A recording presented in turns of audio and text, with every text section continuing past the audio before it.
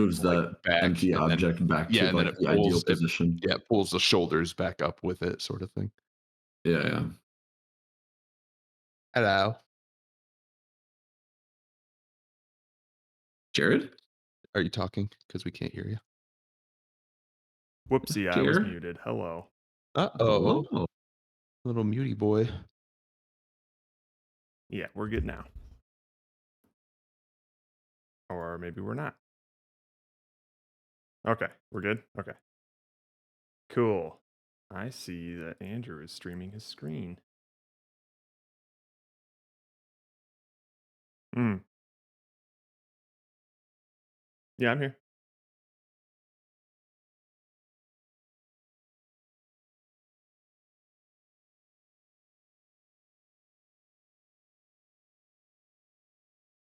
Mhm.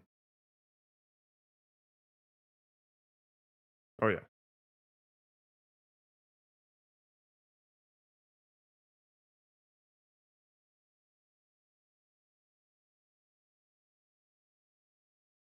Yeah.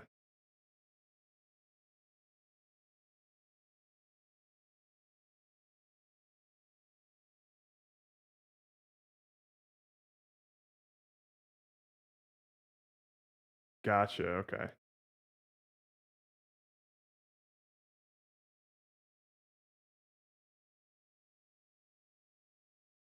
Mhm.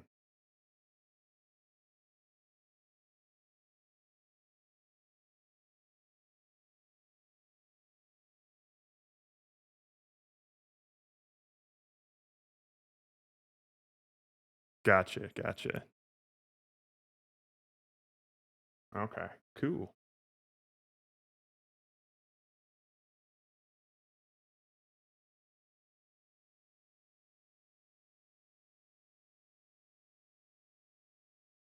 Yeah. That we end up having to take. Mhm. Okay, cool. That's, good contingency plan. Yeah, I pushed a it's just a 3 it's one of the Fun Family Christmas models rigged Oh, up in you wanna Unity. share it with him? Sick. I mean, he can always open it up, Oh, but that's true. yeah. It's in there. It seems like the rigging works and everything, like, you can go and control stuff, so Uh-huh. I think that's the basics of what you need at the moment to look around on that sort of thing. Yes, yes, for sure. I'm gonna try and see if I can get, like,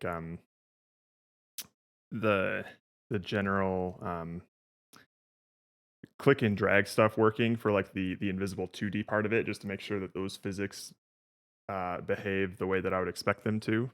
Um, Mhm. and then once I do that, I can see if I can just, like, essentially attach those sticks to the The 3D model joints. and see if we can, like, Yeah. move it around like one of those, street performers that you see in the streets where they have, like, 5 people up in a line, they're all rigged up Oh, on yeah, they're all sticks. like yeah, Yeah. I know what you're talking about. Oh, also, hang on. Let me see if I can do this. Can I share my oh, wait, yes, I can, I think. Screen 1. You can see my Discord, yeah? Yeah. Yes.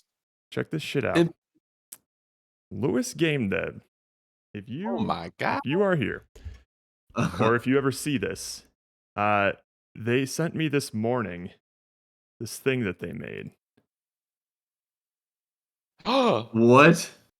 What? Yeah, What? yeah. They're just like, Lewis? I felt like making this. Like, if you don't use it, don't worry. Like, I just like making things, but I figured like the That's the amazing. Are you mannequin kidding IK me? is gonna take you some time. And he's like, he like shows me all of this stuff of like how it's supposed to be used and like the code and things.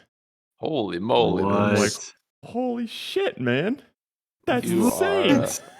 beautiful person. Is this Yeah, person, like, participating in Ludum Dare? I think so. He's like, yeah, this took me like 5 hours, so hopefully it'll save you some time. I'm like, Are you Jesus serious? Christ. What the Holy fuck? holy shit. What?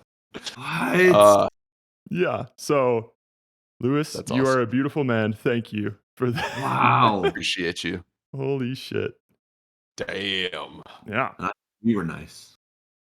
What a kind gentleman indeed. Damn. But yeah, I was saying like, yeah, even if we don't like end up using it, like I'm definitely pouring over that code because making like interactive, like animated UI is basically like my biggest weakness.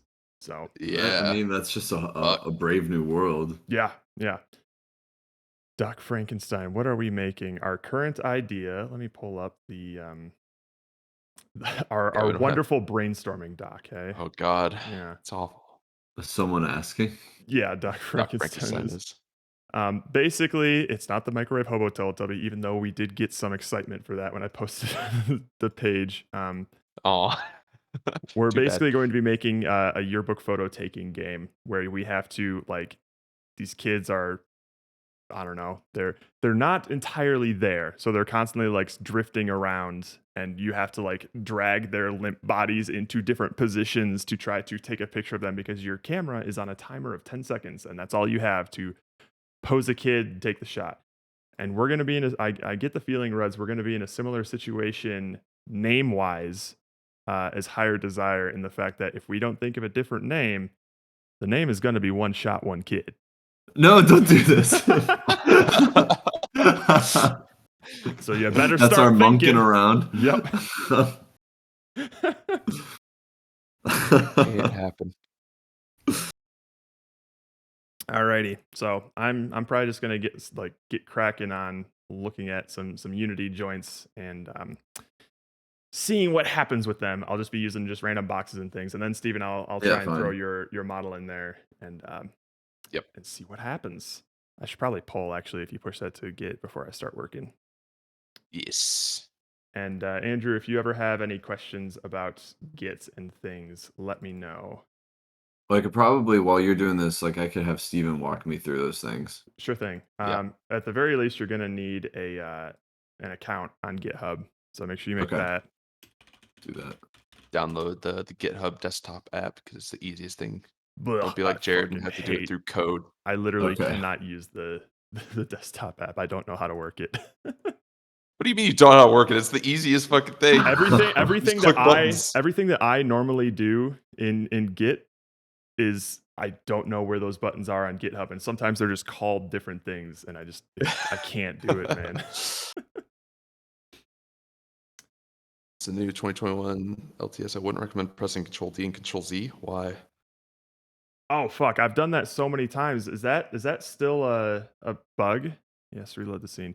Yeah, because when you duplicate something and then try to undo it, Unity just crashes.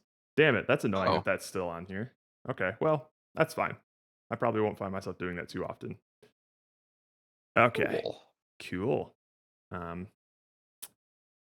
But yeah, do we have Andrew? Oh, you shared it with me like a drive folder, right? I'm assuming that doc that you were did. showing is on that. Yes. Okay, cool. Cool. So like if we have any documents that we're working on, we can keep it all there. Sweet. For convenience sake. And then it would also, so even like if you can help me just get GitHub stuff set up, then like what I'd also like to do is still like go through like sort of like a game flow thing and try to like really roughly visualize some of this stuff so we can have some things to point out and talk about together, Steven. I think that would be good. Sure. While Jared is exploring, like we'll just try to like understand as much about the gameplay and like the components that exist as possible, and then maybe we can find ways to either simplify or just like tighten things up a little bit. Do you want to go somewhere else to talk about GitHub and stuff? So we're not just I can. We can do that. Yeah, I can make we can do that. another or channel here. Make Okay. make a little private closet that we can hang out in. Ooh.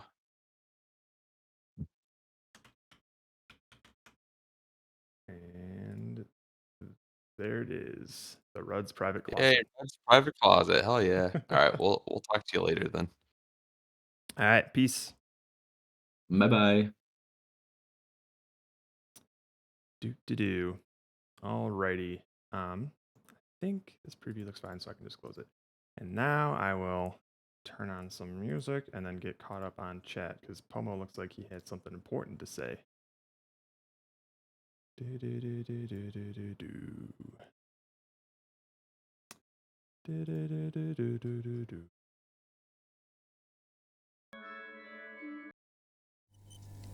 All right, let's see here. Is he not making a game as well? I think he is. That's the crazy thing, right? I did a ragdoll today. You can use pre-made joint models from the rags. You then have rigid bodies on each body part that unit sets up automatically. You can just apply force and control those, and bam. Oh, from the ruts. Sorry. Okay. Yeah, it is the newest LTS, which is annoying because I have run into that bug already several times. Wonder if there's even a single person who tests out the engine before shipping. I would imagine making a game engine is almost like making an OS system, and the fact that like one tiny change somewhere will just inexplicably break something somewhere else. Yeah, I ran into it before this jam as well. I've been using the latest 2021 LTS for my my school projects. And I did run into that quite frequently. Okay. The rest is polish. You might also be interested in later. Yes. I mean, so that's the thing, right? It's like we want to get working some sort of basic gameplay of the ragdoll just doing its thing. And then in typical Keyboard Cowboys fashion, we just spend an absolutely inordinate amount of time attempting to polish it and make it feel as good as we can in the time that we have. I didn't read the message above that one.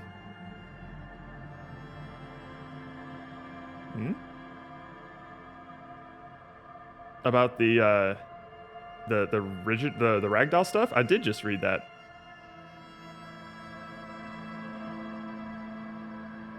Oh, you linked a video? Oh, that didn't huh? Did you? Oh, there it is. Wait a minute. There it is. Whoopsie. I don't know how I spaced that. This is a 17-minute video, but you really need the setup part. Okay, cool. Really need the setup. Sweet. Jared, it showed up. It showed up. Sorry. I'm still waking up. I think we can It's all here. agree that... Oh, it's Brackies. All right, well, I'm not going to have a problem learning this at all then. Sweet. I guess we will take a look at this. Ragdoll physics in video games is a gift that just keeps on giving. Ragdoll physics is of course used in a bunch of games to simulate characters that are knocked unconscious. However, a lot of newer games have sprung up that are built around ragdoll physics as a main mechanic. So in this video, we'll have a look at how to create... Yeah, I had a feeling that it was going to be... It could be easy, Pomo. But my main concern was that I had never done it before, and I just didn't know.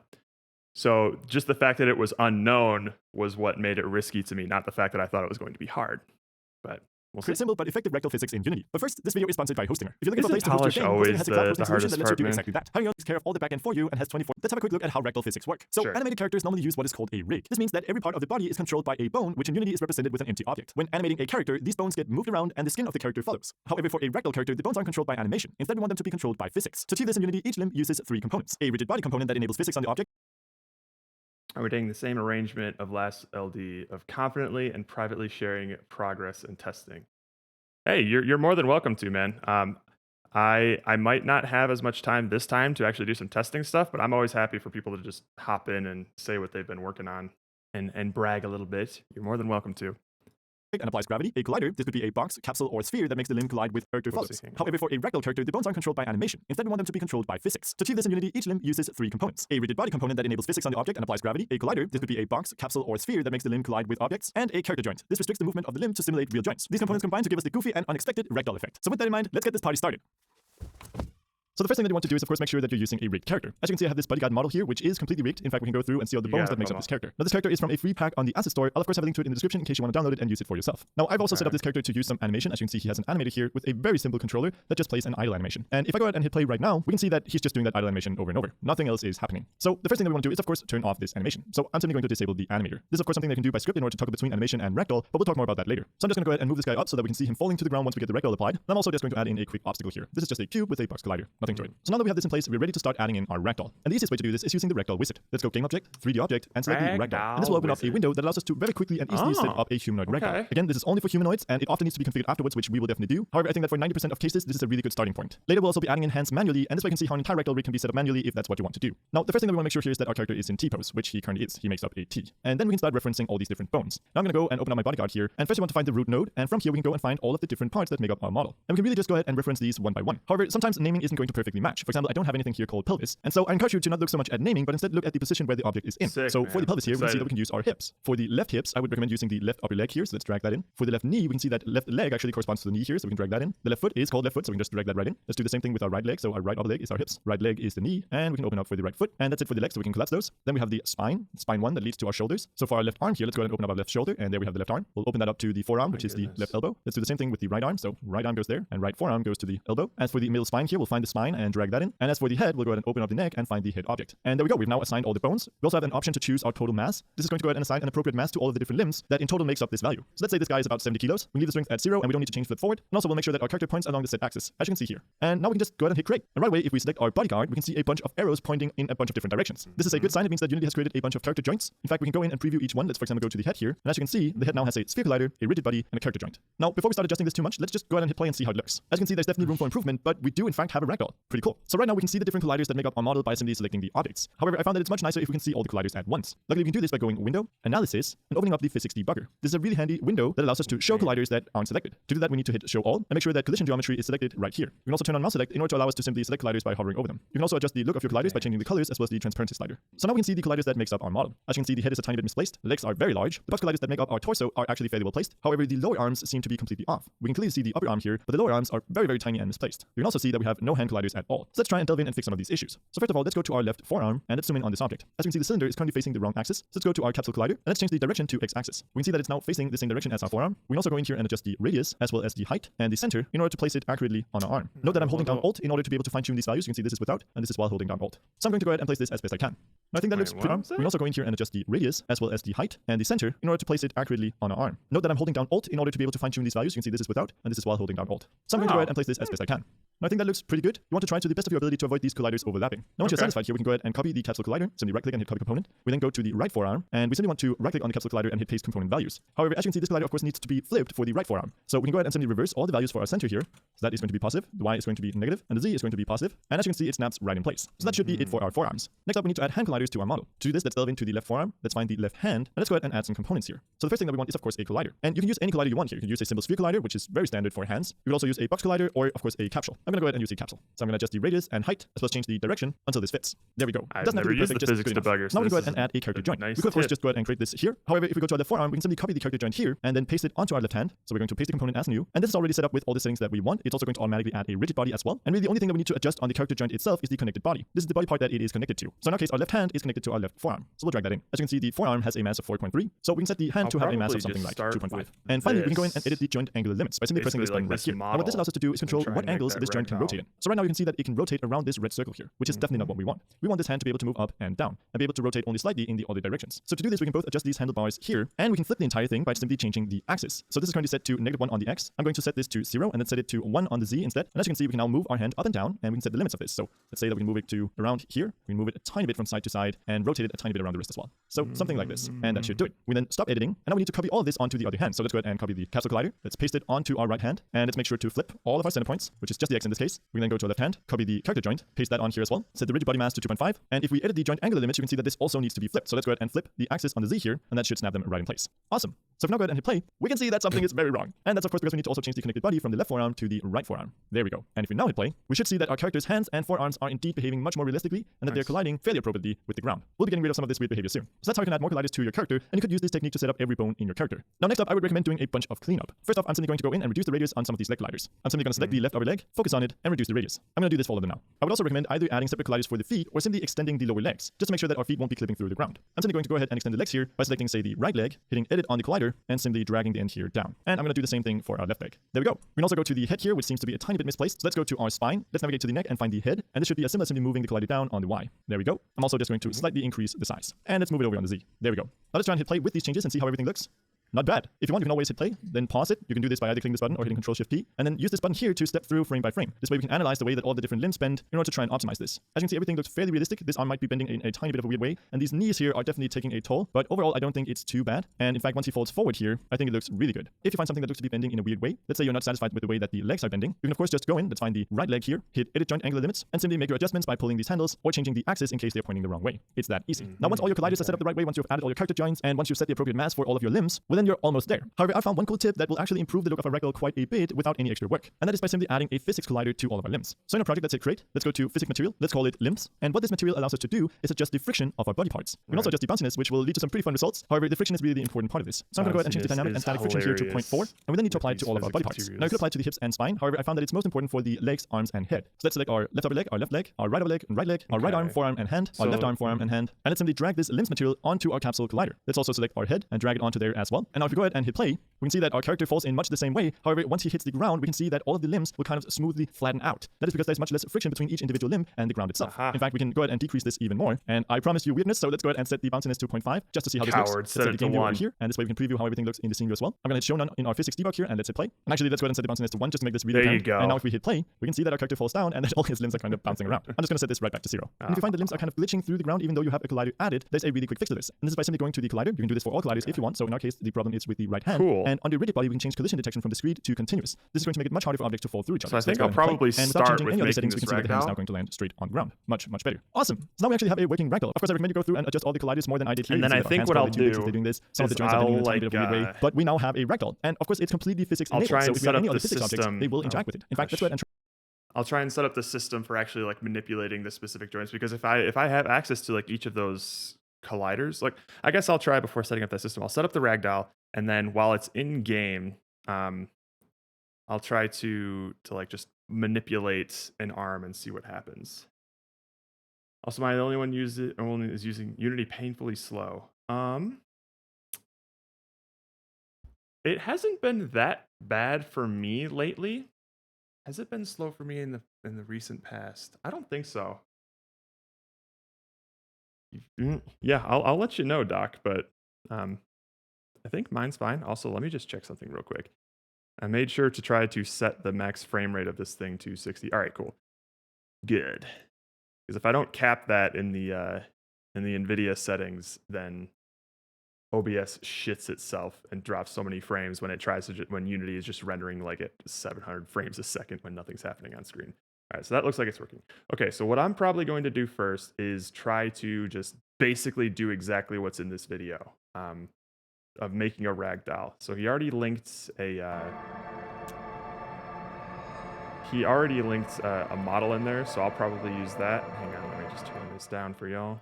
Okay, that should be good. 50% is fine. All right, cool. Yeah, so that's probably what I'm going to do first. And then let me just drag you over here. I'll drag you over. And I'll drag you over. We don't need the rest of this. Okay. So let's make a ragdoll. Steven did pull some stuff though. Let me see. Oh, T-pose mail. Look at that. What do we got? All right. You know, I can try and use this and just see what happens. Well, let's see, actually. What kind of stuff do we got here?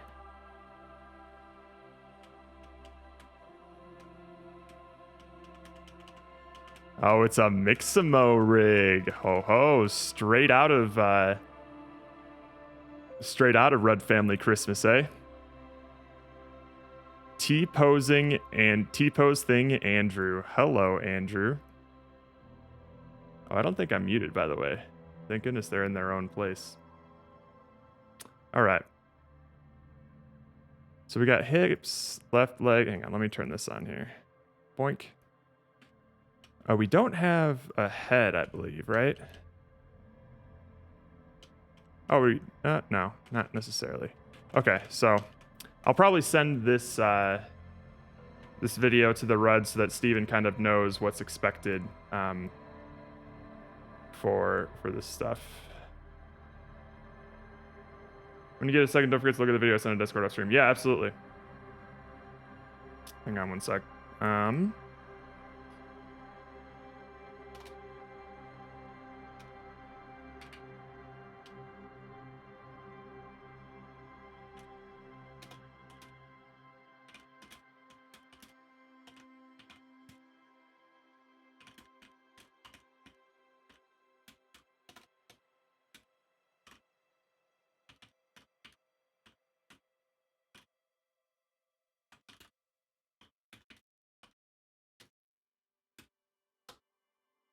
let's see here. Let me make sure this is muted on stream, and let me check this out.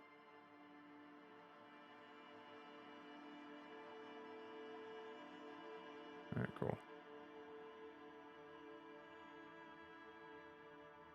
Oh my goodness. Dog, where'd you get these assets from?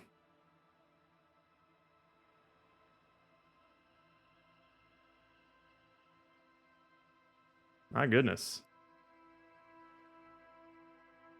That's looking pretty dope. Plus you already have sound effects in it and everything. What the fuck? That's like literally the things that the Reds and I do in like the last like 5 hours of the jam. Asset Store made the ball. Kinda. It looks and sounds dope, my dude.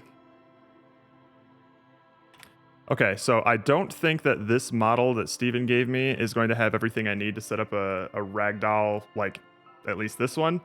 So let me try and just get this this ragdoll that he has here.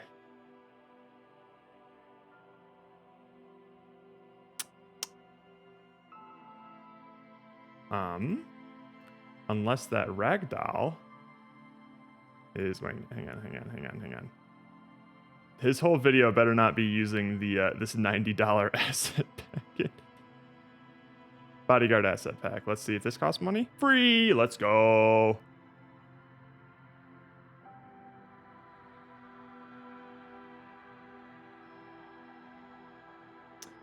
That main mechanic feeling good. Oh, absolutely. Yeah, for sure. All right, let's see here. Asset store. Window, where are you? Where are you putting the... Oh, asset management? Oh, there it is. Da-da-da. Can I just add to my assets? Yes. Where does this go? Go to my assets. Open in Unity? Sure. Oh, I see. I've never grabbed anything off the asset store before. Download.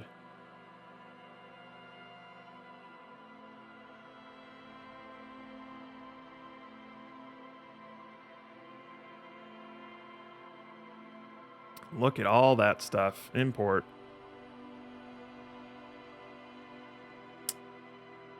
Do. All right, get out of here, asset store tab. Once again, I will never have a use for you inside the editor. All right, so let's see here. Bodyguard scene. Look at them. Beautiful. You just see them. There you are. Okay.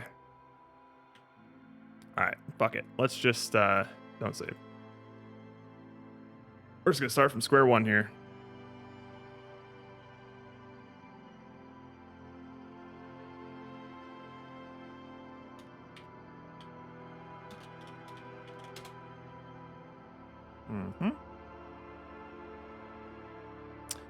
All right. And let's just go through this. Yada, yada, yada, yada, sponsor, okay. I remember the times where we had to use the in-engine asset store to import stuff. Gross. That sounds awful. Well, it sounds convenient to be able to download assets directly from the engine, but I can't imagine that the UI and the way that you would browse at the asset store inside an engine window would be that great. All right, let's see. Yada, yada, yada. All right, let's bring in a dude. Textures, meshes. Is it meshes?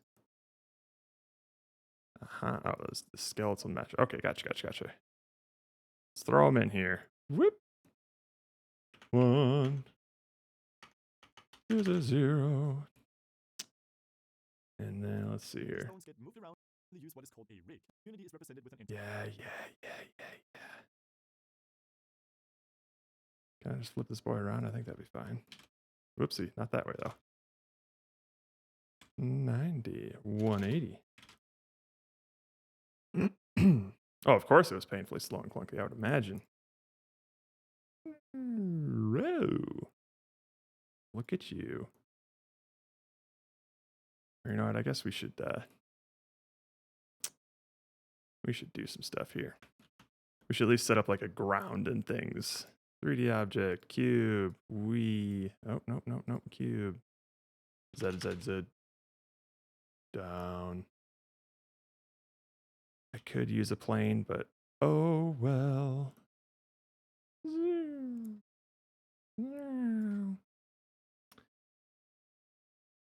Default weight for the thing is 20, and it's going to spread out between all the colliders. 20 is kind of heavy. Yeah, 20 seems kind of heavy. I've never, whenever I work with like physics and things, it's never that large. When animating a character, these bones get moved around. Sure, let's just do exactly what this dude is doing, and then we can figure something out from there.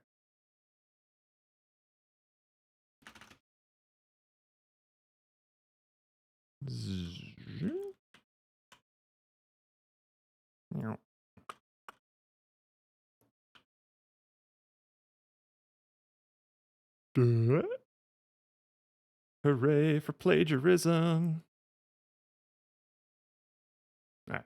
And the skin of the character follows. However, for a ragdoll character, the bones aren't controlled by animation. Yes, Brackies, I'm aware of what a ragdoll is. I'll also link to it in the description in case you want to download it and use it for yourself. Yeah. I've also set up this character to use some animation. As you can see, he has an animator here with a very simple control. Which is based on idle animation. And if I go ahead and hit play right now, we can see that he's just doing that idle animation. Turn that animator off, sure. So the first thing that we want to do is, of course, turn off this animation. So I'm simply going to disable the animator. This is, of course, something that Window, I think it was what? we'll talk more about that later. So Physics. Where are you?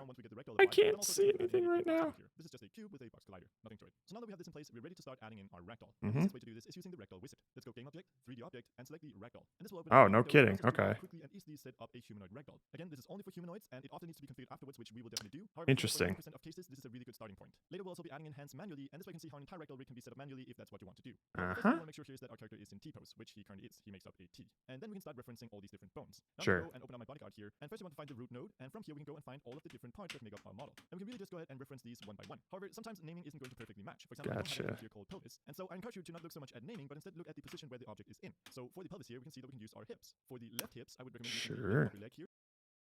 Hipsy. Bam. Left leg.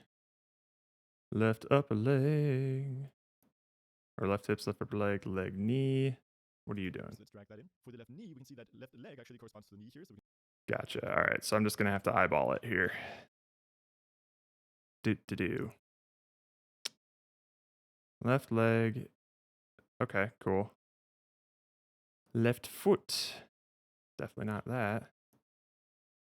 What did you do drag for that the in. foot? The left foot is called left foot, so we can just Oh, the feet are down here. Adoy. Cool. Right hips, right upper leg. Right knees, basically this here, right? Yep. Right foot. Hiya.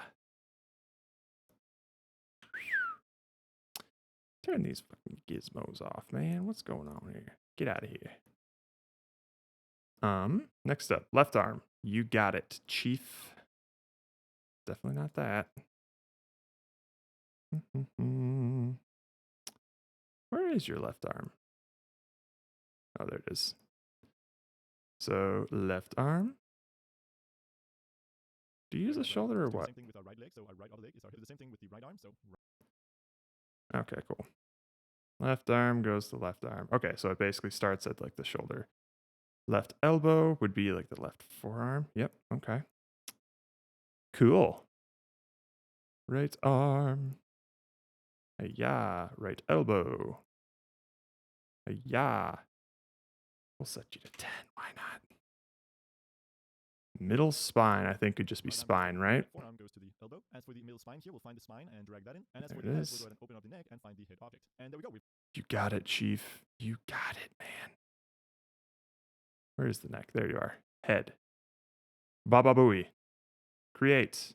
Look at that. Now assign all the bones. We also have an option to choose our total mass. This is going to go ahead and assign an appropriate mass to all of the different limbs that in total makes up this value. So let's say this guy is about 70 kilos. We leave the strength at 0 and we don't need to change flip forward. And also we'll make sure that our character points along the set axis. 70 kilos, Now say. go ahead and hit create. And right away, if we select our body card, we can see a bunch of arrows pointing in a bunch of different directions. This is a good sign. It means that Unity has created a Can we see that? Oh, I turned the gizmos off. There they are. We can go in and preview each one. Let's, for example, go to the head here. And as you can see, the head now has a sphere collider, a rigid body, and a character joint. Now, before we start adjusting this too much, let's just go ahead and hit play and see how it looks. As you can see, there's definitely room Sure, let's check it out. Hey. Clink. Hey, we have a ragdoll. Look at that. Cool. for improvement, but we do in fact have a ragdoll. Pretty cool. So right now we can see the different colliders that make up our model by simply selecting the objects. However, I found that it's much nicer if we can see all the colliders at once. Luckily, we can do this by going Window, Analysis, and opening up the Physics debugger. This is interesting. I have never opened up this window before, and I'm very interested to learn how to use it better. You can also adjust the look of your colliders by changing the colors as well as the transparency slider. So now we can see the colliders that makes up our model. As you can see, the head is a tiny bit misplaced, the legs are very large, the box colliders. Okay, hang on.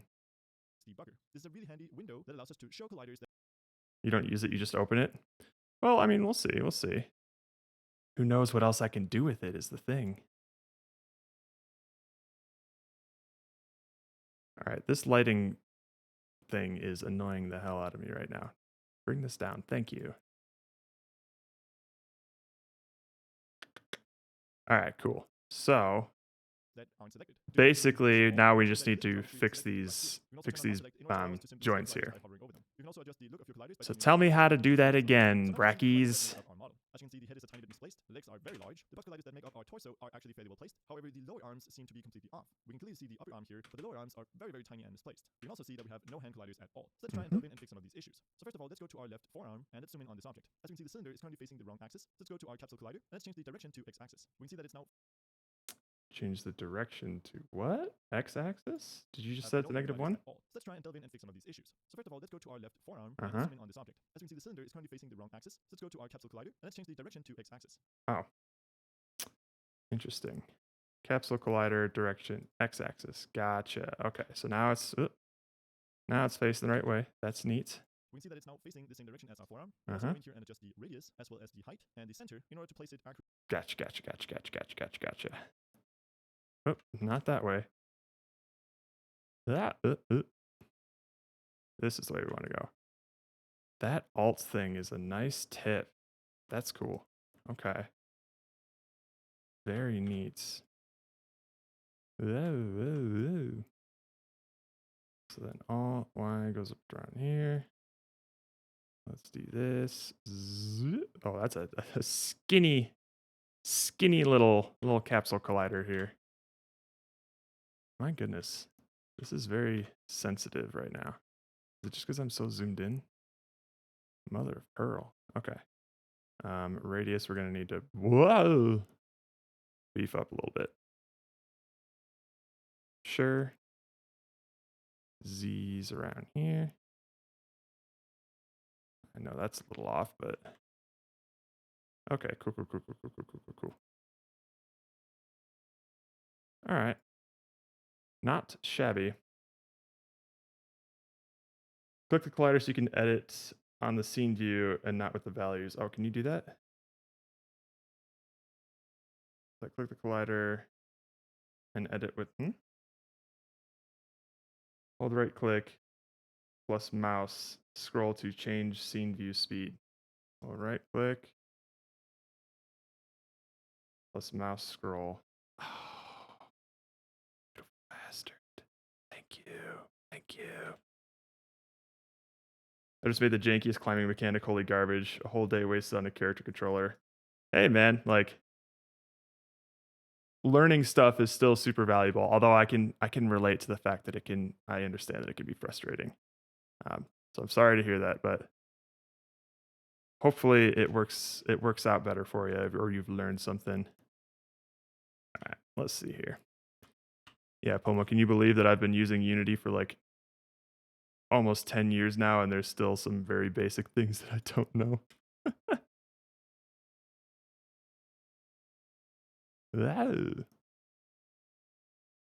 This seems fine. You know, it doesn't need to be perfect. But what did you do, Braxy? I'm holding down Alt in order to be able to fine tune these values. You can see this throughout, and this is while holding down Alt. So I'm going to go ahead and place this as best I can. And I think that Gotcha. Okay, so it goes. Okay, I see where it's supposed to go now. All right. Let's see here. Do. I see. Well, yeah, this will be fine. Pretty much. It's a little hard to see with this. Hang on, can I just do this? What does this do?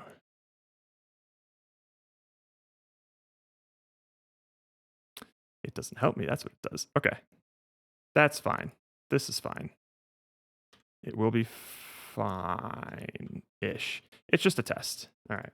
That looks pretty good. You want to try to the best of your ability to avoid these colliders overlapping. Now once you're satisfied here, we can go ahead and copy the capsule collider, simply right-click and hit copy component. We then go to the right forearm, and we simply want to right-click on the capsule collider and hit paste component values. However, as you can see, this collider, of course, needs to be flipped for the right forearm. Copy component. Yeah. Hush. I got it. Right forearm. Capsule collider. Paste. Component values. This needs to be flipped.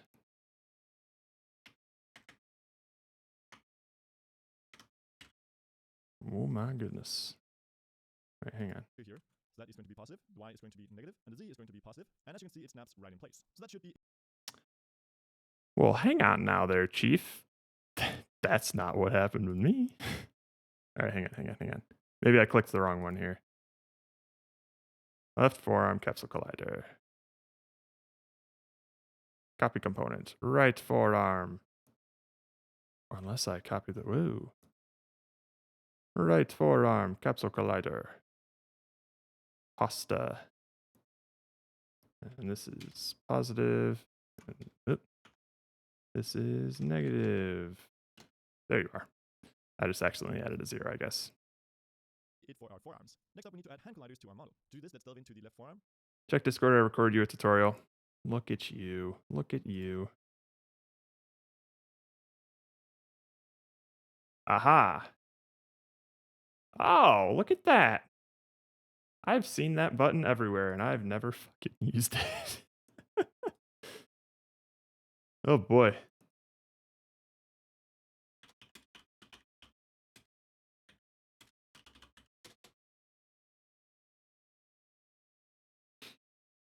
Let's find the left hand. Let's go ahead and add some components here. So the first thing Yeah, let's do it. And you can use any collider you want here. You can use a simple sphere collider, which is very standard for hands. Yeah, we're going to use a sphere collider. I'm going to go ahead and use the capsule. So I'm going to adjust the radius and height, as well as change the direction until I'm going to this use the capsule. It doesn't have to be perfect, just good enough. So now we can go ahead and add... Boo. All right. Capsule collider. All right. Let's see here. Ding, ding, ding. Ooh. Ooh, whoa. Ah, fuck me, man. All right, let's see here. Okay, this might be a little trickier on this thing. Left hand. Sorry, Brackies. What did you do again? I'm still waking up. Let's change the direction until this fits. There we go. Delve into the left forearm. Let's find yeah. And let's go ahead and add some components here. So the first thing that we want is, of course, a collider. And you can use X-axis, radius. Very standard for hands. We will also use a box collider or, of course, a capsule. I'm going to go ahead and use the capsule. So I'm going to adjust the radius and height, as well as change the direction until this. Gotcha. Radius and all right. So now I think I can grab these things. Let's do it. Do I need to like hit these tiny little things? Gotcha. Okay, cool. Yeah, I guess I mostly work with box colliders, so I've never really had to mess with this thing all that much. Center, zoom. This should be fine. Zoom. All right, cool. Let's bring you over here. Cool. Zoom. Zoom. This should be fine, right? Right? Everything's fine. I know what I'm doing. I've just been doing this for almost a decade. It's fine. Copy components. Right hand. Zoom. Capsule collider. Paste values. And do. Oh, this is basically 0. Let's just put 0. All right, sweet. Fits. There we go. It doesn't have to be perfect, just good enough. So now we can go ahead and add a character joint. We could, of course, just go ahead and create this here. However, if we go to our left forearm, we can... Have I always been able to do this in full screen? Hang on. Have you always been able to do this with full screen YouTube? Simply copy the character joint here and then paste it onto our left hand. Just scroll down to the comments while it's in full screen? I've never done that. With all the settings that we want, it's also going to automatically add a rigid body as well. Huh. The only thing that we need to adjust on the character joint itself is the connected body. This is the body part that it is connected to. So in our case, our left hand is connected to our left forearm. Oh, right. Yeah, I forgot to do that. Okay. Do right arm. Oh, wait, no, that one's fine. Our right forearm is the... No? Okay, these are fine. Wait, what? So we'll drag that in. As you can see, which is very standard for hands. You could also use a box collider. Yeah, I don't know if I'll ever use it, but that's kind of neat. So I'm going to adjust the radius and height as well as change the direction until this fits. There we go. It doesn't have to be perfect, just good enough. So now we can go ahead and add a character joint. We could of course just go ahead and create this here. However, if we go to our left forearm, copy the character joint here and then paste it. Gotcha, right, because our left hand doesn't have a joint yet. You got it, Chief. You got it. Copy components. Paste is new. Cool. Onto our left hand, so we're going to paste the component as new. And And I it's already think- set up with all the settings that we want. It's also going Yep. to automatically add a rigid body as well. And really the only thing that we need to adjust on the character joint itself is the connected body. This is the body part that it is connected to. So now Right. So this needs to connect to the left forearm. Boink. And this one needs to connect to the right forearm. Boink. in case our left hand is connected to our left forearm. So we'll drag that in. As you can see, Sure. the forearm has a mass of 4.3. So we can set the hand to have a mass of something like 2.5. And finally, we can go in. Gotta set the mass. Okay. Left forearm has a mass of 0.625. Left has a mass of, I don't know, 0.2. U2. Cool. And edit the joint angular limits by simply pressing this button right here. Now what this allows us to do is control what angles this joint can rotate in. So right now you can see that it can rotate around this red circle. Well, hang on, Brackies. Let's make sure I didn't break anything here. Yay! Look at him go. All right. Here, which is definitely Yes, I did dabble a little bit with joint angular limitations on my last project, and it did not go well because I was using them wrong. But this might be the first time that I can use them correctly. Okay, so if the physics debug window just needs to be open, I'll just put it here so it's not taking up space. Hello, gonna lurk while I eat some food. Well, welcome, Davis. Happy lurking.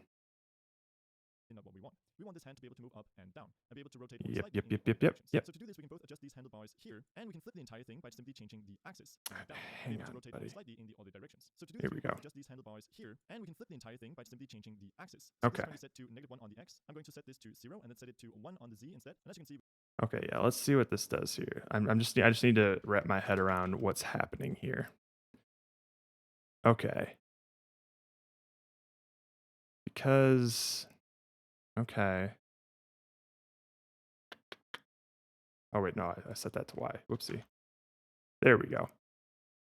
Okay, so this basically means that I can move up and down in those directions. Is that we right? can now move our hand up and down, and we can set the limits of this. So Okay, yeah. Okay, all right. Cool. So we want this to be up higher. Is there? Huh. I'm sure there's like a. Let me change this here. No, not this. Change the debug real quick. Are there values that I can see on this, or is it just a visual thing? Oh, is it like? That is weird. Is this only done visually? Can I not set like mathematical values for this? I mean, I don't want to. I'm just curious. All right, fine. You do you, Chief. say that we move it to around here. We move it a tiny bit from side to side and rotate it a tiny bit around the wrist as well. Okay, cool. So, all right, let's bring this down a little bit. Oh, fuck, nope, that's not. Okay. I want to grab you, bring you. Oh my goodness. Bring you down a little bit. Nope, I guess not. All right, you're just gonna stay there then. Cool. We'll do a little bit around the wrist. And is that doing what I want it to do? And a little bit right here. Why not? Cool. That will probably be fine. So something like this, and that should do it. We then stop editing, and now we need to copy all of this onto the other hand. So let's Boink.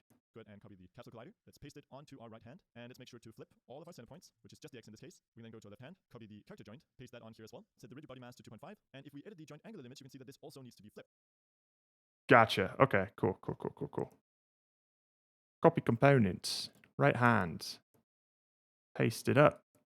Let's reset the forearm here. And then we're going to need to flip So let's go ahead and flip the axis on the Z here, and that should snap them right in place. Oh, okay, cool. All right, let's check that out. Hey, look at that. Sick.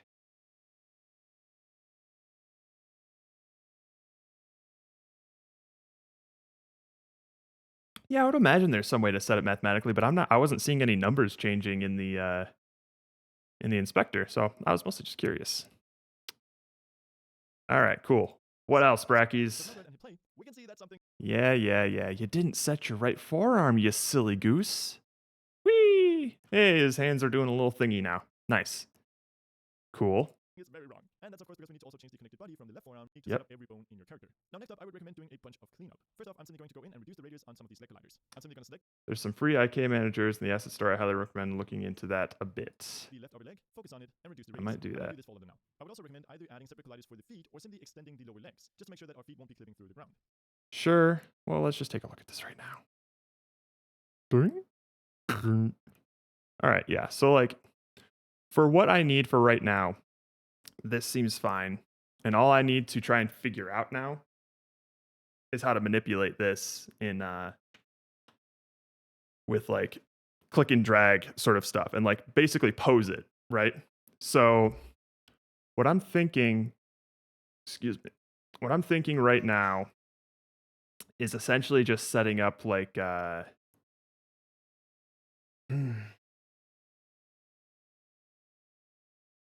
that's probably what I could do. Maybe. We'll see. I could set up like an array of like box colliders around this rigid body that the player can click. And when they move it, maybe I can attach like a spring joint to the part that it's supposed to move, and the ragdoll will just like follow it. And so the collider will stay in a unmoving position, but the rigid body will like flop around to get to that spot. Yeah, I'm not sure if I'm going to need like actual IK stuff. Like I think this floppiness is kind of what the Ruds were looking for.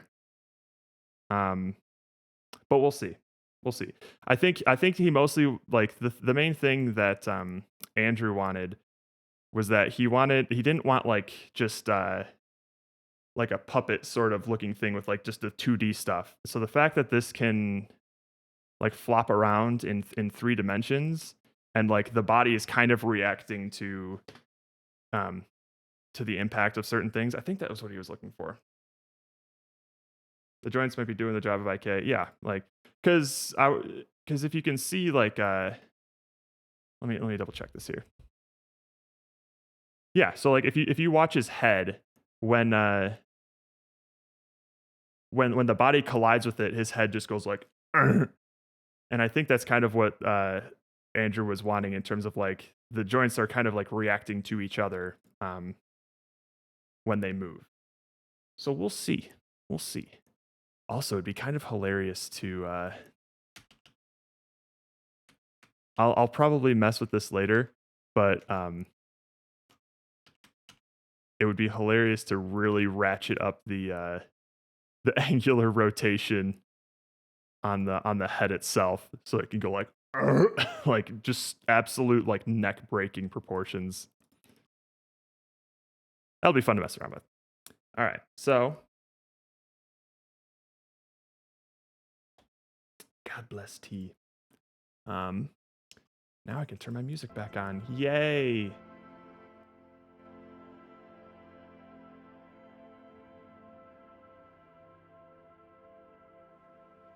Okay. So now I'm going to try to set up a system where I can actually manipulate this thing. So first of all, I think what I'm going to do is, let's see here. I basically am going to need to set, what happens if I just set all of these rigid bodies to not use gravity? Can it just stay there? let's just experiment here, hey?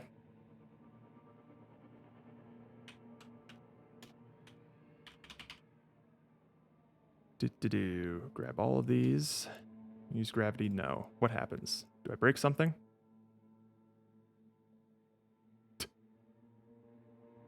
Oh, right. I don't necessarily break something, but these leg colliders are colliding with each other. That's actually hilarious how he just spreads eagle when that happens. All right, cool. All right, so let's fix those a little bit, hey? Left leg, hello. Just bring you in a little bit, hey? Bring you down. And then let's move you. Right up there. Oh, not this way. No, no, no. No, no, no, no. Perfect. Perfection. Copy components. Right up leg. Where are you at? There you are. And pasta.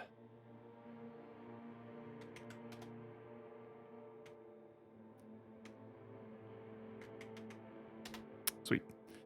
And then we'll do the same for the lower ones. Why not?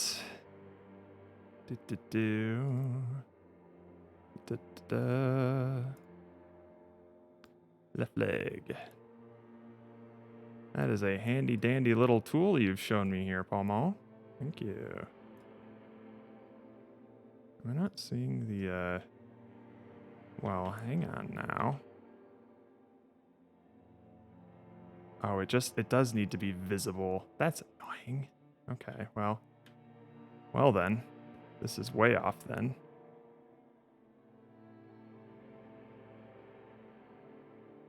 That's better. All right, cool. Right leg is, wait a minute.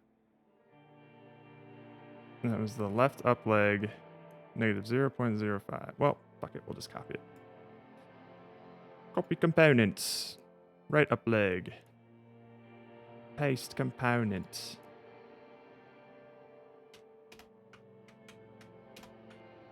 Shining on me the crimson lights. I'm shaking, but I have to fight.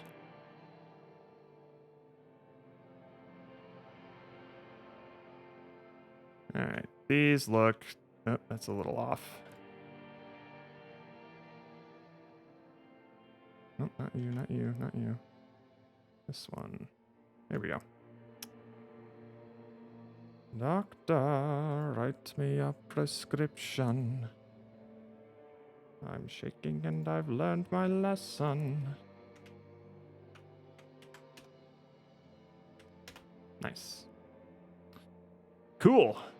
So what we could also do is some feet too, if we wanted him to like flop around like that. Yeah, there is a bunch of different ways that we could polish this up. That wouldn't be too... It could be time consuming, but not like... I would know what to do, and I wouldn't have to try and figure it out, ideally. And that kind of stuff I'm much more comfortable with. The things that scare me are the things that, like, I don't know what to do, and I have to try and figure it out. All right, cool. So gravity is off, and I can do some stuff with that. So now if I were to, let's say, turn gravity on for the hands...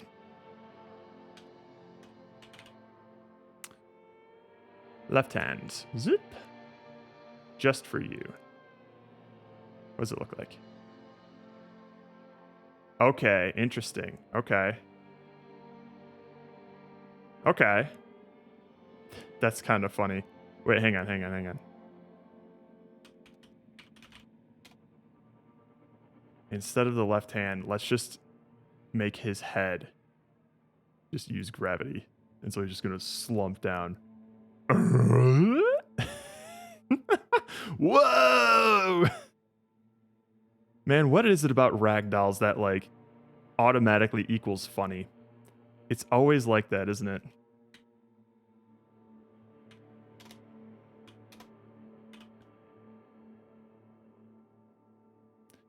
Okay, so Interesting. What you got, Pomo? Oh, hell yeah. Hang on.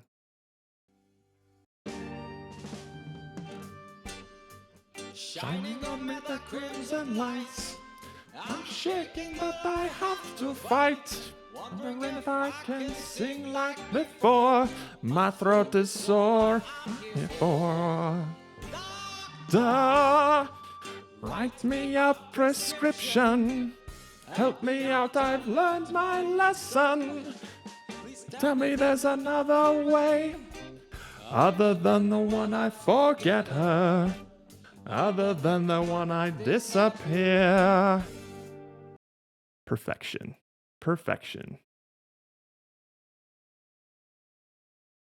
OST of the year 2022.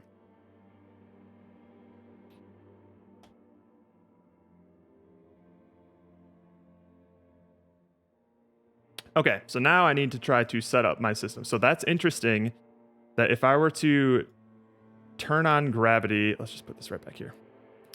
If I were to turn on gravity for one component, it would affect the other ones. And that makes sense because they're all linked. So what I need to do is come up with just like a simple box system to constrain them, essentially. So let me think here. If I were to, that's the tricky thing, right? Is holding something down, while stretching some other things. So I think I'll start with just like the two hands. I'll just put a box collider on each of those and see if I can link them to the joints. And then I'll just pay attention to what happens when I move one of the hands, what happens to the other hand, if it can stay there. Because I want to like sort of like pin this dune down based on like where those colliders are. So let's see here. Create empty. Ragdoll. And we'll throw you right in there just to keep everything in one spot. So now I want to... Oh, it's so beautiful that I can just change this. Oh.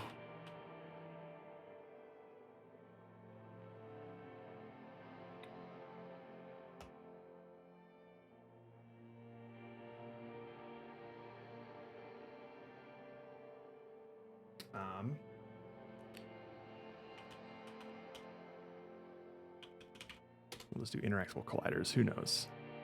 We are flying by the seat of our pants here. Left hand. Box collider. Look at that. All right.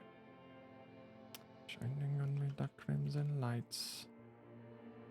I'm shaking, but I have to fight. This might be one of my new favorite things I've learned this jam. Thank you, Pomo. Zoom. All right, so basically, you know what? I just want this to, Oh, and it changes the center too? What? Well, I don't know if I like that part. But otherwise... Zoom. All right, so this could be fine, right? Something like that. It just needs to be nice and big and clickable. Oh, that's fucking perfect. All right, cool. And then let's just make the left hand or the right hand.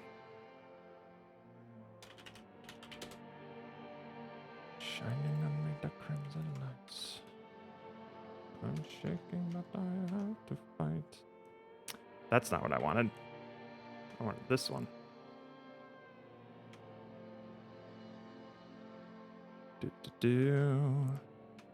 Whoopsie doodles. No.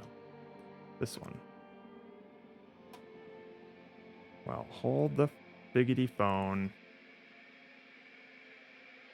That one's good. This one is not. It's because of you. No. All right, fine. We'll just post this one up, same as the other one. Left hand, negative 2.7. Doctor, write me a prescription. Uh-huh.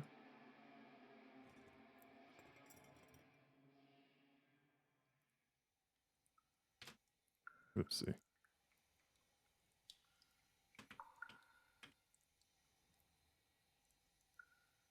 Cool. So that should be good, right? Zoom.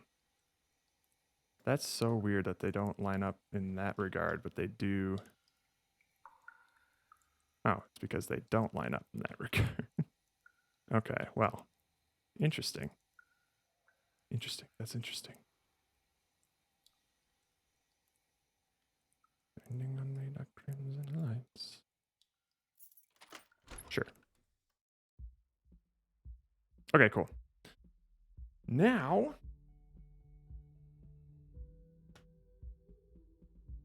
I basically need to link these up. So if I want to do that,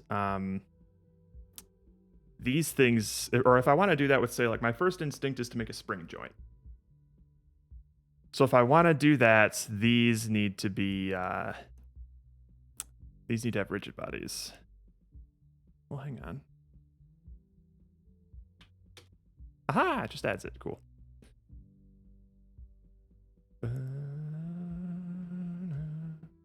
And I always forget, like,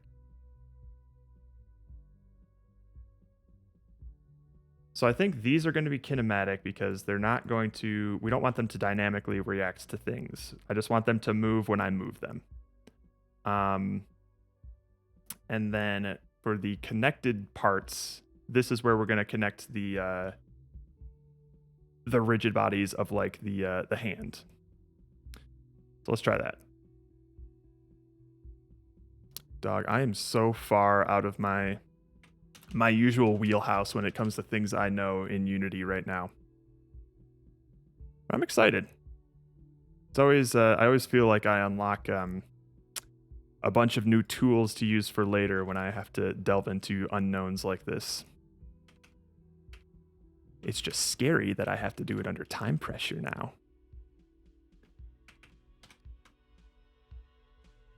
Okay, so this is the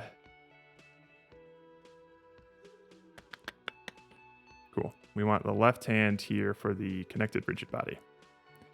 Sweet. And then the right hand for this rigid body here.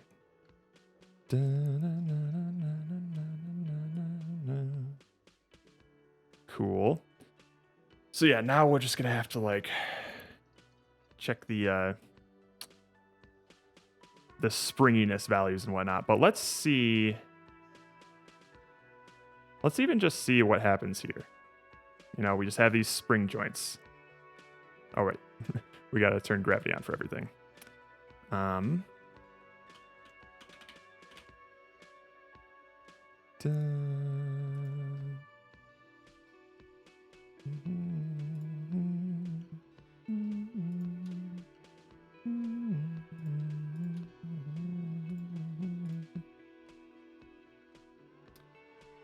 You can also play animations on this and then disable the animator to enable the ragdoll. Yeah. Yes. I don't think if we were to do animations, it would probably just be like some Mixamo animations. But I think what we're going to try and do is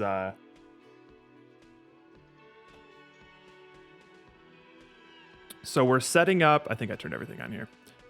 We're setting up this rigid body, and then I'm going to be basically pinning it to these like box collider things, right?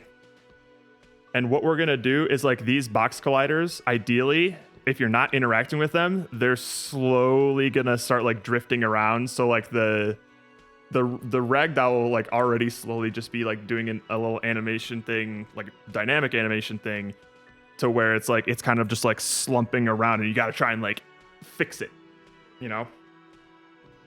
Drunk walking into the chair animation. Yeah, we could do that. I think we'll probably just stick with the ragdoll stuff, but that might be a nice bit of polish that we'll do if we have time. I don't want to get too into the weeds of like animating this thing right now because I'm already well out of my comfort zone here. All right, so let's move this down just to be making sure that let's just get rid of it. So let's see if this works. He should basically look like he's fucking crucified. Like his hands will stay where they're supposed to because they're connected with a spring joint, and then the rest of his body will just sag. Let's see.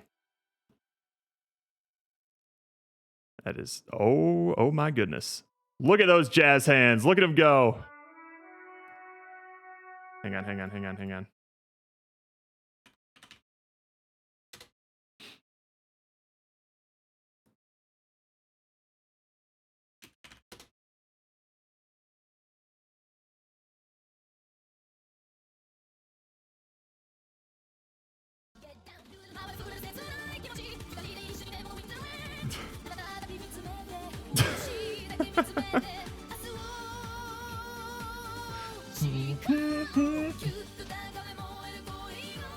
Wonderful. All right, so let's see what happens to those colliders. I want to see where these go in the scene. Maybe the spring joint is too soft right now, but I just want to make sure that those colliders stay there. Let's see. I think they do. Yes, they do. So those, I think I can just set some constraints on those on those joints. Let's set the spring to 100 and see what happens, huh? Min distance, max distance. This is what we want. Well, no, hang on. Tolerance, what is this? Oh, thank you. That is very... All right, let's see here. Let's just mess around with these. Okay, so it does try to keep it there. Oh my god, look at him go!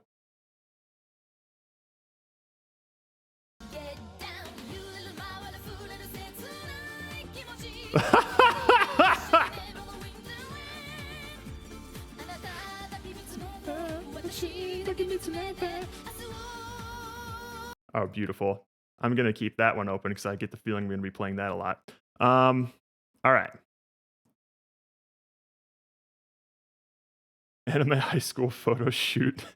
Well, I already laid down the challenge for the Ruds. Like, so to give you guys some context, when I said like we're gonna have a Higher Desire situation, before we came up with the name Higher Desire for one of our games, I laid down a challenge saying like, all right, if we can't think of a good name, the one that I like for this is called Monkin' Around because our character was a monk or whatever. And Andrew in particular really hated that name. He thought it was so dumb. I was like, all right, it's called Monkin' Around right now. You're going to have to think of a better name for that. And now in this situation, it's basically going to be similar, except our default title is going to be One Shot, One Kid. So now he needs to think of a better name than that he's happy with. Otherwise, that's what we're calling it.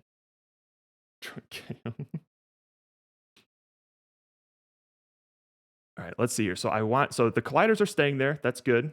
Now I just need to, let's see here. Tolerance. I don't know. Set it to infinity. What happens?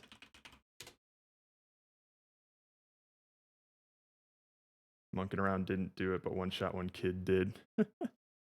Oh, so tolerance just absolutely gets rid of it. Cool. So I don't want any tolerance then. How about that? Catch me outside. How about that? I just want to keep you there. I just want to keep it there. Let's set you to, I don't know, 50. Let's just figure this out. Look at those jazz hands. Beautiful. Okay, let's see here. Max distance. Let me just look at the documentation here. I have not had good luck working with spring joints in the past. At least to make them do what I want them to do. But we'll see. Do we even need spring joints? Because if I want them to like... Maybe I could do a more direct joint, like a rigid joint. instead of a spring one. Wait, connected mass scale. Let's set this to. Let's do this and see what happens. Oh, I have been there, my dude. I have been there. Just brought the debug log. Fuck. Yep. Yep. That's a classic. That's a tried and true right there. All right, let's see here. Connected body, anchor. Yep, yep. Let's just look at the left hand right now. All right, cool. Spring, the strength of the spring, damper, amount the spring is reduced when active.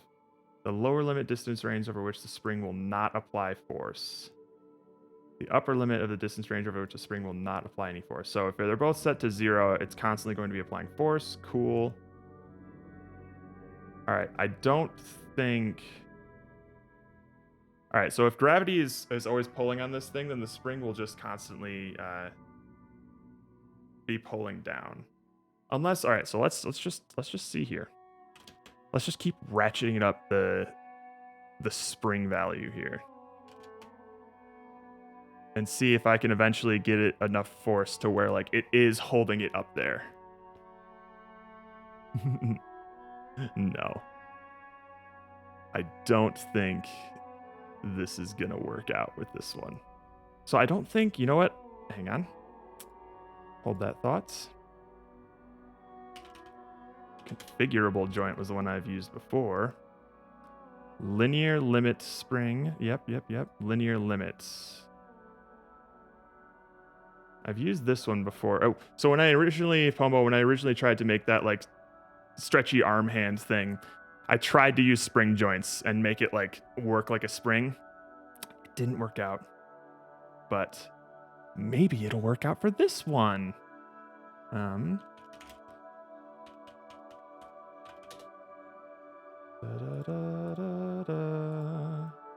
the runs back? I'm curious. Oh, I should probably show them that I have a ragdoll working as well. Hang on.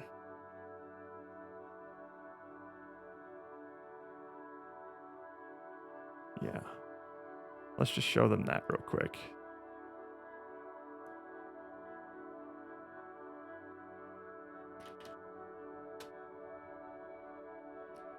Get down.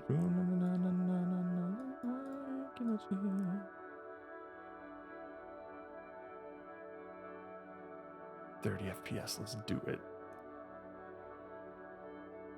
Record.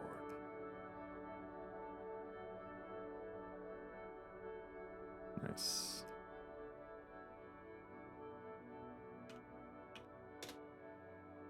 Hopefully that's smaller than 4 megs, otherwise I'm booked and can't show it. Let's see.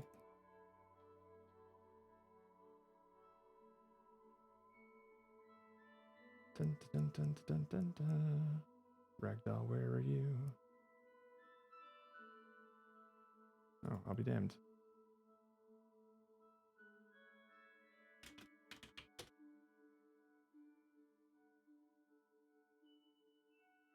Cling, cling. Wonderful. All right. Let's turn off streamer mode so I can actually hear when the Reds send me a message. Alrighty. Spring joints is what I use for magnet grappling hook arms, I think. Yeah, I think they're just a little too loose for what I want to be doing right now, though.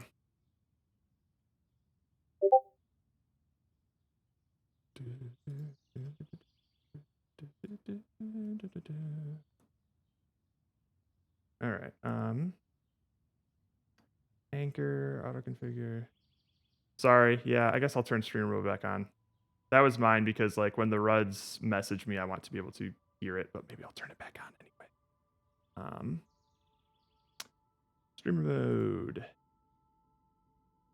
Yeah, I forgot that it would trigger some other people. All right, it's back on.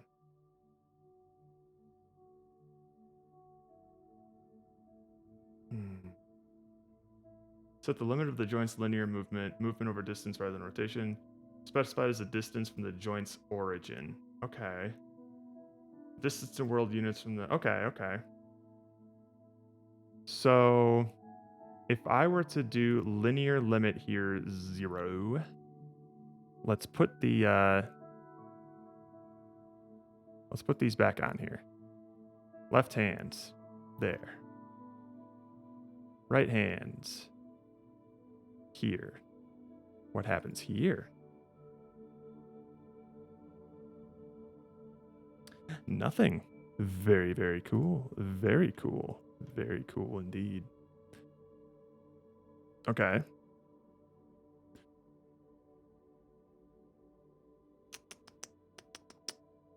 So these are free. Oh, that's right. I need these to be limited.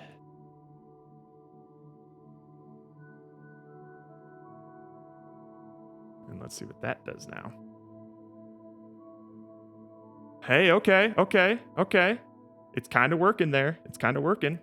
This is kind of what I wanted to be doing.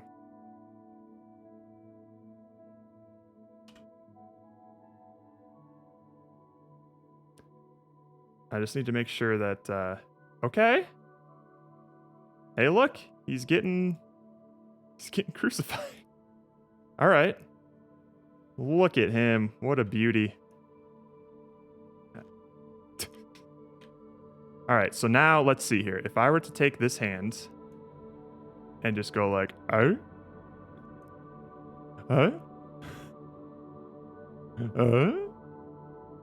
get down.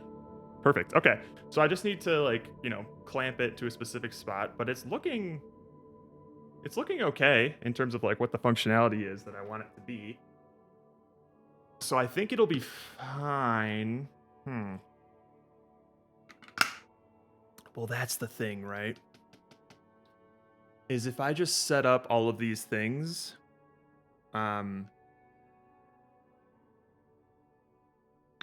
if I just set up all these colliders, the only thing that'll happen is that when you move them, they'll stretch, which is not necessarily what I want it to do. And that's where we might need IK stuff. Just some simple IK for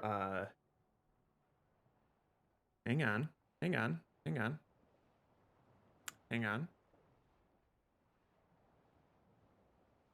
Just some simple IK stuff for like the colliders themselves. So like when you move the arm, the other arm will kind of move as well. Maybe I can accomplish that with spring joints? Maybe. Okay.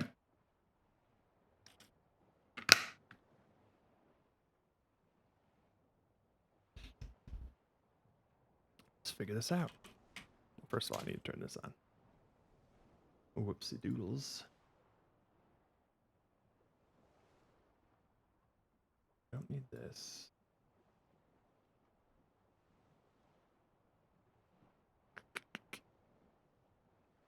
What else I kind of want to do is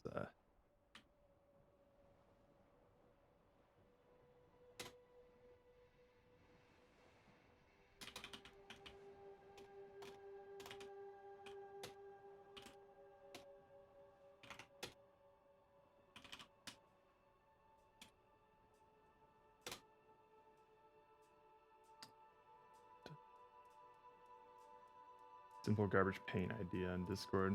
What you got, fool? Red is hand or limb edge. Parent it under blue. Rotate blue center, move hand up and down radius. So we want it to be a little bit more dynamic than hang on. Red hand is parented under blue. Yeah, that could be a good idea to sort of clamp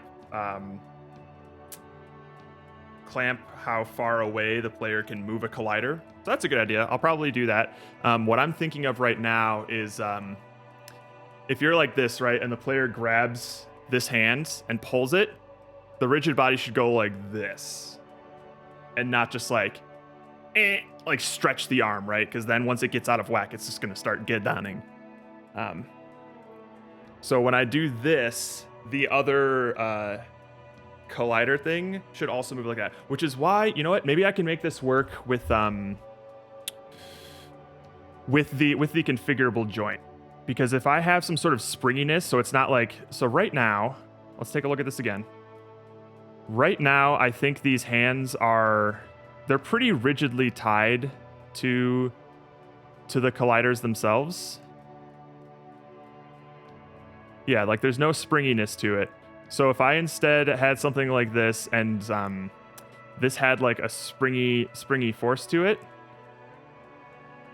then maybe it could like deviate away from that a little bit, but still keep that collider there. And that way I wouldn't have to implement like an inverse kinematic system on like these colliders here. Although these colliders should move if the hand moves, because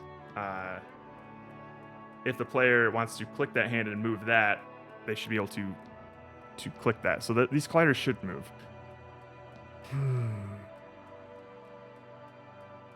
It's gonna be tough. It's gonna be tough.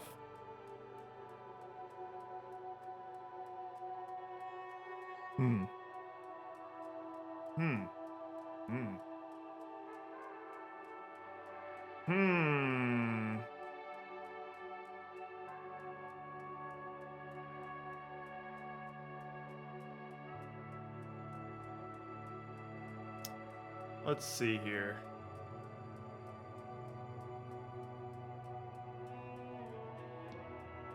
So I think what would be better is if these colliders here were dynamic rigid bodies, but they didn't collide with anything. So that when you moved one, like if I could connect them all with spring joints, I'm gonna need to experiment. Oh, this one's for keyboard controls? Yeah, no. We'll I think we're gonna be using mouse controls for this. To like click and drag this thing around. I think we could still do something similar with that. Like I can maybe define an area range of where the box collider can go in world space, and then just clamp it to that. We'll see. But right now I'm just trying to get posing to work.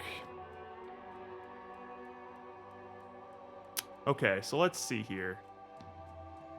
I do think, all right, let's see. Let's find out.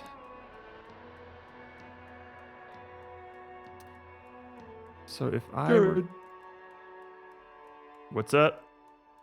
Hey. Discuss. You have things to discuss? Yes, Okay. if you are in a space where you can chat. Sure. Some things to float by, kind of like things we were thinking of, You got like it. how the game and whatnot. Good dude. Let me share my screen. Andrew can share his screen. Mm-hmm. Watch it. All right, can you see my Photoshop? I can indeed.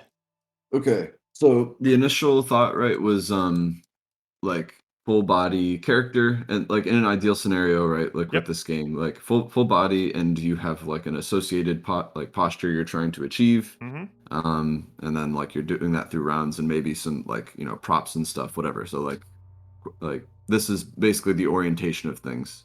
Okay. Especially if you want to see a full character, this is like what you're gonna kind of get in the frame. Okay. So you and I were kind of thinking, and some of this comes also from looking at some inspiration. Yep.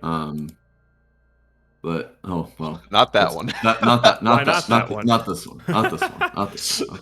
Not this one. Muppet eyes, is that what you Googled? Yeah. We'll get to that. This is what we were looking at. So I was looking at like prom photos initially, like this. Yep. Which, I mean, these are great, obviously. Obviously.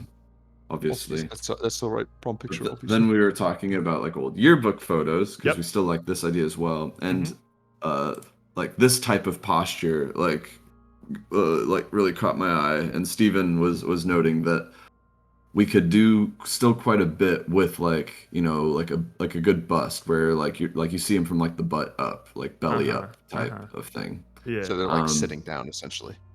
And like upper torso is still all like everything up there is still ragdoll. Yeah. Yeah. It's just their legs and butt aren't.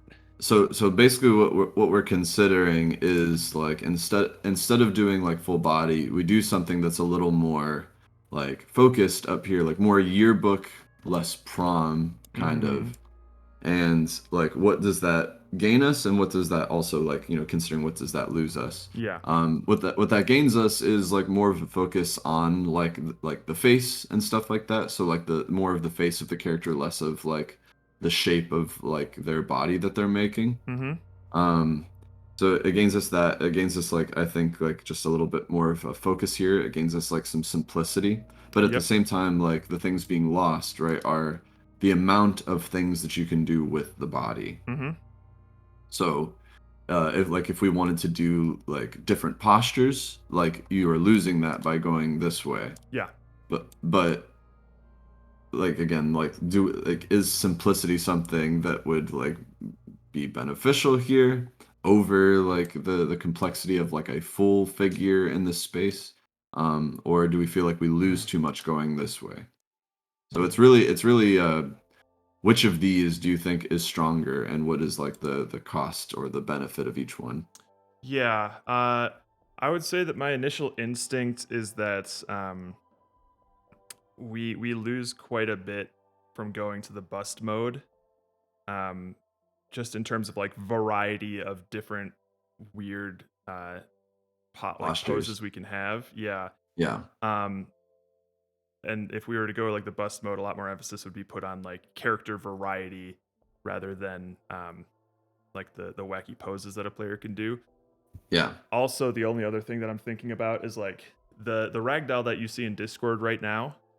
That was set up using like a essentially like a ragdoll generator inside Unity, and that Yep. essentially expects a humanoid figure with like, so I have to specify like left forearm and right arm, left Right. arm. I have to specify all those individual components, and if Mhm. those, I'm not sure if it'll work if those components aren't there. So like if I don't have like left leg, right They leg. could, I mean, they could still have legs. We're just not going to show the legs, Sure, sort of thing. sure, yeah, They would just be. It yeah, would I still guess be so. like busted up. You see the arms. You can still control the arms and like the head and like the upper torso and everything. Uh huh. But the legs are just kind of just off frame. And Yeah. I think you can still just like take the hip joint or something, and that's like what's moving them into the frame essentially. And then that's what they're like sitting down on that. That's the one that's not moving. Mm-hmm. Mm-hmm. And then the legs and stuff can do whatever because it doesn't matter. Yeah. So okay. Yeah, I mean that could probably work. I'm curious in terms. So like my biggest excuse me, my biggest hesitation right now is I guess I would probably just need to see some evidence that we could get a variety of unique shots with like just the bust up. Um, so if you guys had like some concept ideas of like the different ways that a person could look bust up with just like manipulating them, because I'm mostly, I think I'm just lacking imagination right now. So when I see this picture right here, I mostly just imagine Uh-huh. like his head moving back and forth, and like that's about it. Like his head will be at like weird angles, and then that's the photo.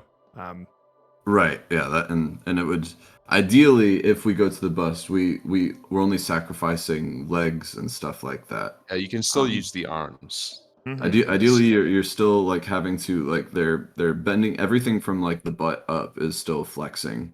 So like Mhm. they should be able to like lean completely forward into the camera or back away from the camera. Their shoulders or arms like fall in certain ways. Well, lean Um, forward and back in the camera. We're only going to be manipulating like on the X and Well, Y sorry, axis, I though. mean like the head falling like in like either it slump like their Gotcha. back Oh, so the either Z arches axis on back like or from there. their stomach like leans forward sort of a thing. Mhm. The, Mhm. like the like they still crumple like they're from like what you can see in the frame. So I think in my mind the consideration between the two is are we wanting to have like a one target posture to deal with, or is the game going to be about like multiple postures that we come up with to target? And what is the difficulty of saying that like the multiple postures becomes like the difficult thing or the important part of gameplay? I'm sorry, what was that second half of that question? At what point does the multiple postures what? Are the multiple postures key to like make the game? Like the or the target postures? Uh-huh. I would Not like can you contort them in like different ways, but like Yeah. having like a different target for the points, you know, Uh-huh. like the thing that you're successfully trying to do. I would say yes, because that is what incentivizes the player to be manipulating these ragdolls. Otherwise, they'll just be like flinging them around and doing wacky stuff with them. But I think if we have like target postures. No, like not should we have target postures in general. It's Okay. like is there one target posture Yeah. always? So basically like you have a point A and a point B, and Yep. point A is like where however the character starts, whether they're slumped or whatever. Mhm. And point B is like the like posture that they should have. Like Yep. do we want to have the same B for every like character that comes through, and that the point A is different? They just come in like in slightly different ways or whatever that happens to be, and then it's just about trying to get them to be. Or does like the destination change for each character? I was thinking the destination changes for each character, and I don't think that would be too difficult to do. Okay. So basically, once I set up, so imagine there's like on this stand-up pose character here, right? Like there's a box collider on each of the hands, each of like the biceps, and like anywhere that you could click and drag them, right? Yeah. So all we would need to do to set up a like target posture is just specify where we want those colliders to be in the final position and save those values. And then once we take a picture, we compare the player's box collider positions to the target positions to see how close they were. And then that would be it. So it won't be that. It's basically making a new posture would be as simple as just coming up with like 8 different position values for these box colliders to be in, or however many we have. Okay. Okay. So it shouldn't be too difficult to do. Okay. At least that's my current plan for that. Okay. So yeah, if we still feel good about that, like because that was I think my only concern was like the difficulty of setting up like a system of like changing challenges. Yeah, no, that shouldn't be hard at all. It'll basically just be comparing values of like 9 vectors or something. Okay. Now what I probably let's reference the photos again. So I still would like to find a good posture. I'm debating. Would you imagine seeing the feet and stuff as well? Like what? Like or because are they being tied to the ground in some way, or can they be like lifted completely off the ground? I think they could be lifted completely off the ground, or Like they could be like suspended in midair. Yeah. Okay. I don't know. I mean, I'm up for debate on that one, but I was basically just picturing the player just being able to click and drag whatever appendage they wanted into whatever position, and then the ragdoll would kind of just like loosely be like sprung to it, which could inherently mean that you could just do that spread eagle pose that we showed on the on the brainstorming, yes. Okay, but without the box, so they would kind of just be floating in midair. Yeah. How do you imagine the character? Oh, go ahead. I was just gonna say, like, I don't love the idea of them just like freezing into place. Just first thought of it. It just feels weird that they're just kind of like we're moving them. Like I feel like the fun is like the movement of things. So like after we move them, there should still be. I know we were talking about them like starting to like slump down again. But you can't really do that if they're in midair, sort of deal. I mean, they will be like wobbling things. I'm experimenting right now with trying to constrain the rigid body to some clickable colliders and have them not like strictly follow them, but like kind of loose, like they're connected like on a spring or something instead. So they'll be like wobbling around, and then what I would want to do by default is have those colliders have some sort of like movement function on them where they'll be slowly drifting in different directions. Okay. Like that's overridden, but like when you click and drag them, but when you release, they'll start to like drift a little bit. Yes. I do think Steven does have a point though, in terms of like, even if we have those those drifty things, if we like, bring both of their legs up into the air, and they're like, if you can imagine just like having your arms and legs up right now and just slowly drifting around like you're like floating in water. Yeah. Maybe that'll look weird. Is that the point you were trying to make, Steven, or? Yeah. Uh-huh. For the most. So. Uh-huh. I think that's a valid concern. Like if we're like aesthetically, if that's odd, we can have like if we wanted to do a full body thing, we can have the feet like just firmly planted on the ground, and the player can't manipulate them. If we want to do that, like they can bend everything, but the feet like always stay planted. Yeah. I don't know what that was. Dan, thank you for the raid, my dude. We're just looking at our old prom photos.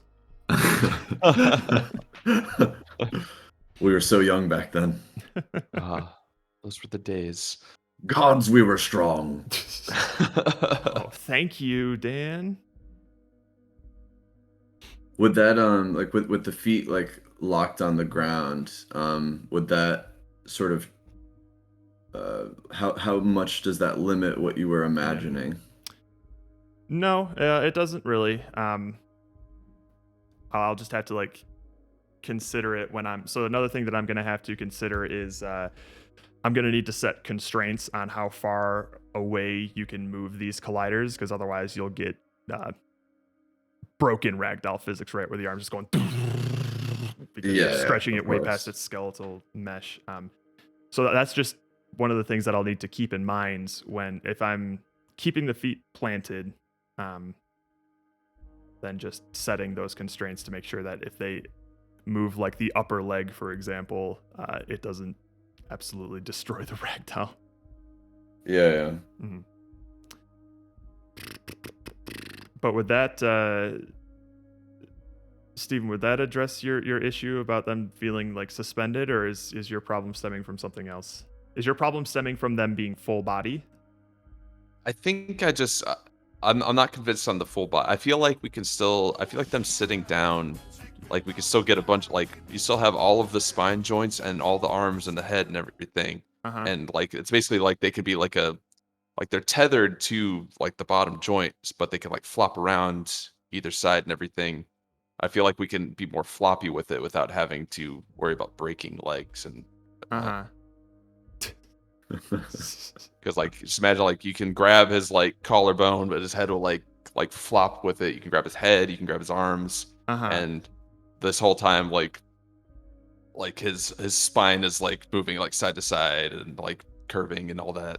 I just feel like if they're standing up there, it needs to make sense that like they are standing up. If they're sitting, they can be like they can look more slouched without it being weird. You know what? I think I might be fine with starting with like a bust up thing, because I think all I'll need to do is just disable or just make like kinematic, like just static the ragdoll physics from like the waist down. And then if we wanted to, we could experiment with full body by just turning on some values and seeing what it sort of looks like. My only thought right now, if we want to do bust up for this, is I'd like it to be a little more zoomed out than what you have up right here. Like I'd like to be able to at least see the waist, so that way like you can put the hands on the waist or like fling around and stuff. Because I think my initial reaction when I saw that photo was like, oh, like how would I grab the arms? Like they're already off frame, like it's pretty zoomed in. But if we can like zoom it out to where like you can actually grab those arms and like pose them in different positions, then I think I'd feel a little bit more comfortable with it. That's kind of what I was thinking anyways. Was more of like waist up, but they're like sitting in a chair where like you don't have to worry about moving their legs around. It's just all upper torso, like wacky inflatable arm flailing tube band sort of physics on. Sure, yeah.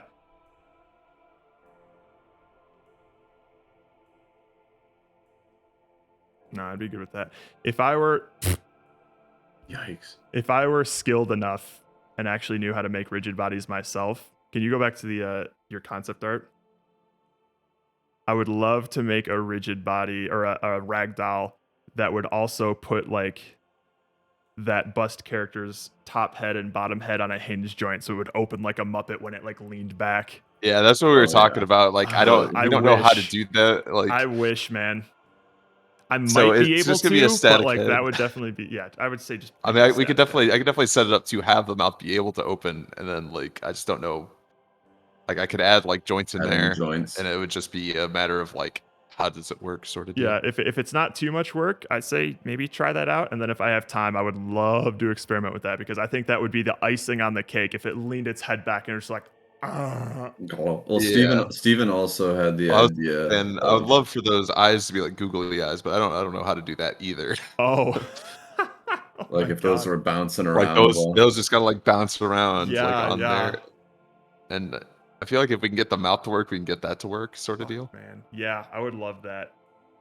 I would say that's definitely like a if we have time sort of thing, but that would be so excellent. Yeah. First Unity crash to the gym. Let's fucking go. Congrats, Pomo. Yeah, but yeah, like obviously you've kind of seen it a little bit, but yeah, we were thinking like more of a Muppet sort of I style love aesthetic. that idea We're- personally. yeah, Not we're so ki- much like probably not like a felt material on them, still like sort of like skin-ish, Uh-huh. but like those sort of proportions, like Muppet noses and eyes, sort Yep. of like style. Can I see that Elmo down there real quick? Oh God. You're looking at it, you're like, what the fuck? This is a horror game. These are pretty frightening. I know. I hate it. Oh God, that is horrific. so this is what we're making. This is Oh, exactly yikes. what we're making. We really See, wanted just to not appeal wearing to the pants. children demographic, so We're doing Yeah. it for the kids. yes, one shot, one kid. It's the name of the game. See, Oh God. the fact that this character is wearing a shirt draws attention that they're not wearing pants. Isn't that This is always this the is case, really man? uncomfortable. Isn't that This is always the real- case for like whenever it's like those don't- rats? in Look at how Secret of Nim. naked the Yeah. bottomless this character. Like, Ooh, this when is you- pornography. When you put God, it's a clothes basement on photo. something like this, all I can notice are the parts that aren't wearing clothes. That aren't clothed. It's like, and I don't know oh, what God. that says about me, but probably a lot. Like I mean, Winnie this the Pooh is- is walking around dick out all the time. This is a naked character that we're looking at. See, like God. he's got Yeah, pants. he's got shorts. That's, okay, so that's extra weird then. You can't have both. Because In then the it draws more same- attention to it. It's the Oh. Idris Elba Cats scenario all over again. Well, that Yeah. is absolutely the problem. Oh my God. Because then, what does this mean? I don't understand. Oh What God. happens when a hand goes up? You don't often see the lower half, but there's a lower half. That's how Muppet babies are made. That's an uncomfortable Muppet right there.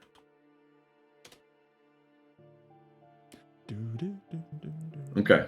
Cool. So I'll operate under the assumption that we're going to be doing a sort of bust up situation. I don't think that currently changes what I'm doing right now in terms of just trying to pin the ragdoll to a couple of interactable colliders.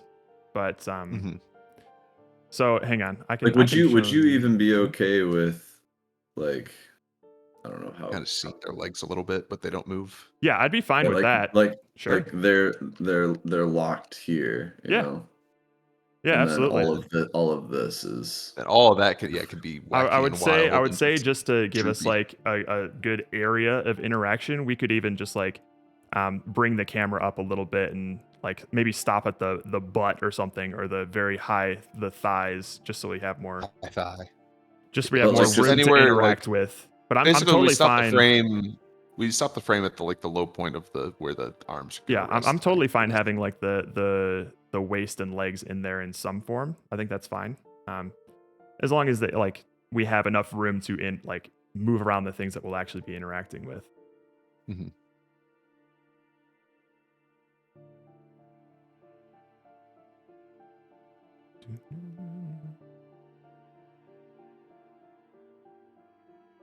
Give him a super serious face. Nice. There you go. He looks like he's winking at me. I can show y'all real quick what I'm currently fiddling with here. Okay. It's not On Twitch? completely done yet. No, I can show it on Discord. Okay. So we get in real time. Stop watching. It's real time. We got time. He can rag. So I'm just using the basically the character model that I was watching in that video, Steven, just because it has all the components I need. Perfect. And so you already saw like the the ragdoll thing. What I'm currently trying to work on is pinning him to these sorts of colliders here. Oh, So basically disgusting. all of this stuff has like gravity turned on it, and if I were to like move this down, oh wait, sorry, I'm grabbing both of them. If I were to move this down, then like he's kind of pinned to it. It's really loose right now, so I'm figuring that out. Obviously, the problem is if I do something like this, Oh yeah. once I go past the Oh, bones God. of the skeleton, then he goes crazy like that. So I just need to figure out what those constraints will be and keep him to that. Right. But right now, I want first of all, I want this to feel a little more solid of like actually pinning these to the collider. Yeah. So that's what I'm going to be working on for a while now, and then I'll figure out like constraints and things. So Okay. the reason he's all floppy right now is that the only thing that he's pinned to are these two hands. But once I actually Yeah, pin of the course. other parts, he'll be less like floppy like this. Cool. Yeah. So that's currently Okay, where I'm at so- right now. But we have a rigid body. How about that? That's pretty good. Yeah. Now, give me, Jared, give me a 1 to 10 on your confidence level with it so far. With it so far, 6 or 7. Like it's mostly just because like this is all uncharted territory for me. But in terms of all of the roadblocks that I've hit so far, there have been answers Fixes or to them. workarounds? Yeah. Okay. That confidence level mostly still stems from a feeling of unknown rather than this is going to be tough. Okay. So- what's the next biggest thing just understanding the constraints on this? The next biggest thing is still going to be making these this pinning system work the way that I sort of want it to, and then the next thing will be the constraints. Yeah. Okay. Once I have like this all this right here, everything to do with this ragdoll is by far like the one the most complicated thing of the whole game. And then when Right. it comes to like taking a picture, setting target poses, That's all super easy. making the yearbook and that stuff is I feel confident that I know how to do that stuff. It's just some of them might Yeah. take time. This is the only Okay, thing where I'm yeah, just like okay. I'm not sure. So I'm still fiddling around with it and seeing what the restrictions are on this compared to like what we want to be doing. And then once I have a grip on that, I'll put the system together, and then the rest is basically just going to be, all right, bang this stuff out. There's not much to like Yeah. figure out. It's more of just like, all right, just do it. So Right. that's kind of where I am with that, if that makes it clearish for you. Discordception. Stop sharing. But we were also thinking things like when we finally get to the yearbook stage of it, having like them quotes and stuff for each person. My God, that We would would be love that. amazing. So much. A bunch of just random shit like on Sunday night. Shoot that's for the like- moon, and even if you miss, you'll land amongst the stars. Like, I would love for Yeah. that to be underneath the pictures. I did look Oh. up this AI thing that generates motivational quotes, but they're like weird. Ah, They're obviously super weird. like a business-ready toddler swinging between parents on a Narcissism, walk. actually good for celebrities. Oh my God. Yeah, like we could just get suggestions from people in like chat and stuff too. Like I think it would Gross. be a fun thing to add.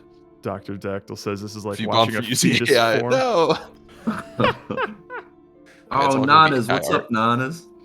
What's up, Dr. Dactyl? Dactyl here. Alrighty, cool. But yeah, I have 2 very enthusiastic thumbs up for a Muppet-ish aesthetic. If you guys want to roll with that. That's awesome. Definitely- And, that definitely brings roll up with just one last thing for the potential workload.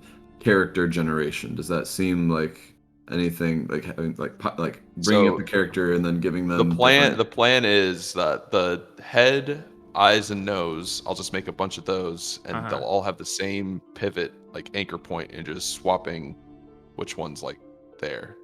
Like they're gonna just be like parented to the face.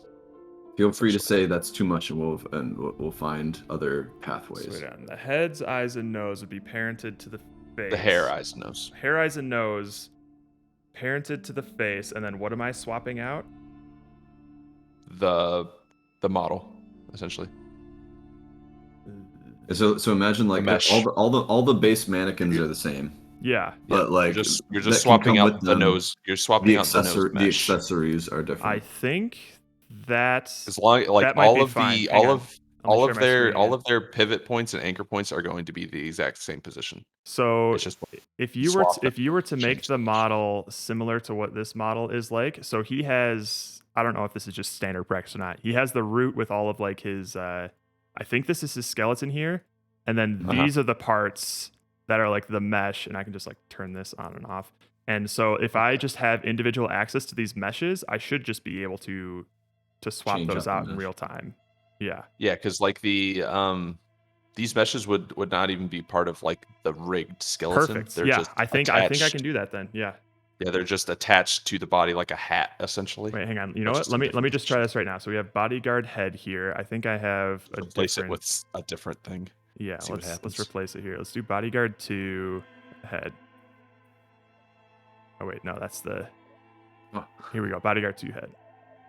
Yep, perfect. Changes All just right, fine. So like just swapping the nose mesh out for a different like randomly and the eye mesh and the What is that? What Oh, did God. you just do? What is? Fuck. I think What, this guy's. what am I looking at? I don't know. Let me What is bring, that? Let me bring What this have you boy up done? here and see. It looks like a pig leg. Oh, I don't think I can move it. Hang on. Yeah, you can't move. What is this thing? What is that? Is that an arm? You know what? Hang on. Wait, his head's like upside down and stretched. It looked like there was something inside his body. Was it? What's Hang on. inside there? Hang on. Let's open up their custom scene here. Yes, save this, please. I don't know what went wrong there. What part did you Interesting. take and put where? I don't know. What part goes into which? And... It should probably be fine. All right. Yeah. And then obviously like texture changes. for, Texture like, randomized texture swaps. That I know Yep. that's easy. So Easy peasy. Okay. So, yes, I should be able to do that just fine. So in terms of that generation stuff, shouldn't be too bad. There's my scene.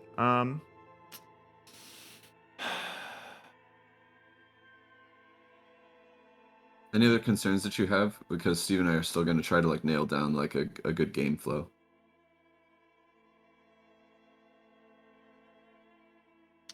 No, I think I'm good for nothing. Like immediately is screaming, "You're in trouble" right now. So Yeah. should be good. yeah, I think we mostly wanted to float the bust like Sure. Basically sort the of thing the to you frame- to make the sure frame. that that's like something we mentioned early on instead of Yes. too Yeah.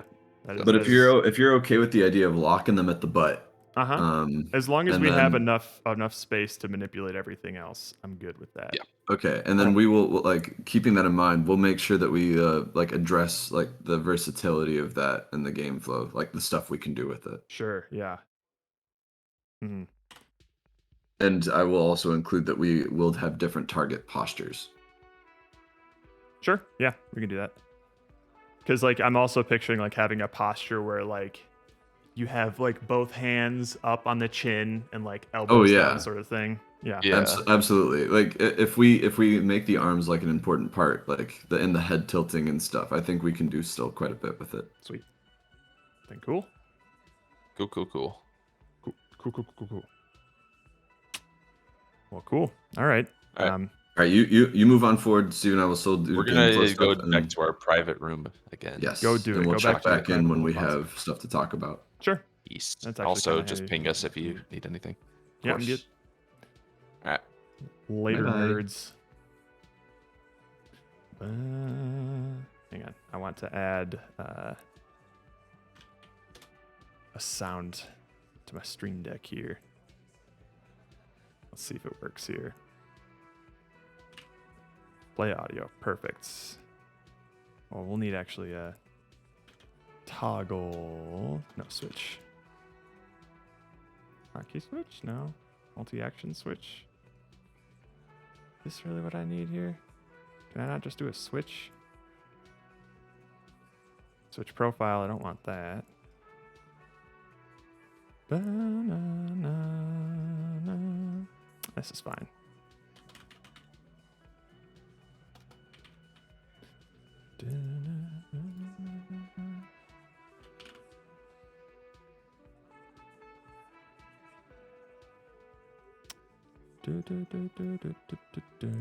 Oh, we can just do play stop. Oh, perfect. So we don't need a switch. I don't know why I'm spending so much time on this. Delete.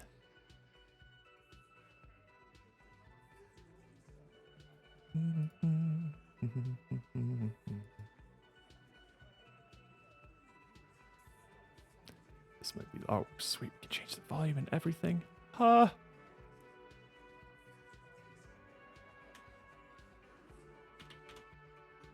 See if it works.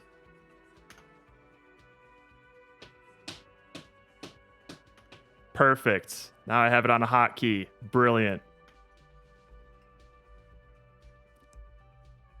I wonder if it's actually playing though. It's not playing. All right, hang on. One sec. I can fix this. We'll make a game, eh? Da-na-na-na. Stream Deck.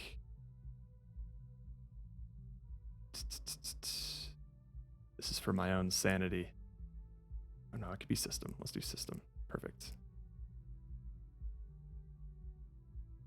Oh.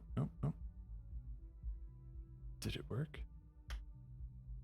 Oh, it might be playing right now and I can't hear it. No. Oh, there's the output. All right, never mind. Let's just default this. Output. Wavelength system. There we go.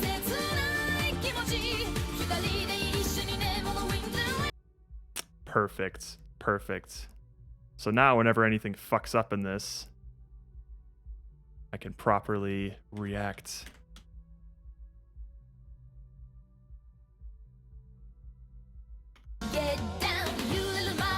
Yay! This makes me happy. Perfect. By the way, thanks for keeping the Gondo fire lit. Hell yeah, man. Hell yeah. That song, it constantly pops up into my head. All right, let's see here. We can turn this back up. Cool. So let's see. Right, now we still need to work on these collider things. Okay, so if we are, you know what? Let's just start with this then. Let's bring this boy down to the ground ish. And then let's just turn off the gravity for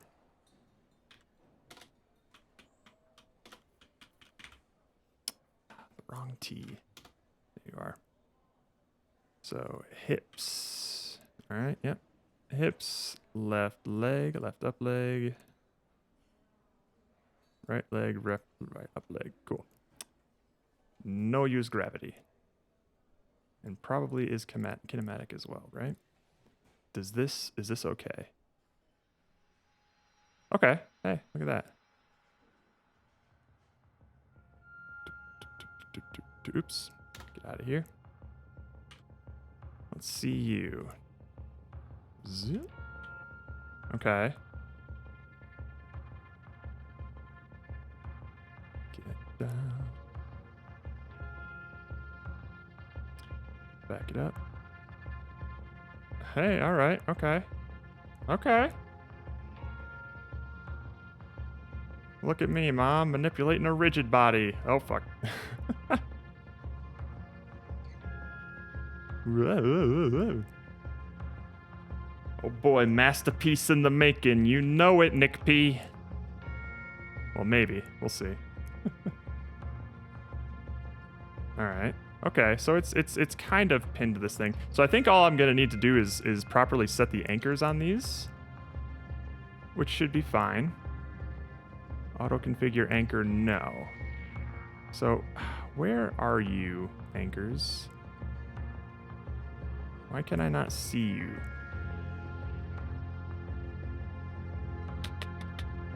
all of these are turned on?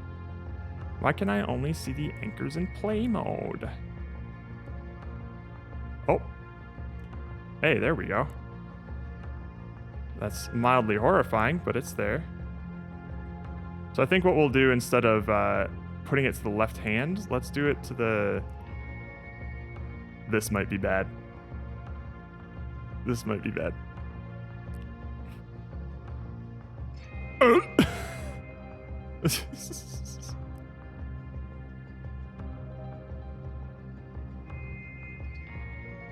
Oh, give me this back.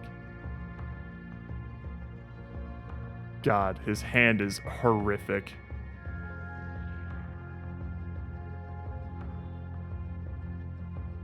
You know what? Yeah, I think I still want to do it on the hand itself.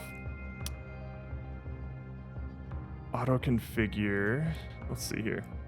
Look, ma, no bones. All right, so what's going on here?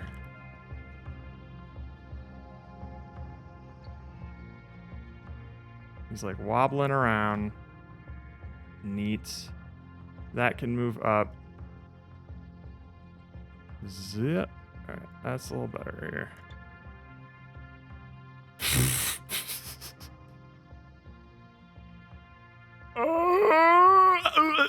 We're good. We're good. We're good. We're good.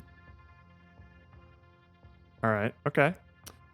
I want this to feel a little more springy is the thing. Linear limit.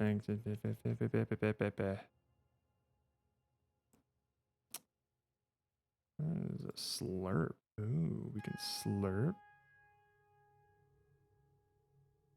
Look at that. That actually might be better. I don't know what most of these mean. We don't need drive. I know that. Don't think we need the angular stuff. What I'm mostly concerned with is like springiness. So I don't want this thing to like one-to-one follow the constraint. I want it to kind of like... What are you making ragdolls for, Pomo? Oh, excuse me. Let's mute that real quick.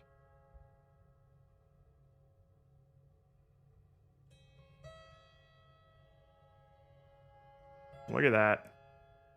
See, like, if I just wanted to make ragdolls that would fall down, I feel like my job's done already. It's annoying that I'm gonna have to like try to manipulate this. Hi. So okay, let me check out the the anchor here.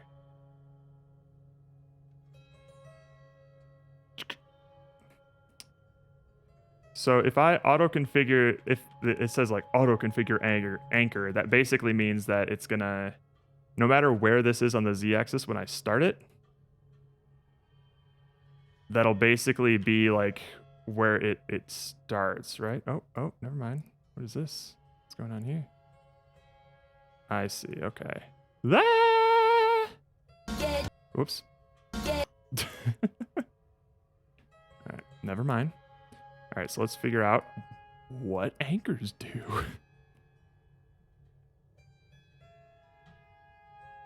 All right, cool. So let's see if I were to just put it like right here. Hey, what does this do?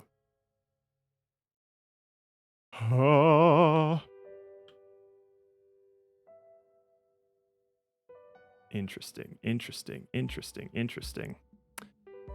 Oh, there's my little anchor. Hello, cutie. Hi. I think that's my anchor. Is it not? This tiny little, this little thing right here. It is. It is. Okay. All right. Look at him. Look at him all slouching down. I certainly don't like...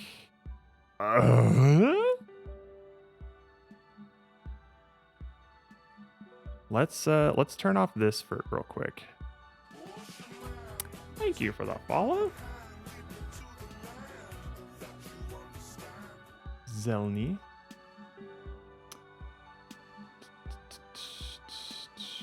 Okay, what do we got here? Look at him going. Just forget about it. All right.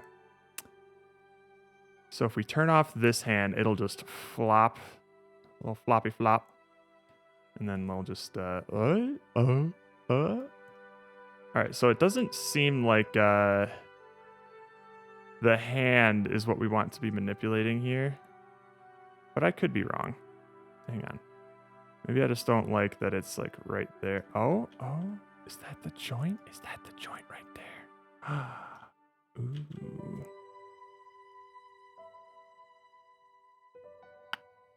Right. Okay. So hang on. We can have a min distance, can we not?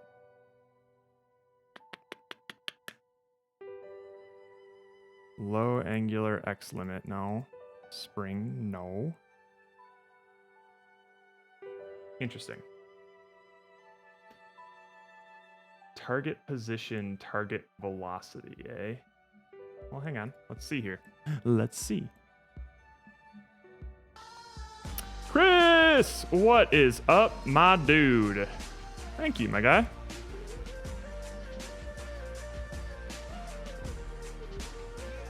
Yeah. I've been running wild, so I've not tuned in. Good luck with the jam, and I'll try and swoop in later. Kill it out there, homie. Thanks a bunch, my dude. You have a good one. I appreciate it. God, this hand is something else.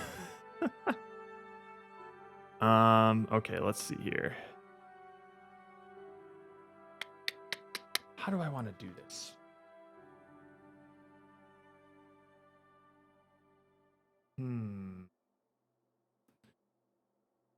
If I were to say, all right, let's turn these back on. And if I were to, let's copy this back up, eh? No! Copy. Pasta.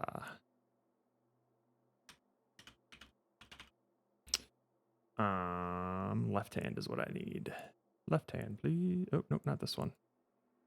This one. All right. And if I were to just set these to free, right? Then he just falls. I believe he just falls. Oh, poor fella. And then moving these doesn't do anything. So, interesting. If I were to set this to 1,000, hey? Let's see what happens. Absolutely nothing, because these basically aren't attached when we set them to free. Cool. And then if I were to just do limit. Oh, that's the X limit, right? So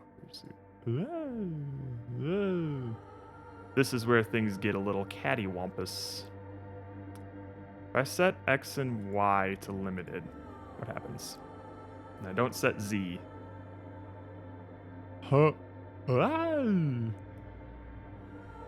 Okay. All right. So there's the joints there. That is interesting.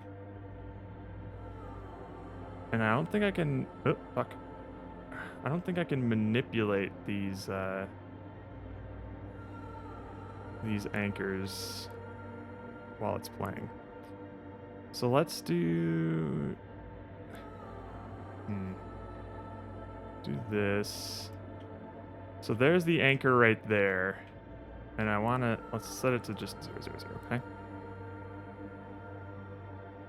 Are these maybe secondary axis? What is this?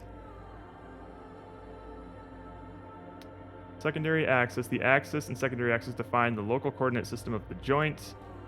third axis is orthogonal to the other two. Okay. All right, so the anchor is now here, which I guess means we'll just like throw his hands to right there. Oh. Which I don't want. Oh no, I guess it doesn't. Okay, cool. And then I can just zip, zip. If I were to move this, okay. All right. Okay, that's not bad.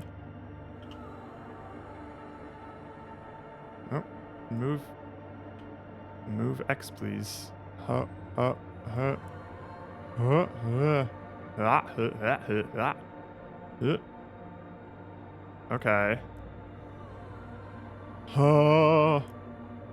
All right, so we'll definitely need to like bring this forward a little bit. Oh, look at him. So that when we move his hand in front, he doesn't like flop his hand in front of it or just like break himself. Definitely think we'll need to change the rotational angle on the hand. So the interesting thing is that, yeah, I guess you could still grab the head from here. We would definitely need to like lower these collision values or like the size of it.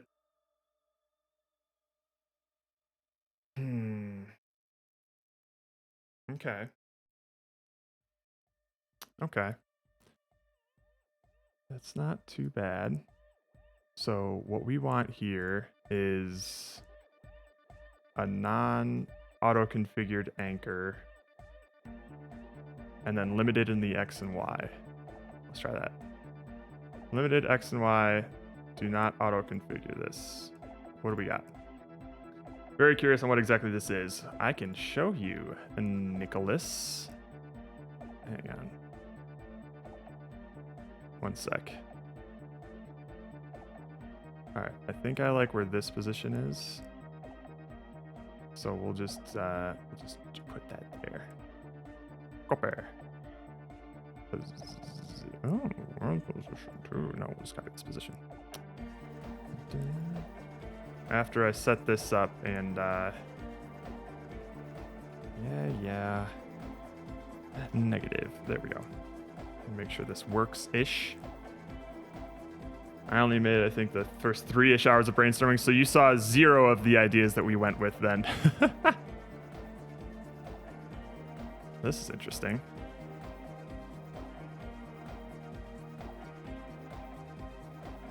Huh. Huh.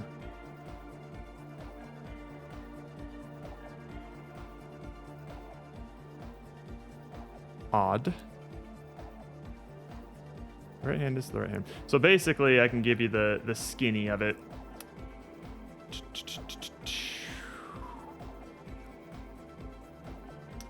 Open up that brainstorming doc. So, oh my god, it was awful. Basically, we're going to be doing a yearbook taking game where all of the kids, for whatever reason, are not completely there. And so when they come up for a photo, you're going to have to click and drag their body parts to get them into certain like target positions before the camera automatically takes a picture at 10 seconds. So you're going to try and need to get to like a target pose as close as you can within 10 seconds. And then it'll take the picture. And then at the end, you'll be able to see like a yearbook of like all of the photos that you've taken and get evaluated based on how good you were with them. So it's basically just going to be like manipulating a ragdoll into positions within a certain time frame. So that's what I'm doing right now is I'm trying to come up with the system. I have the ragdoll already like there and, you know, functional. But what I'm trying to do now, oh, I didn't set the anchor. That's why. What I'm trying to do now is make the system that will allow you to manipulate it.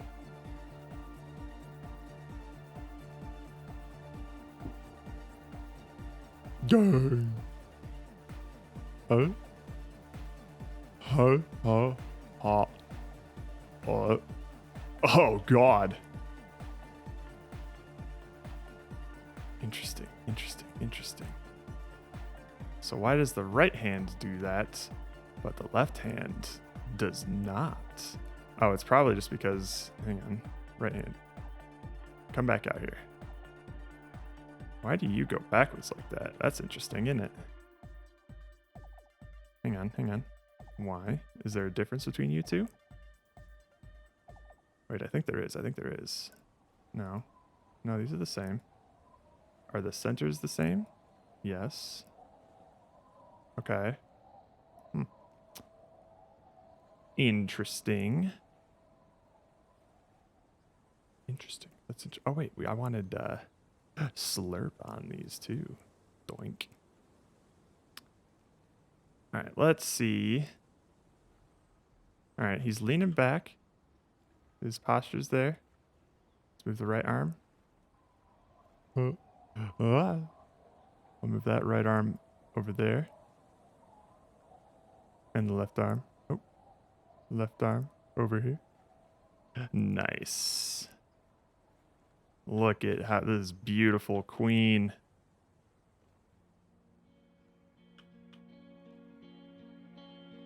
Got the thriller. Thriller night.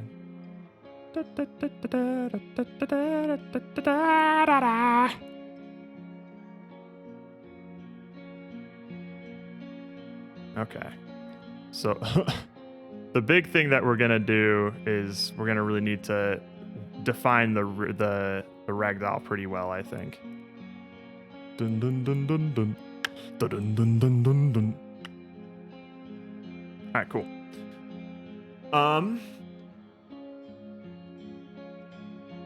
The other thing we're gonna need to do is define sort of like almost like a spring joint. So when you manipulate one, it kind of pulls the other along with it a little bit. We'll get to that. We'll get to it. First, let's maybe commit something.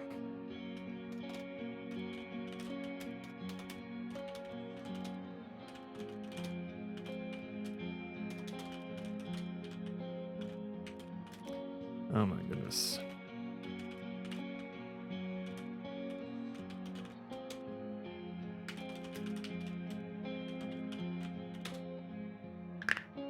Ooh. Dipper is watching you make the game. He just sat on the couch and watched for like 2 minutes. Oh, I can't wait to meet Dipper. He looks so cute. Alrighty. Cool. So we have those for the left and right hands, and they look fine. I say we try to get the torso and the head working. But first, I'm going to take a quick bathroom break and get some more tea. So have fun with Blink. Oh.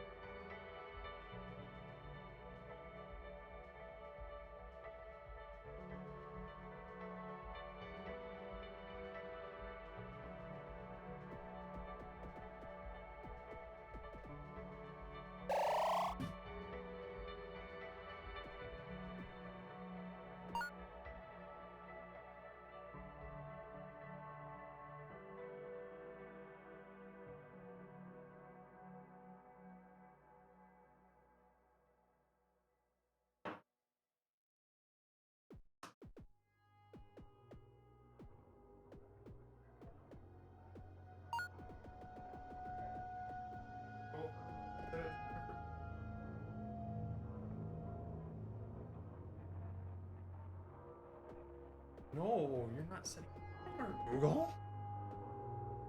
So annoying. I'll do it myself.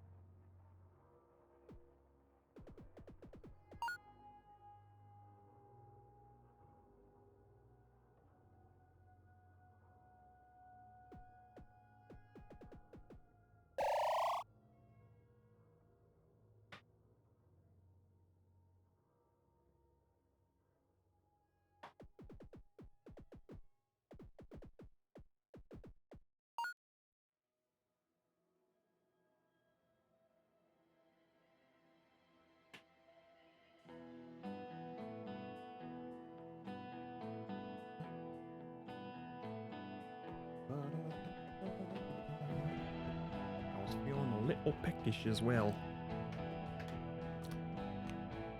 So I got myself a little snack. Excuse me whilst I consume.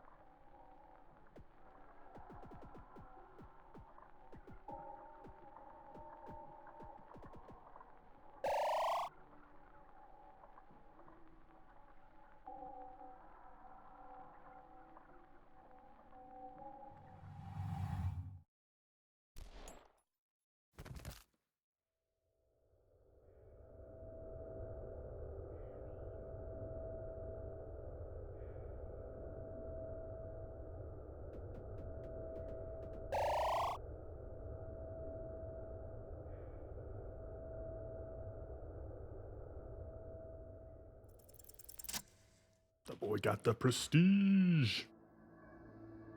Hope you're doing good, meat. And now it's gone.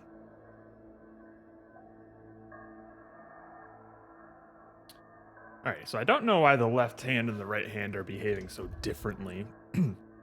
I get the feeling that they have slightly different little colliders here, maybe. He's a special boy indeed. Isn't he trying his hardest?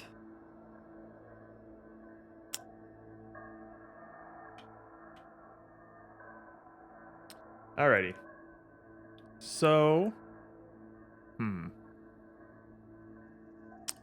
now I want to try to hook up the head and the torso, which will be interesting.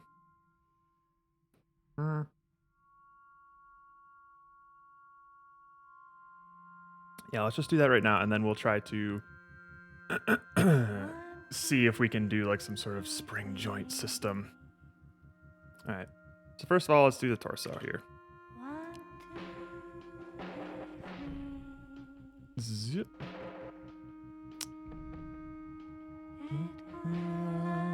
Last forever.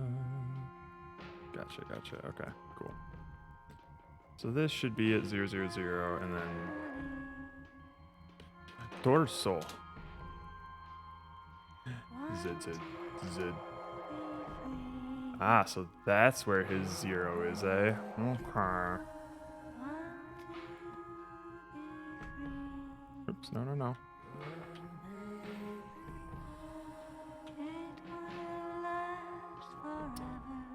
And we'll set his torso to like around there-ish. I think we could just set it to the spine, right? Like, how about we just do that? Spine.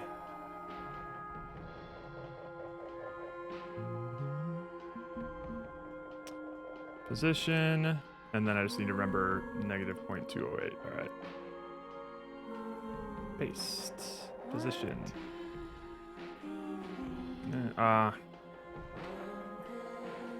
It's a different local coordinate. Oh, good. Maybe I should just hang on. This will make things easier, right?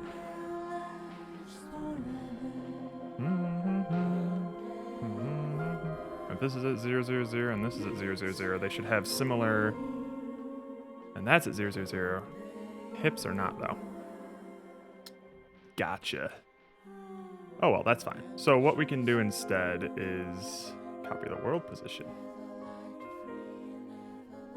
So have you decided on the game? Yes. Yes, we have. We are going to be making a yearbook photo taking game where the player has to manipulate.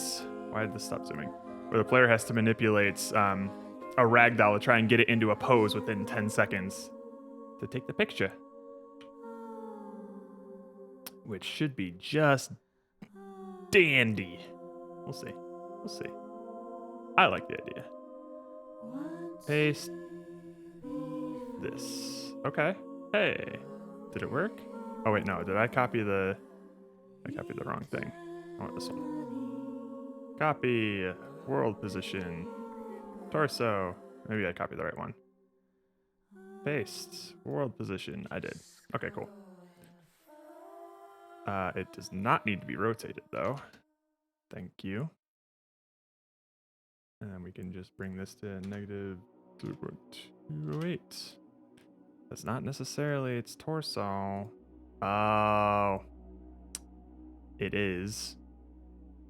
But it's locked like that, eh? Alright, fine. I'll just have to eyeball it. There. There's his torso. Whoa. Hey, that was actually pretty good. Nice. Okay. So, never mind, actually. Let's not eyeball that. It should be pretty precise. I guess it works. I can't even see what those look like because I don't have my preview up. All I have is the Twitch chat, and I guess I can look it up in Discord. Ooh, is it gonna post? I wonder how long it takes. So we do want that to be there, and what's I'm starting to crash after I already took a break. I'm gonna go shower. Pace yourself, my dude. That's important. So instead of changing the position of this collider, we should change the center. Because the position needs to line up with where the actual torso is for like the ragdoll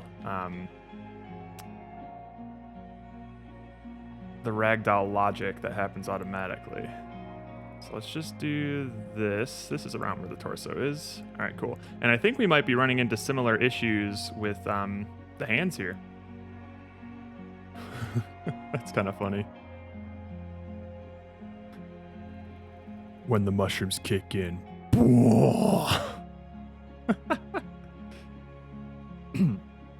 Okay. Where is the box collider on you? Why don't I see it? Oh, because I'm still manipulating this. Stop it. Huh, why can't I see that? Where did the box go? Oh, because they're down here. Oh, whoopsies. Okay. Let's go to the spine. Spine 1. Left shoulder, left arm, left hand. Cool. All right. So let's copy the world position here.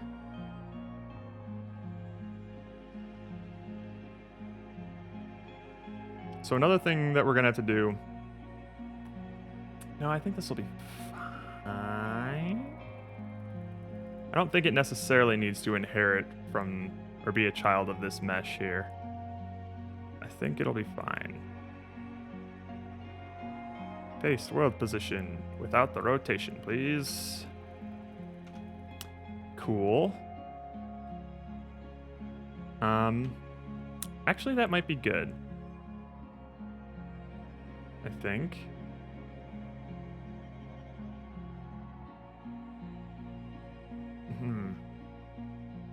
Yeah, this might be good. I think that's fine.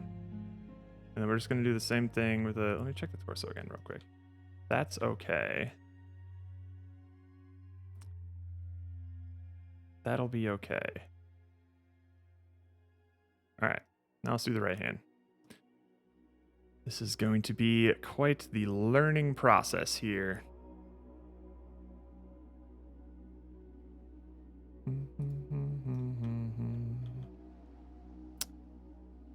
Copy. Position world. Right hand. Paste. It's interesting when I paste the position world, it'll also paste like rotation and stuff. I don't know why it does that. All I want is that, bar. All right, let's see what I fucked up.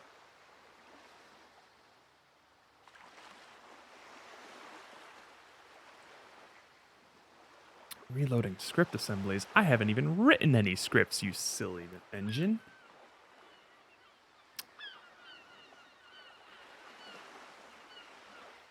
Oh, fuck, wait. I still have the torso set to the right hand. Don't want that. Connect to that, please. Thank you.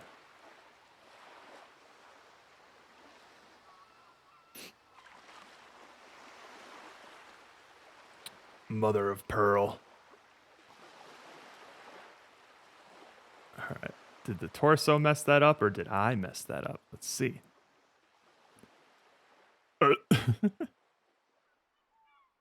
Oh my word. Look at you. Look at you. Interesting. Interesting. Oh. Okay. Let's bring these back to like the negative this. Let's bring it back to that. Now, why are these... Oh, hang on. Hang on. That's what's probably fucking up here. I see, I see. They're colliding with the invisible box colliders because they still technically have rigid bodies. Oops.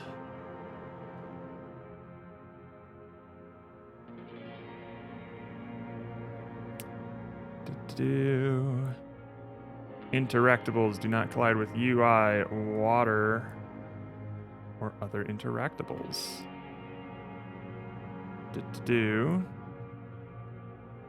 They don't collide with anything, thank you very much. Your raycast.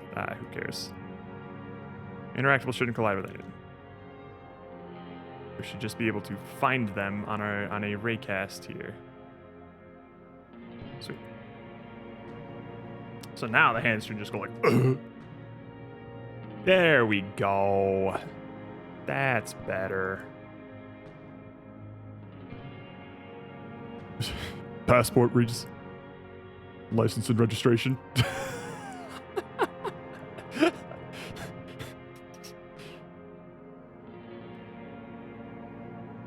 Sir, have you had anything to drink today?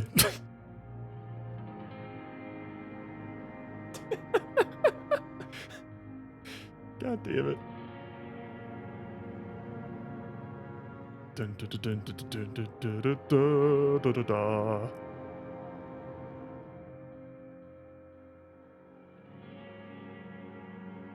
Boy, I got them stanky hands. All right, cool. Well, that actually was probably causing a lot of issues, just having the ragdoll colliding with these box colliders that I'm meant to just like interact with here. All right, so what happens if we turn the torso on?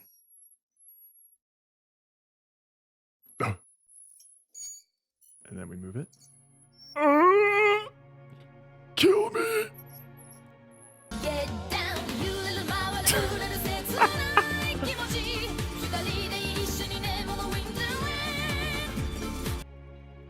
Wonderful. Can we even move this thing? We might have to like rotate this one.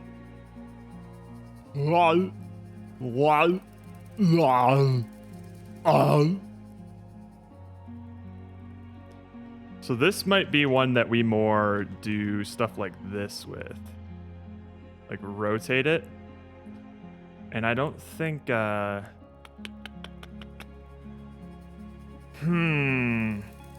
hang on a second. Maybe what we can do is, let's center this back up here. Square up. And then we'll bring you up here. And let's see what happens. The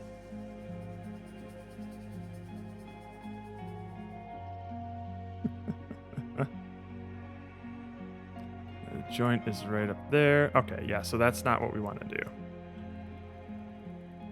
So essentially, we're going to need to rotate this joint. Okay, so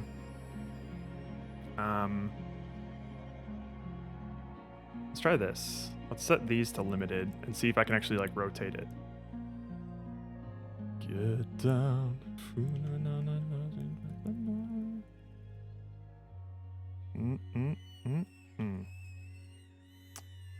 I might.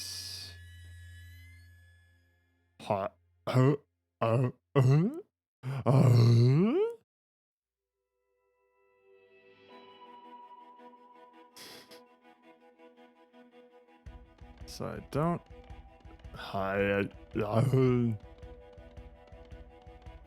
Interesting, interesting. I wonder if we'll be able to like move the torso at all.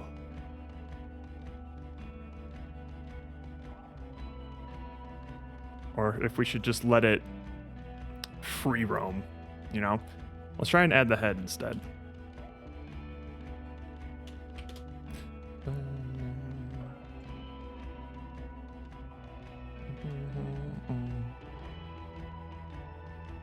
Because the place that Unity ragdolls think the torso is like here.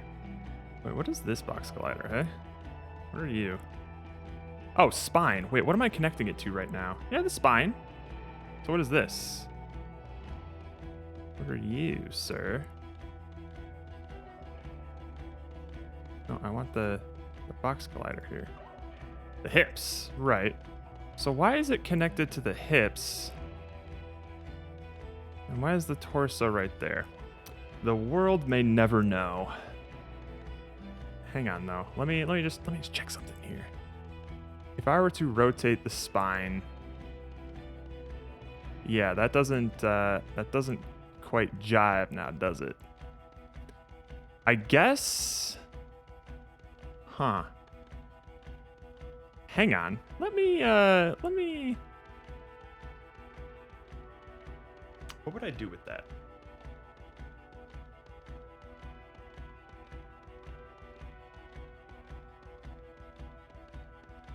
If I were to make it like a non-box collider, he would look kind of weird, like going back and forth like that. So maybe it's fine. Maybe we can't manipulate the torso. Welcome back, Doc Frankenstein. How has your jam escapades been going? All right, let's move this up here. Blurp.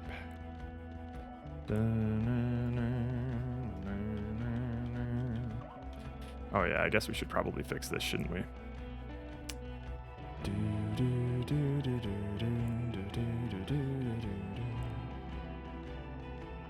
Whoa. That's actually perfect. Nice. That should be good, right? Yeah.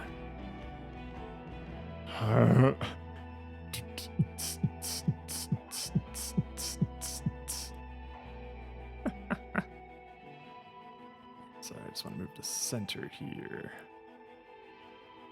Along Z, I believe. Yeah.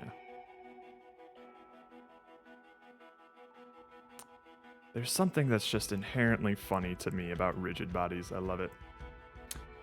Making 2D platformers suck. It's really hard to make a 2D platformer feel good, man. I understand your pain. You just sit around adjusting random calculations to make it work for the majority of it. Yeah, dude. One of the things that I want to dedicate time to learning on my own is to just like sit down with a Unity project and make one really good feeling, solid, stable 2D platformer character that I could just drag and drop into whatever game I want. And it has all of the components that you want of like coyote time when you're falling off a ledge and want to jump, proper physics, so like acceleration, deceleration, making that feel good, variable jump height, so when you hit it, it'll like do a little hop when you hold it, you can go a little further. Like all of the, there's so many intricate things that go into making a 2D platformer character that, God, the thought of trying to pull one off in a weekend and also make a game for it, just it frightens me to my core. Yeah, that would be start to do before the jam. I wasted all of it making my own input system. Holy shit. Just add us next time. Are you guys making a 2D platformer? Yeah, actually, I'm not sure what your guys' idea is yet. I haven't been able to tune into stream, mostly because we spent 9 hours. We spent 9 hours coming up with our idea yesterday. All right, let's see here. Let's so this where should this thing go? So this one, Z motion is free. Okay, cool. I don't think we need to limit these. We don't really know either. At least I have gamepad support. Excellent, Doc. Did you not want to use Unity's input system? Is there a reason for that? I would be disappointed, Spacey, if your game didn't have a cute lizard. I'm pretty sure Alicia would have a riot. Okay, so for this thing, we do want to have the head copy its position values. Oops. Copy. And then we'll just drop you right on there, hey? Pasta. And then we can just square up. And then just make this relatively accurate.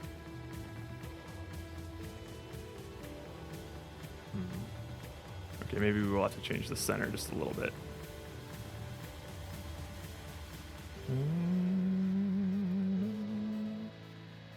Perfect. Sweet.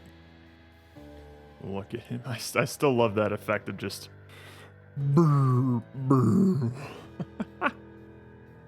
Just like...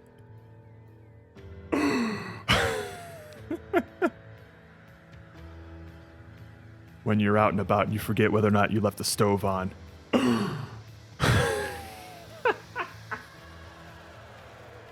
Unity's input system is not made by me, therefore it's bad. A bold assumption there. I mean, like, I feel similarly about like Unity's physics system. Like in terms of like, if you make something that's meant to work in any sort of context, you obviously end up making some sacrifices for like some specific things that you want to do. But at least in my experience, the things that I've wanted to do with Unity's input system, I've been able to, and I haven't run into as many like, oh, I wish it behaved like this moments like I do with Unity physics a lot.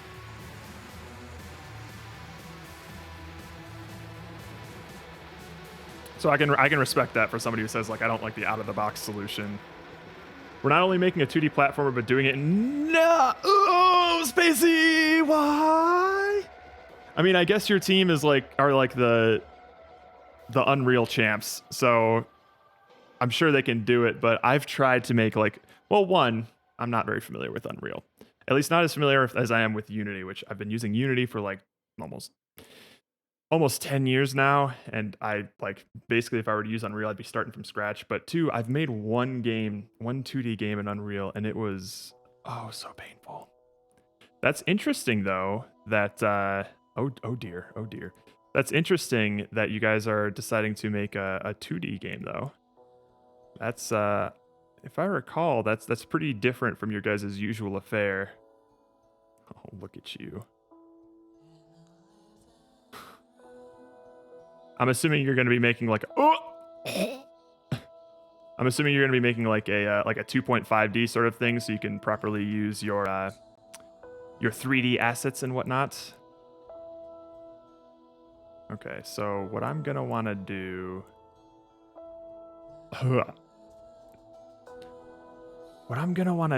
is make it so he's not looking down the hole. Oh, there he goes. There we go. Look at you.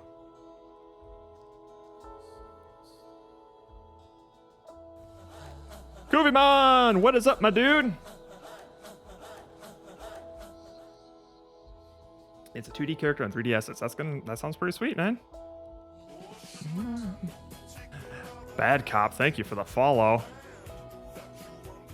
If y'all have noticed, we are currently messing around with a ragdoll right now.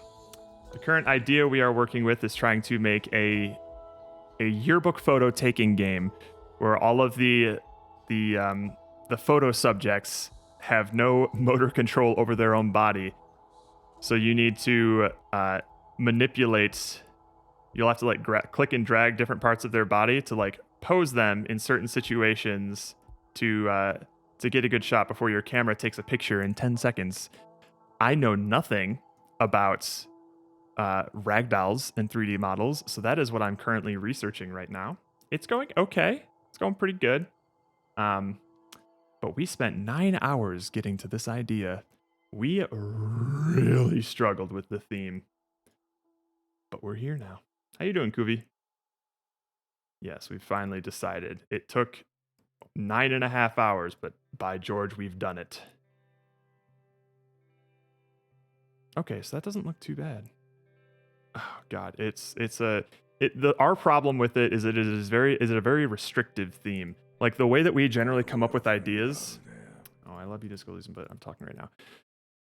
The way that we come up with ideas is like we'll try to take some of the words of the theme and then try to come up with a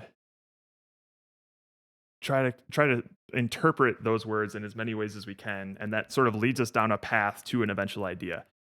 This theme was comprised of like 3 objective, difficult to reinterpret words that was really boxing us in. because I can just show you like the brainstorming board here. Like we really tried to interpret things differently. It was like, I second that as in like a voting motion or something, or like you have seconds of food, a deity collecting secondborns. We went all over the place. But the one thing, like we came up with a bunch of neat-ish ideas. Microwave Hobo Teletubby, never forget. But eventually, like when we got down to like the nitty gritty gameplay of what the player is going to be doing, we just didn't want to have something that was like something happens every 10 seconds or the player can like automatically does a thing every 10 seconds. Like we tried desperately to try and come up with some sort of game idea that didn't require the player to wait to do something or keep track of 10 seconds or anything like that. Because every time we tried to like do an idea like that, it just didn't sound fun. So this is the one idea that we came up with 9 hours into brainstorming, where we were finally kind of happy with the potential fun of it.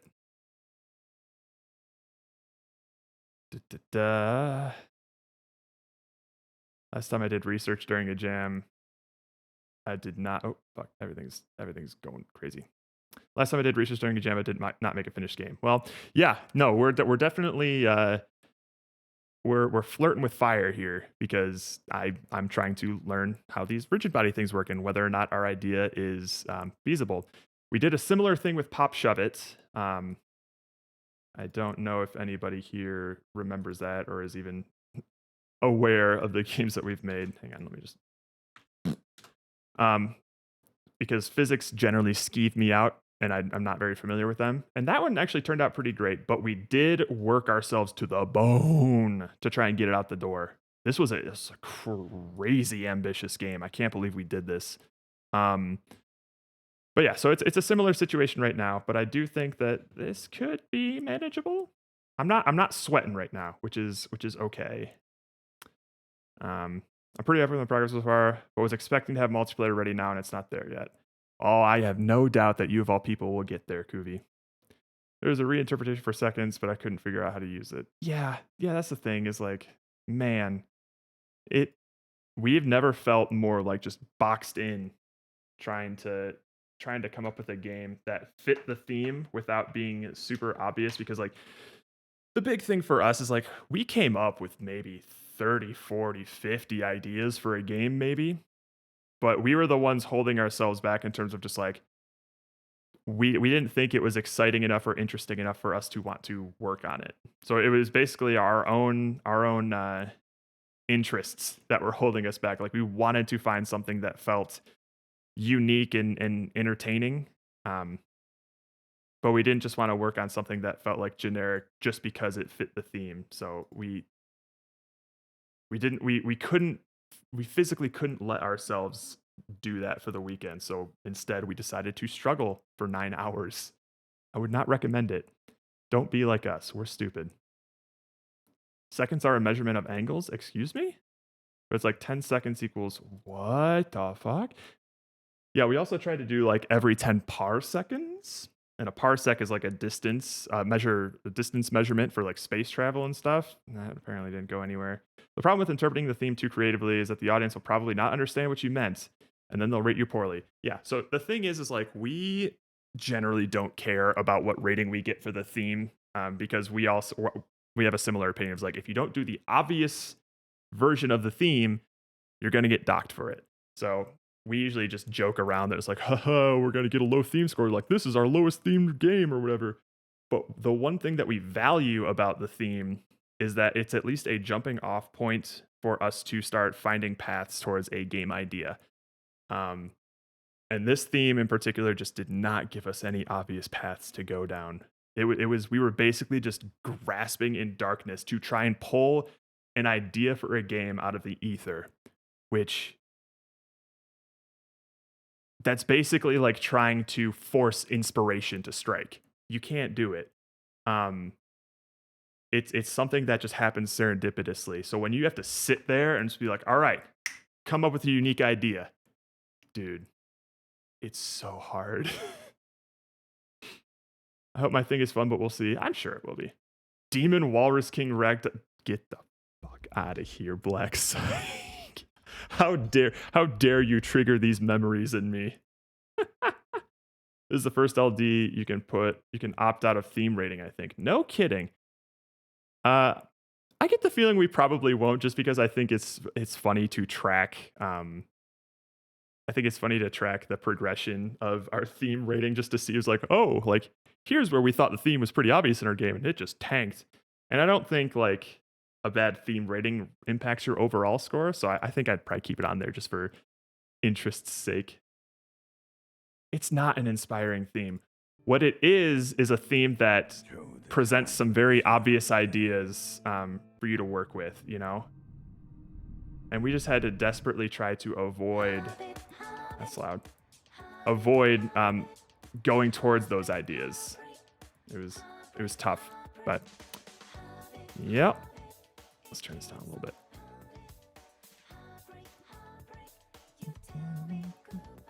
So yeah, this is probably one of the least favorite themes that I've ever worked with. But we're doing something with it, damn it. We're gonna make it work. All right, so the head. I don't like how it's just sort of thing. Let's see if I can move these forward. Oh, right. It's oh, right. It's locked on the Z, or it's free on the Z, so that's fine. I'll likely have the theme be optional in my game. Fair enough. So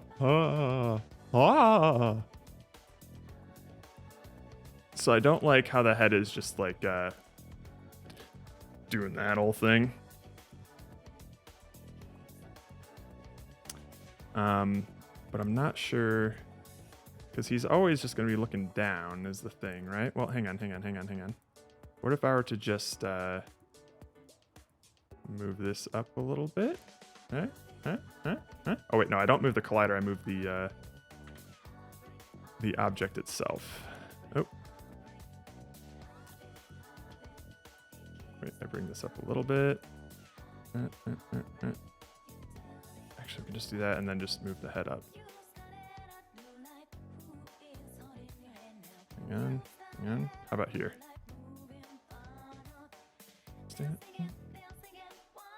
He still looks down. All right, hang on. He still looks down, but his neck is just...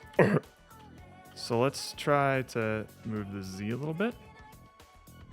I think he'll still just like... Okay, let's move it back a little bit and see what happens.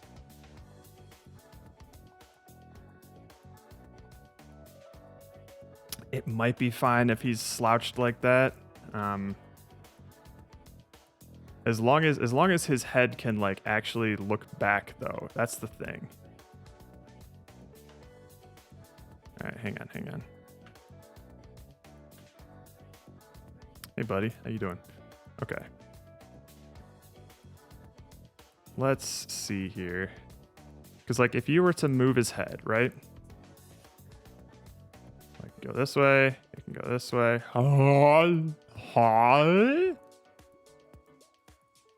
But you can't have him like flopping up. Or can you?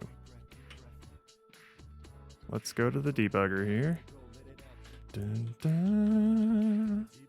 Da, da, da, da, da, da, da, da, da, da.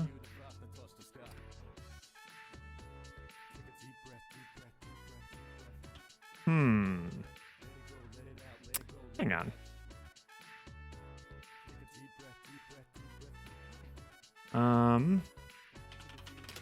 Let me see if I specified the right thing here.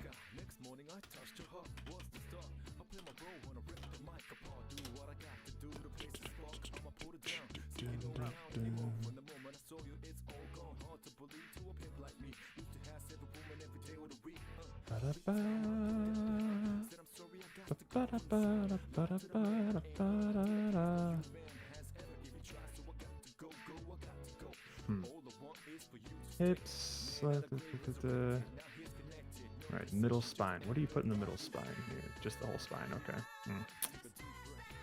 Da-da-da-da-da-da-da. Okay, that's fine. Big TF2 engineer neck. It does. It's like a. Hang on. Damn it.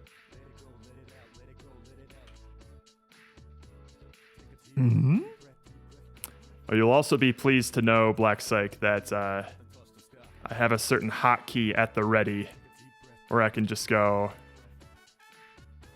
Get down, you little bow, the fool and the set tonight. Kimochi, hikari de isshu ni ne, following the wind. It's beautiful. No, Doc! Why you do this?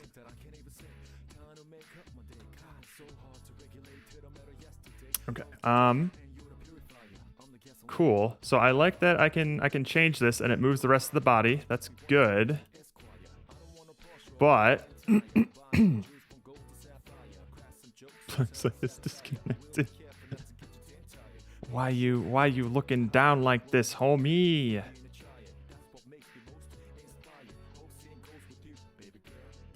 Is he always gonna be looking down like that? Like, can I hang on. Let's rotate his spine real quick. Oh boy.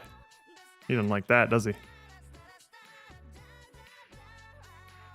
Yeah, he's always looking down. You little Can I see you real quick? Head. Angular joints, eh? Aha! I see now. Interesting. Can I like do this? Aha! Aha! Naruhodo.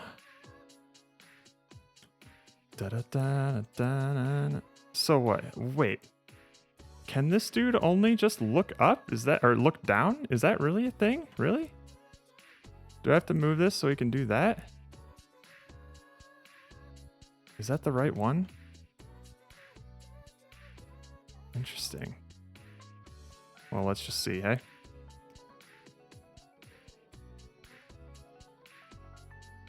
And then if I were to take your spine and just go, I understand now. All right. Let's go back to your head and edit these, shall we? And just undo what we just did there. Da-da-da-da-da-da. Okay, all right. Well, interesting. Why don't your head look up, homie? Like, I'm fairly certain.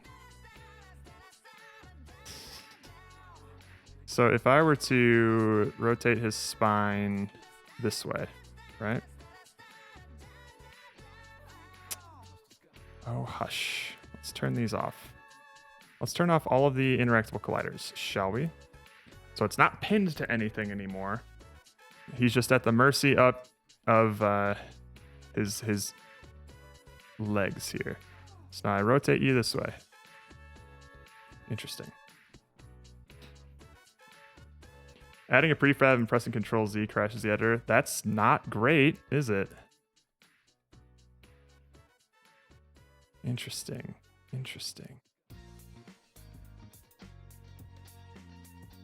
Interesting.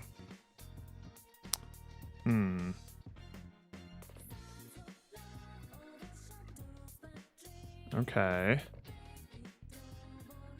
That seems not great.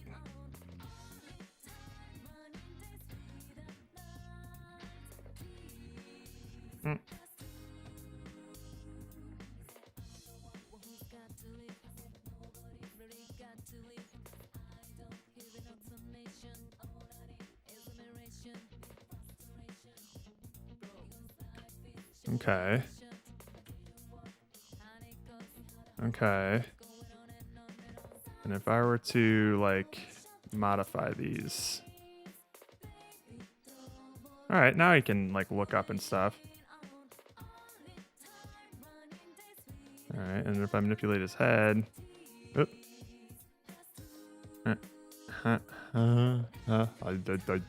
Die. Perfect. Look at him. What a beauty. He's ready for his close-up. All right.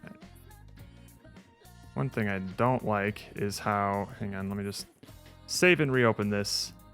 Is anyone familiar with why Unity sometimes turns its like scroll sensitivity to like microscopic levels?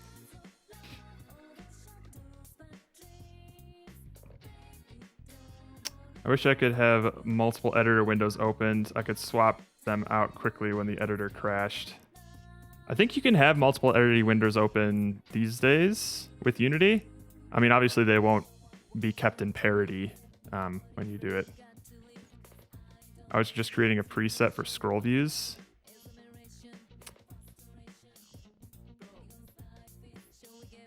It does that always. I was just creating a preset for scroll views. Where would you do that? Because like it's literally not scrolling anymore. Or like you can see like, I'll just ratchet it, ready? Just zing. This is me like unlocking my scroll wheel and then just letting it rip. You can focus, yeah, right, I know, but like, oh, there we go, Jesus. Why does that fix it though? Because I know you could like lock onto things, but then there was times where like, it would go there and then my scroll view would just, or my scroll wheel would just be like, barely moving. All right, well, it's fixed now. No, just the scroll wheel, sorry. It uses the bounding boxes to calculate the scroll speed. Interesting. All right, well, that works. Thank you, Lewis. Ever the lifesaver once again. I was showing the Reds what you worked on for the yearbook thing, and they were mad impressed. That is crazy that you did that, man. Hopefully we'll be able to use it in some fashion, but all right, let's see here. So we basically have this stuff going, right?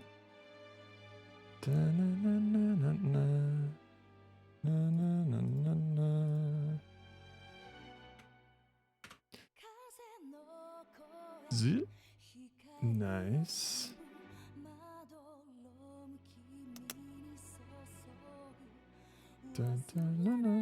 So wait, are you making something right now, Lewis? In terms of oh boy.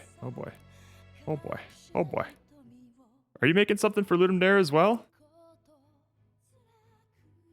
Hang on. There we go.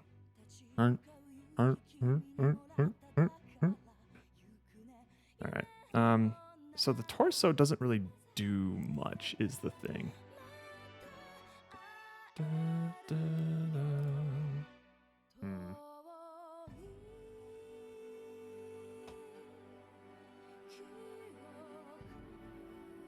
Like if we were to manipulate this thing,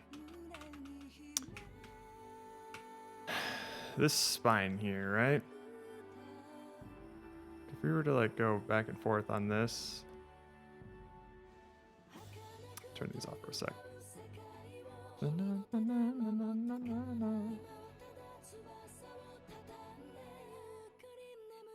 It really doesn't like that, does it? Or at least obviously manipulating that is a no-no. But could we like do this? That barely does anything as well. Mostly because I think it's bumping up against the hips here. So I don't think it's entirely possible to do something with like the moving the torso back and forth. Just watching a stream and hobby coding on the side. Well, I appreciate it, man. You are far more talented than I am with especially with those UI sort of elements.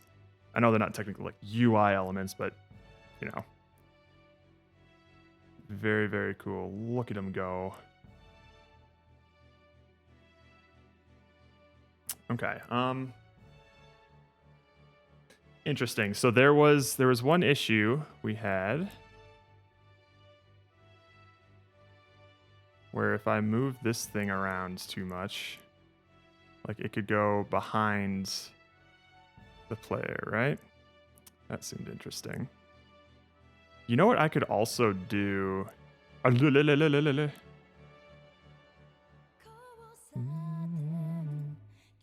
So in terms of things that we want to manipulate, we could also separately manipulate like the bicep area and the forearm, probably separately, I would think. But right now, we need to do some sort of like spring joint or IK for like when I move this hand should also kind of go like that, I think. Just like a little bit. Certainly the head should move. So maybe not the hands, but like the head should be like pulled a little bit.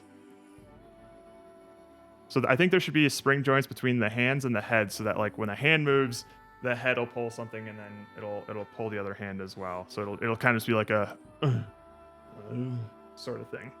So that way you're not going to get something like when I move this hand here, it just stretches, you know?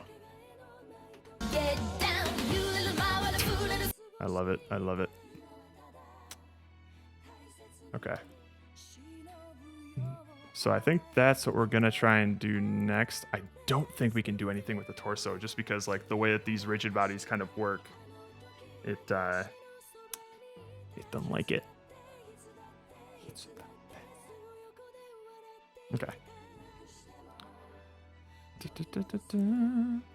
Okay, so all right. Let's see if we can do that. Spring joints once again. Oh no. Close you. This is going to have the head rigid body.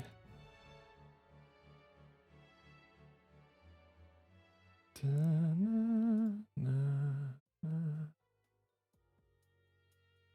right.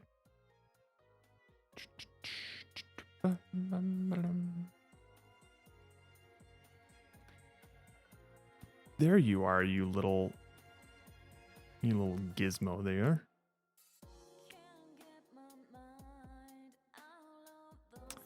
All right. Now let's see what that does, honestly. I think we're going to need to set like a minimum distance because this is just going to pull the head, right? Probably. Oh, it doesn't connect to the head at all. It's not moving the head at all. Oh, because it's kinematic. Fuck. Gotcha. Okay, well that might be a problem. Hang on. Those Sundays pass it by from the door, like lanes on the face down, they fade away. Okay, so that's set there. And now if we remove the left hand. Did I do that right? Okay. It's still, all right, so we gotta take off the kinematic part and let's see what happens. Oh, there we go, maybe? Question mark? No. Hang on.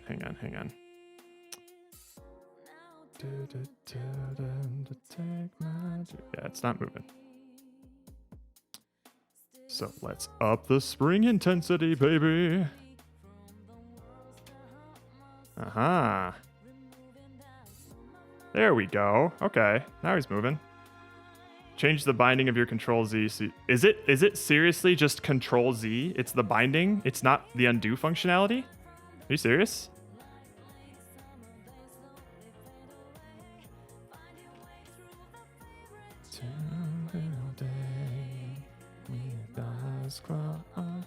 It's the undo functionality, but everyone presses Control Z. That's fair enough, yeah.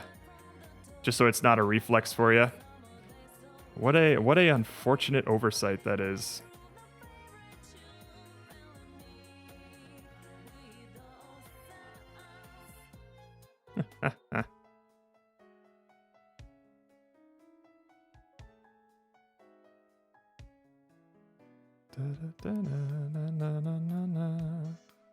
Okay, so what he's doing right now is not great in terms of like, yeah. So he's not quite moving the way I want him to. Did I mess up something here accidentally?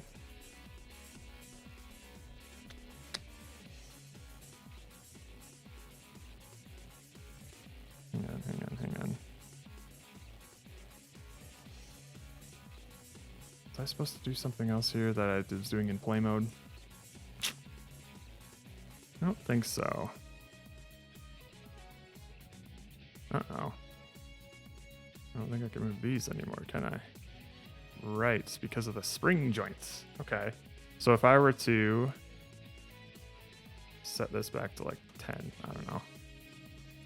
And now try and move you? Yeah. Right. Okay, so maybe I can like, so if I were to turn this off, I can't. That's not great. Maybe if I were to set it to 0, right? And now I move this head around. It might not be good because of its non-kinematic nature. Let's check that. Yeah, that is correct. Okay. So, okay. Hang on. Let's set that back up.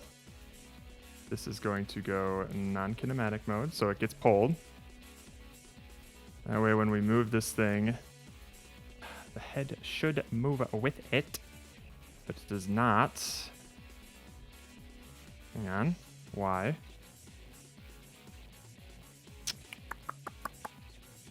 Let me double check some things here. I think I'm going to start needing to do some logic to turn some colliders to be kinematic when I try to move them, and then non-kinematic when... So yeah, it's the kinematic part that's being the issue there. And if I were to move this hand... Oh. Zip. It needs to pull the head. Wait, hang on. Just turn this off. Alright. Move, head, move. It's not quite there. Min distance, max distance. I think there was something for that, right? 1,000.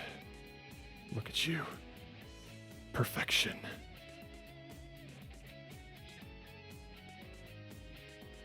Okay, so let's just do this. There we go.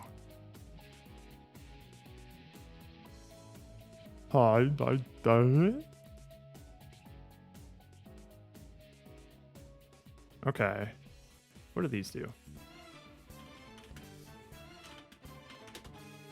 I love Unity physics. They are so intuitive and fun.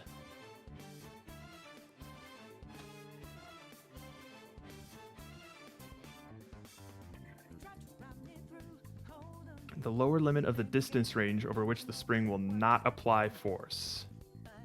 So that should be 0. Oh? Hey, there we go. If we set this to 100. That's what I want. Never see him coming. The upper limit of the distance range over which the upper limit. So what if I set this to 0? What if I set this to 0?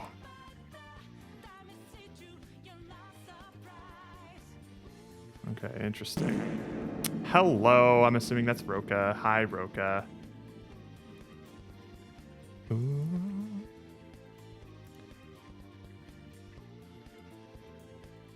Okay, interesting.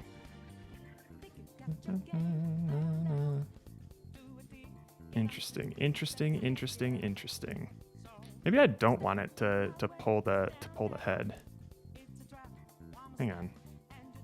I do just want it to, like, if I were to pull this, like the thing that I want is if I do this, he tilts over. But I'm pretty sure that that's as far as he can tilt over. Hang on, let me see. Never see it coming. You'll see it. Yes, here's the problem. There we go.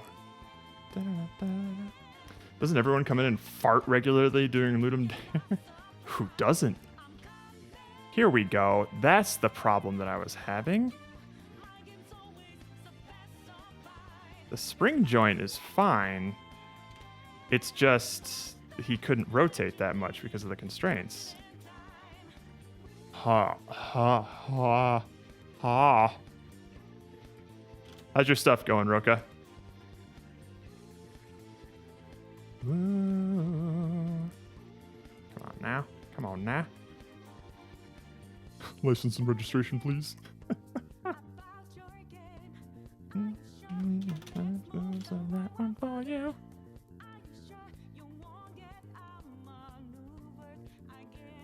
Again, my friend.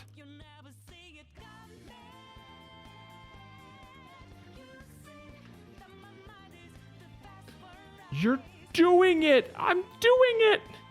It's working! It's working! Just working on a bunch of 2D art. Oh, 2D art, eh? Nice, cool. I know Dan and gang are also working on a 2D game as well, but they will be having some spiffy 3D assets. I'm excited for Steven for this jam because last jam for a loft, the only 3D thing we made, I think, was that balloon. And that was like super easy. He went from being like the star of the game and Pop Shove It, making all those sick assets, to just making that balloon. But he did a lot of like level design and stuff like that. So he at least had a lot of stuff that he could do. But I'm excited for him to be able to flex his like 3D art skills this time again. I've gone back to the cell shaded wall far too often. Well, it's going to be 2D/3D. Papercraft flat images in a 3D world. That sounds wonderful. You said you guys were doing some sort of like card-based roguelike. Is that right? All right, so I think I can do this. Copy components. So what I'm gonna have to do. All right, let's just see what this does, hey? Yeah. So if I were to bring you over, hey, look at that. It kind of pulls it. Right. I would also need to make. So here's the thing: is when you are. Oops. Not this yet. Yeah, because that's gonna go all over the place.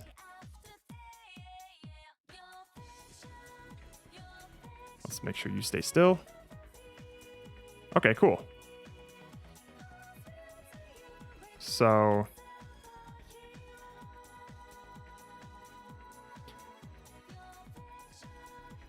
basically I'm gonna need to make sure when I'm gonna need to make sure that when the player is clicking on a collider that we make it kinematic, and then when they're not, everything else kind of just like wobbles with it. I'm not sure if that's feasible though, because then they're all super loosey-goosey, right? Because that essentially just like turns on default rigid body stuff. If I were to turn this on and then grab you. Oh, nope, you have to turn off kinematic, or is kinematic. Yeah, it just wobbles everything else now. So maybe the spring is just too high. Hang on.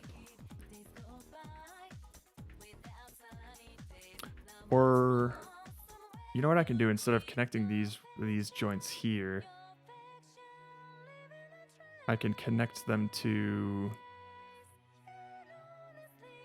the hands. And so when that moves, it'll bring that over like a little bit. I don't think it matters. Let's just set this to 10 and see what happens, hey? Let's fiddle around with these. Train-based, card-based, typing-based roguelike. What the hell, man? Oops, I forgot. That sounds insane, dude. So what's the process on next LD? Should I think through taking time off again, or do you guys want to keep it U3? If I'm in, I should secure the vacation early. Gotcha. I think what we kind of want to do is like we wanted to have a little bit more opportunity to sort of like work with you a little bit, and like communication is just a tough thing for us. So we wanted to like what's the word?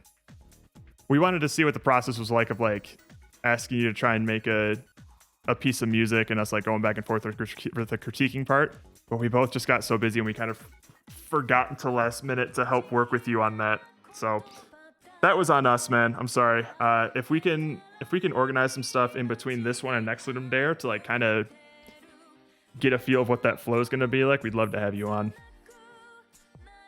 Okay, this seems okay.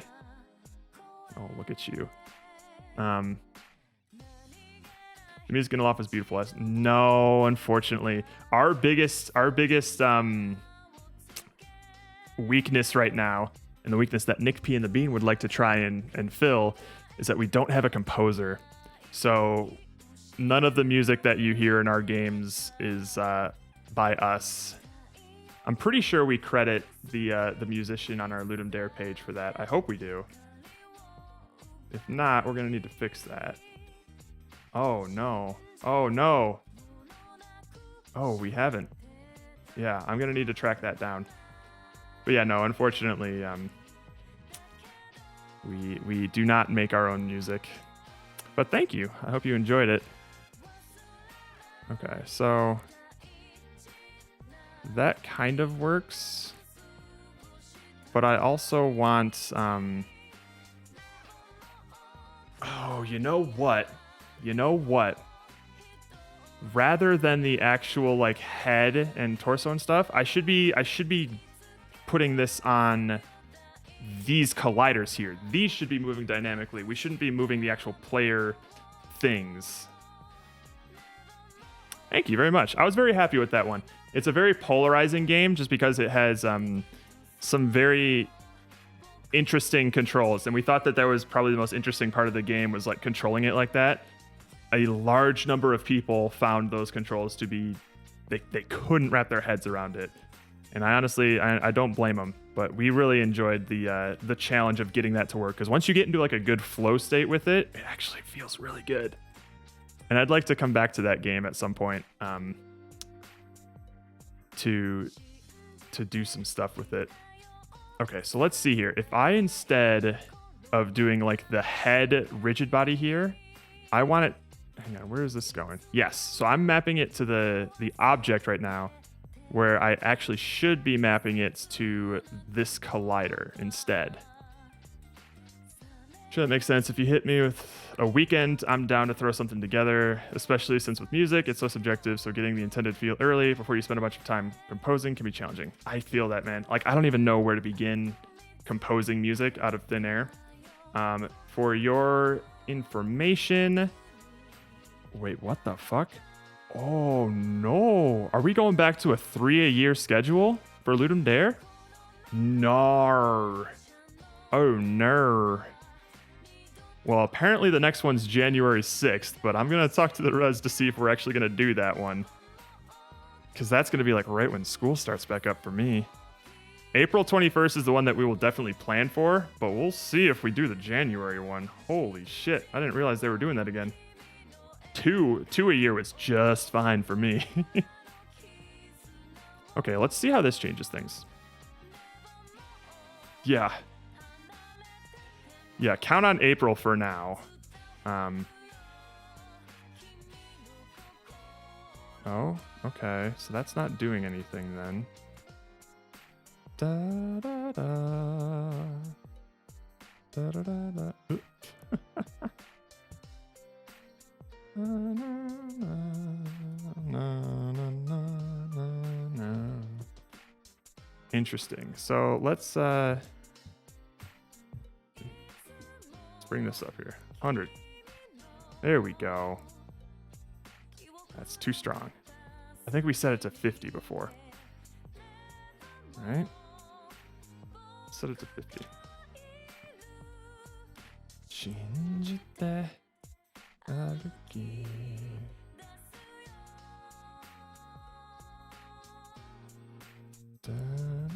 忘れない大事な Okay. So we got that.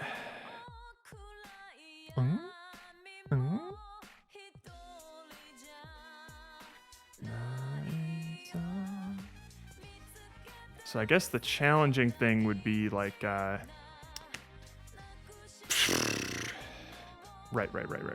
Hang on.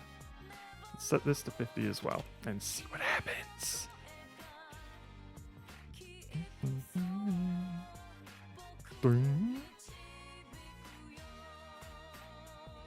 Can we even make it so that like you can stand up straight? Okay, we totally can. Not really. And then he just okay. Yeah, we can totally do this. All right. Okay. And then if we were to make this kinematic and then this one not, I forgot to do that. We're basically gonna need to just set this real quick. All right, let's see how this feels here.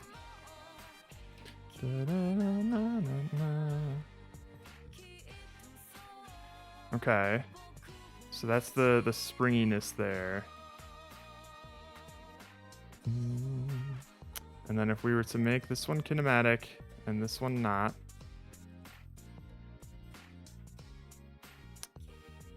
All right, so then the springiness is a bit too much. Okay. Hang on. Let's bring you over here. Oh, hang on. That actually might be fine. Like we just turn the kinematics off on the head. And then if I just keep kinematics on the arms, that'll be okay.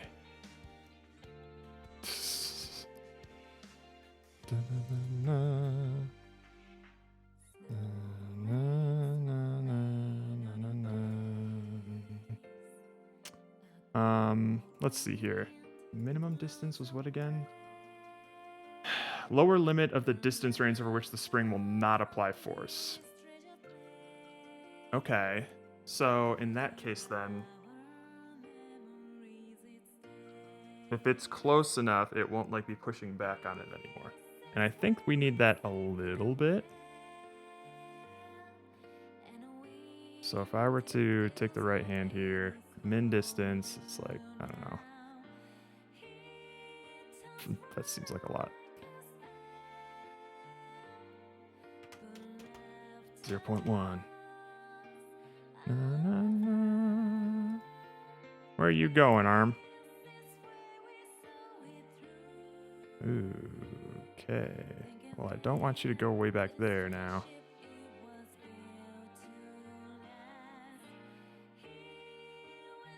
Why it going back that way, though?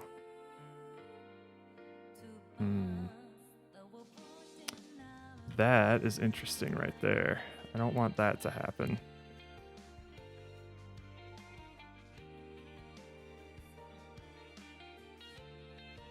Oh, it's probably the spring joint that's making it go that way, I guess.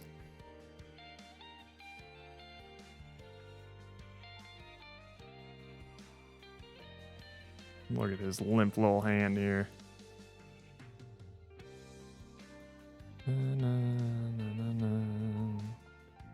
So that's at 50. This is also at 50. Okay.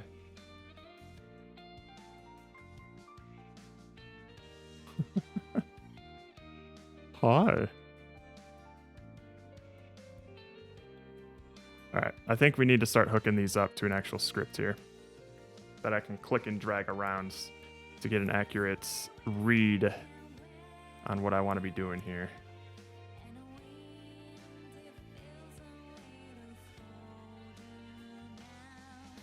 No.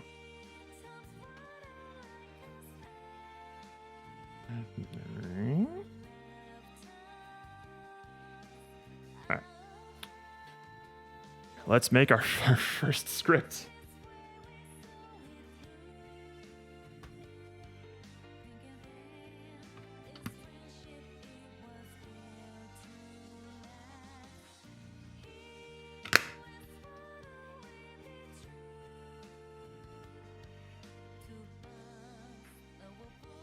All right.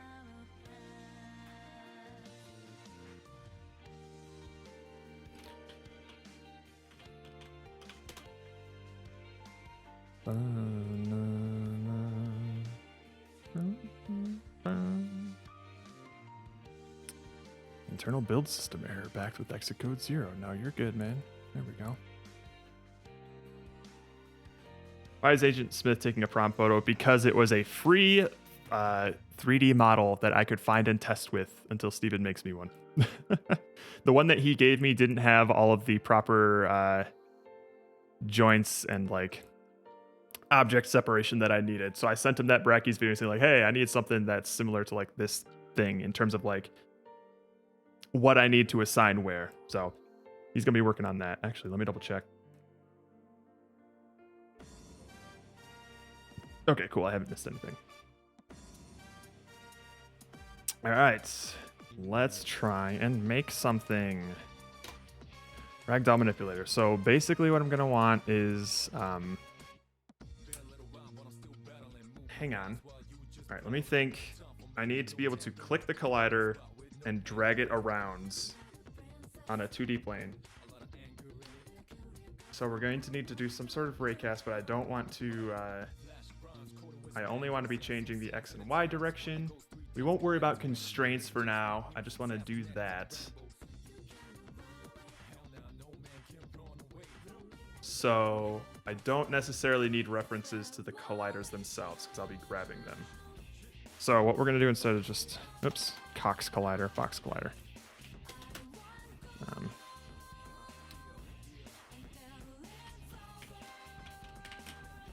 We'll at least need a reference to the one that we're currently grabbing. And I always forget how to register click data on the screen. I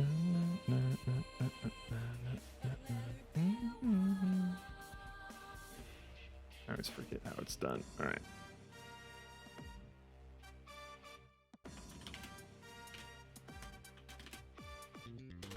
It's some sort of raycast, right? Clicking on a 3D object. You raycast the click position, then if you hit an object you want to interact with, whatever you... Yeah. Let me just look at an old project of mine.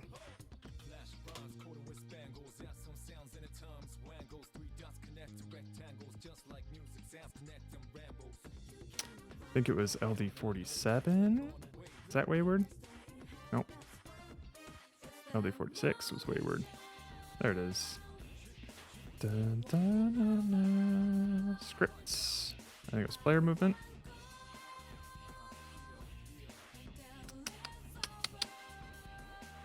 Mouse position. There it is. Okay, this is basically what we want. Let's see if this is what I'm looking for here.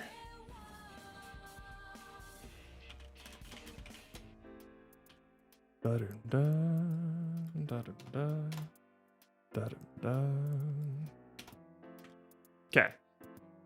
Is mouse input movement? Nope, that's not what we need. So just get mouse button, and then we'll shoot a ray out. This one's just is held down. We don't need that. So we send out array, screen point to array, mouse position. Okay.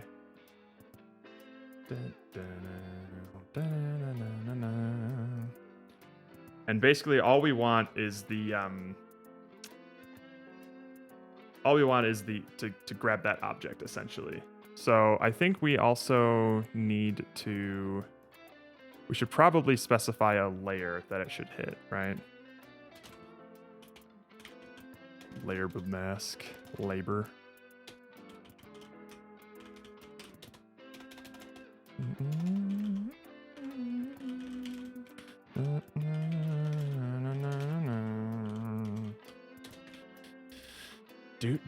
This will be going on the main camera, I think. You know what? We'll just make a different thing.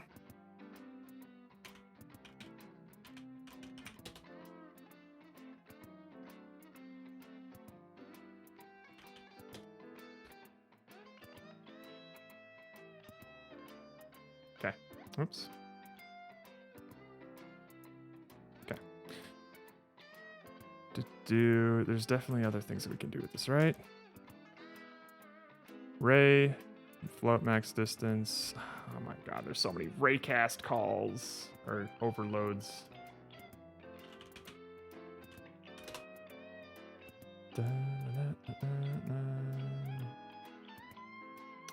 Origin direction max distance. Okay. Oh, and this is just a ray though, so hang on. What other ones do you have? Ray, raycast info max distance, ray max distance layer mask. I still want the hit info. There it is. So this max distance will just be math theft at infinity. And then the layer mask will be detectable layer. Perfect. That's what I wanted. So it'll only detect interactables.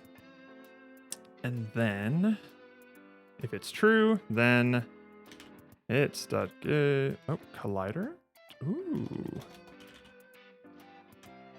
Grabs collider equals hit dot collider.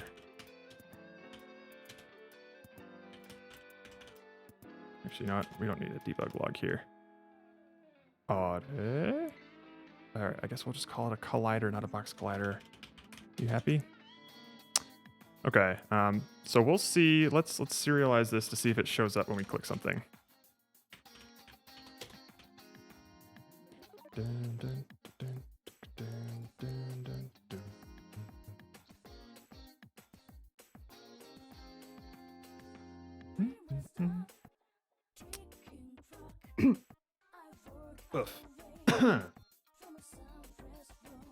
Straight piece of granola down the throat. All right, let's see here. Ragdoll manipulator. Can I hit you?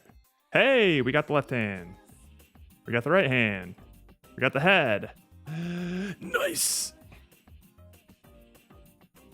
All right, so we're clicking it. That's good.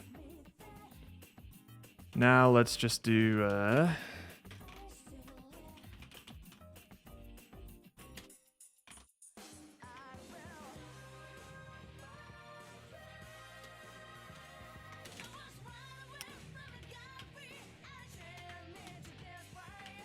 burn my dry. All right, now let's see if it'll get rid of the collider when we let go, and then we'll just add some dragon logic to it. Hey, nice.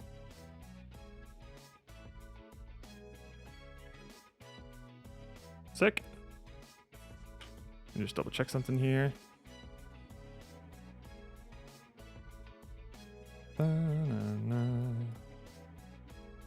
Cool. Imagine using the old Unity input system instead of making your own. Couldn't be Doc. All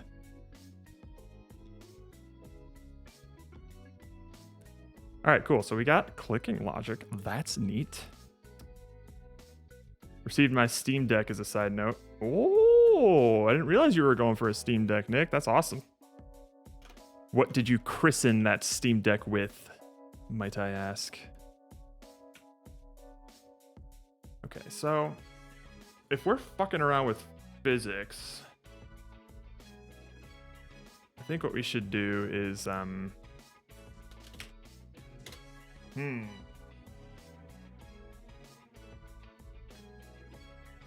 So all I want is the X and Y position of the mouse. So what I will do is just a private vector 2.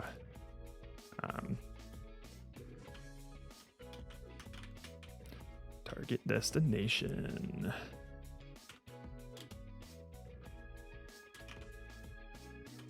Get mouse button.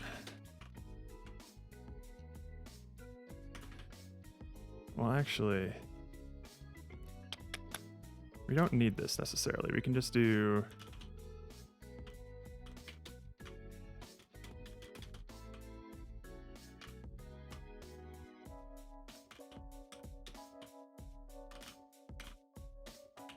So we'll always just be tracking where the mouse position is, and then in fixed update, we will update the position of whatever the grabbed collider is.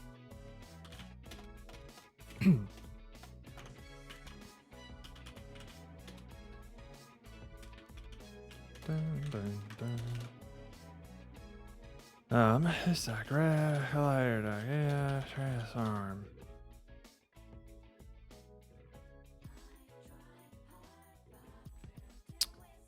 Do we need the actual reference to the collider, or can it just be a transform? I think it can just be a transform.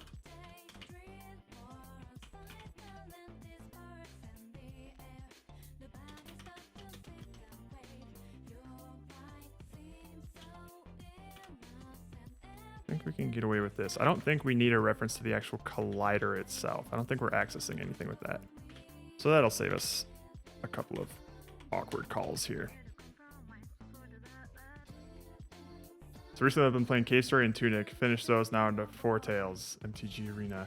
Dude, Cave Story was so fucking good. I haven't played that in like a decade, but man, what an incredible game that was.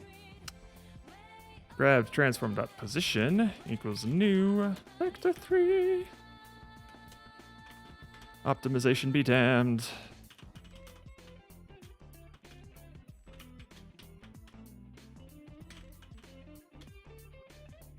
Position.z. So this way we'll guarantee that we're just moving things on the XY plane, and the Z will be untouched, like God intended. Let's see what we broke.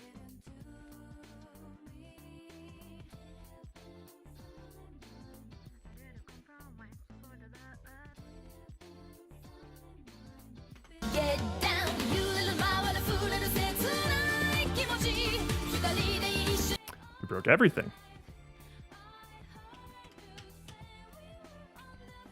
Where did you go? That's why I made sure to get a hotkey. Okay, so that went there. I think I remember this. I think I remember X and Y on the mouse position just being messed up. And there was something that I needed to do before I grabbed it.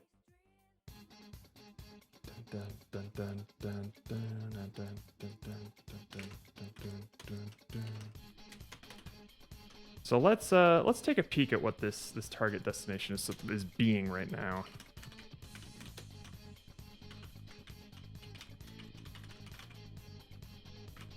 I mean, maybe I can transport it to like a viewport point and then turn it into a world point. I forget. I did not particularly enjoy it, Nick. It was cheap indie horror for me, but your mileage may vary. The Ruds and I, we just have.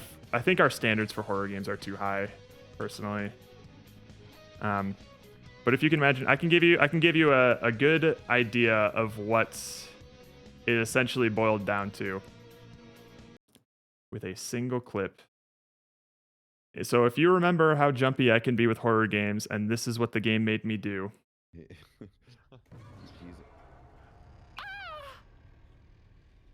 I stopped being impressed very early on because the only thing that they had in their toolkit was turn renderer on enemy and make loud noise. And it gets old.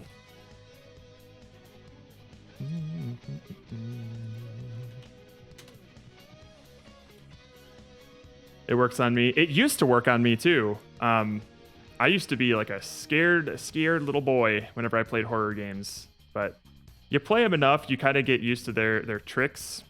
That one, and that was maybe like the 15th time they've pulled that trick. So you do get desensitized if it does it enough. It does set a high bar, and not enough people talk about it. It's upsetting. All right, let's try this again. Okay, yeah, see, so like these target, I don't know if y'all can see this, but these target destinations are like in the multiple hundreds, which is not what I want. So what I'm gonna need to do is convert it to viewport space, I think. I think I had to do that at some point.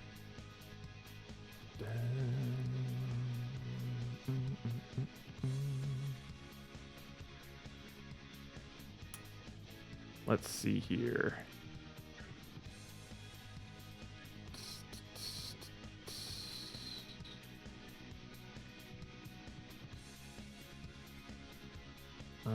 Best desired velocity. Did I make any other games that were like, oh right, Masusulus.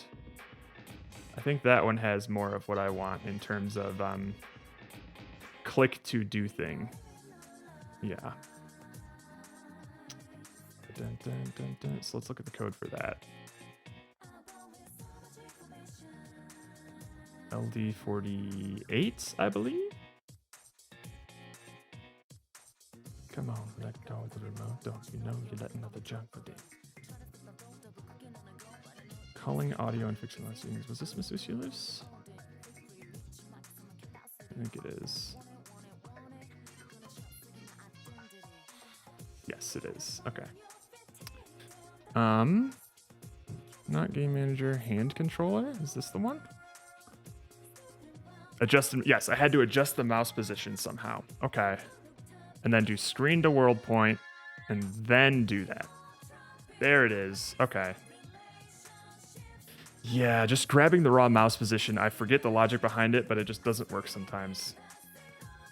Yeah, I remember running into this before. I always forget. It's always so long between me doing it that I forget what happens. But at least I know that it's a problem so that I know exactly where to look when I encounter it again.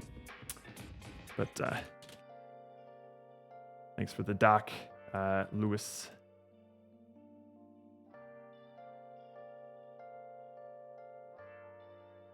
Because I've definitely run into this before.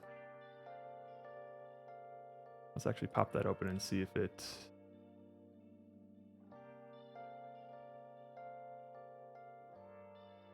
Oh, it does literally the exact same thing I want. Perfect. Great example in that documentation. Excellent. Mouse position X, mouse position Y, and then the cam's near clip plane. Perfect.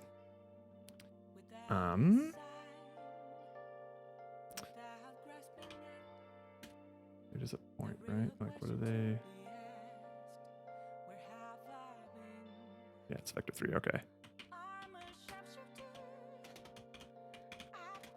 Adjusted mouse position equals camera main screen to world point.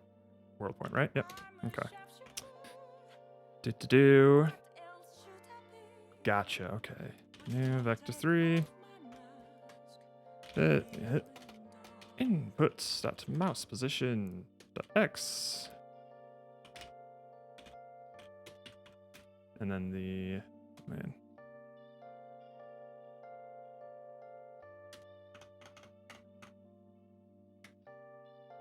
Camera main near clip plane. That should do. You know what, that kind of bugs me. To be found. That's fine. So now we'll use this.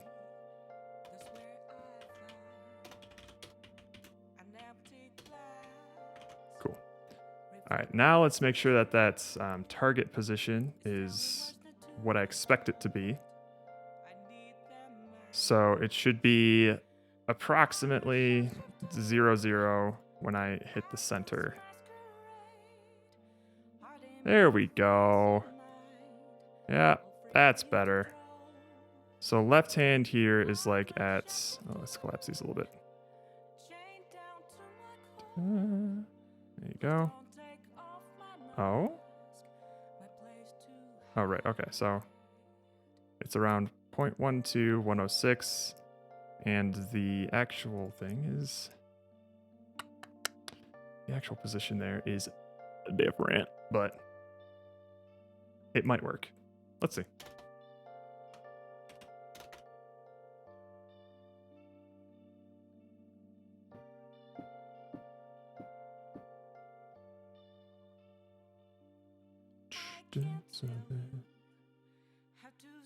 Gotcha. Okay, so we need to change.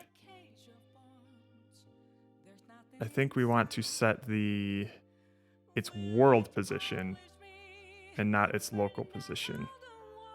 Well, that's what we're doing though. All right, hang on. This is interesting. I'm a sharpshifter.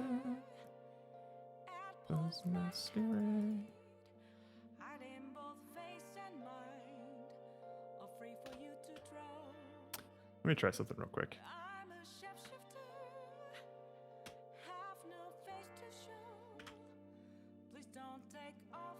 Oops.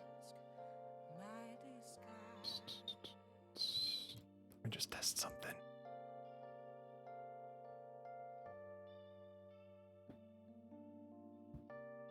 Yeah, that's what I thought.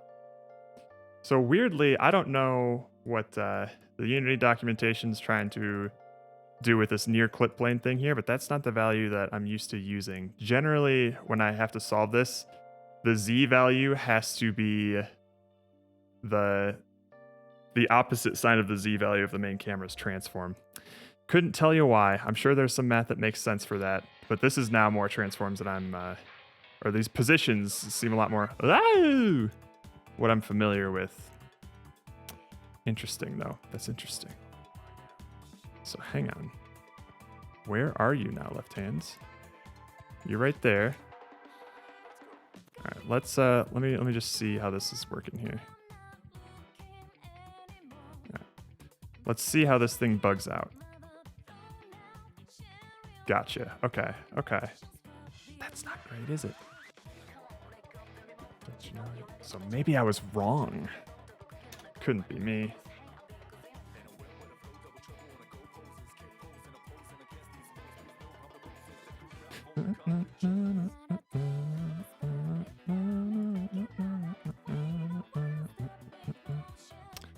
Fine, we'll use the near clip plane. We'll do it. The Z position is where the camera frustum point should be. Okay. So that would be zip. It should basically be this little rectangle here, right? Is where the Z position should be. Let's take a peek here again. So we got that, and it just moves it right there, which is weird, right?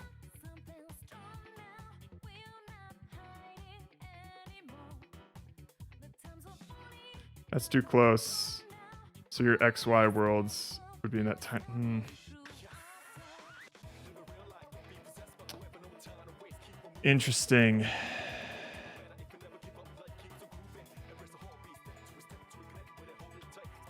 So, But surely you could be able to like scale it or something, right? Like apply a scaler to it to actually make it fit.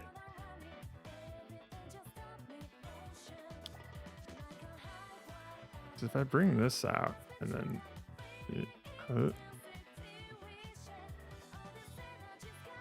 it's even smaller.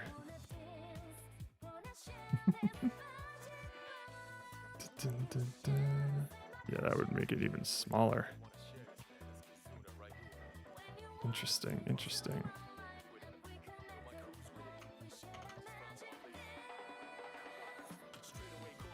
Need a ray distance to your object relative to where the camera is. To your object relative to where the camera is. Oh, okay. Well, we have that. Do. Hang on. Okie dokie. Or we could have that essentially. And then we would have the distance to it. Okay.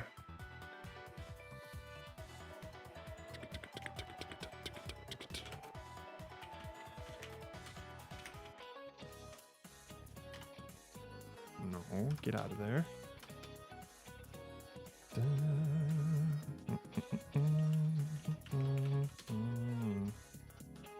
Well, hang on now.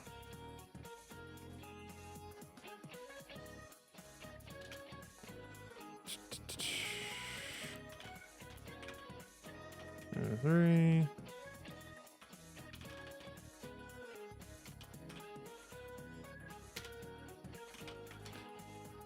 All right, I actually messed that up.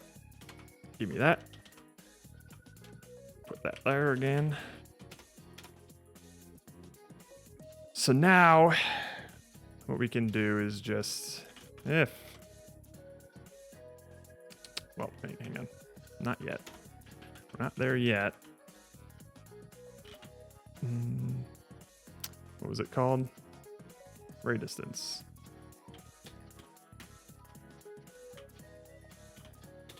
Biome. Maybe. What is this distance supposed to be? Oh, it's a float. Fuck. We don't need a vector 3. That's right. Derp.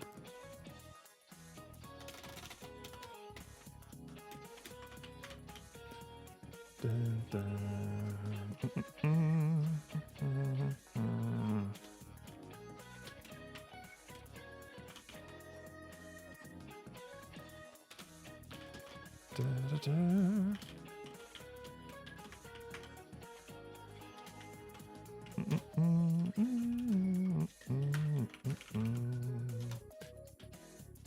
Okay. And then this, instead of the near clip plane, it'll just be... Let's see if that does something.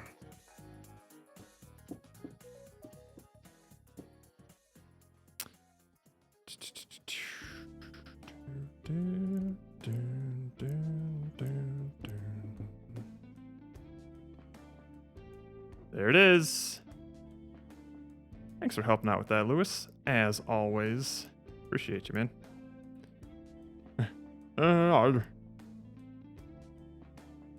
over. Yay. Ah! Where'd you go?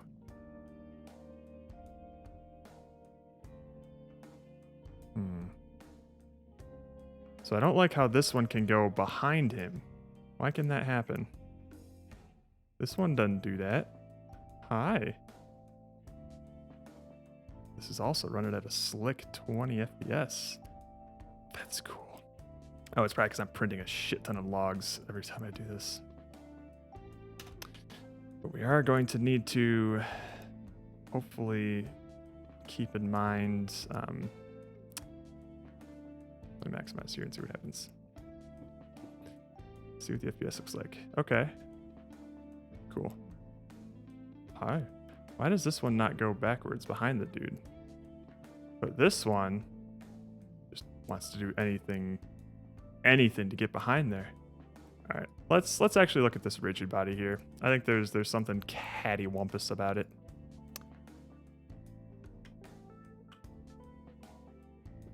Add this to your mouse script to draw the world point. Oh, I've been meaning to mess with on-draw gizmos.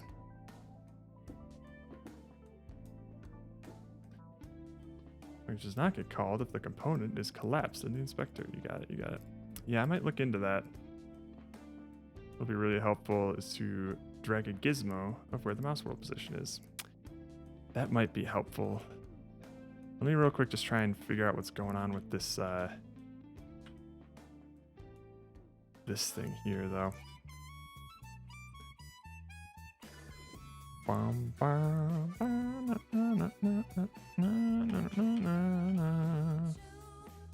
So these boys is fine. Oops. All right, you need to get out of here for a sec. Thank you.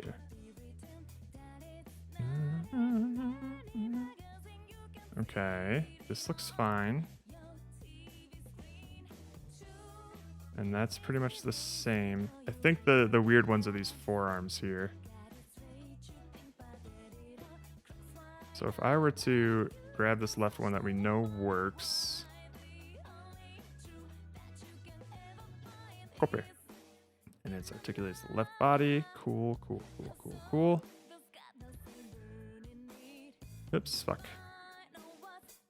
Color up. And then paste.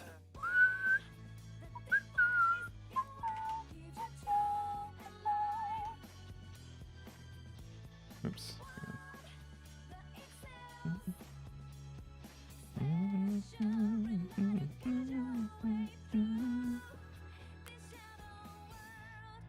Okay. And now let's take a look at the hands real quick. Because I remember something going wonky with me making the hands. So we got the left hand that we know works. Copy.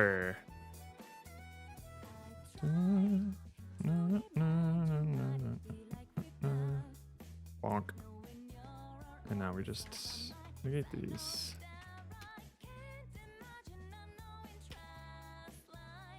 Alright, well.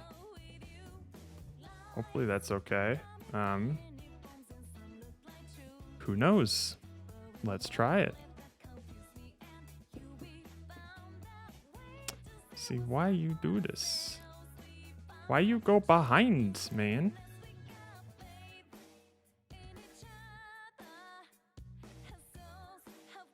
There you go. Good job. Hang on. 50.2, 50.2. Okay, well. I don't know why Mr. Right Arm does that.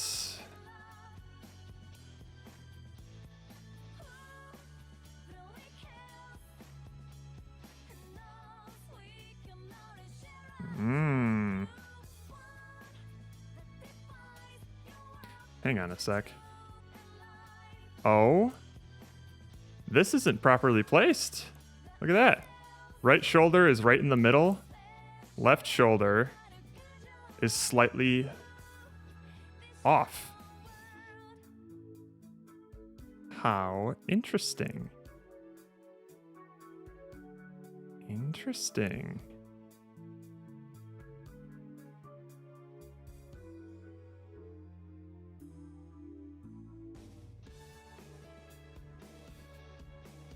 Hang on.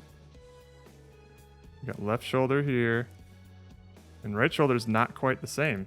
So let's grab the U.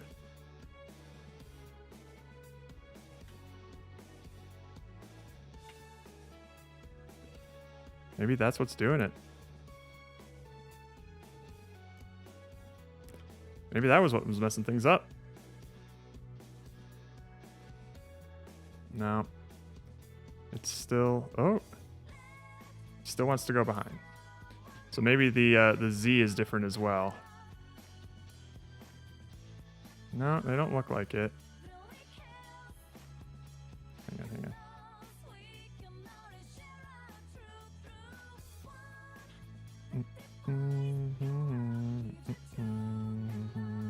Left shoulder or right shoulder?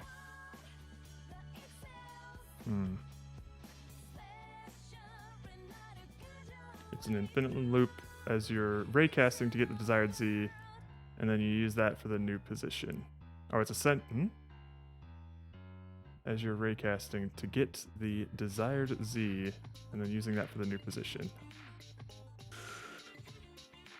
I'm not sure I understand what you're trying to say there. Oh, wait. Go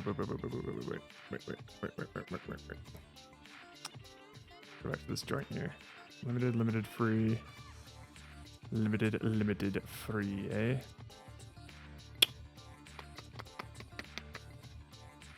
Dislike.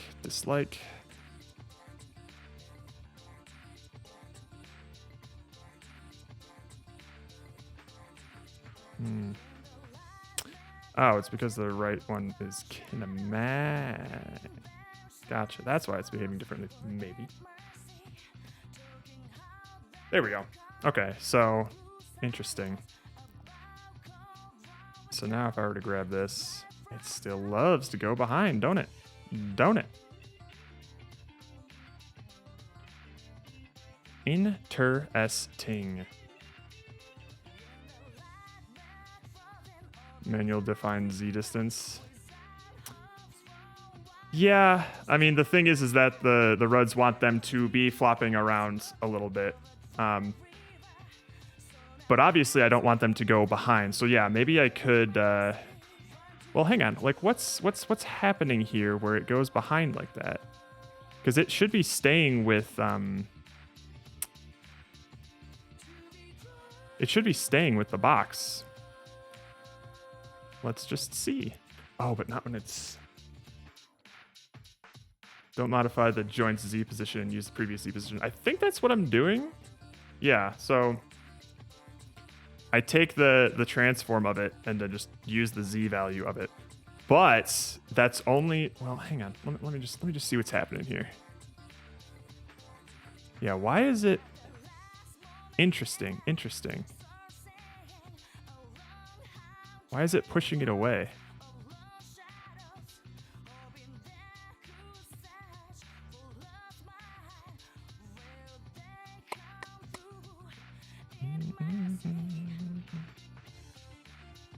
Let's see here. Bet if you had a model of a dog with an open mouth, you could recreate that. Hey, get the bug out of here. Limited. Oh. See, but now we have the... Oh, hang on. Let's try this.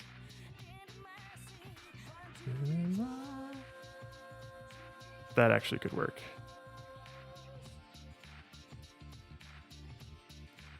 Yeah, maybe I'll just set it to limited. I don't think I like how they just like do this, but I think we can do something with that. I think once we add our different components, like the biceps and triceps just doing their thing. All right, so now it doesn't stay there. That's good. Okay.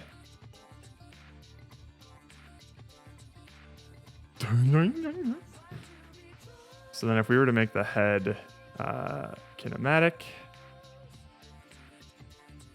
now we can grab this and do things with it. Oh.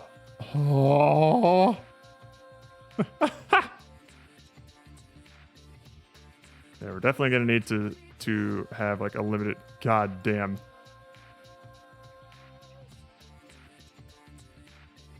Wiggle, wiggle, wiggle. So yeah, this definitely breaks some stuff. Stretch Armstrong game. Good.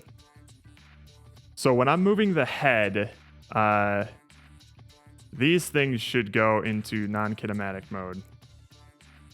No, they shouldn't.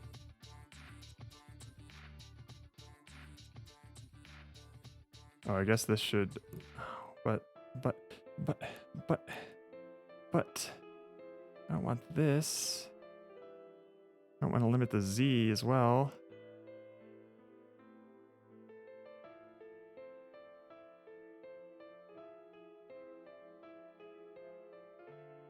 Doing, doing, doing, doing, doing, doing. Yay! This has all been Persona music.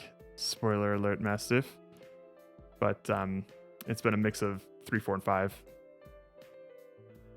Da, da, da, da, da, da, da, da, da, da.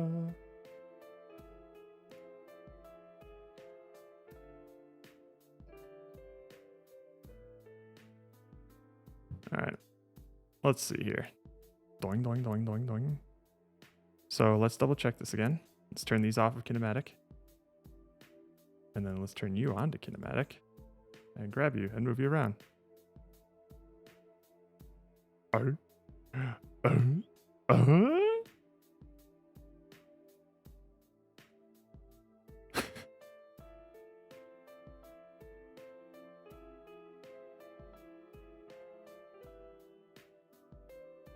Hang on.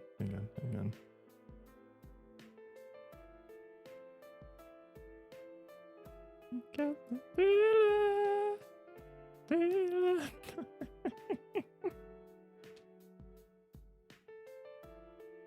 Yeah, that one was a P3 song earlier. Okay, interesting.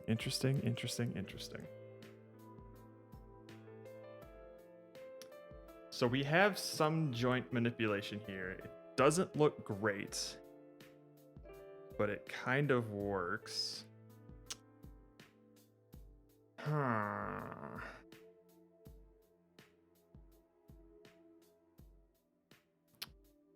Let's see here.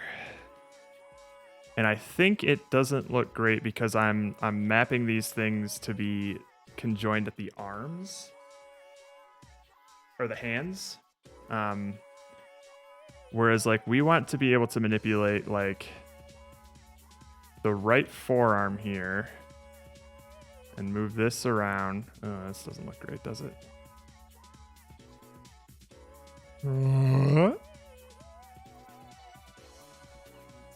And then we also want to oop, fuck. We want to move this part as well. Dun, dun. But that would require rotations, which is not ideal. Okay, let's see here.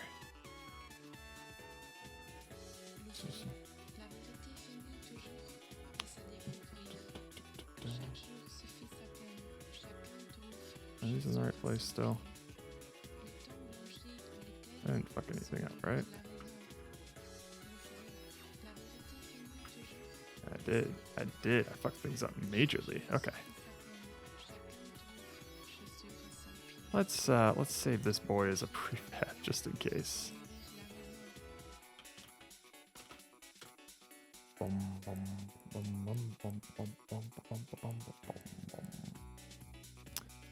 All right. So if we want to like bring the arm over, right? Well, that's the thing, right? Is like, hang on. Let's look at these hands again.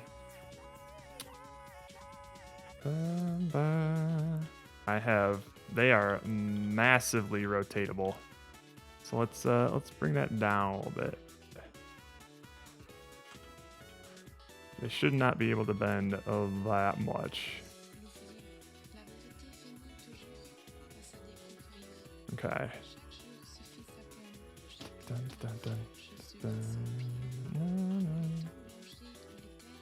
Okay. Jesus Christ, can that thing fucking move, eh? Fist. And then it connects to the right forearm.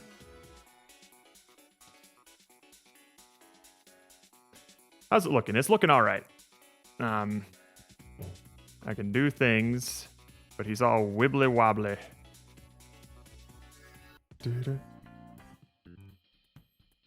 So it's okay. But I don't like how wiggly wobbly he is. Like, what is that? Hang on. How about let's change this one, because we know this left hand works for reasons unknown.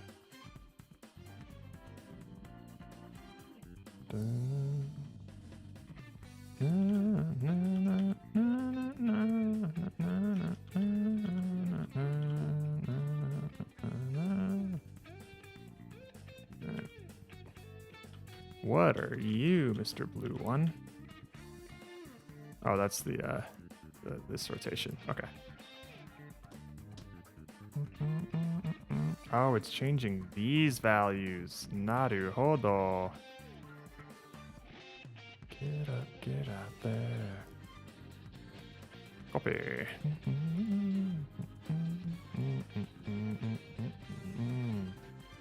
Oopsies. I have to just flip them.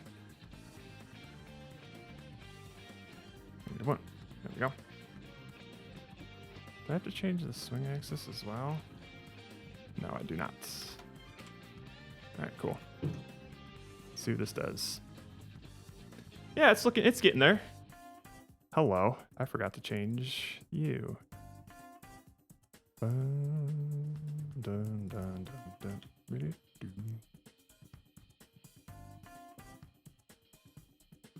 Zip. Hi. Hello there.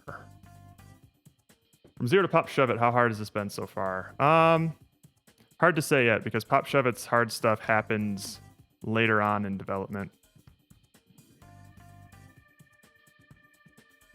Pop Shove It stuff involved a lot of complicated math, whereas this one involves me just trying to figure out how to get Unity's physics systems to behave.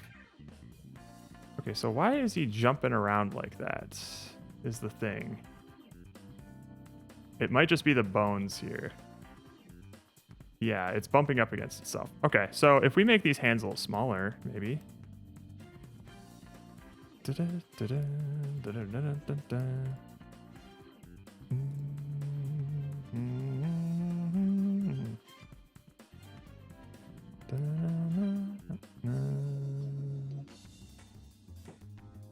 Just put those like here, right?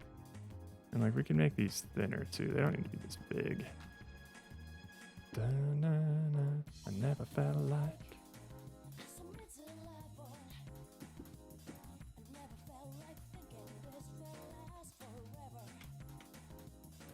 Missed it with me.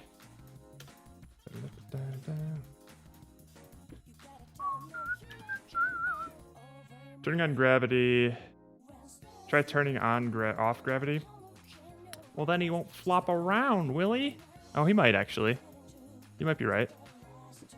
Hang on.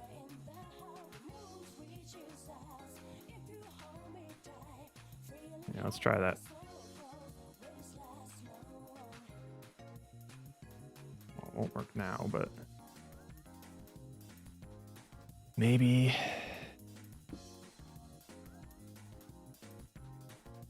Yeah, he's still wibbly wobbling.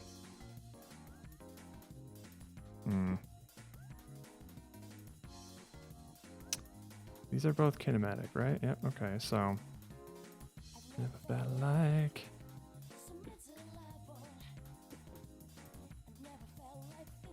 This will last forever. Missed it with me.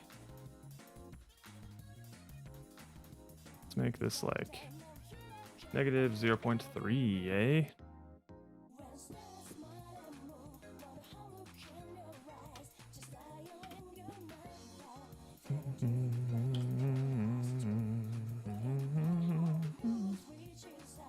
Say only leave gravity on the extremities. Well, that's what these hands are, extremities. Oh. Still a little wobbly, but yeah, what is that? Why is it doing that, eh?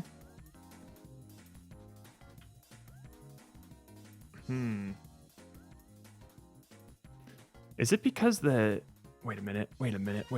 Okay. Oh, I think I see. Like, this needs to be... Okay.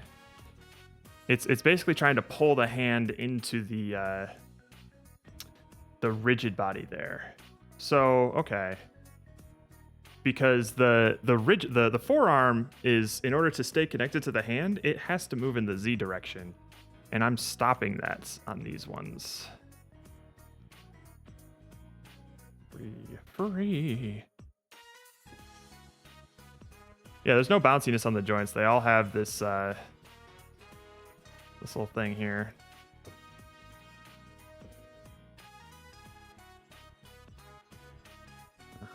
See? Not as bouncy anymore. Except this right hand is giving me troubles. Not nearly as much as this this left hand is. And I couldn't tell you why. Because like when I move this left hand over, it's fine.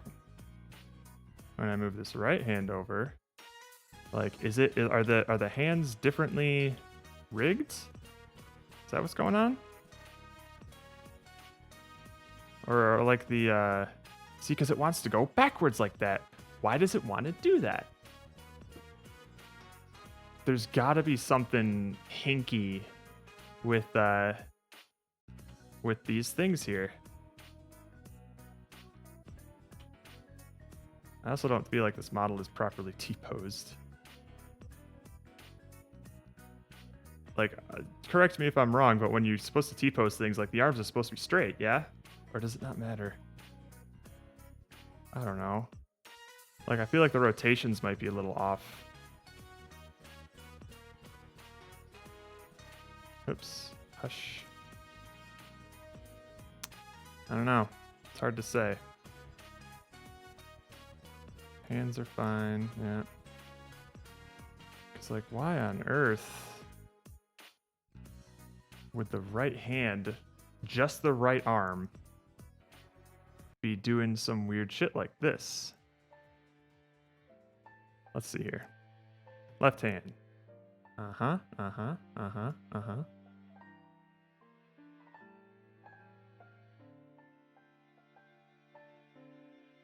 Da-da-da-da-da. Hang on. Just checking some values here. Oh, what is this? Hang on. Let me try something stupid.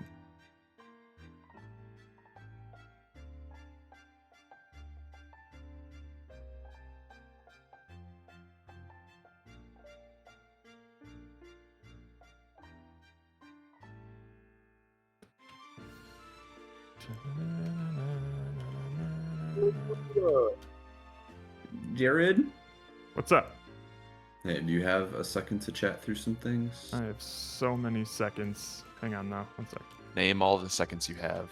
1, How 2, many seconds do you have? 3. That was a good one. 4. Oh, hey. Yeah, it's quite a few seconds. What's up? That's not bad. It's less than 10, but it's an amount. We If you have a kind moment, of went it'd be- through some like layout stuff and like the game loop. Okay, We could go through that stuff. sure. I will share and we Andrew can wants walk to through this share. stuff. You better. There's the screen.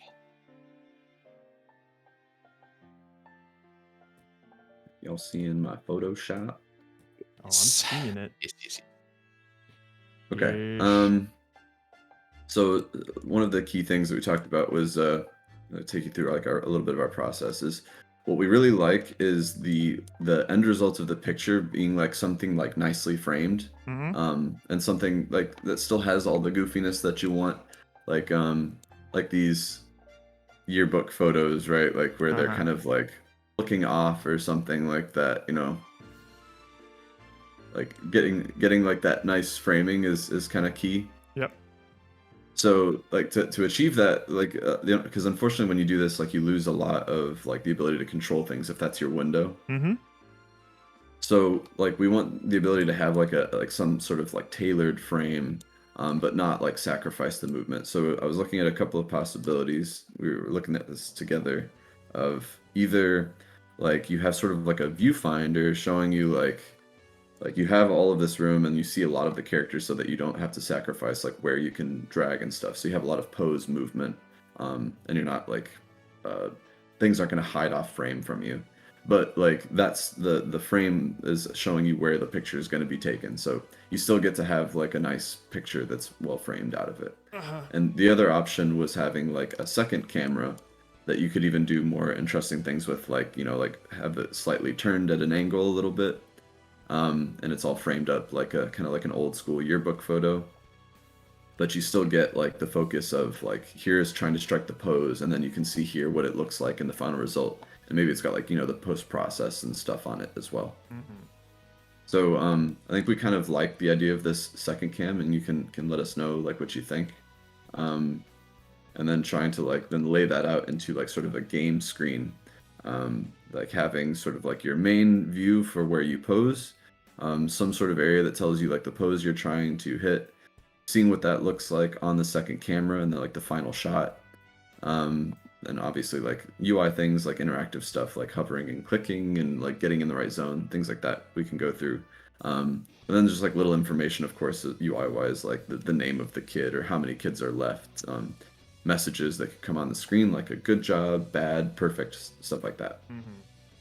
So that's the first thing, is just like how we want to handle the space, and how we can still get like cool like yearbook photo stuff out of it at the end, where you get like a just nice attractive images that come from it, even though they're wacky or maybe they can be completely out of the frame even if they like really mess up. But that's like it doesn't look that way when they're playing in it, so it makes kind of like for a funny finished product. Now, I'll quickly just go through like sort of the game loop a little bit, if that's cool. Sure. Splash screen, obviously, and then in the main menu, like potentially this idea that we could build in a little bit of storytelling just into the main menu, so it's not necessarily true that we have to have some like clip before it or a bunch of like scenes or things like that, or like a slideshow of stuff, like, but building some sort of storytelling just like, sort of neatly into this, because it's not like we need a lot. It's just might be nice to get some of the context of like what you're about to play. And I'll think of some ways that we can do that. Otherwise, it's just like having maybe some images that come in before the main menu that are easily skippable. But if we can make it a part of the main menu, it just sort of cleans things up for me. And then, of course, you have your play, your exit, your credits, and then the potential for like yearbook, which would be like viewing stuff that you've done before through the main menu, or settings, like if we ever want to add like an audio controller, like a slider. Yep. So naturally, exit credits, like whatever, like credits could even just be baked into the like main menu. They don't have to have like a button or anything to them. Could we have a personally drawn Muppet of each of us and a Polaroid photo with our name underneath? I mean, we can absolutely do that. They definitely could. We absolutely can do that. I plan on like, since I'm gonna be making a bunch of like nose and eyes and like hair stuff, I'm gonna at least make our hairstyles. Ah, there you go. So it could be us, like as the Muppet. I like that. Nice. That would be neat, and that'd be worth clicking on to see. It'll basically be like our yearbook, so it would have like our name and then our quote underneath with our picture. All right, so when you hit play, like we need a tutorial at the beginning, and the thought is to do something similar to kind of Masusi Loose, where like you're in the scene and just like the first one that comes through like is not timed. Sure. So like it take as long as you need, but like the thing that you need to complete is extremely simple. Like if you know how to play the game, it takes you a second. Like the idea is maybe you just need to get this slumped character to sit up straight, and when you do this, like you learn how to drag and how to create a posture and what it's like to do that correctly with the confirmation of the UI and the feedback. And then once you do that, like it begins the game. So that, or you can like sort of play around with it, and, like just drag stuff around. But the game won't start until you complete like this sort of commanded action, which is very simple. So it's not like this long drawn out thing. And that can also like be accompanied by some graphic animations or text or whatever to like tell you like what to do. And then that initiates the first challenge once you do that. So all the UI comes in. Maybe it takes a second to like let you see what like digests, like, you know, you're getting this like second camera, you see like a target pose, you see like a spot for it, like a name for a kid and how many kids are left. So you start to get all of that and take it in. And then you get a begin message and the first kid enters. And there's many ways to do this. Obviously a difficult one would be like actually like using the ragdoll to like sort of like pull the kid in from the side, or from the top or whatever, and then like putting them into place. But there's also ways that we can just use like wipes, like a camera flash or an aperture transition or things like that to sort of introduce a new character, or like even like blur, I think could be fun. And then when the kid comes in, they're slumped over by gravity. So now the player begins posing the kid, like the 10 sec. We make it clear in the tutorial also, by the way, that like you have 10 seconds to take the picture. But then when we actually get into the game, I think it would be better to not have like a visible timer. It's more like when you have a timer set on your phone to take a picture or on a camera, like you're not exactly sure when that 10 seconds is going to happen. You just know that you're waiting for like the picture to be taken. So like you can let us know how you feel about that, but that sounded pretty good to me. If I could just have a So quick thought about that. yes. Yes. I think it would be cool if we didn't have an actual physical timer on there. But I think it would also be neat if we had like a dull like beeping that's like Like that- audio cues. that goes higher pitch for like the last 3 seconds, so they have like a relative idea of when the picture is about to be taken, but they're not 100% sure. We can Okay. mess around with that. But I do like the idea of not having like a countdown timer actually on there, so that they don't exactly know when the picture is going to be taken. Yeah, I agree.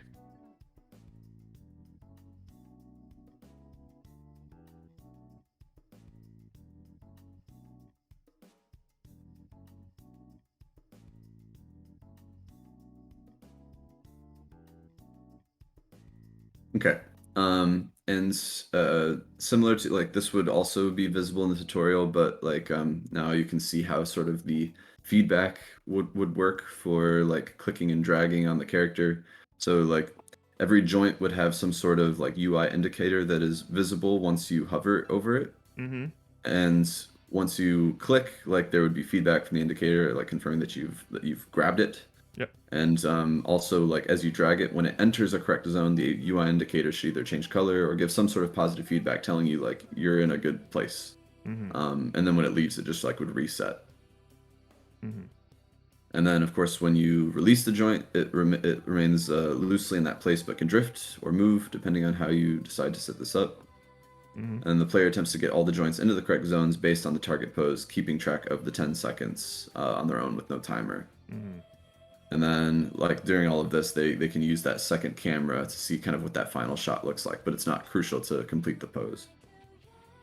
Okay. And then we put, like, potentially having the ability to swap out the backgrounds being part of what you do, and that could either be, there's three options. It's either something that's part of the command, like the target that you're trying to hit, Yeah. you have to get the right background, or it's completely random. Like it could be any background, and it just sort of like pops one in there and you don't actually do anything with it. Or like you just choose whichever one you like to put in that background. Yeah. Okay. So so it's not super important, but I would love to get like really wacky with those backgrounds too. Of just have like Oh yeah. a giant can do- close-up shot of one of our actual faces with our mouth wide open or something like that. oh my goodness. Wild with it.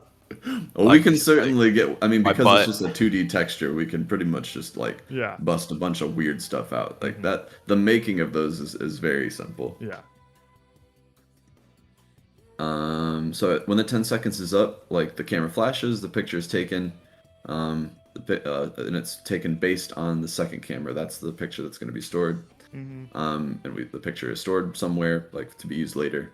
And you get sort of like a quality rating message, like the good, bad, perfect, whatever. Yeah. And it'd be great if this was like VO'd as well. Oh, I would love that, man. What kind of tone would the VO be? Would it be like a DDR thing of like perfect, or would it be more just like a good job, perfect? I think Well, like because we're like a really like apathetic Yeah. photographer. I think would be a lot funnier if we're just like, yeah, that's good. I'm thinking about like Good enough. almost And like a bad is Fred- just a Fred Armisen and bad is voice. just like a Ah, it's not even words. It's just us like sighing. Just I think that the personality of that I think would be really neat to lean into this. Like you're not really loving your job. You were meant to be a photographer, but Yeah. this is who you are. I'm an artist, and now I'm just taking pictures of Muppets. kids. So that's like sort of the conclusion of like a kid. So then you load in the next one, Yeah. and you get randomized target poses for each kid. Total kids, I don't know, maybe like somewhere between like 8 and 12. Mhm. That because the interval is exactly 10 seconds, it kind of dictates the length of the gameplay. That's So at do we want least the easy game to to measure. last? Yeah. Yeah, do we want the game to be a minute and a half, 2 minutes? Like, what do we want, basically? Yeah, And then yeah. also what fits nicely in the end if we're like showing all the images into like a square, Mhm. like a square number, basically. Yeah. Yeah. Mm-hmm. When the final kit is completed, when you've done them all, you get some sort of complete message, and it closes out the game screen. I'll think of some like transition stuff, but like that's obviously not crucial. But like some nice way to sort of like either wipe or get out of that game screen and then like be prepared to like load in the final score from the yearbook. Yeah. And so when that loads in, that's basically like your final score screen. The stored pictures are populated onto a layout, and each picture has the name of the kid, a random quote, and then the rating of that picture. And some potential things that we could do with this, like, and this is all based on like we have all the time in the world, is like, can you click on pictures to enlarge them? Could you export that individual image? Could you export a yearbook page? Can we even just store the yearbook pages so that every time you play, like they get added onto each other and you can flip through them? And this goes back to like at the beginning in the main menu, like having a yearbook button would mean like you are able to access those things again. Yeah. And then of course, main menu, play again, exit game.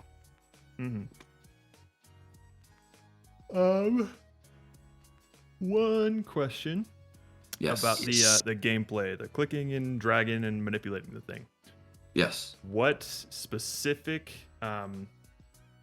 points on the body will the player be clicking and dragging? I was kind of imagining. Like something like that. Okay. Yeah. So, What's the easiest to control? I guess that's a you question. Right. Well, I can show you what I have right now. Okay. Yeah. Let's do that. Fair warning, it is not impressive. Boink. Okay. All right. So my we have what I have right now are arms and the head, essentially. I don't. Can you share your screen on Discord just so I we can see it as you're absolutely doing can it? do that because I forgot to share it. Boink. Alrighty. Oh, We have a boy. We can A move boy! his hands around. When we ooh. move his hands around, his arm behaves appropriately. I don't know why this one likes to go behind him, but I will figure that out. Interesting. Interesting. But when you pull him or you push him, like his chest is going to react accordingly. I'm going to need to come up with a system. Oops, 1 sec. Oh, come on now. Cancel. Let's make his head kinematic instead. So you can like also grab his head and Oh, don't worry about that. Don't worry about that. This is why we set constraints. But like there's some spring joints attached to his the hands and things. So like when you move his hands, his head moves accordingly or whatever. I'm working on it. Nice. But Okay. so you can No, move, you this can is- move his head this is around. You can turn him into a turtle man. It's like he's boiling in his own chest. Am I not turtly enough for the turtle? So I guess my question is, 1 sec. Let's change these back. Stop it, Windows key. I hate you. I hate you. My question is, if I were to grab his shoulder, what should happen? Yeah. You know, It I think should- should it behave exactly like just tipping the torso? I Or think is there a individual difference? shoulders shouldn't matter. I think we should just be able to like tilt the torso from side Okay. to side, All right. sort of thing. Okay. And then let me see what other Elbows. yeah, elbows. So elbows. What should happen when I grab that it would be different from the hand? Because if I were to I was grab his thinking that the elbow, elbow and- wasn't- Creating sort of like a upside down square. Like he makes these right angles. Can he with his elbow?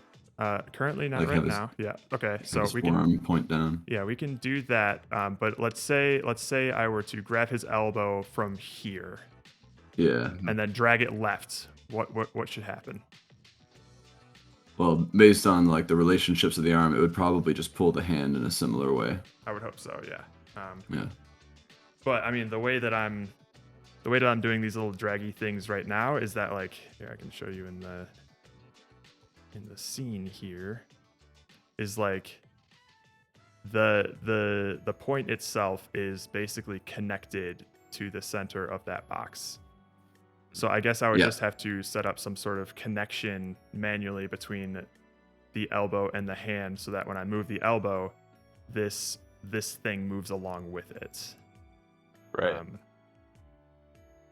So I would just have to make sure that I do that as well.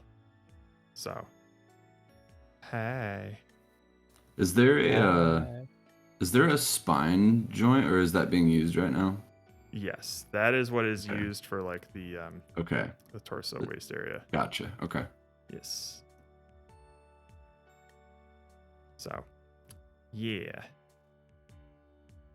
Yeah, for some reason the Whoa. the left arm is pretty much fine, but the right arm just likes to go. "Oh, Behind him. That's wild. I get Really the weird. feeling it there's some sort of like bug with the rigging itself, so I'm gonna look at some values and see if there's anything awry. But Okay. otherwise, yeah, that is where we currently are with like I'll fix the head thing, the posing stuff. It's cool, yeah. Like And these feet for are being pretty planted. early on. Yeah. Yeah, that's fine. I mean, they're gonna be sitting down anyways. Like, right. we don't So really need this any. is mostly proof that like we can do rigid body or ragdoll manipulation While something is rigid on the bottom. Yeah. Sweet. Very cool. All right, now Jared, What's up? I hear apprehension in your voice. So So tell me honestly how you're feeling. the only thing that I want to sort of temper expectations in terms of like there's gonna be like some wobbliness and like I think inherent silliness with this, but I just wanted to show you this to give you a sense of like The number of poses you think is fairly limited. Like no, I it's think not... the number of poses is gonna be fine. I just want to show you this to give you a sense of like what it's generally going to look like from like a move these things around. I mean, we can like loosen up a little bit, but I don't know what you are currently picturing in your head when this thing is moving, and I'm hoping that like whatever default Unity ragdoll physics there are will meet the fidelity that you are trying to capture here. Oh, so you're only concerned about like the wobbliness and like stretching and things like that. I can handle the stretching and stuff, but yeah, and in terms of like the wobbliness, like it's going to wobble like a rag. Like ideally, we won't. I'll make it so that we don't have any like situations like that. But I just hope that you are satisfied with the ragdollness of it. I think it's fun to mess around with. Yeah, I'm not bothered by the raggediness. I think it seems fine. I know we were talking about like kind of having them kind of like drift down after you place them. Yes. How possible is that? It might be possible. I will look into it. Yeah. So I feel like that'll help out a little bit because he could like even slow down the motion of like how his head is like bobbing around. Maybe that's what's like looking weird. But yeah, so like, it feels like being able to like kind of drag him around and stuff like it looks interesting and fun to play with. So yeah. Yep. And generally, when my apprehension comes to stuff like this, it's because I am using all of this is essentially being done with out of the box Unity stuff, which if things go wrong, I have to find a way to make it work with the tools that Unity gives me. And sometimes that can be I've had bad luck with that before. Sure. Right now things seem fine. The only thing that would be like I would be apprehensive about is my lack of control should things not work. Like there's a limit to how exact we're going to be able to make this feel because because I'm not building it from scratch. But I think we have the tools to make it feel close enough to what we sort of want.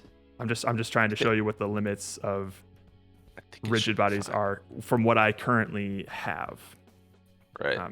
So now, Jared, after like messing with this quite a bit and working with it now, like has it told you anything you didn't already know besides like sort of these like quality things you're bringing up in fidelity? Like, has it told you anything about gameplay that you like are either questioning or has given you any ideas?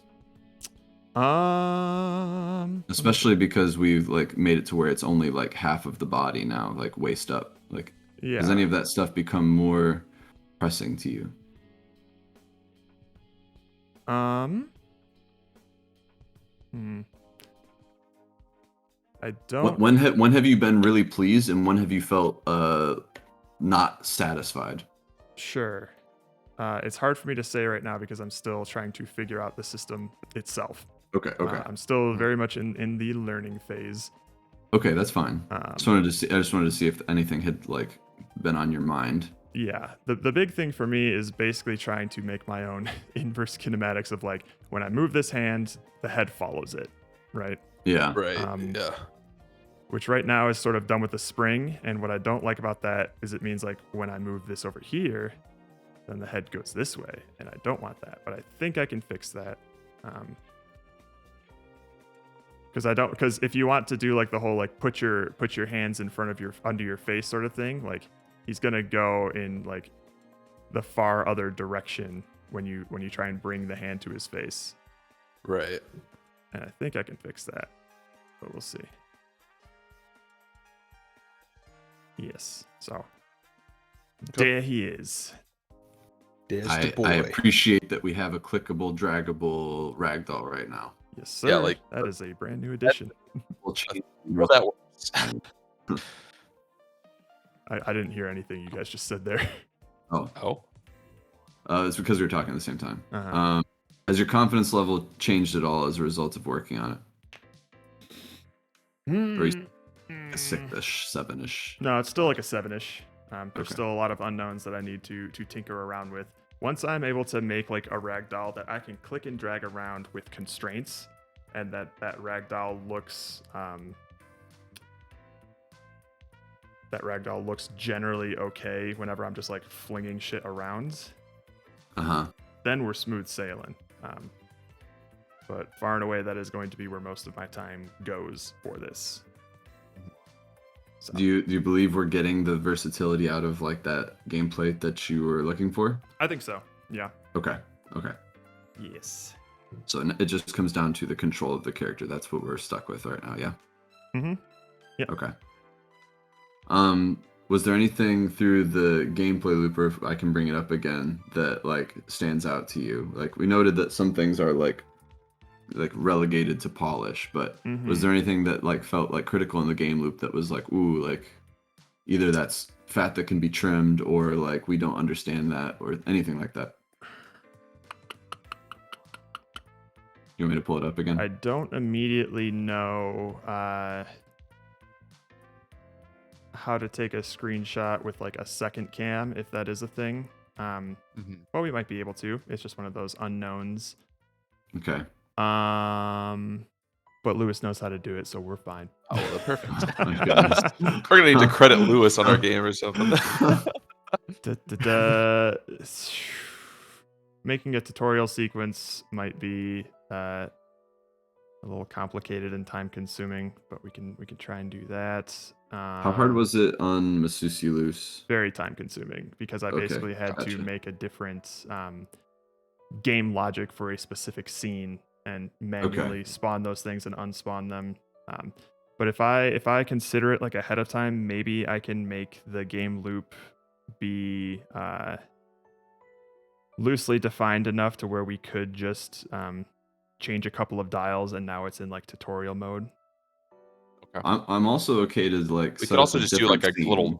just a graphic thing where it just kind of shows you how to play it. Yep. Like, and it doesn't necessarily need to be indirect. As usual, I would always like to try to avoid that, but that could be our last resort if we're running low on time. We have options at the very least. Yes. Like, would it help just being in a like loading a different scene, or it's the same? Well, the tutorial was also a different scene in Masusi Loose. The thing is, like, I have to like either make new objects or turn off logic for Masusi Loose specifically. I had to turn off like the timers, and oh no, all these things relied on like the timer thing. Turn that stuff off. Yeah. I have to know when this thing disappears, I turn on the other one to show them some things, and like it was all a bunch of like very like tutorial specific logic that I had to code up for Masusi Loose. So if I can architect some things in this game to where I can easily like just change a couple of values, and now suddenly like the game is not relying on these core things of just like don't make things rely on this 10-second timer going off and stuff like that. And if there is no timer, then you should still be able to do things. I can try and make it work with that. So yeah. But that will be something of just like this might take some time to do. I'd like to look into alternatives then and say that, like, I mean, if you want to try and make that part of, like you said, trying to build more variable into like sort of the challenge section. It might not be that bad because there's fewer, like, there's no spawning logic that I'm gonna have to deal with. Oh, if I make a separate tutorial scene, I think this could be possible, because, like, for instance, the tutorial scene for Dude Ranch was actually pretty quick. Okay. Just because there wasn't, I think the issue with Masusu Loose was that it was a step-by-step tutorial, and you had to complete one step before progressing to the next one. I don't think that that's going to be the case for this one, so it might be easy. Never mind. So Yeah, this one's just going to be like match. Like, do put the head in the this pose, one like, thing, and then suddenly you're in the game. The way I then see you're it is good, literally yeah.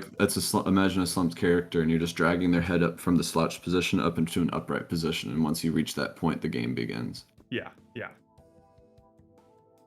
Cool.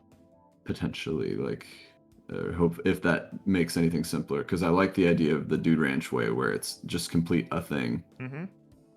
And that really is what our game is similar to. It's like you're really just doing one thing in this game. So once you know how to do it, you'll be fine. You'll be fine. Whereas, with Masusu Loose, we had to teach them like 4 different control schemes.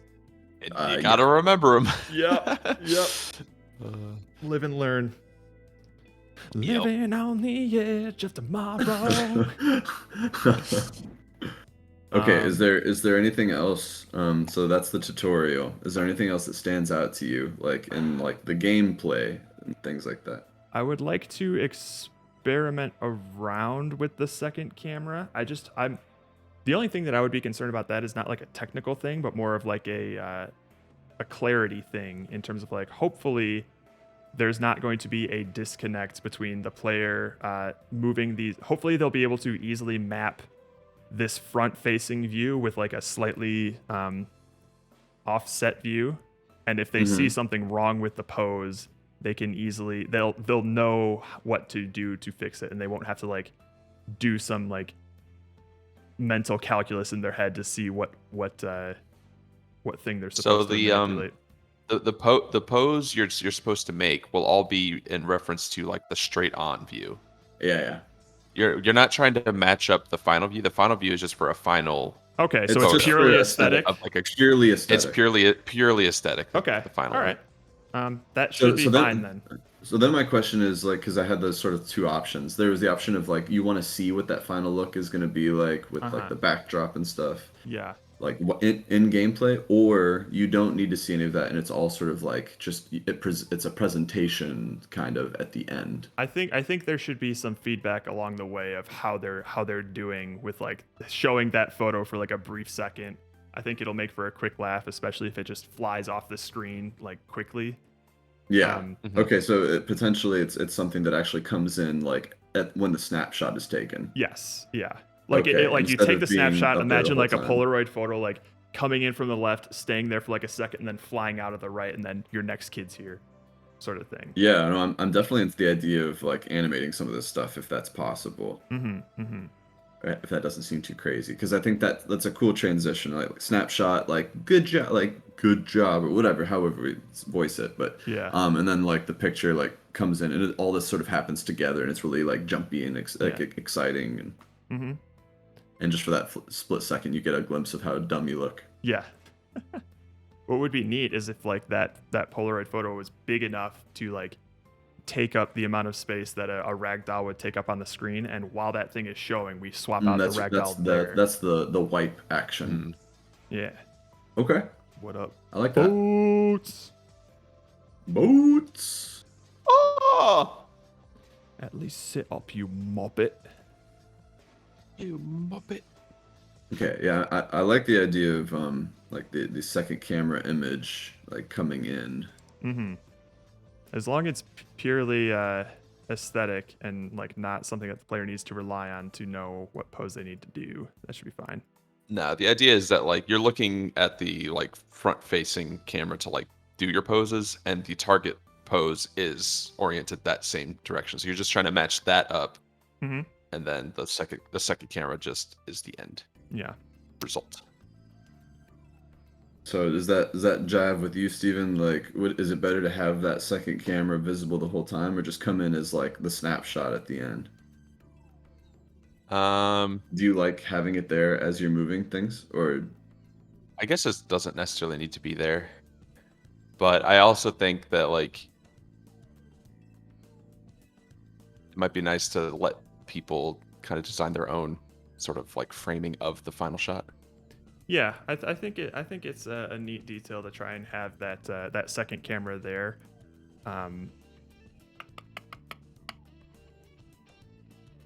Yeah, I think it would be nice, especially if it looks like we add some, like, if there is like some post processing effects on it that gives it like a Right. filter or something. Mhm. I think that would be pretty funny. Am I still sharing my screen, by the way? Are you? No. Well, hang on. No. Can you just take a look at this real quick? I just want your Arr. opinion on something, Steven. So when a model is T-posing, correct me if I'm wrong, but should their arms be straight when they do that? Well, I'm not looking at the. All right, now I'm looking. Should their arms be what? Straight when you give it like a T-posed model? Or Full is that... T-pose generally. They're like fairly straight. Why most people do A pose nowadays. Oh yeah. I 'Cause, think like, he means like the bent elbows, right? yeah, the bent elbows. Like when you give someone like a T-pose, should these elbows be straight? Because a full like a classic T-pose is like straight out arms. Rigid. I think This that's one what might is be like might be almost fucking me up. T-pose. Okay. In terms of like, because I have to game objects 3D, and then go to like ragdoll, and it says like make sure your character is in a T stand, and I just tell them all the different parts that are a part of it, and then it automatically creates the stuff. I'm wondering if these bent elbows are fucking me up a little bit. Yeah, I feel like It could be. maybe like he's in enough of a T-pose that it shouldn't be a big Yeah. deal. It's just a hunch of just like if why you this go might be like looking jank. on the but- right side of the screen, if you click like configure under the avatar definition above that, what you're looking at, yeah. So it does things. Oh no, it's looking at So this looking guy's at him, or is T-posing. it looking at the Red Family Christmas That's model? Oh wait, Okay. whoops! Okay. Sorry, I was clicking on the wrong model here. One sec. You had the wrong one selected. Yeah. Yes. So like it should tell you if it's accepting it as a T-pose or not. Gotcha. Let's see here. Meshes, bodyguard 1. Oops. Configure. Oh, look at that. Okay. I guess it is. So yeah, like Just curious. yeah, he has a T-pose. It's just I think his pose is a little more like bent. Boo. All right, that's fine. Hoping So- that was the thing. Nothing in the upper chest though. Oh no. Okay. Where's his upper Yeah, chest? so, yeah, Just curious. I don't know what is causing your problems. It's fine. I will say like Muppet people's arms will be a little bit more like uniform straight for the most part. So you Forgiving. don't have to, it'll be a little bit hard to tell when things are getting like twisted and look weird. Mhm. Like this guy with his shirt thing. Yeah. Jacket. So should be okay. Sounds good. Lewis asks, what aspect ratio are you considering for the photo? Square? It's probably square or like a little bit. Square, or like a little bit bit more like portrait. taller than wide, just a little bit more portraited. Mhm. I don't know like what you would call that like aspect. I don't know exactly what that aspect is, but that type of portrait aspect I don't ratio, know. like a. Like It's a something we're yearbook. gonna have to play with, but it'll Mhm. size. I think that's just like it's definitely not always square. No, I think it will have a little bit like more tall than it is wide Well, aspects. we'll see if I can grab a screenshot of that from a camera and then also limit the amount of space that it covers. So we shall see. Oh, like you mean like actually create the frame that you want? Mm-hmm. I just thought of Okay. that, but it's just another one of those things like I don't think know you how to do sh- it, but it might be easy. I think you should be able to change like how much the camera sees in settings. I forget. You can So change you can like the actually, field like, of frame it view, up. but not like the You can't. The aspect of it. aspect ratio, or maybe the viewport rectangle. Maybe I can. Hang on, let me zip, zip, zip. No, that just changes like the scale of it. One sec. What does this do? Just changes the scale. We'll see. I'm sure there's a way. Mm-hmm. Worst case scenario, like if it's like we can only take the screenshot in like a full resolution thing, if we put it into a frame that's only like the size that we want, and it'll just automatically cut out the rest. It'll mask out the rest of the stuff. I would assume so.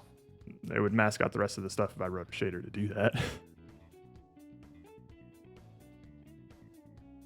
I'm imagining like,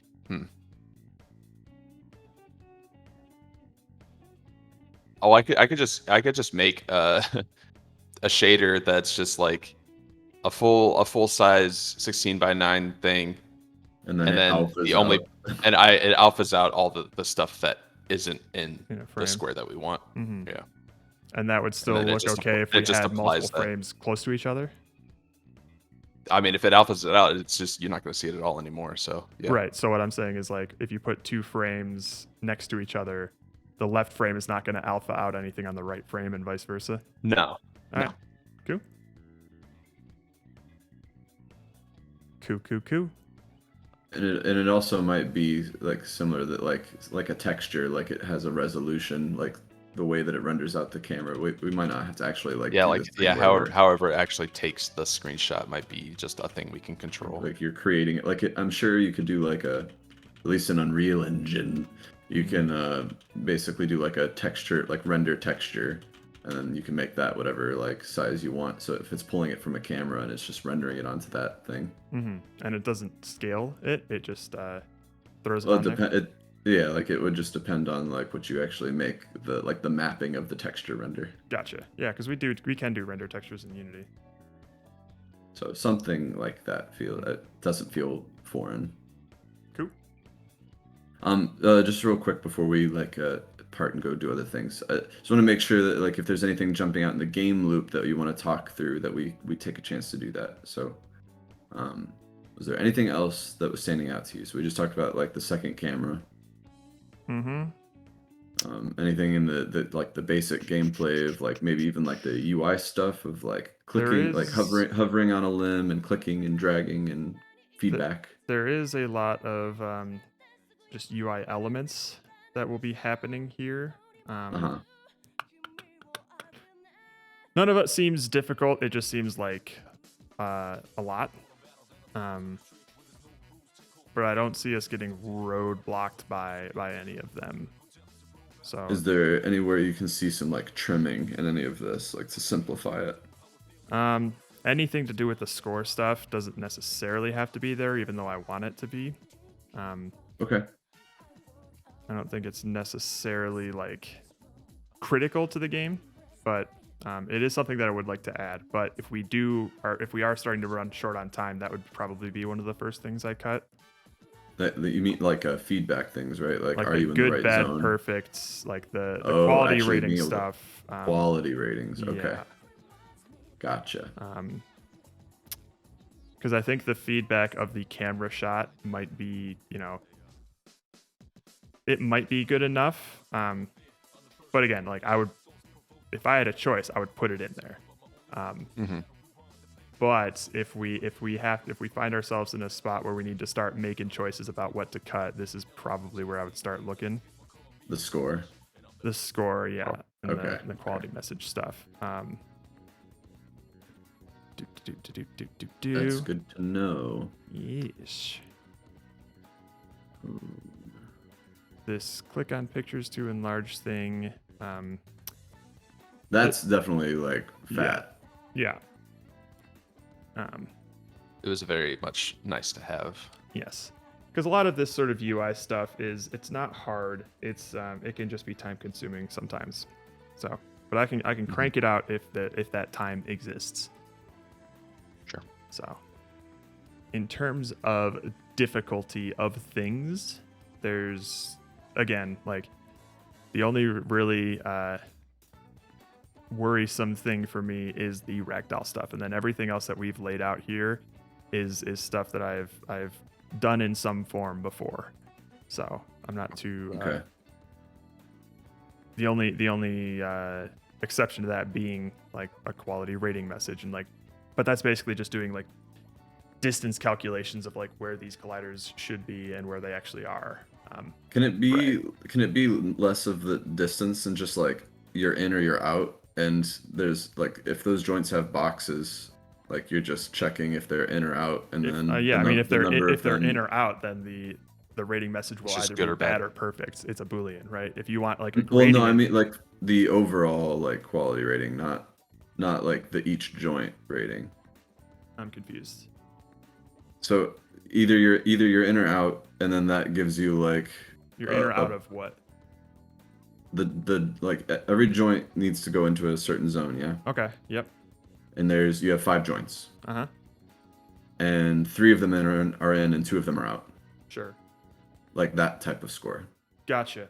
Okay. And then it's just a percentage based on that. So it's like perfect is you have all 5 of your joints in there. Bad is like 1 or none. Sure. And then good is anything beyond that. Yeah, Something no, we can along do those that. lines.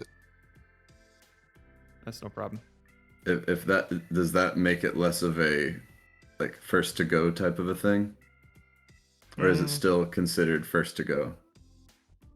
Just because my like the worry is if you don't have like a score, then or like any like confirmation that you did something, it kind of sucks the challenge away. So the thing for me is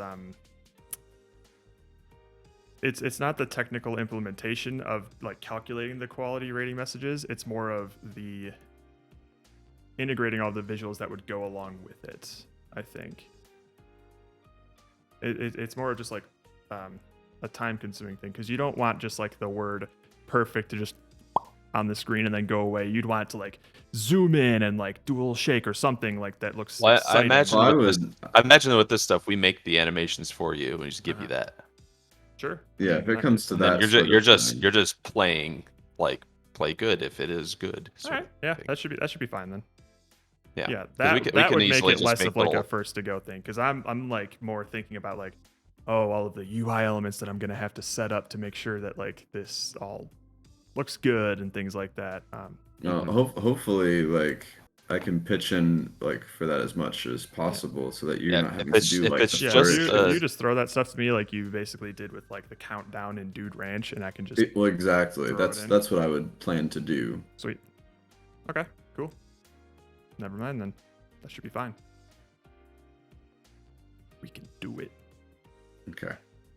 But I do want you to be honest if anything stands out as like a worrisome thing, because I do want us to trim whatever we can now and not later. I mean, like, full disclosure, pretty much the rest of my day I anticipate is going to be getting this ragdoll to feel as good as possible. Okay, That's fine. So Yeah. that's fine. that's because essentially where my timeline kind of is our currently sitting.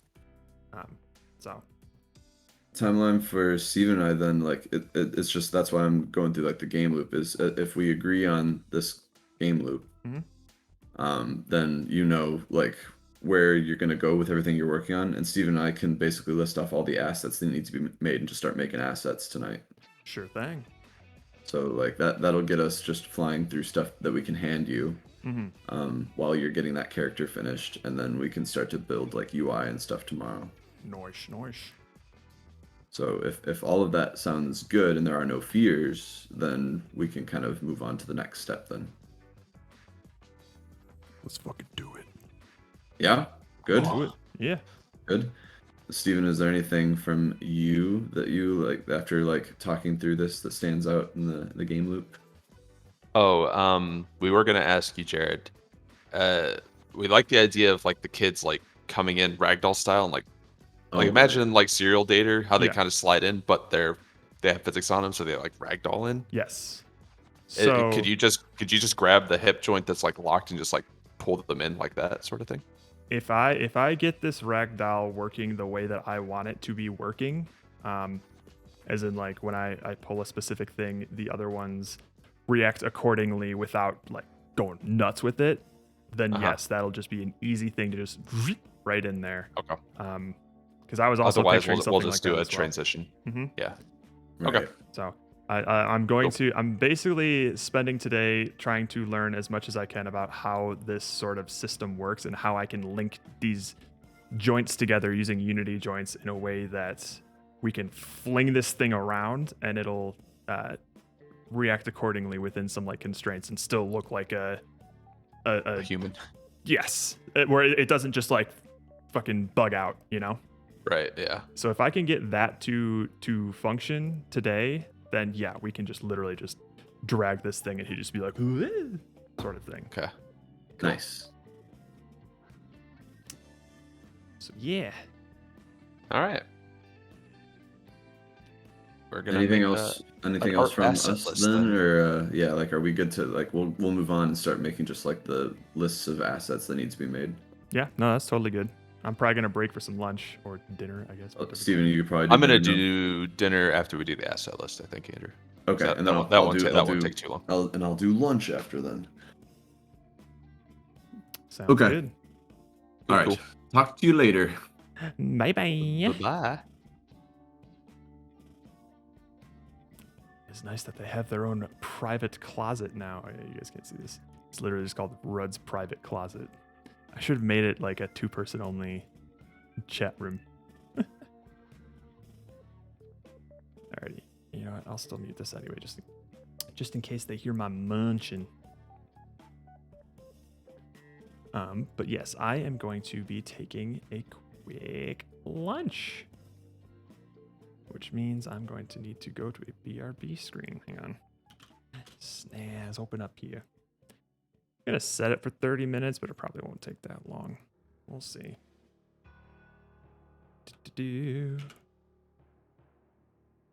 Just going to be eating like a sandwich and some snacks.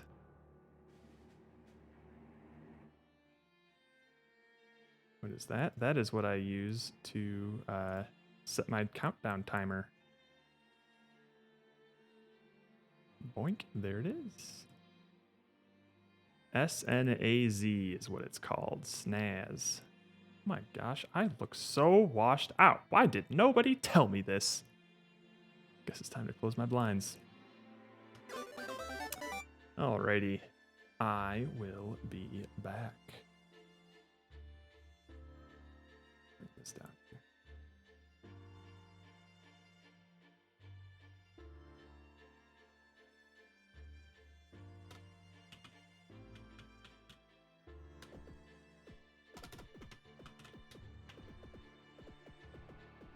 Heartbreak.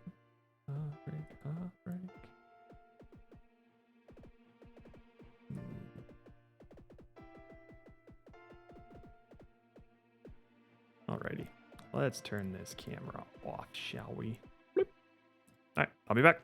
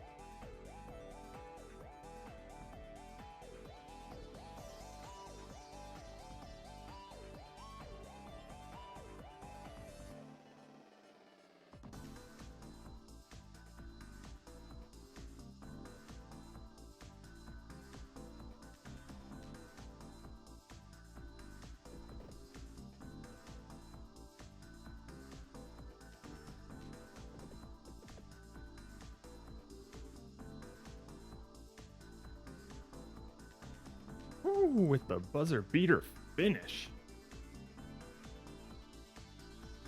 Perfect timing. Wow. Wow.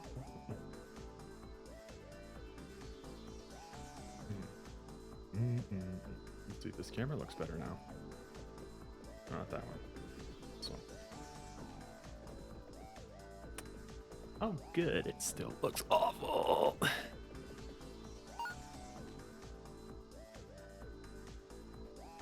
Let's see here. Man, it's pretty bright out there, isn't it?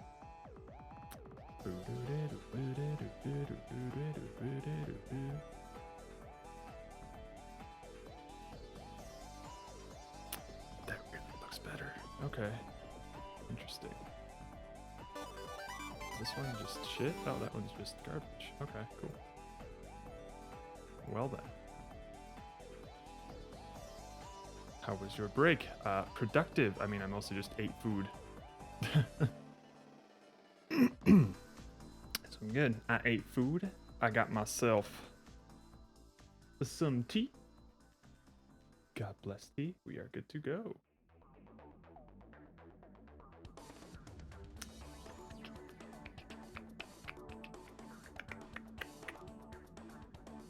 All right.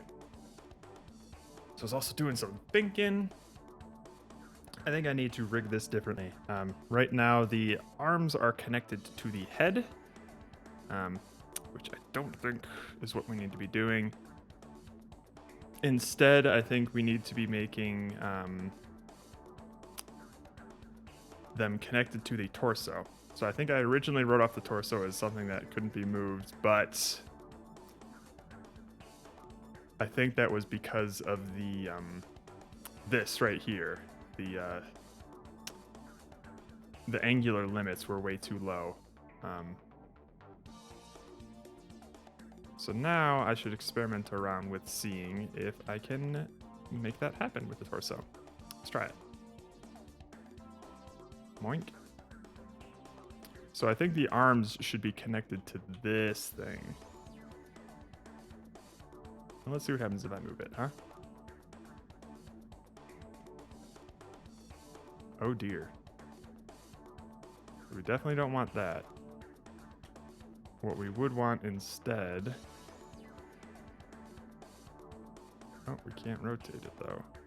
Oh wait, no, I'm rotating the... I want to rotate the torso itself. This. Which we cannot do, eh? And why not? Oh, I see. Because the spine is inheriting, or the arms are inheriting the part of the spine. So if I were to like turn these off, say, yeah, now they can go wherever. Which doesn't seem great. If I were to, let's say, take this and just... Yeah, let's sever the prefab connection. Why not? You could unpack the prefab instance to remove its prefab connection. Gotcha, okay. Well, let's do that then.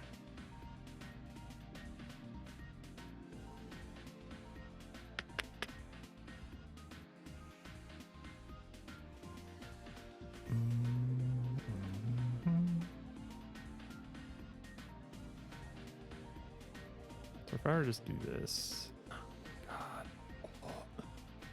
Oh.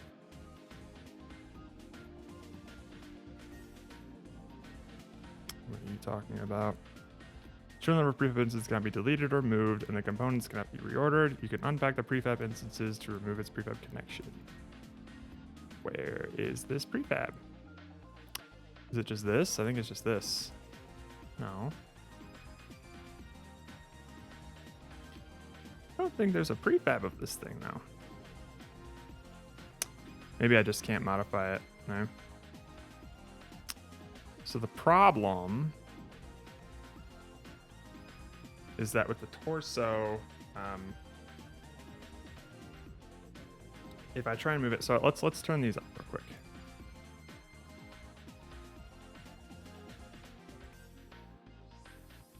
Torso, you stay on.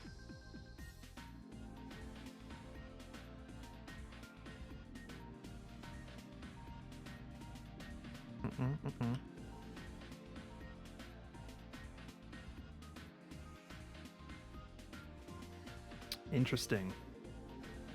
Gravity is doing its work here, eh? I guess it's colliding with all the other rigid bodies as well. So I wanna move this though. Ha, ha, ha, ha. So if instead, let's see here. Instead of marking it to the torso, maybe I can mark it on something higher up here. Let's see. Let's see where we can put this.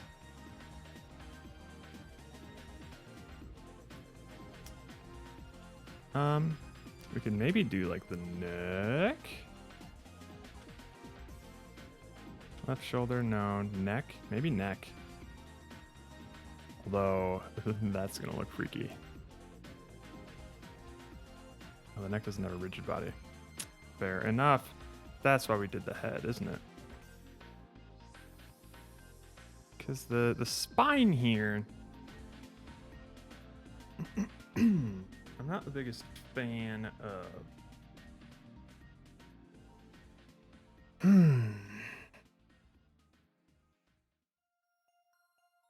Got a rigid body, and that's neat. The thing is, if I try to move it, I can't. And it can't just be rotated either.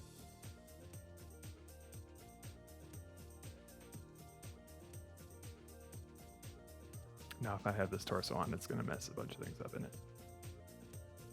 Oh, wait, hang on. Is this torso not doing anything right now? Interesting.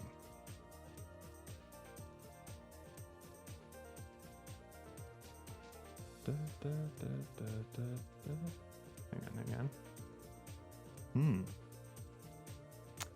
What's the game? It is this. We're going to be taking yearbook photos, but we have to manually pose the people within 10 seconds before the camera goes off, so that they get a proper yearbook photo. So I'm messing around with a bunch of rigid body stuff right now. How's your week been going, Dalbus?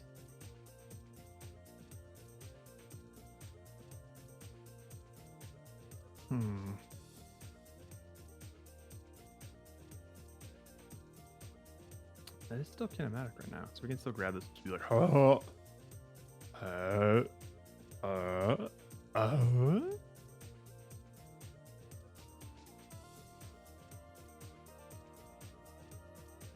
Interesting. So they essentially, do they really want the spine to be there? Interesting. Ooh, played some D&D last night. Hell yeah, nice. It's been so long since I've done any D&D, man. Long time.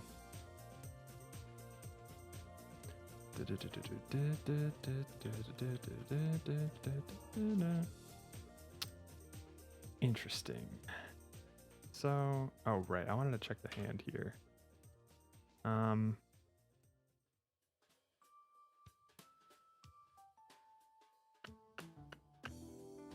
Right hand versus left hand here. Huh.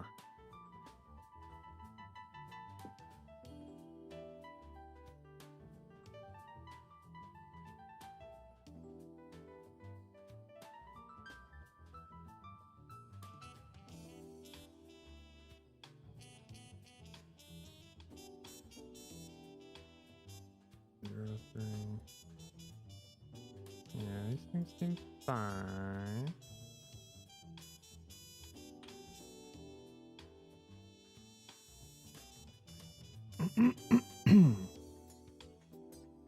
Six, 7, 3. Yeah, that seems fine.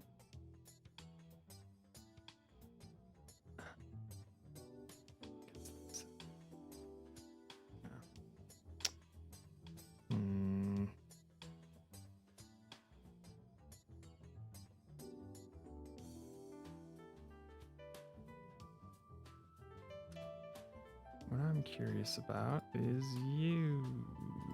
You. What is so different about you?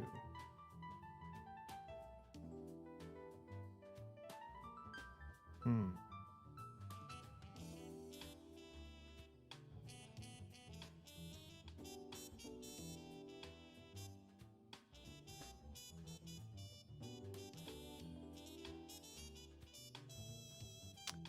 Alright, the configuration joint's fine. That's all good.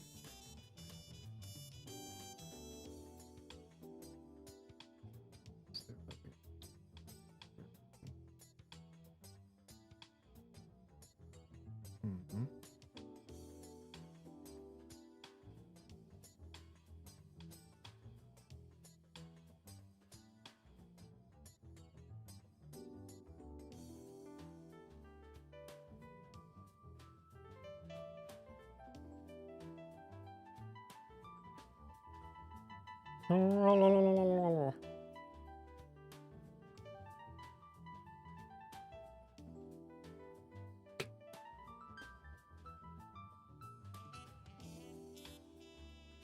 Whoopsie, hang on. Forgot something.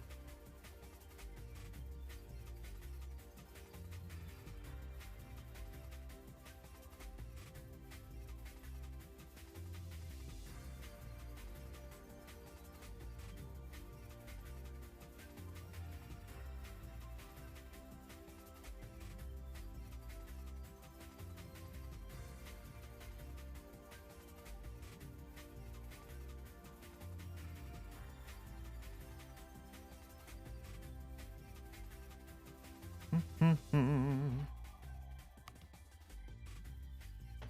we're back.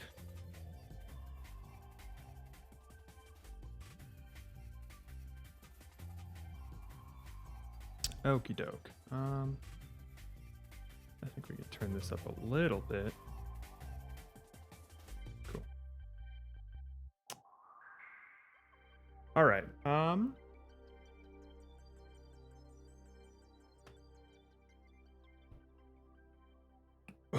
Let's start experimenting around, shall we? We have a right hand. If we don't make that kinematic, then it will move with the rest of the stuff. Just trying to get my bearings here. Right. And that is not necessarily the behavior that I want. If I were to move this, it kind of moves the head. Neat.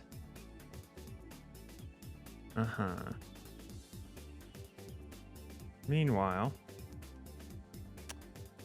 if both these were set to non-kinematic and the head is kinematic,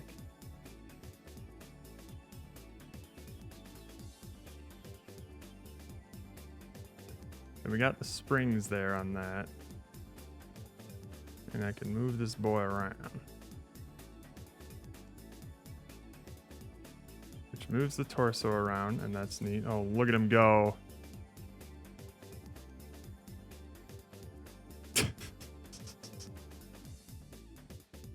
Beautiful. So,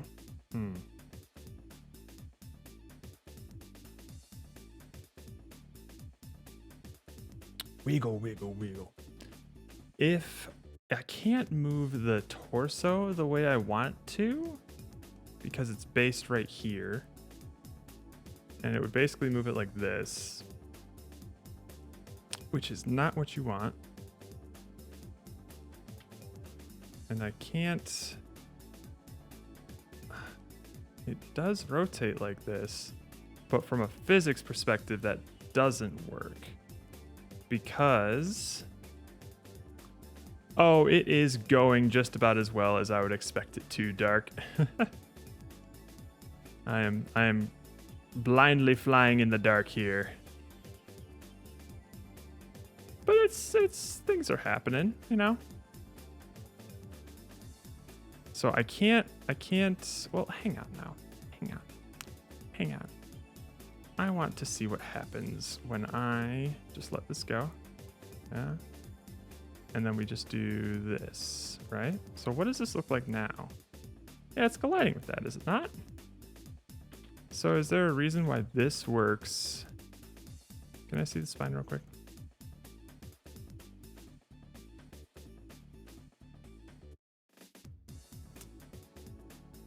Local coordinates, please. All right. Cool. And then the hip is like that. Yep. So they're colliding, but it's not a big deal. Wait a minute. Why is the spine using gravity, actually?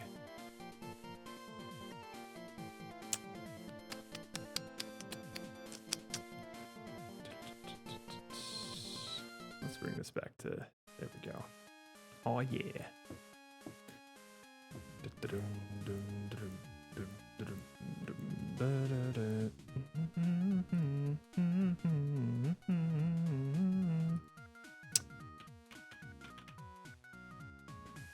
How have you been doing, Dark?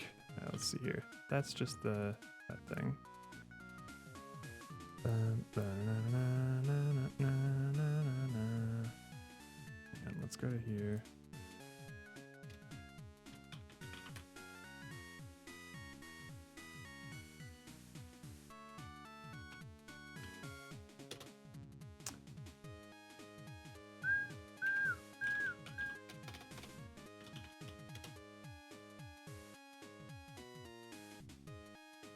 So I don't mess these up.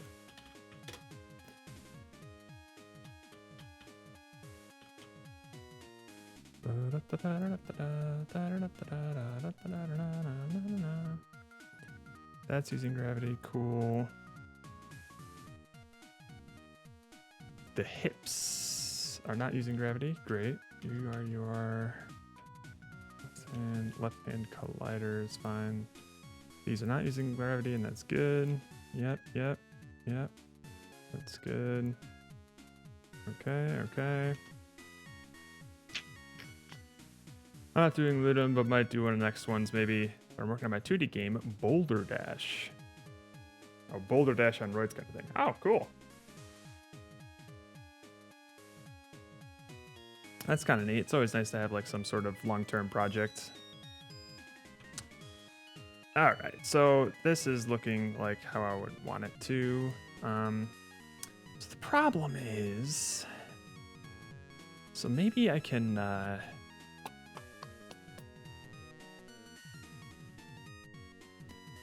If I were to add something like right here, that would be like a spring joint. All right, hang on, let me think here. And it's not necessarily related to the head. But then what would that move, right? All it would do is like, I move an arm and this one goes like that. That's all it would do. And that's not what I want. So when I move an arm, I want it to go like that. Not necessarily. If I move an arm like this, obviously, so if I were to move an arm to here, that's what I would want. But if I were to want to move an arm to here, it shouldn't move me back. So I think what I need to do is have some sort of min distance set for the spring joint. And then there's that. So that can still connect to the head, right? Because if I pull on the head, that's what tilts the whole torso there. Because I can't just tilt the torso because of just where it's positioned there, you know? Hang on.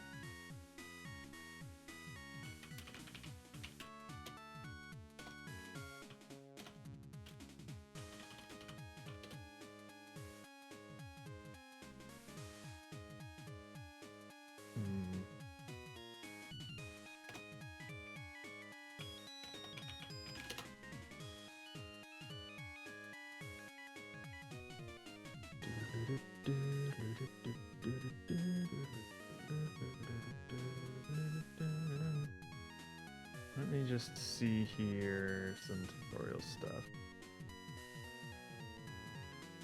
Chest, this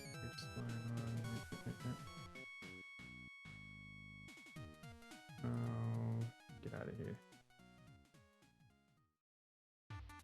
Hang on.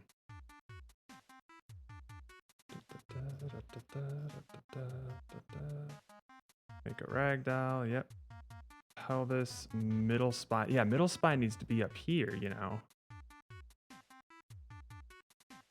And it's not for us.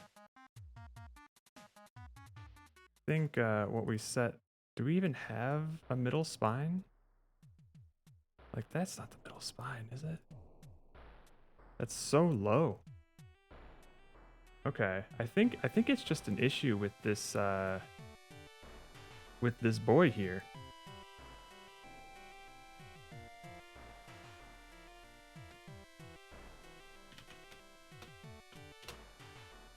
Because if I go back to this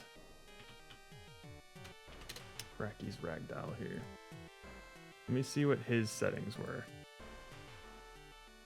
Yeah, he set the middle spine to be the spine, which that is nowhere near where it should be. Is there anywhere else that it could be, right? Like, oh, the spine one right there. That's what I should have used. Okay. All right, let's try something here.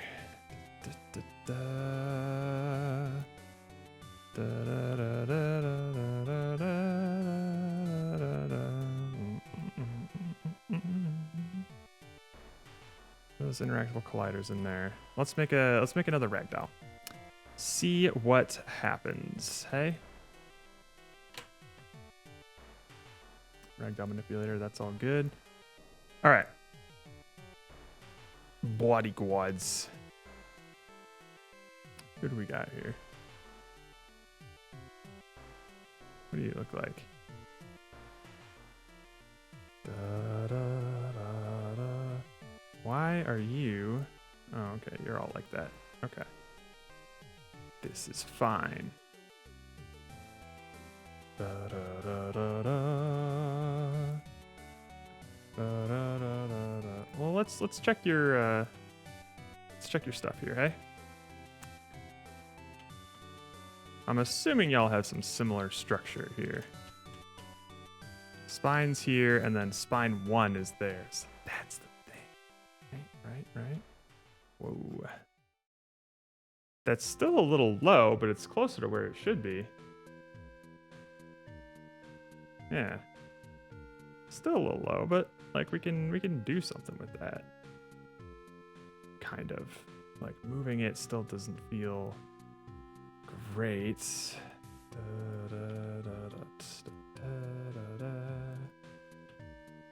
Okay. Alright,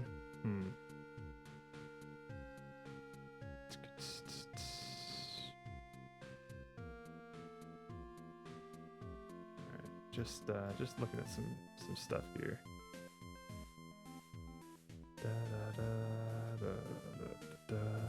Okay.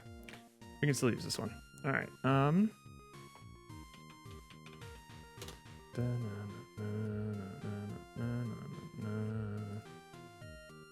You turn off the animator.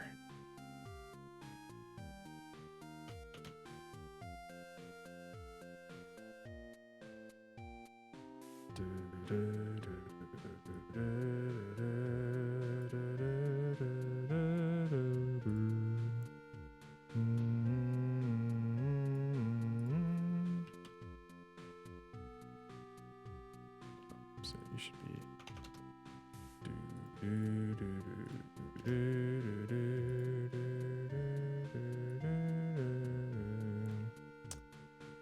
let's try that. Perfect. All right, let's set us up a ragdoll.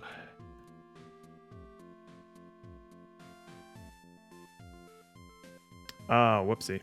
Hang on. Let's just throw this boy out.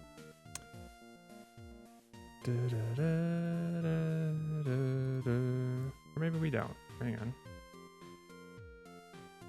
Okay.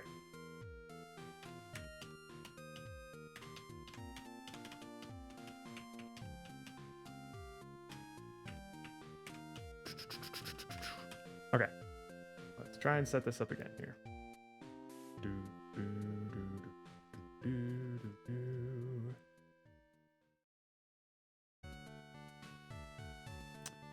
All right, the pelvis is going to be the hips.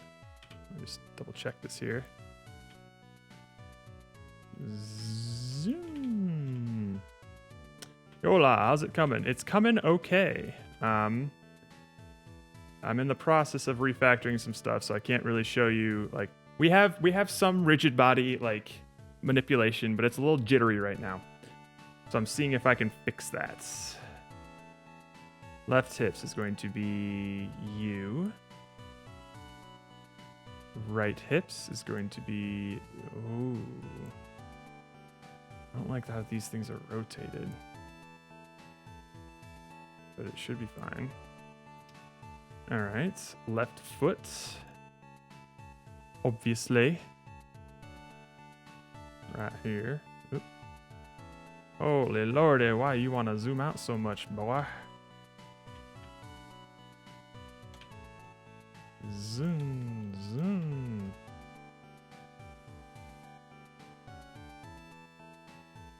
Right, let's do that. There we go. Let's bring you over here.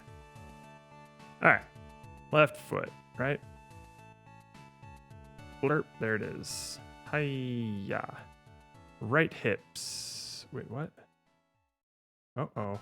Left hips, left knee. All right. Well, that's where we grab you. Right hips.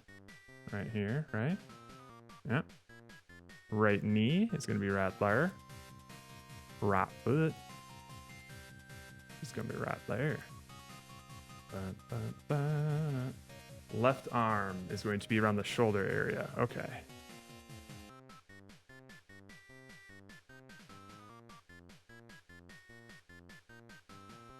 All right, cool.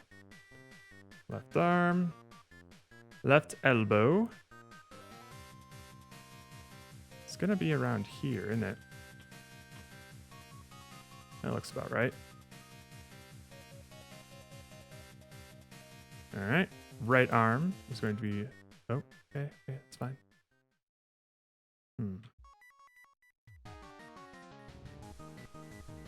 035. 035. Okay, cool. Right shoulder.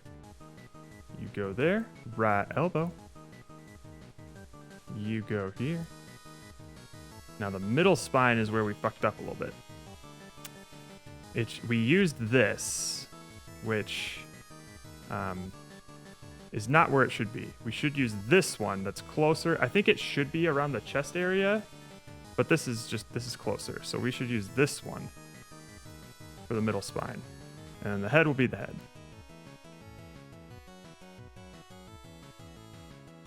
Boink. We'll set this to like 10. Strength. What is strength? I'm going to flip forward. Let's see here.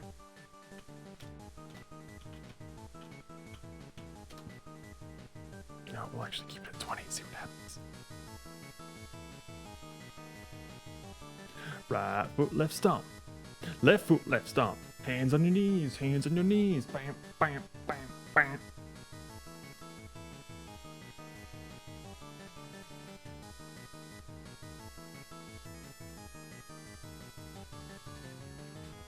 For character joints with the ragdoll wizards, the joints twist axes correspond with the limb's targets. Yada yada yada yada yada. Okay.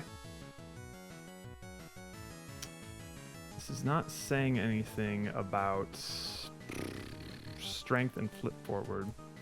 Hang on.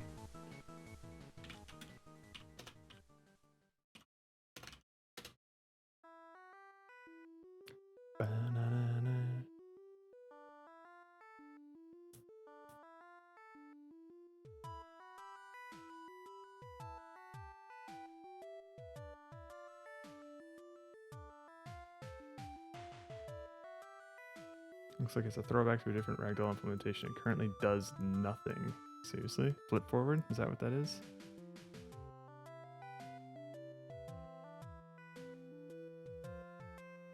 Board is doing a great job making my art look good. Still don't really have gameplay though. Yeah. That always scares me when you go so long without gameplay. Which is why I'm usually like my most worried around like mid to end of Saturday, and then for some reason things always like fall into place come Sunday. Ideally, I like to try and get the gameplay down as fast as possible, but sometimes that just doesn't happen.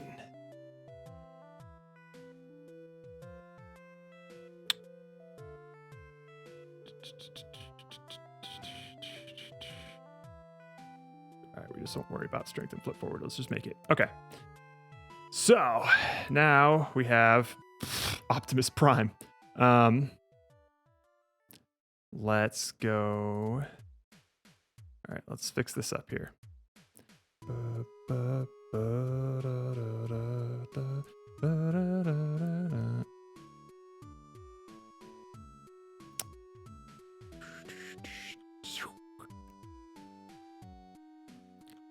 Yeah, so I think a big issue that we have right now is just that this model's not the best for what I want to be testing out with, and I'm just gonna have to make do.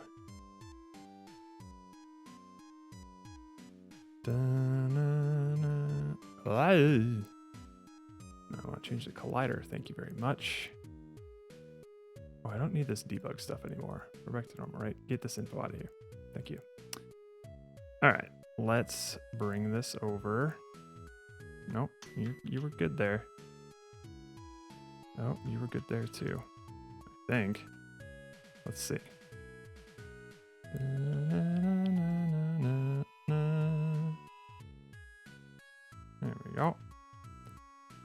let's just bring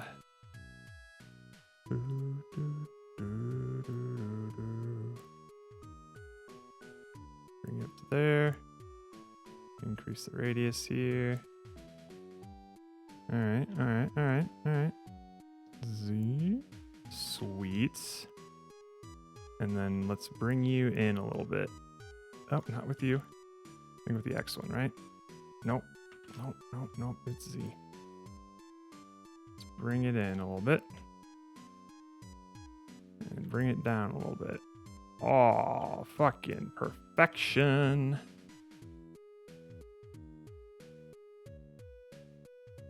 Z. Oh, wow. This thing is huge, actually. Yeah, it should be something like that. Always got some massive biceps.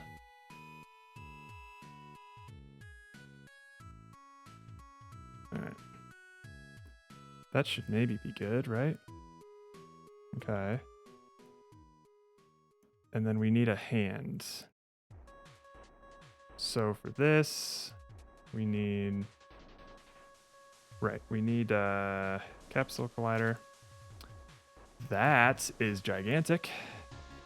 So let's bring that down.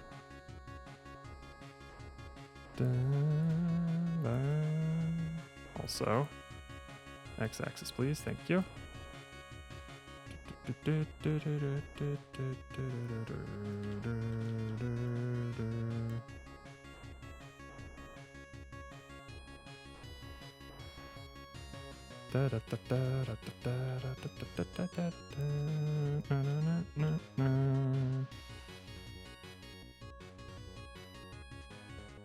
That should be okay, right?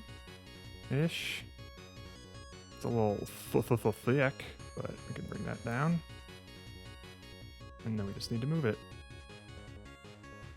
Right here. Sure. That should be okay, I think. Let's just do it like that.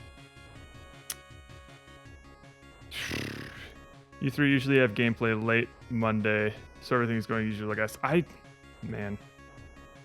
I always intend for it to be the opposite, but I at least want to have something to be messing around with by like early to mid Saturday, which I guess I have here. It's something to mess around with, but I'm trying to get the details right now.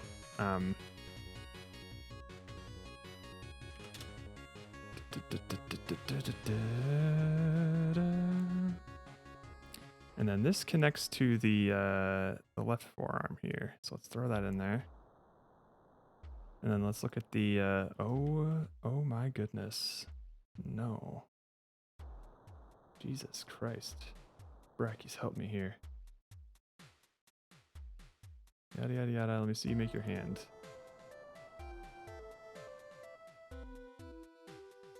You added a character joint. Yep. Oh, did you attach it to the left arm, rigid body? Wait, why did you do that, Brackies? Hang on. Hang on. Brackies, what you doing, boy? However, if we go to our left forearm, we can simply copy the character joint. Next up, we need to add hand colliders to our model. To do this, let's delve into the left forearm. Let's find the left hand. Let's go ahead and add some components here. So the first thing that we want is, of course, a collider. And you can use any collider you want here. You can use a simple sphere collider, which is very standard for hands. You can also use a box collider or, of course, a capsule. I'm going to go ahead and use a capsule. So I'm going to adjust the radius and height, as well as change the direction until this fits. There we go. It doesn't have to be perfect, just good enough. So now we can go ahead and add a character joint. We could, of course, just go ahead and create this here. However, if we go to our left forearm, we can simply copy the character joint here and then paste it onto our left hand. So we're going to paste the component as new. And this is already set up with all the settings that we want. It's also going to automatically add a rigid body as well. And really the only thing that we need to adjust on the character joint itself is the connected body. This is the body part that it is connected to. So okay, fair enough. I didn't look ahead far enough. Okay. So let's get rid of you. Remove. And remove you as well. Let's just copy a character joint. Copy. So that way it at least makes it easier for me to modify the angular restrictions.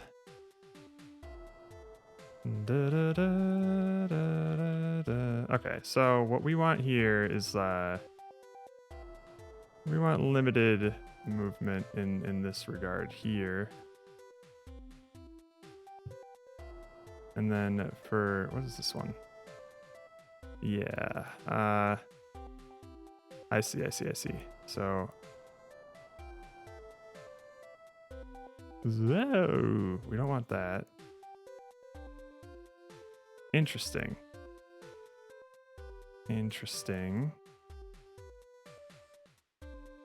Huh. Oh, wait. What else did you do, Our left Bryce? hand is connected to our left forearm, so we'll drag that in. As you can see, the forearm has a mass of 4.3, so we can set the hand to have a mass of something like 2.5. And finally, we can go in. Oh, right. I should probably do that. Left arm. Wait, what did you say? Has a mass of 4.3, so we can set the What has a massive? just on the character joint itself is the connected body. This is the body part that it is connected to. So in our case, our left hand is connected to our left forearm, so we'll drag that in. As you can see, the forearm has a mass of 4.3, so Your left forearm has a mass of 4.3, homie? Mine is a mass of 1.25. What are you talking about? Do. Oh, right, because he upped his mass, so that's fine. Left forearm is 1.25. So, what did you set yours to be? forearm. So we'll drag that in. As you can see, the forearm has a mass of 4.3, so we can set the hand to have a mass of something like 2.5. And finally, Okay, so he did like half of that. All right, that's fine. So this will be like, I don't know, 0.6. Why not? Oh, I think the other arm had a different mass. Interesting. I have time to stop making stuff in time for them to actually be able to wait. Bleh. Graphics already finished first in games. New photo capture data. Lewis, I had the feeling you were working on something, my guy. Hang on, I'm missing stuff here. Monday is always awkward for me because I finish making stuff early and then have to sweat and watch them work through the submission hour. Oh, yeah. I don't know how Dan and Brainoid keep their cool during those times. I have to stop making stuff in time for them to be able to actually implement it. But also this time I actually have to work on Monday. That sucks. Oh, how did you know? The moment you started asking, you're like, what aspect ratio do you want the photos to be? And I'm like, Lewis. I see. So, oh, you had me. Dude, that's fucking cool, man. That's really fucking cool. Nice. Oh, awesome, man. Yeah, for anyone, hang on. Let me show this off here. Check this out, y'all. Look what Lewis did. Oh, that's cool. That's really cool. Oh, the way it like flies in there too. So this is just like a render texture then. So it so you can essentially crop pictures instead of just like it'll automatically scale them, I'm assuming.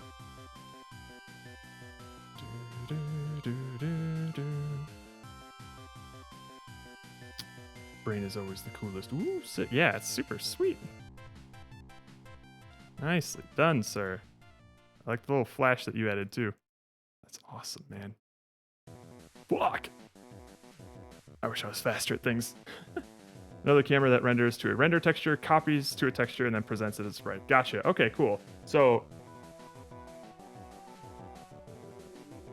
that's good to know because I was mostly unfamiliar with render textures, except for like basically using it to render a different camera, which I'm assuming you're doing with that second camera there, like off to the side, that little HUD thing. I just wasn't sure if when you scale that object, if it can just like if it'll scale the image that's on it or not. I don't know what I'm saying right now, but my thing was that I never worked with them before, so I wasn't sure. Okay, let's see here. Where was I going with this? Left shoulder? No, it goes to the left forearm. Sweet.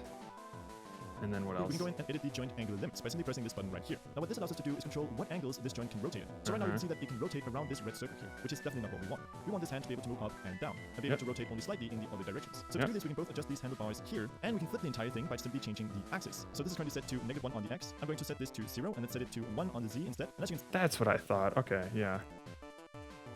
0, 1. All right. That's why this looked weird for me when we were making this stuff. Okay, so it's going to... No. We're going to slightly adjust this. Just a little squishy. And then this one, yeah, it can go a little bit like that. But the big one here is going to be this one. So we're going to want it to go like to here, and then maybe have it to go to here. That seems decent. Okay. So now that we have all of this, we can basically, I think, just copy paste it over to the right-hand side stuff that we had to fix. So, hang on. Let's bring out the debugger again. I think this is a little fat. A little fat. Let's bring you down a little bit, eh?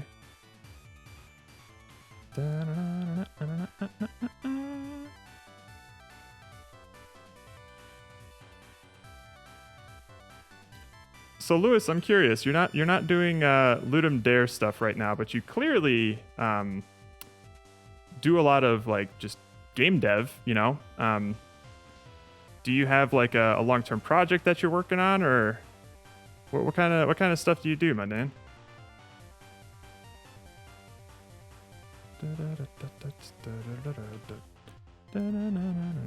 Okay, so now I can kind of do this kind of stuff.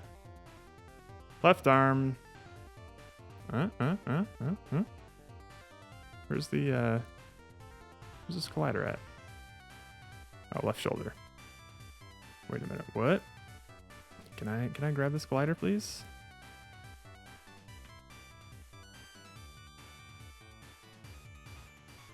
Oh, is it really left shoulder? This thing? Huh? Oh, I'll be damned. Okay. So we're just gonna grab this capsule collider here. Up there. And we're gonna go to right shoulder. And pasta. Do.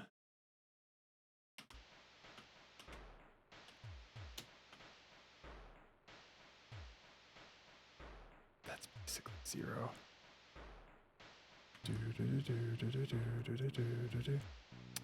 And then right arm. It is right arm, right? This doesn't actually have anything. Hang on, did I do this right?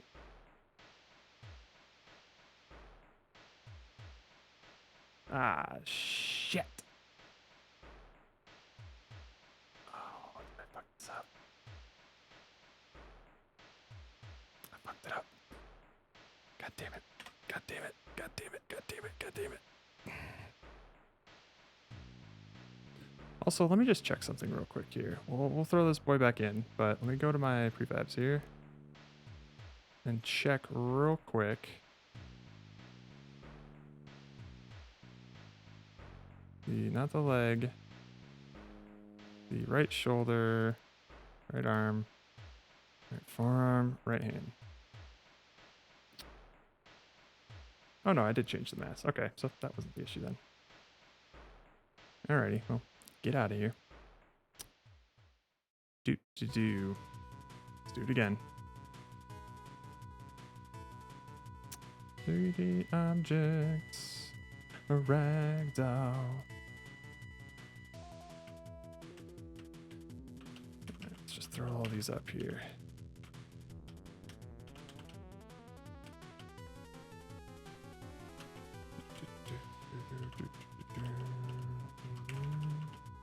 Head, right arm, right forearm. All right, cool. This should be everything. Zip. Pelvis. Whoa. 2D. Let's just go 2D, eh? Look at that boy. Look at that boy. All right. Pelvis. Hips. Left hips, left leg. Right hips, right leg. All right. This left leg is going to be... Wait a minute. Oh, no. I almost fucked that up again. There we go. Left leg. Left foot. Boink. Right leg goes here. Right foot goes here. Where's right foot? There's right foot. So I did left shoulder last time. That's not what I want. I want left arm. Bam. Left elbow is the forearm. Yep.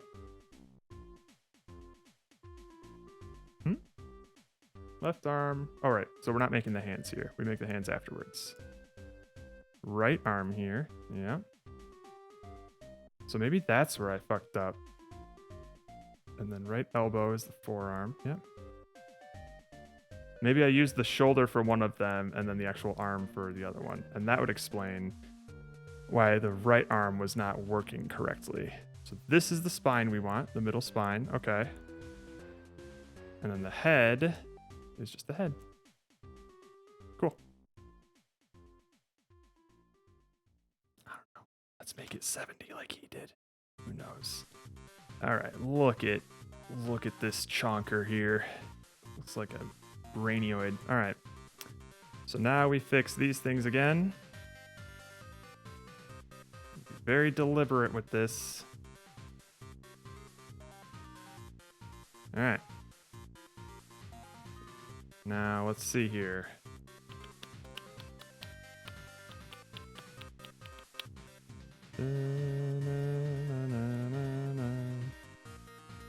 So we'll be very deliberate with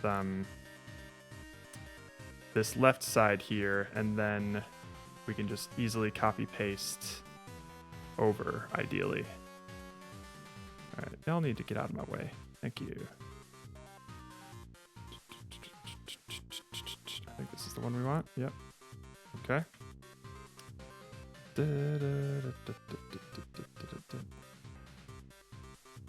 this look good? Not even a little bit. Okay. Bring it up a little bit. Bring it in. Bring it down. Okay. And I mean, we are going to have to do all of this again once Steven gives me a model. So that's going to be fun. But I just want to make sure that I get it right. And I know exactly what I'll need to do once I get the stuff from Steven. I'm going to be a fucking ragdoll master by the end of this.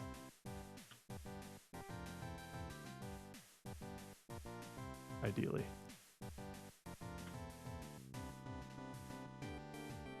I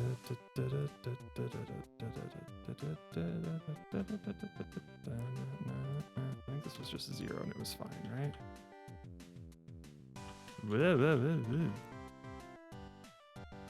Alright. Cool, I guess. Pretty cool. Crystal cool.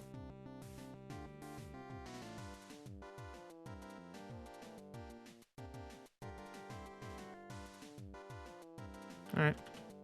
Seems fine. And now we add a hands.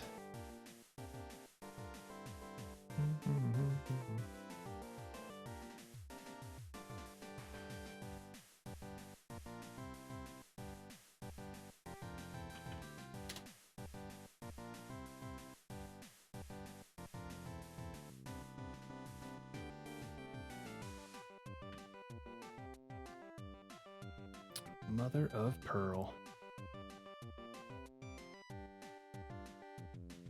Oh, oh, oh, oh.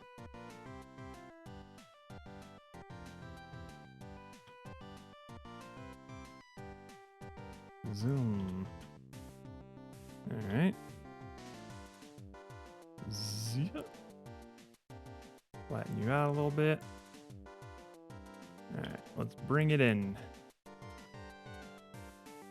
Bring it in, bring it in.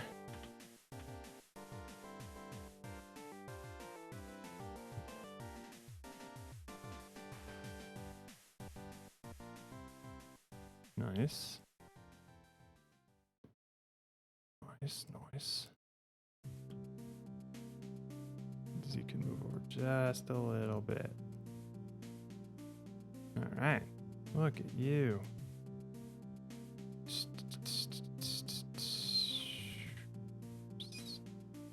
That should be fine. I'm taking the time to do hobby projects and learn new skills. I worked in R&D at Oculus and recently left. Oh, a proud DigiPen alum. Very cool. DigiPen was actually on my list of schools that I was looking to attend. But I don't think I looked into like the costs and things like that, and I wasn't confident that I could swing it.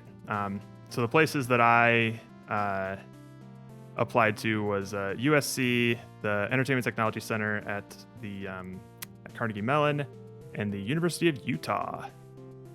I ended up getting accepted in all three, but I ended up going to the University of Utah because they have an Entertainment Arts and Engineering / MBA dual degree. And the reason I'm going back to school is to learn how to run my own company after I graduate, which is basically the dream of what I want to be doing. So the MBA portion of it really interested me, and the MBA portion also offered me a hefty scholarship. So it made it a much easier choice for me to make from a financial perspective. But it's been great. How's your DigiPen experience, man? I've always been interested in that school, even as a kid. All right, that seems good. Now, let's copy this stuff over. Copy components.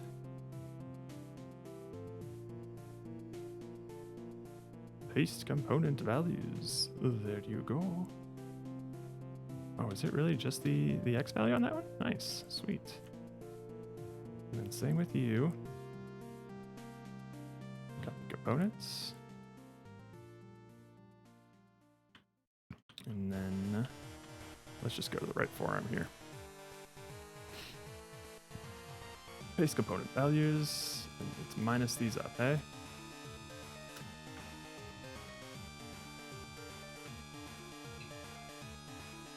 This one's basically 0.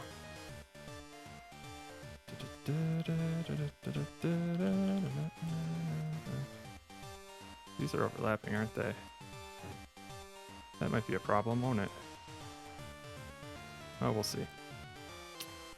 And then right hand will basically just be left. Oh, we still need to make the this thing. Copy components. Left hand. Paste. Component as new. Go swoops. The Carnegie Mellon building was so dope. I took summer classes there, but was so disappointed they didn't offer undergrad. Yeah. It was really cool, wasn't it? And I think Pittsburgh would be just a pretty cool place to live, too. That's how I ended up in comp sci and nearly failed out. Dude, comp sci is rough. I feel like you have to be a special kind of, like, almost insane to enjoy comp sci. Because there's a lot of bullshit that, like, nobody likes to do. And some people just don't like programming as well. So if you don't, like, love the programming aspect of it, that's just going to be added bullshit on top of the bullshit that everybody hates, you know? So I always get a little concerned when people treat comp sci as the new, like, oh, if you want to make money, like, be a doctor, be a lawyer. Now it's like, be a software engineer. Dude, you're going to be so miserable if you don't like programming and you put yourself through that, man. I feel bad for those kids sometimes. I think there is value in, like, knowing some programming, just because it has just so many applications. But basing your career off of it, if you don't like it, is rough, you know? Yeah, Pittsburgh is great. I enjoyed my time because I had to go in person to all these interviews when I was shopping around for schools. And Pittsburgh was really nice. I liked it. I made a quick pit stop at Shell Games and took a picture of their building, just because the CEO of that studio, Jesse Shell, is he wrote the book The Art of Game Design, which has pretty much defined my game making philosophy ever since I started making them. So he's just been he had a huge impact on my life. I wanted to take a picture of his studio. You're supposed to enjoy university? Maybe. I was good at comp sci, but hated it so much I couldn't get myself to actually do the work. See, that's the thing, right? Like, yeah, you really have to like it in some way. I lasted 2 years before I transferred to art school. Well, I'm happy you made that switch, because some people, like, you know, they'll just stick with it and just be like, I guess this is my life now.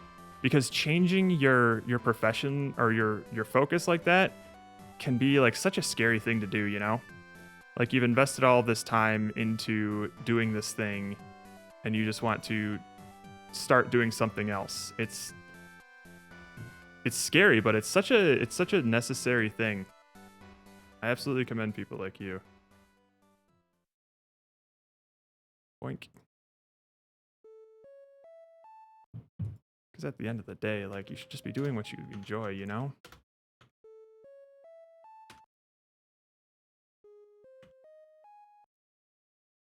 That is the same collider, right? Yeah, looks like it. Okay. All right, this should be like, I don't know.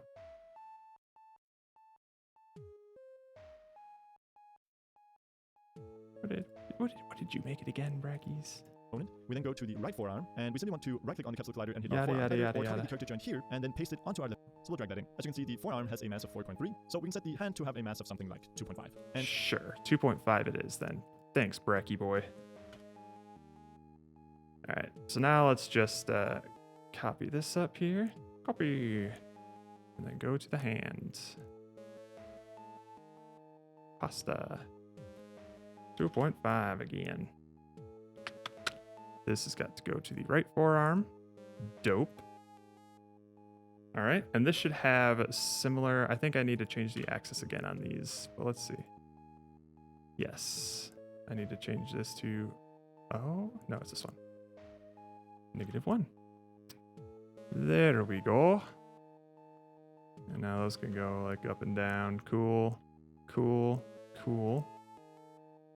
Is that what you did, finally, we can Bracky? go in Sorry? and edit the joint angle limits by simply pressing this button right here. Now what this allows us to do is control the entire thing side to side, and we then go to our left hand, copy the character joint, paste that on here as well, set the rigid body mass to 2.5, and if we edit the joint angle limits, you can see that this also needs to be flipped. So let's go ahead and flip the axis on the Z here, and that should snap them right in place. Awesome. So if we now go ahead and hit play.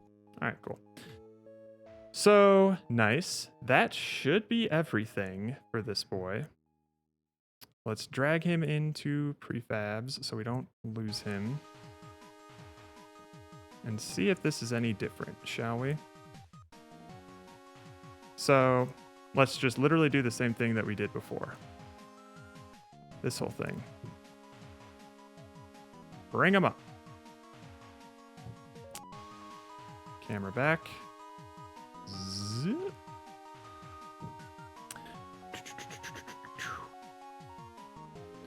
I vowed never open an engine again. Ooh woo.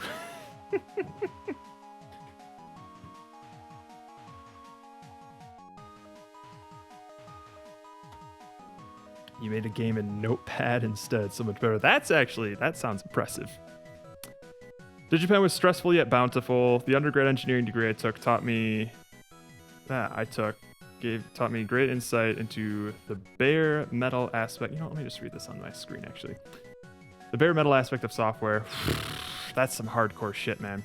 Every year we make multiple student projects as a team, which was great networking and team experience. I've had to build multiple custom engines from scratch, rendering core, audio, and etc. Yeah, like, damn, man. Those are some hardcore skills that I could never dream of obtaining. See, like, I only enjoy engineering to the extent that I can make the things that I think about. And I'm not as interested about like writing rendering engines and things like that, unless like the closest that I would want to get to like writing a rendering engine is like I'm really interested in shaders and things because I think you can do so many cool things with them. But like I know that I'm never going to be the engineer that like a lot of big name studios would ever want to have on their team. So I'm more interested in thinking of interesting ideas and game mechanics and then trying to implement them to the best of my ability. But I'm absolutely jealous of people like you who have an intimate understanding of that. I cried a lot, LOL, Big Depression vibes. That's what I'm saying, man. Is like the CS profession can really just eat you alive if you're not the kind of person who would enjoy it And I don't blame people for that. I'm sorry I had to go through that. I was wondering how many resets with the ragdoll it would take. I had to reset that thing 3 times. Yeah, yep. For instance, I can understand the camera screen to roll point very well because of the linear algebra classes and custom engines I made. I think I can kind of grasp it because like I've read cover to cover an entire textbook of like 3D math, but if you don't, oh, it's right here actually. This is the kind of stuff that I did while I was just like working after graduating. The Essential Mathematics for Game and Interactive Applications. So there was a time when I was pretty intimately familiar with like projection transforms and, you know, matrix transformations and stuff. I took like some graphics classes and things like that. But if you don't use it, you lose it kind of thing, right? So it's just one of those things. Wow, mip mapping and everything. Dude, I used to know a lot. I just don't feel like I have the brain to comprehend all of that stuff, you know?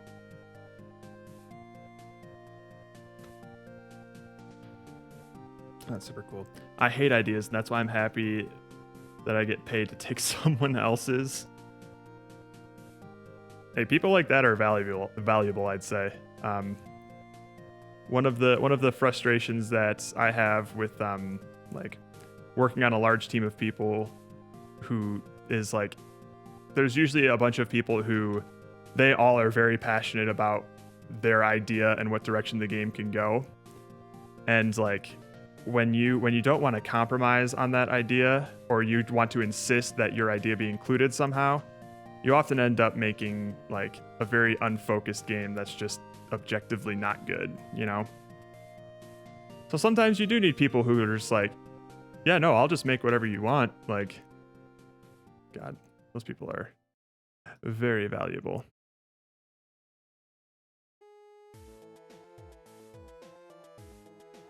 All right.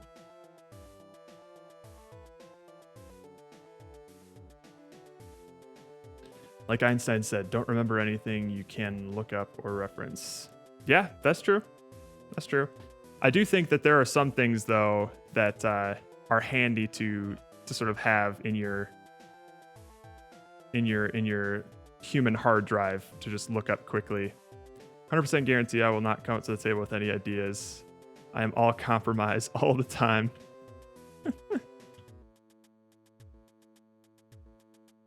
All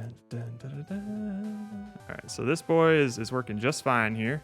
Now let's try to set up what I had before with the interactable colliders. A boink. All right, so these boys need to get hooked up. That's the left hand? Excusez-moi. I mean, I guess these are local. This is fine. This is fine. Zip. Let's bring you over. Oh, let's bring you over here. That's a joint, isn't it? Give me this thing. Yes, this thing. All right, cool. Actually, you know what I remember doing was, oh, whatever. We're gonna send these to like here-ish. That seems good. And now the rigid body is going to be the left hand. Bam. Okay. Seems good. And now the right hand. It's basically just going to be the left hand's transformation flipped. Copy. Position world. Paste. Position world. And now let's just zip. Zip. What the fuck? Oh wait, we don't need to do that. Just the X. What if the player body and animations changed every 10 seconds? Spacey. No! Oh, God.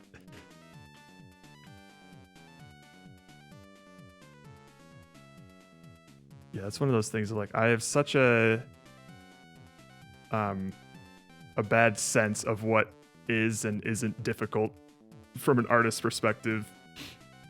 And I think the Ruds struggle with similar things from like an engineering perspective. They're not sure like what asks are simple, quick things that I could just like snap out easily, and what things are just like, yeah, that'll probably take the rest of the weekend up.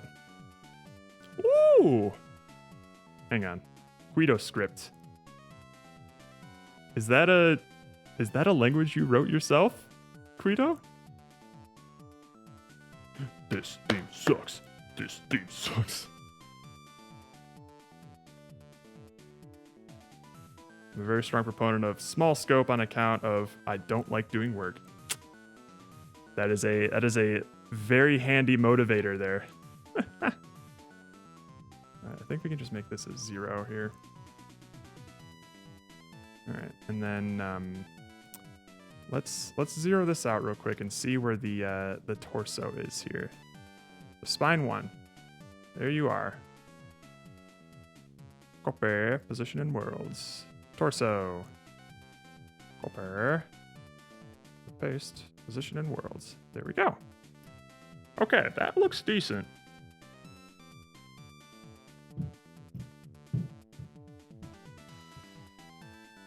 And this looks okay. Okay. That thankfully didn't need to change. Although we do need to equip the head there. Ka-chink. Torso, spine 1. All right. Now, I could get them to lower their scope, but I can minimize the art. Dude, it boggles my mind just how much Dan and company like to stuff as much as they can into their games. It's insane to me, man. Oh, we didn't throw that in there. Right hand. Ayah.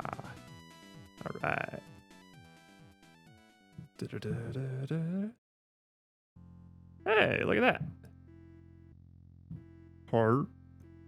Look at him just dangling around. All right, that looks pretty good. Let's apply all. Sweet. Okay, so now let's go back to what we had earlier, which is just this boy. And then we're going to turn the gravity off on his legs so they're stationary. Let's bring you down a little bit. Zip.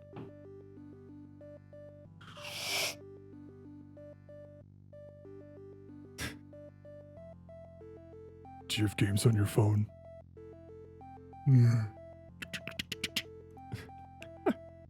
God, I'm fucking stupid. All right. Let's zoom you in a little bit. Bring him up. Zoom out a little bit. Hey. That should be good. All right, cool.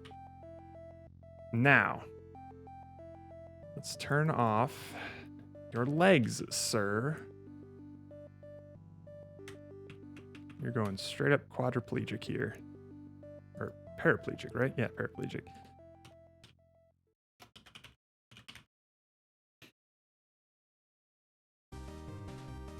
So we don't need you.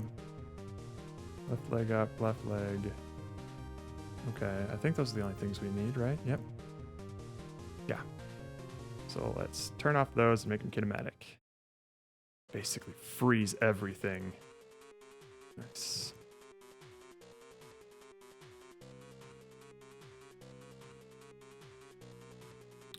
I still end up making a lot, but that's because I'm the great spacey 3D and also sometimes 2D.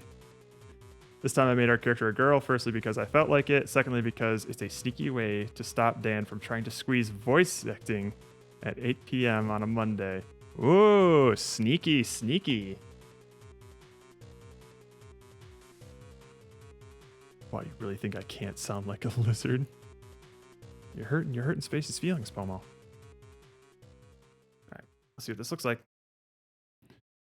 Oh wait, what? What's going on there? I thought is kinematic, yeah. Why your legs moving, boy? Boy? Why your legs moving? Boy? Oh, because I need to make the hips this. There we go.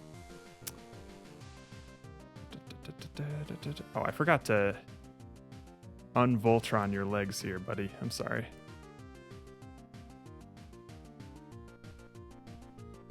Zip.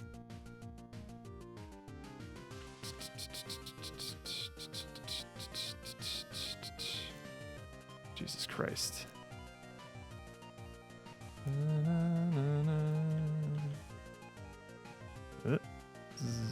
Zoop. Alright. Left leg up. Let's do it. Oh, god damn it. Zoom.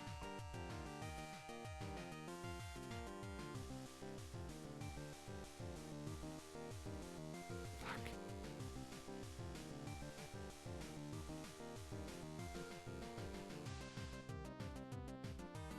Bring you down a little bit. Maybe you don't need to bring you down. I think that's fine. You good here? I think we could move you in a bit, right? Just a little Z nudge here. Nope, not Z, I guess. A little Y nudge. There it is. That should be okay. All right, now let's just copy. Right up leg. Pasta. And then just that.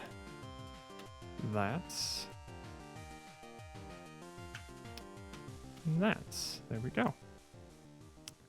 All right, and now your sore ass looking. Jesus Christ! Look at these ankles.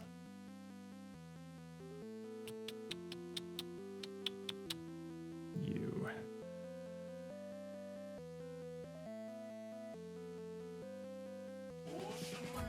Adderall causes addiction. Thank you for the follow.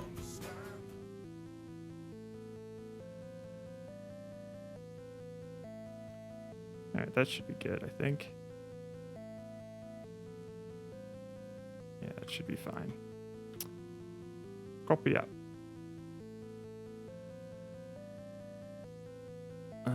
We want... Wait, what did we just do? What is this one? Left leg. All right, so then right leg. Hello.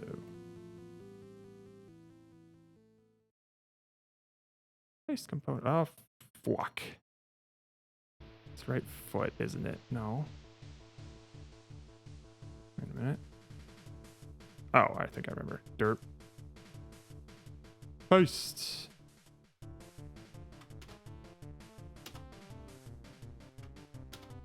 There we go. All right, so that should be good now. Cool. And then the head. Right, the head.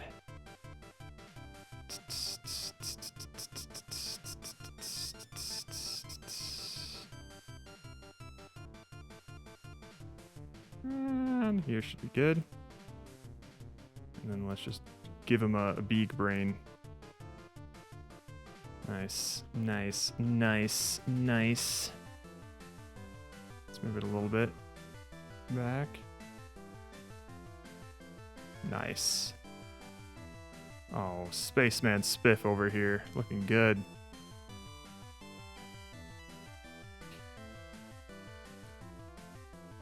I'm the hiccup champ. Brainoid is still awake. What time is it?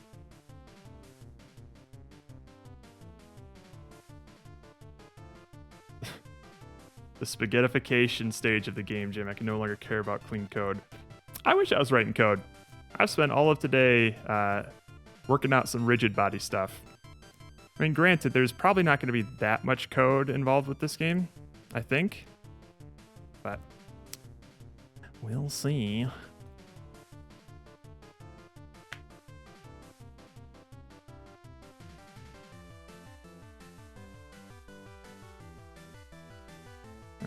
Let's see here.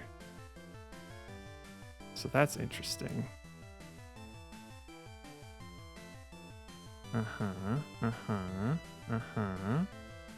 Let's look at these here. Let's see if I can't fix this. Got it. Okay. All right. Well, We'll do that then. Right. Where's these? Get rid of these hips. Oh, I need these hips. Okay. Zip, zip. All right. Left hand here. Copy. And paste. Without the rotation, please. Thank you. Same with the right hand here. Copy. And paste. Rotations.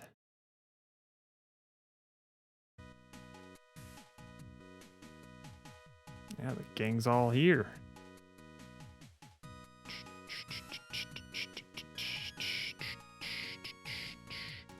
Ba-na-na-na-na. So let's see here. Copy, position world, torso, paste, position world. Yeah, we already had that one down. Sweet. Okay, let's see what happens here. First, let's turn off torso head and just do arms. Aw, he just chilling, man. Look at that guy. You know how I be. Interesting, interesting. Ooh. So that is interesting.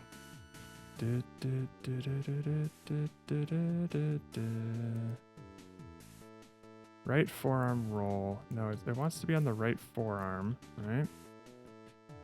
So that is interesting. Let's check out some stuff here. Avoid small joint angles for angular Y limit and angular Z limit. Depending on your setup, the minimum angle should be around 5 to 15 degrees in order to be stable. Instead of using a small angle, try setting the angle to 0. This locks the axis to provide a stable simulation. All right, so let's try that. Let's say fuck it to like hands going like this, and they'll just go up and down.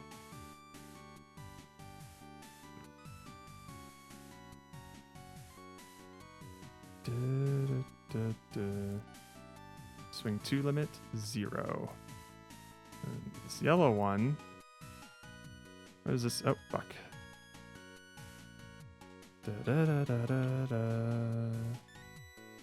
Swing 1 limit 0. So swing 1 and swing 2 should be 0. Okay. Z. Zedro. Angle should be around 5 to 15 degrees in order to be stable. Interesting. Well then what's this one? What values is this one? High twist limit. Gotcha. Okay. If this were like 15 degrees. Interesting. And what's this one? The low twist limit. Negative 15. Gotcha. All right. Well, I mean, let's try it. Da-na-na-na.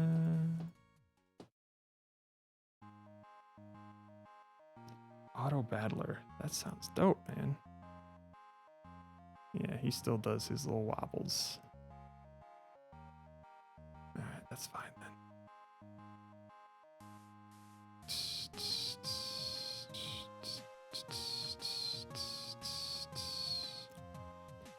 Let's do 40. Negative 40. That seems fine. All right. What could possibly go wrong?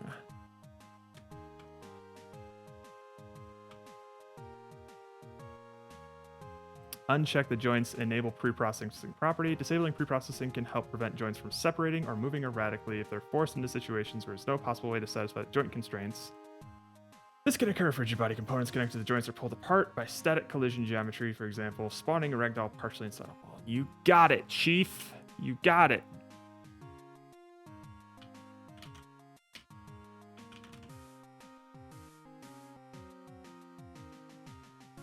Let's turn them all off. Enable pre... Oh, they're all off.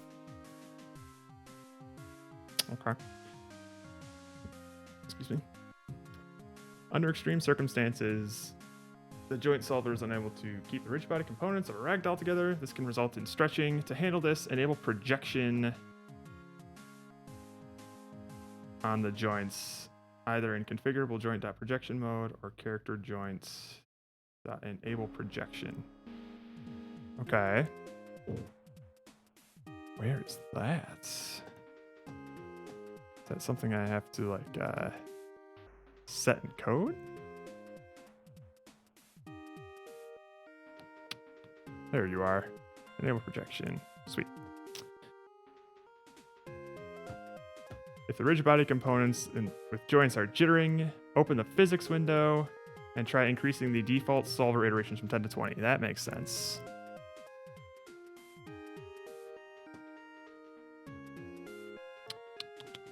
Default solver iterations. Wait, there it is. It's at 6 right now. What the fuck?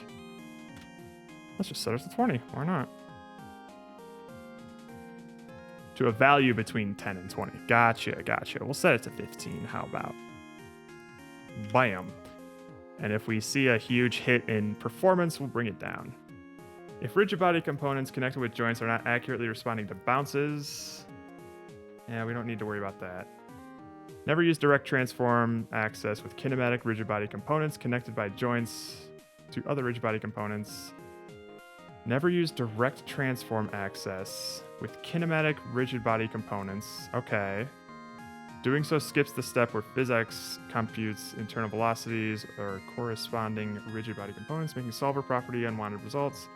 A common example of bad practice is using the direct transform access in 2D projects to flip characters. Yep. Yes, so we need to use move position. Oops, I don't think I'm doing that right now. Okay. Avoid large differences in masses between rigid body components. Yep, we're doing that. Try to avoid scaling different from one in the transform containing. Okay. If rigid body components are overlapping when inserted into the worlds and you cannot avoid the overlap, lowering the rigid body.max depenetration velocity. Huh, okay. Joe, can I buy Spacey a custom cabbage? I don't know. Oh, Jesus. Hang on one sec. Look at all those arrows.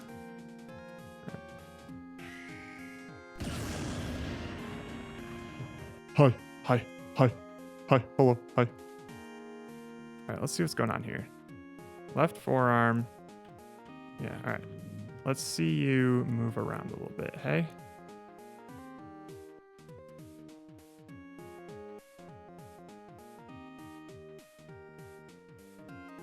I think these things are just colliding. Okay, so you know what I think the issue is? Let's go back into, God forbid, code.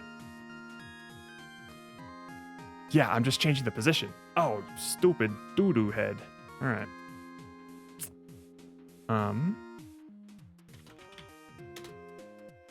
So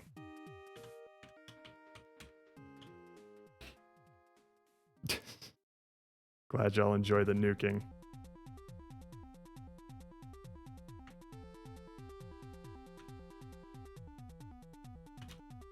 Oops, you're not seeing what I'm seeing.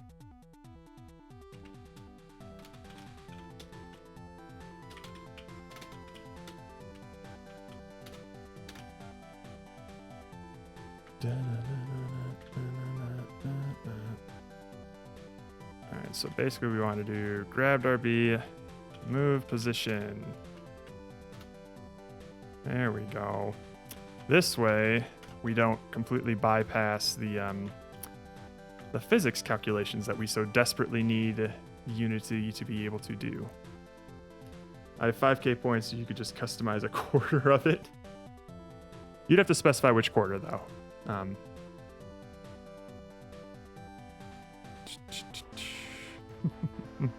Alright, let's see how this works.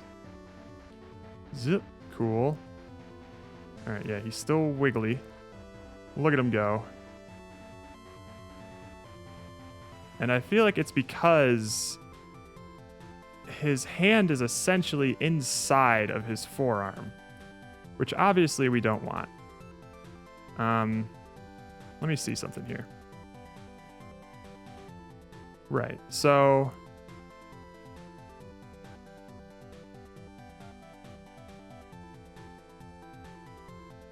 that's definitely a problem. Okay, so I think the issue here is that the left hand is basically like right where his wrist is, and I'm attempting to move it. I see. I think I see.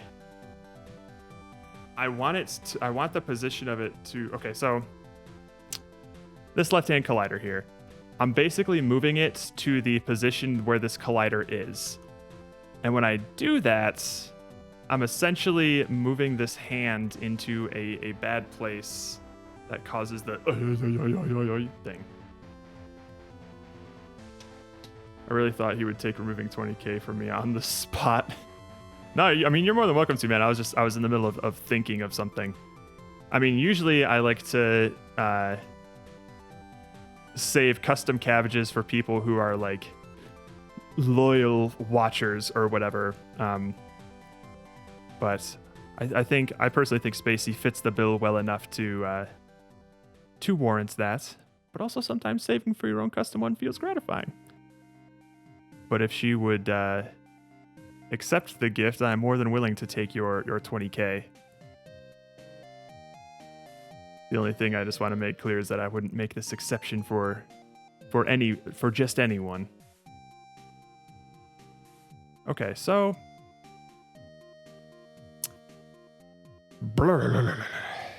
what happens if I just shrink this boy? Oh, okay, yeah, I know. Interesting. Why can't I oh, because I need to probably turn debug mode off. Normal. Give me that. Now that I know it's a possibility, I can show up more. Ooh. Sometimes the work for it is half the fun. I respect that. Alright, damn you. Da, da, da, da, da, da, da.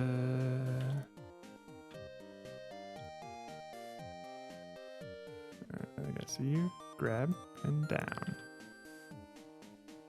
Alright. Okay. So now let's see here. Right? Because like, could I just bring it down even more? Da, da, da, da, da, da.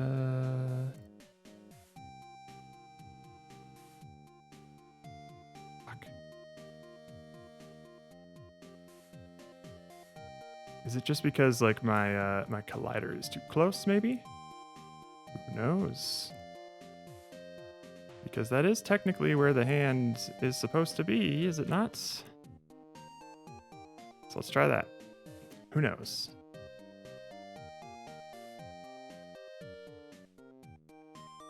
Okay. See, it's not though.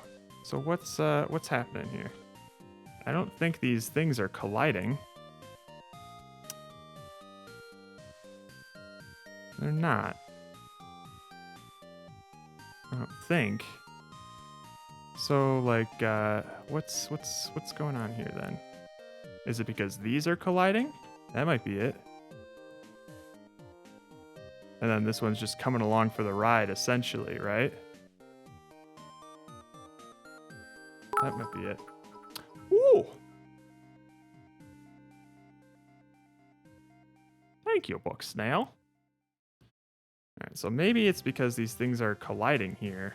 Although, hang on. Because...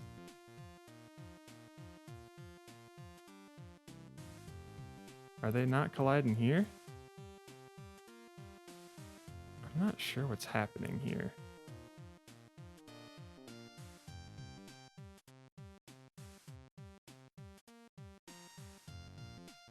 If I were to make this non-kinematic. Interesting.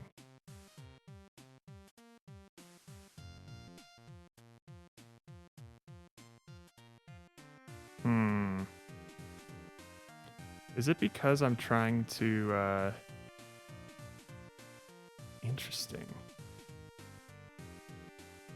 Hang on now. Let's just... Let's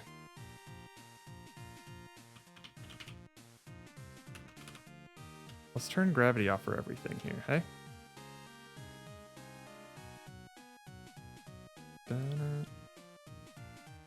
Bam, 350 bits for being the first cheer. Or channel points. Nice. You're gaming the system here. I respect it. So if we turn gravity off for everything. Alright. Okay, cool. And now, if I were to grab this. Alright.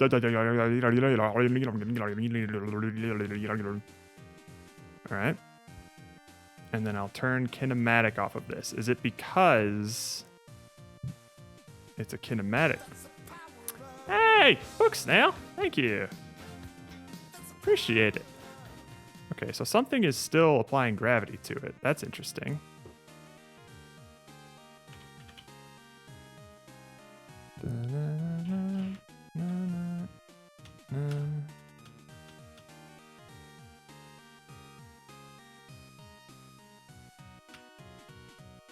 Oopsie doodles, these hips are not set. Channel points. I'll take it either way. This annoys me. Move up. Fuck off. Okay. Fine.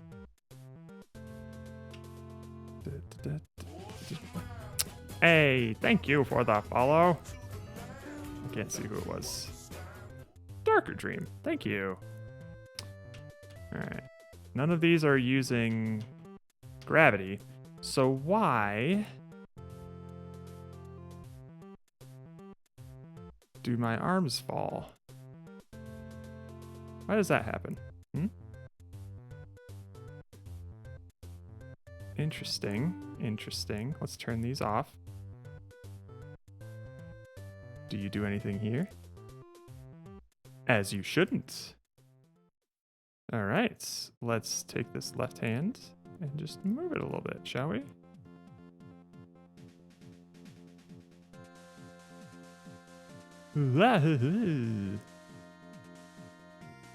Interesting.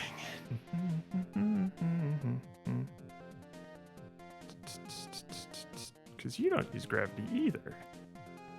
So why?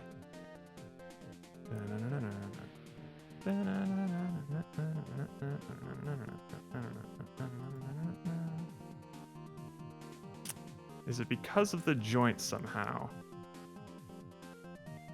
I think it is. Now all I need is 50 raids and I'm golden for channel points. Alright, let me think here.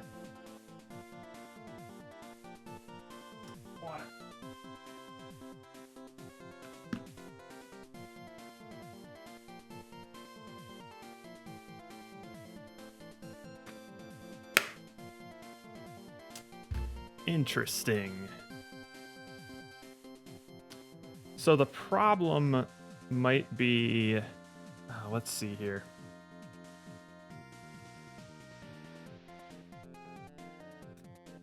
Is it the configurable joint?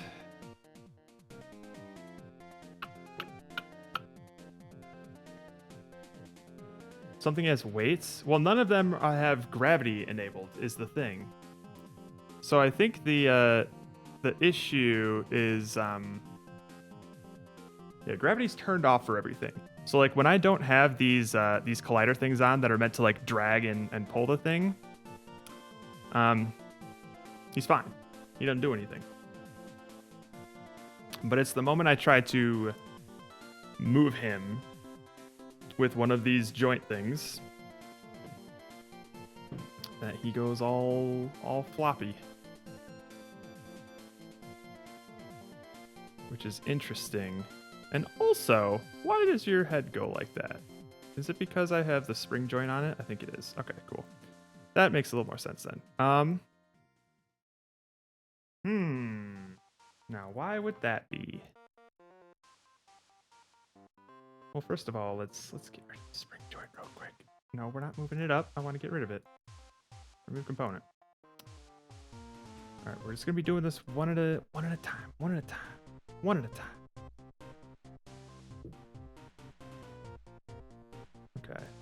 So it was also saying that never use direct transform axis with rigid. Yeah, we're not doing that anymore.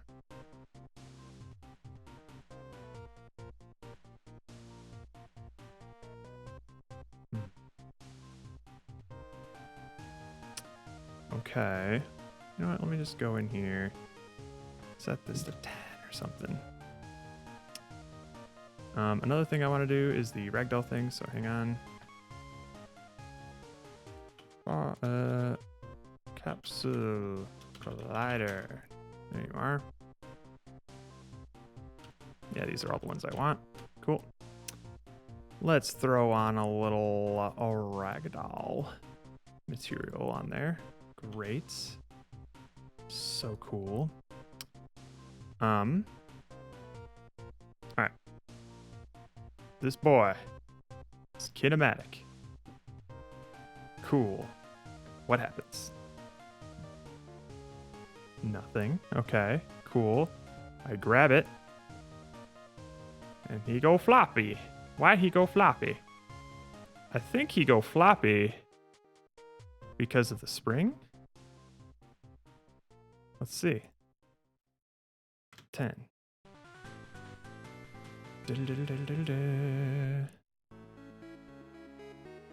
No, he still go floppy. All right, hang on now. Locked. Lock it up. Flop, flop, flop, flop, flop, flop, flop, flop, flop, flop, flop, flop, flop, flop. And he's only flopping in the XY direction now. Look at him go. Oh wait, no, he's not. He's going all over the place. Oh, we're on herbs now. You know what I want?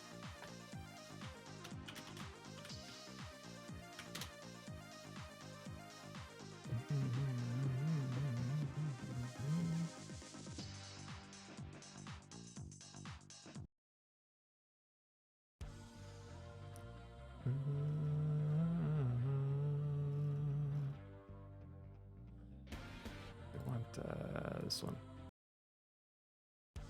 Nice. Okay.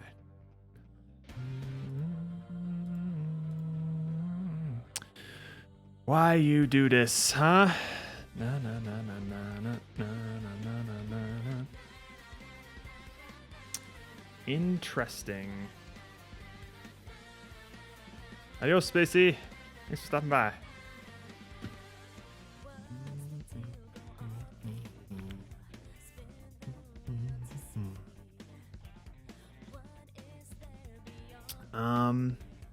Some limits, low angular X limit. What are these things? Linear limit, the distance in world units from the origin to the limit. Okay. So the linear limit is 0, which doesn't seem like a good idea. I don't know, let's set it to 10, see what fun is.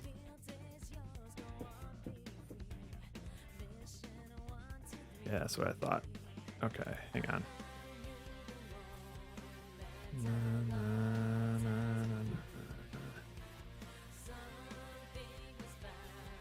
Dun, dun, dun, dun, dun, dun.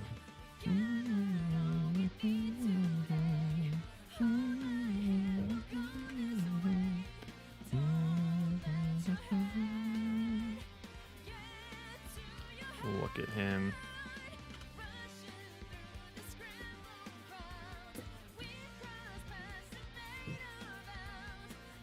Whoa. 0.1 for the limit, shall we?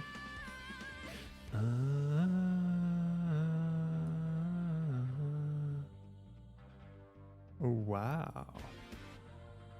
Okay, so that might be part of the issue. If I set the linear limit to 0, then it tries to stay there, which is not great. Let's try this.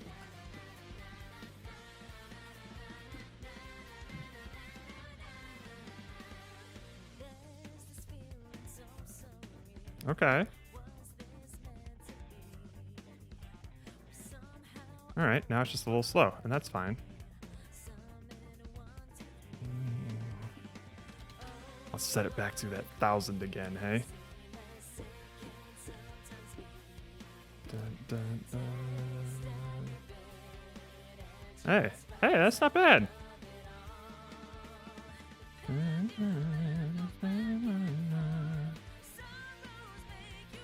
Okay.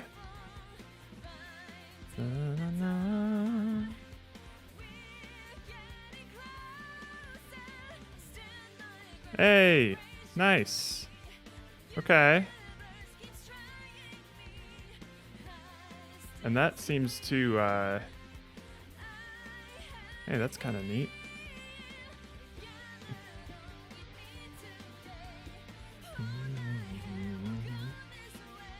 That seems to keep things in check with like the limit as well.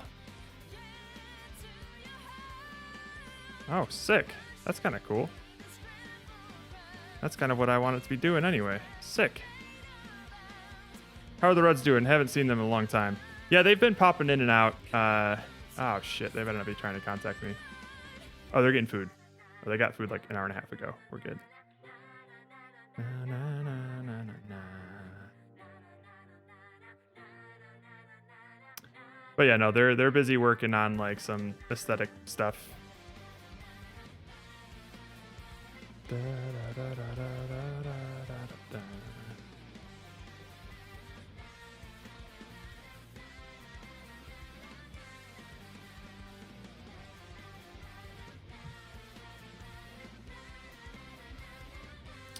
So Steven is going to be working on the 3D models that we're going to be using. Andrew's going to be drawing the textures for them, and then like the UI elements and things.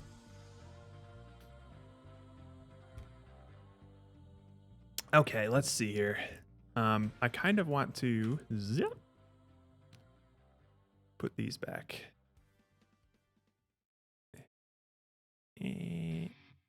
That should be good. Let's set it to 15. Why not? And then swing limit 1 will also be 15. Look at that.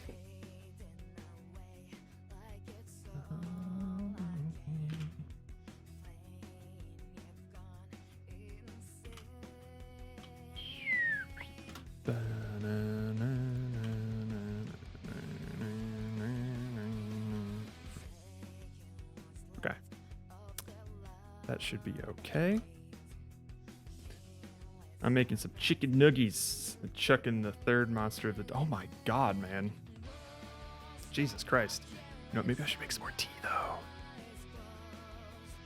I'm not big on energy drinks, but tea. Well, I like tea.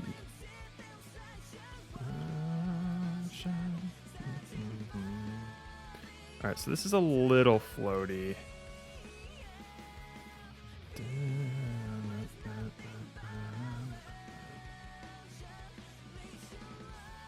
Oh, wait, you know what I'm doing? These motions should be limited, eh? Right, I think. Edit angular limits. Oh, interesting, interesting. Should these be the same? I don't even know. Y. This one's X. Okay, so high angular limit is going to be 40. Y angular limit's going to be 15. Z angular limit's also going to be 15. And then low angular limit, 40. Negative 40. Way to Marie. Let's check that out. Have you had Thai tea? That shit slaps. Actually, I don't think so.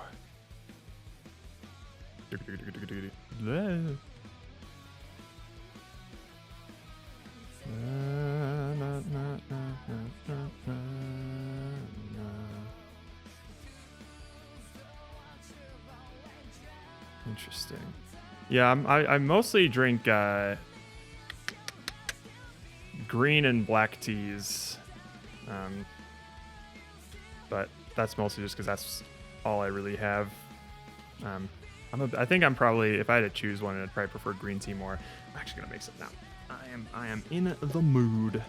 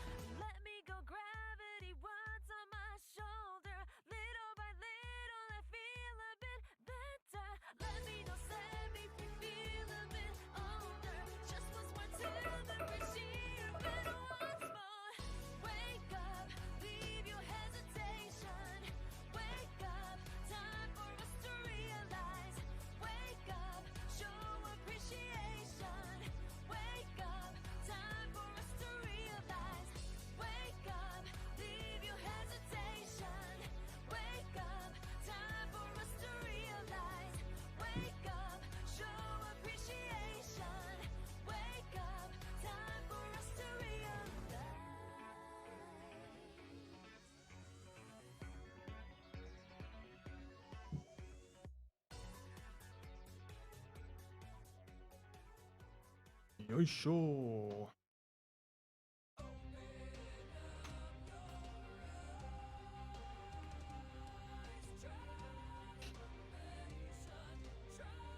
Breaking my code, and my fixes are breaking it more. Dude, I've been there.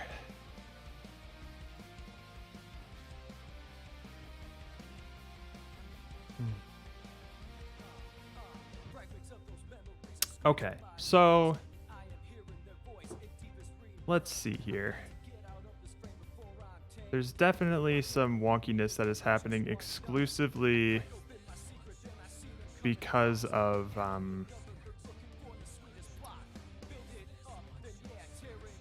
the way that I'm moving them with these colliders. It seems to be against the very nature of physics itself.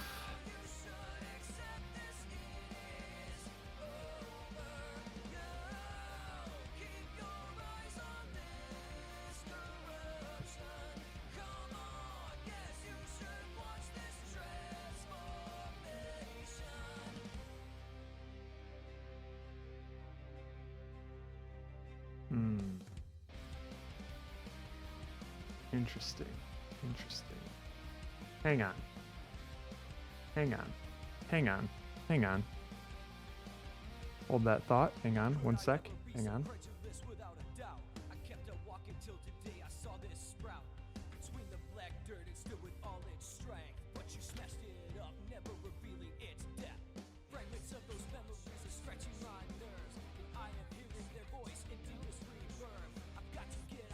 Where is this boy? I can barely see it. Okay.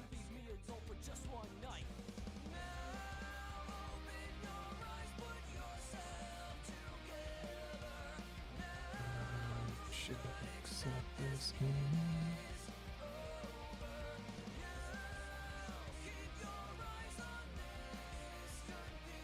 Interesting, interesting, interesting.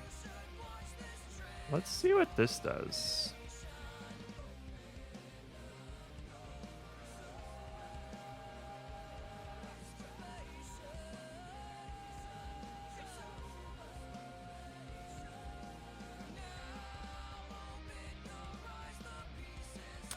Oh, it does bad things.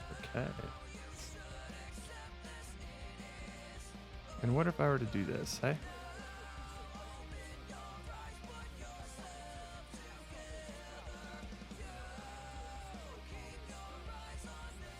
Hey, that's not bad. Well, hang on, though. Why is he so far up there?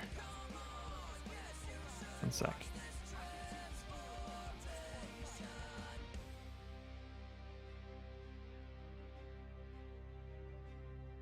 Interesting.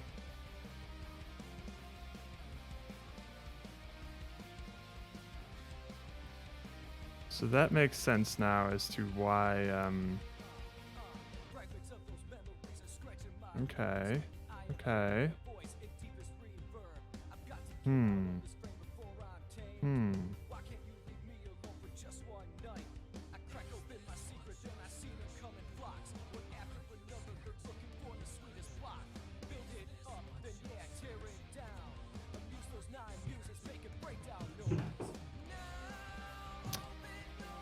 Interesting.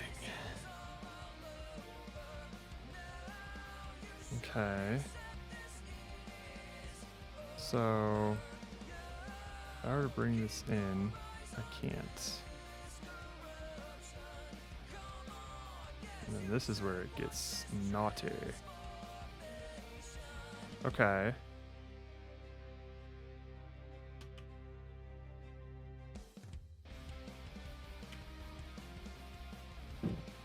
Okay.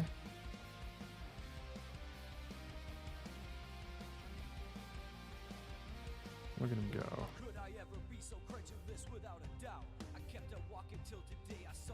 Okay. That's the linear limit, angular limit, low angular limit. We don't need these. Don't need drive. No.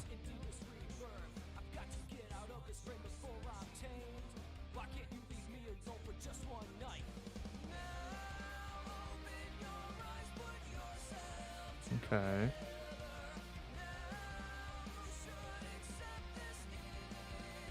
Okay. Okay.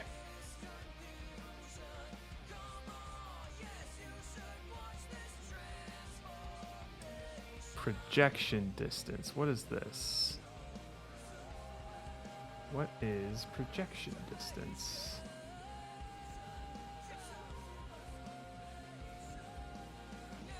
The distance a joint must move beyond its constraints before the physics engine attempts to snap it back to an acceptable position.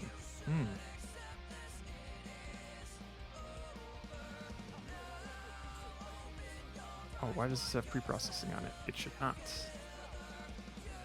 Do these have pre-processing on it? They do not. Okay. Turn this off. Okay. Okay, so we also want, we want to get the whole arm here. So let's figure out how to do that. If we have like left hand here, right? Zip.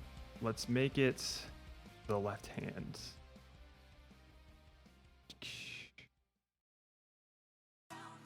Go, don't want to say them all. What's enough is enough. Am I on? No, here we are. I care more about this one. Don't want to say them all. What's enough is enough.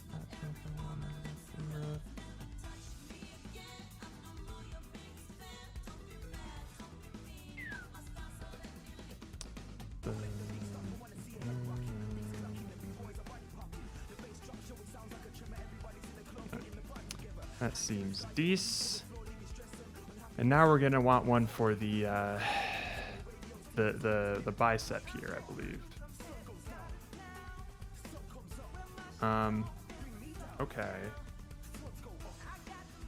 Hang on.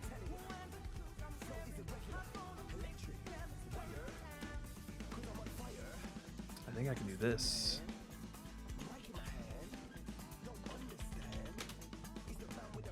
Just parent it.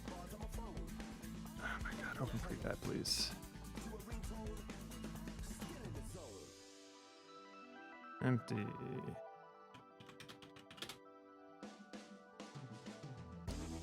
Yeah, yeah, yeah. Yeah, yeah, yeah. Yeah, yeah, yeah. Get rid of you. Motherfucker, I did that. Okay, well, it's here now. Alright, we got a left hand, and then the left arm is going to move with the left hand.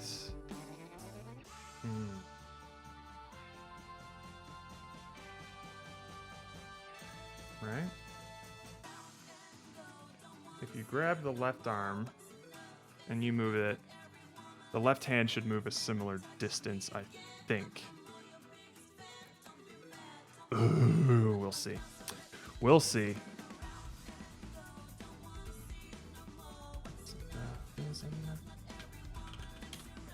Oh, fuck. Oh, wait. That's not great.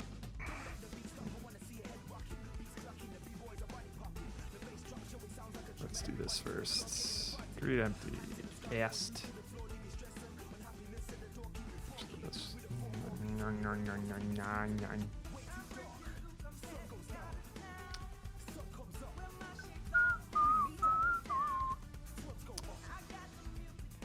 Box collider.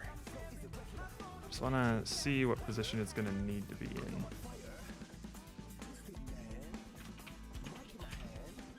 Don't understand. Huh?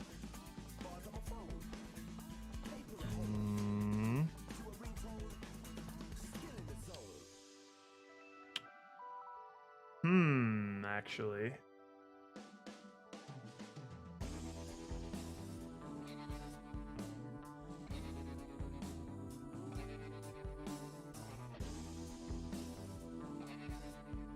It doesn't matter where on the z-axis like this center is, really. It could be here for all we care. I'm just doing this for ease of use. Alright, and then you are essentially, oh, you know what, we can just left arm here. Oh, it's right there. Oh, shit. Never touch me again. I'm not a biggest fan. So what we want to modify is the elbow. Does this progress mean you can bend the models forward, like slump forward? Yes. Well, kind of. They'll bend forward as a result of moving them around, but we're not going to have any controls to like pull them towards the screen. But it does mean that they can like flop around back and forth a little bit now. Assuming I can get it to work. Yeah. Yep, that's the plan. All right, so let's take this, grab the transform, and drop it in here. You know, we should just be doing this in the prefab.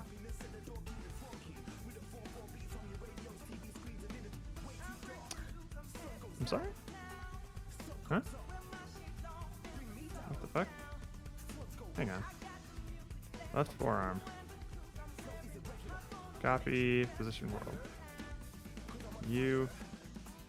Oh, I did another copy, didn't I? Yeah, I did. Doink, doink, doink. All right. Let's just, hang on, what the fuck? Oh, my God. Get in here. Da, da, da. Yeah, yeah, yeah.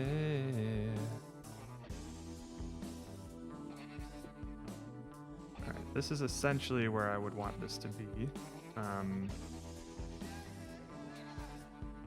we would just make this a little bit bigger. Not that big. Maybe about that big. Center would go around here.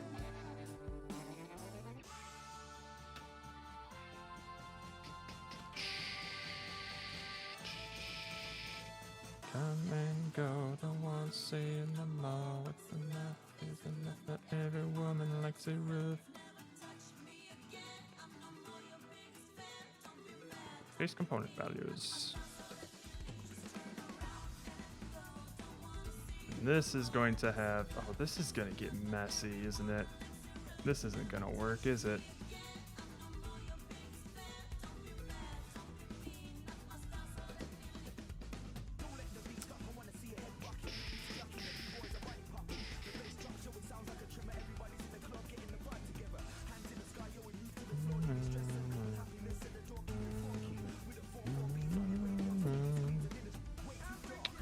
Left forearm. Throw it on there, eh?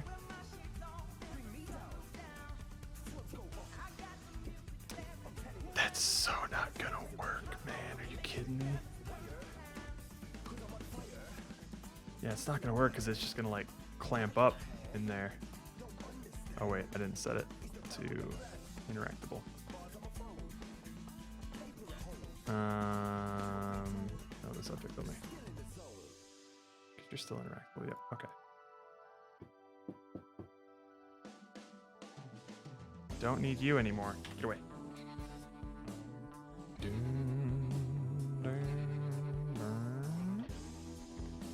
This is so not gonna work.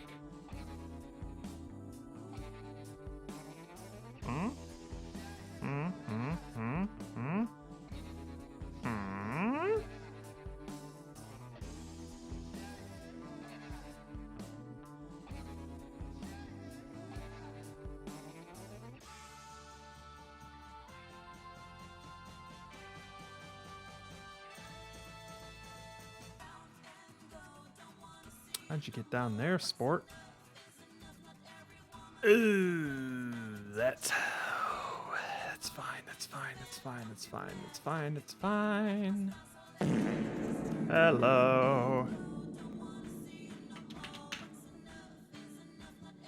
Oh, look at the time. It's nearly particle. You asshole. Alright, and then the left hand.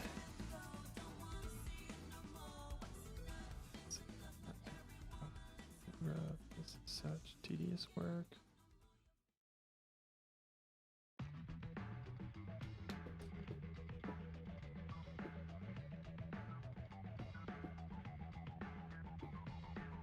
This side or the other side.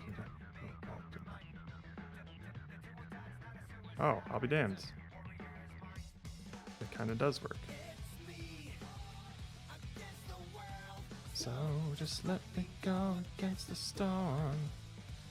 Well, hang on now.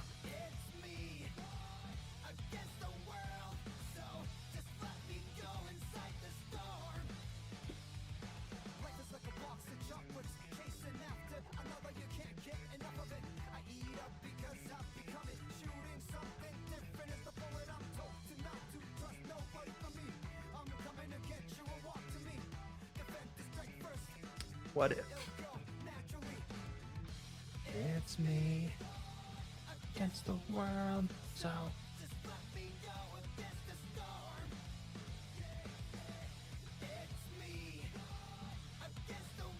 how goes? It goes all right. I'm trying to really focus on making this rigid body, I keep saying rigid body, ragdoll stable when we like whip it around and stuff, because the old one was doing a lot of kadanning. And I think we're getting somewhere. Interesting. So if I grab the arm here, that actually works.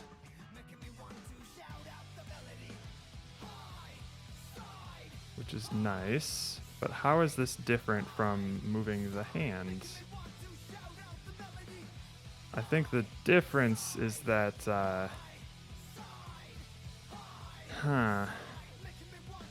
I would want the elbow to be stationary when that happens. Side of the other side, yeah. Over your mind. So if we were to do this, okay. So that does kind of work, but not really.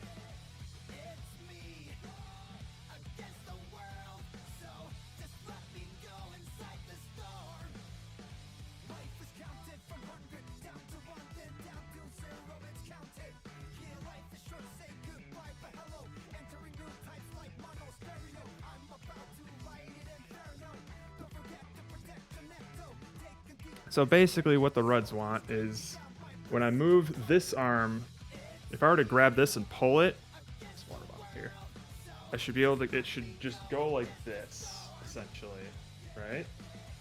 And then when I grab this and pull it, it should go like this.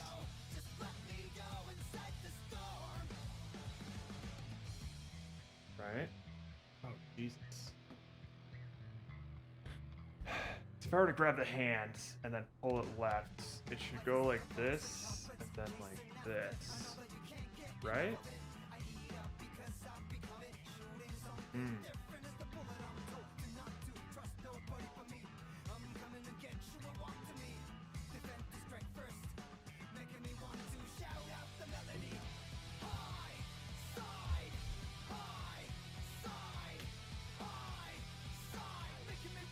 Shout out the melody, high, side. Yeah, that's a problem. The major problem here is just setting this linear limit to 0. That fucks up a lot of things. Let's see here. Man ponders how limbs rotate. There are many things I don't know.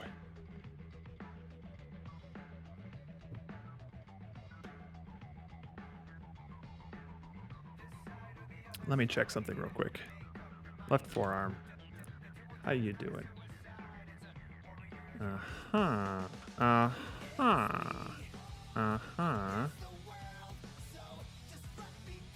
Interesting.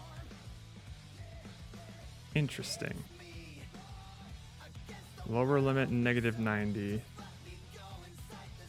But what if -180? How does that work? Let's see.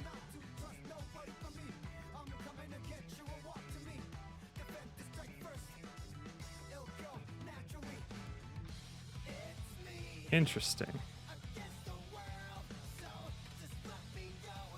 So I feel like this Hmm. Hmm. Hmm.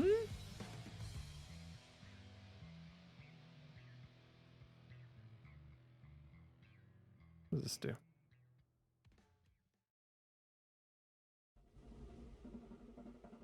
Yeah, that's what I want. You silly goose. That's exactly what I want.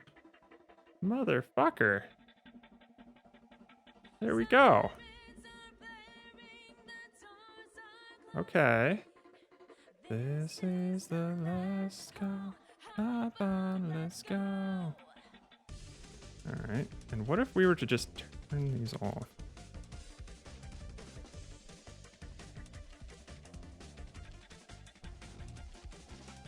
Blood circulating round in my head. Oh yeah. Okay, so blood circulating round in my head.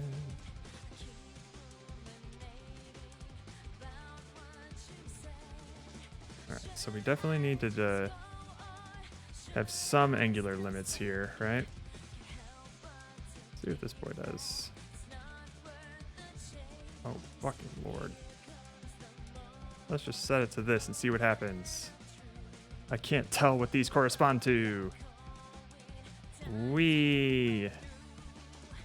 Don't think this. Okay, I think this is rotating the wrong thing here. The train. Right. Oh, okay. So that should be 90. Or what is this one? This is the blue one, right? Oh, no.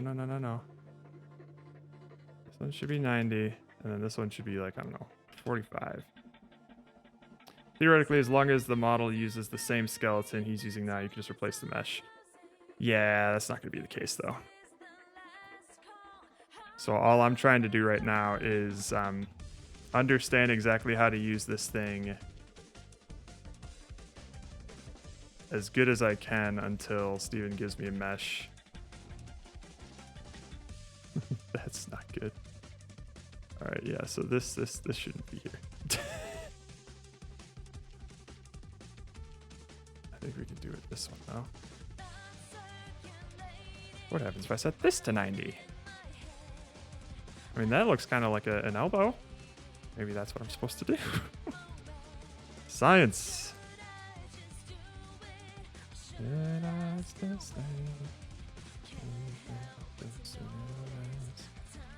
I mean, that seems okay. That looks gross, though. Moment of truth. I'm sorry, is this twisting? Yeah, okay, I got you now. I got you. Don't do that, then.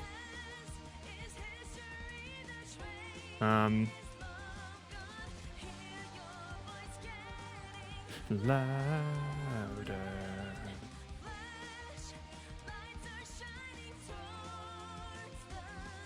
Look at that.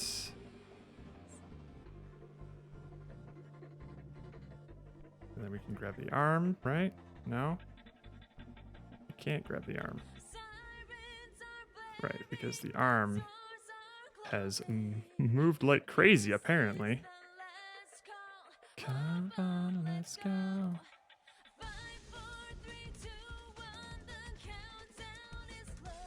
Okay, I like that.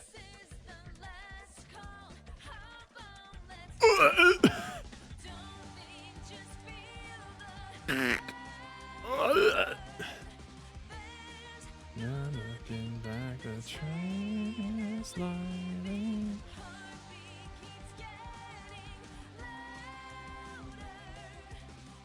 Wait a minute, hang on. Shouldn't be, I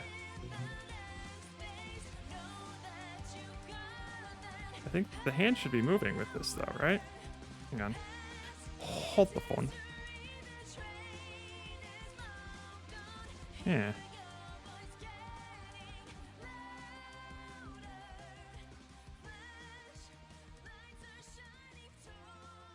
Interesting. the hand stops moving once I start moving the arm. But I mean, I guess that's fine. Because these are meant to be separate entities.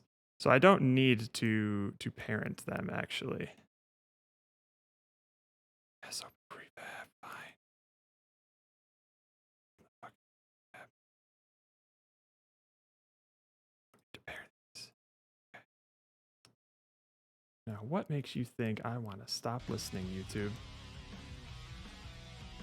Should the interaction boxes be parented under the skeleton so that they move with it?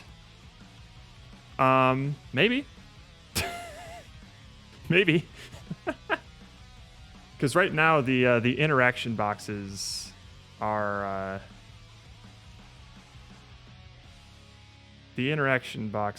what move the skeleton and not vice versa. But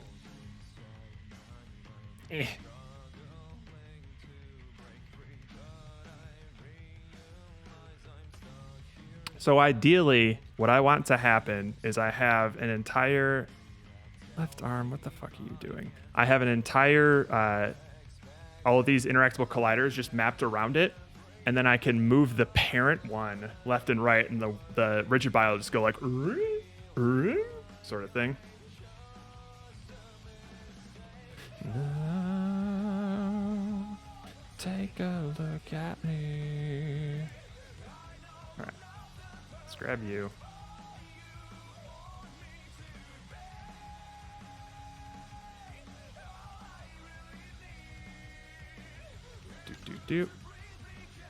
Okay, let's see what this feels like.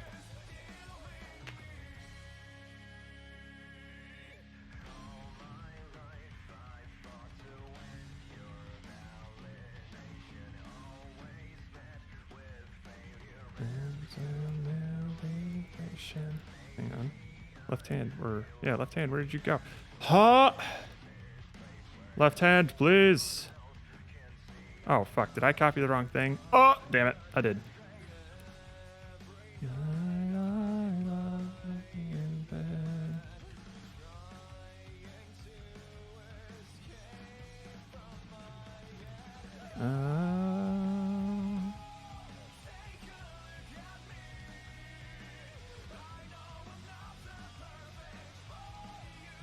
Want me to back?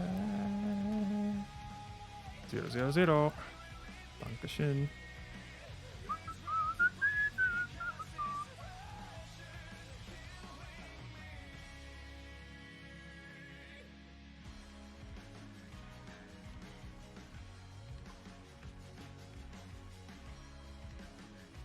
Fuck.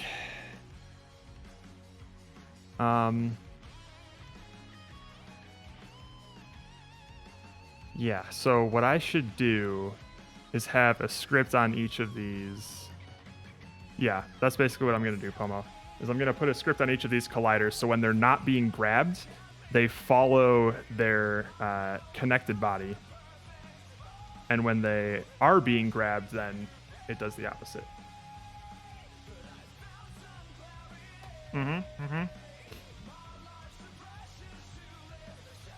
I get you now, Roka.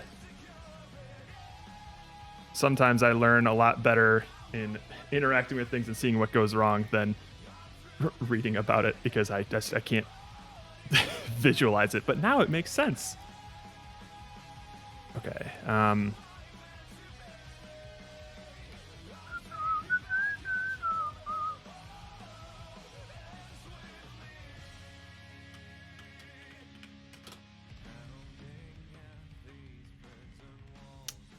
right. The second script of the jam. Who'd have thought? So this is going to have...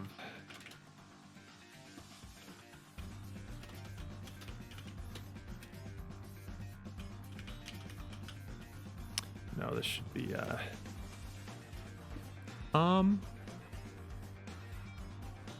Actually, this is fine.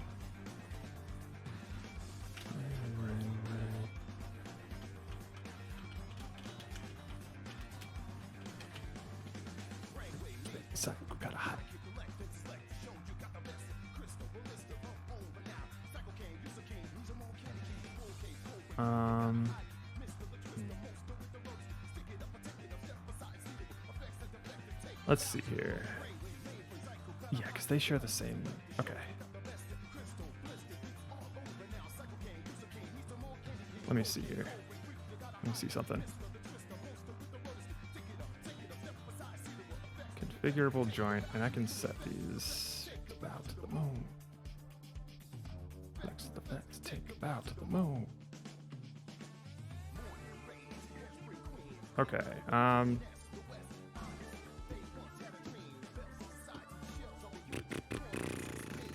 Can I do this? Configurable joint. Test. Let me just see if I can access this real quick.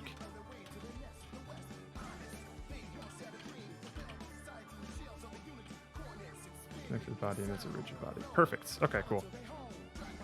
Alrighty, cool. So we're gonna have our rigid body and then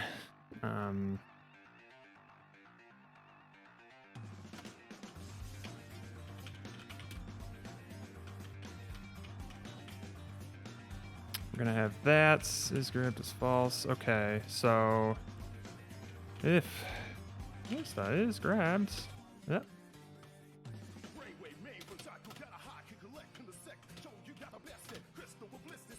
Let me see what I'm trying to do here. So we're gonna grab this. It's gonna click, and it's gonna get the this script. And with that script, it's going to give it a target destination. Okay. Okay. So basically, all we care about here is if it's false. And then, hang on.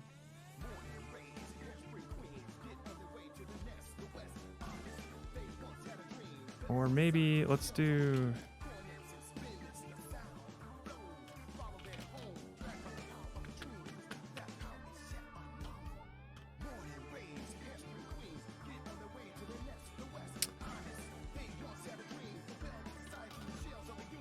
Set public.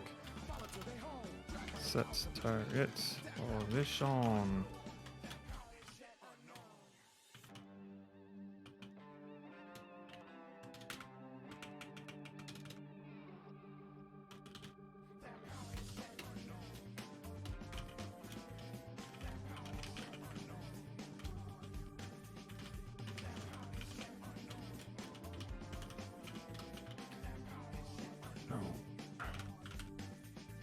Then this collider RB dot move position.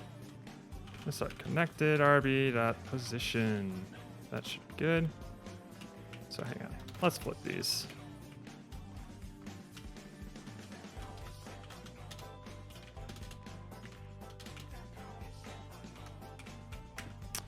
So if it's true, then this collider RB move position.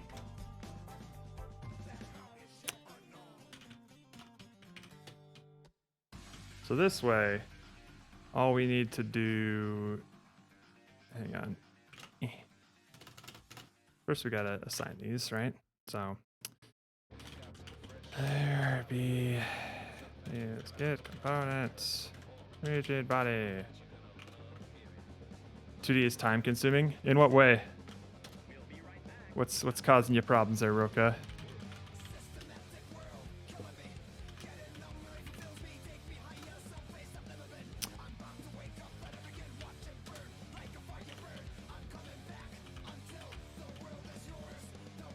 New plan, I don't need sleep. No, bad cop.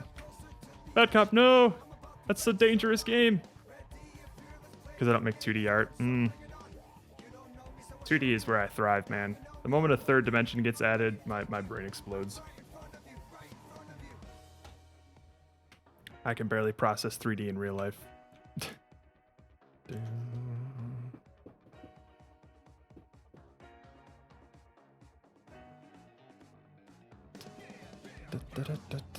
Wait, side, we gotta hide.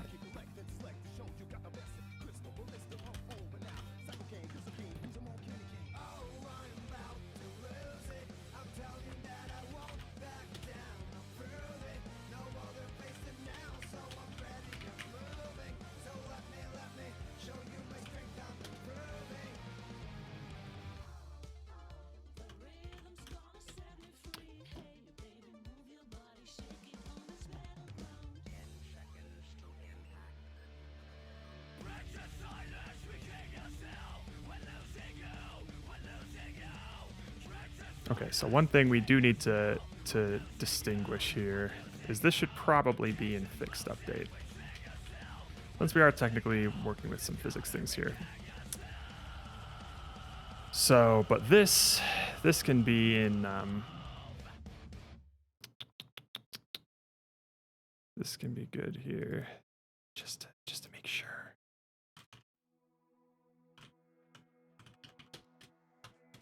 No. We don't necessarily need a target destination here, but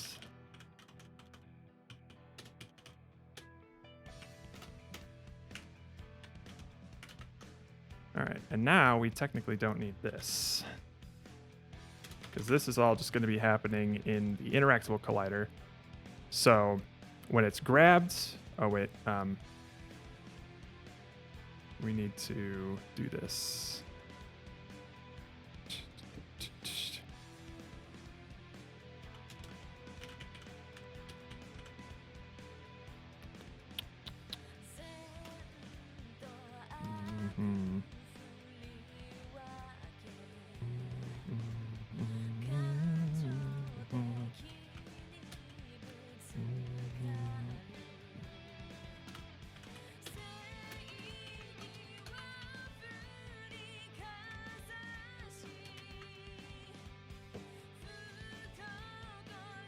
I don't even know if I can finish without sleep at this point. Oh no, are you doing a compo, bad cop? Hoy. Compo would be rough right now.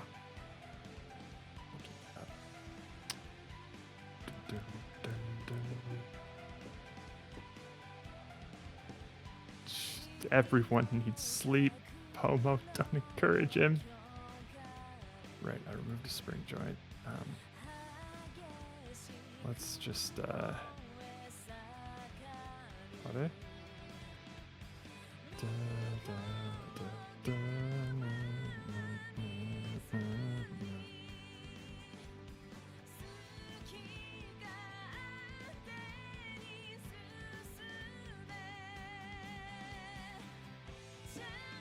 All right.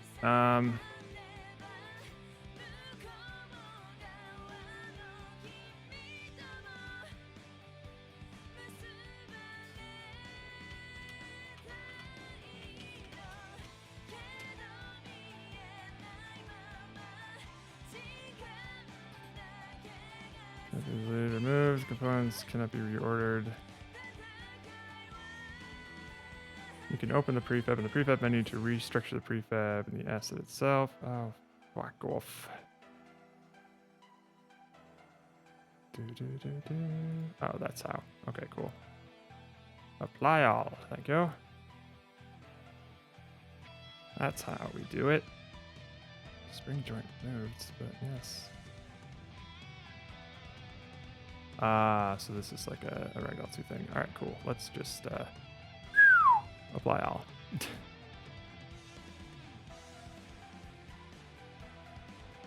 I have more to-do list tasks than hours left sent. Oh my god, man.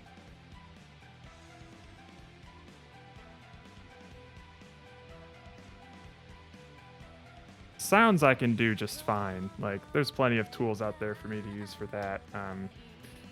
Music, though, nah, dog. Nah. Okay, I don't like how I'm doing this here.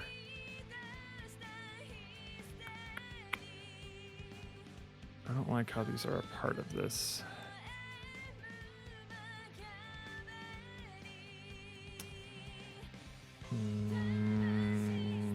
Fine. All right, thankfully I don't need to set anything in here. It'll just find it itself. All right, well, let's see if it works.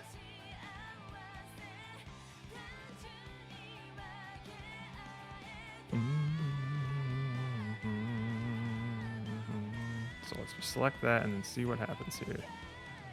Oh boy. Oh dear. Okay. So that's interesting.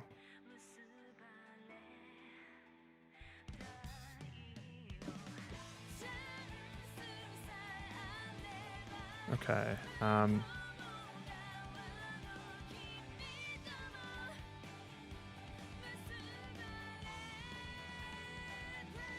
Uh-oh.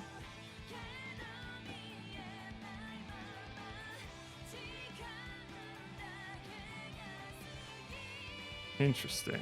How did that happen? Oh, right.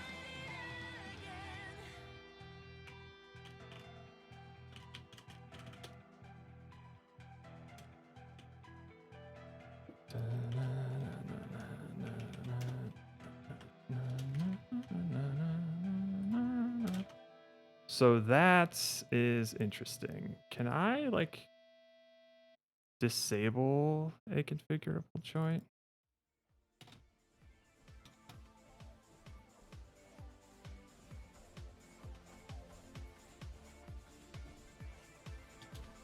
Okay, interesting. You know what I'll do? Is I'll how about this?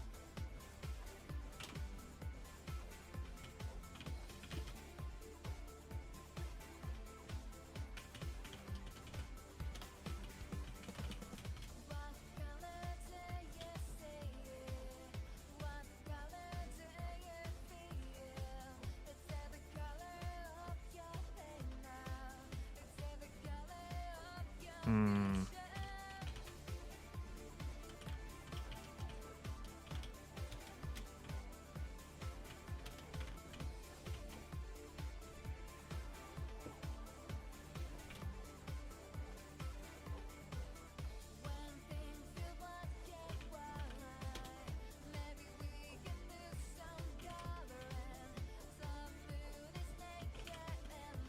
Sorry, I'm doing this off screen.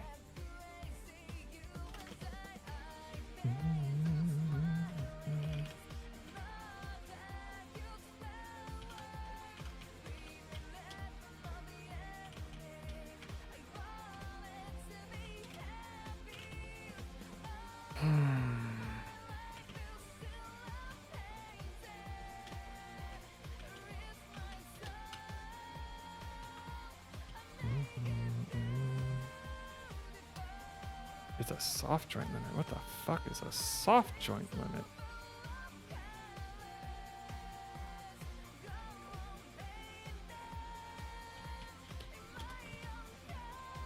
That's okay, right? Modify.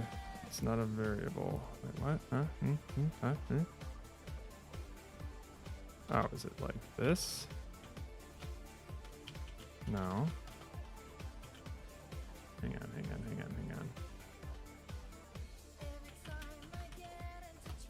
It's time to make a bunch of dialog boxes known. Oh my god, man.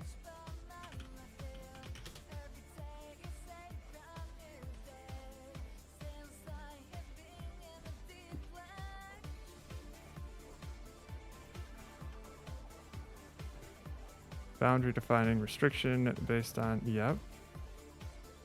And then a limit, right? Great. Cannot modify the return value of configurable linear limit because it is not a variable.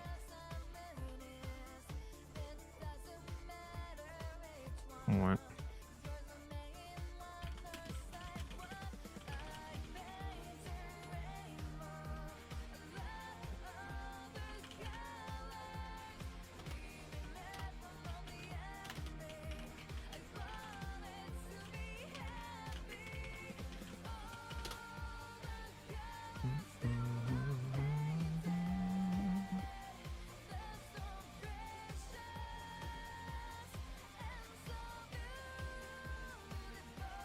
Just make your configurable linear limit a variable. Oh, are you serious? Hang on.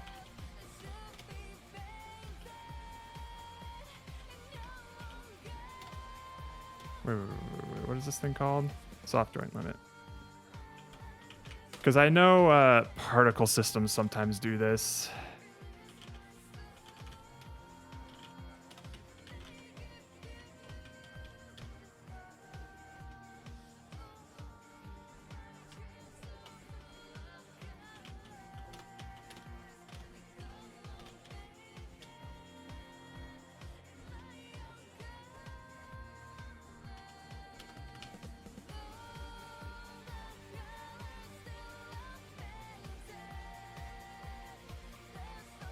That's so dumb.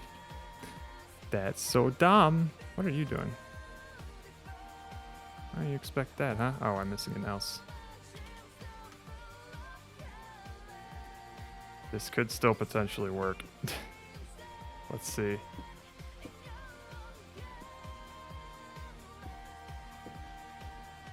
If, hang on. I just gotta do one more thing here.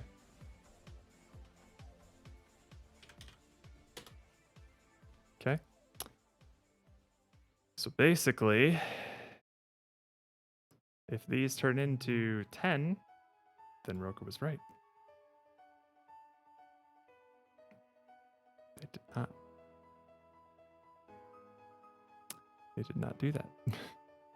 Well, hang on. Maybe I can just set it with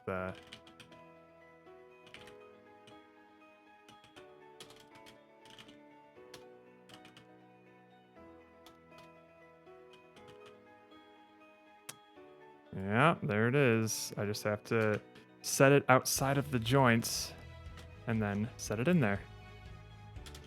That's dumb. Let's see if it works though.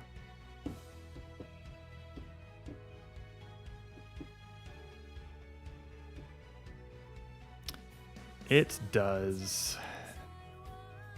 Oh, whoa! There goes the left hand.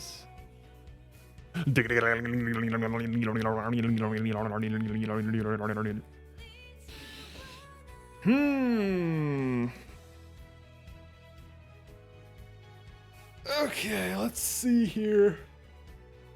Huh.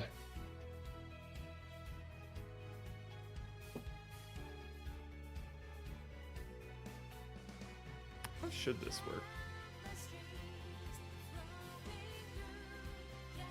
Physics fucking sucks.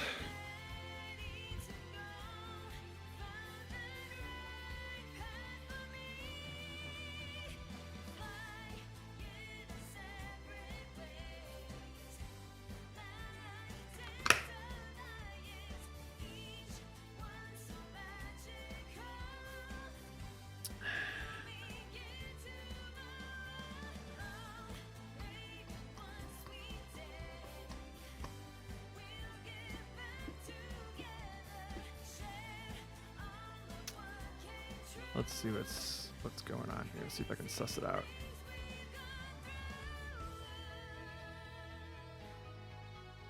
Interesting. And left arm right now is at linear limit 10, which should mean that it doesn't care about where it is. Linear limit is, what is this?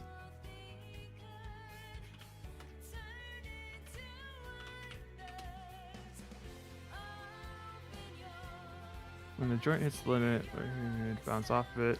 Contact distance determines how far ahead in space the solver can see the joint limit. The position angle of the joint in degrees, or position / angle of the limit.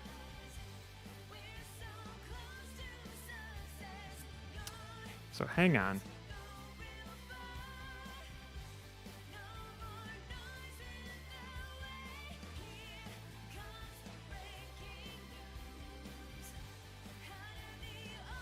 Let's just turn this arm off for a sec, okay? Just turn it off. And grab an arm here.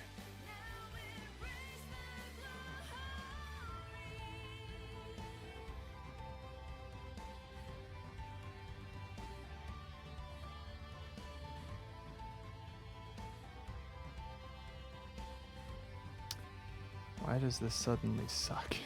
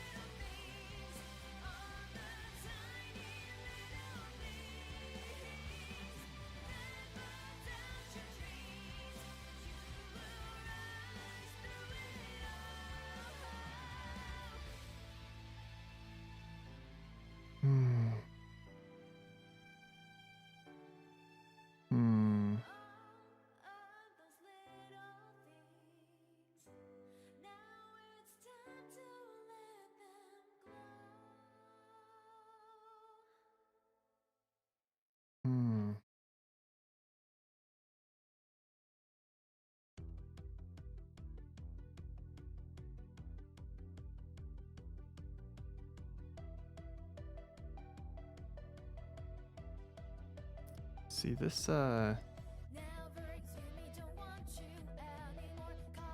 Interesting.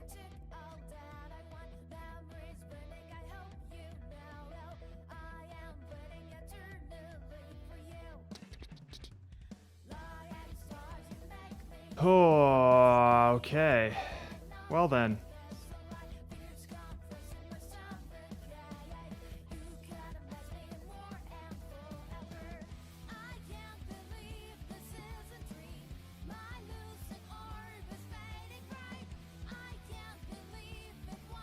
Here's what we'll do instead then.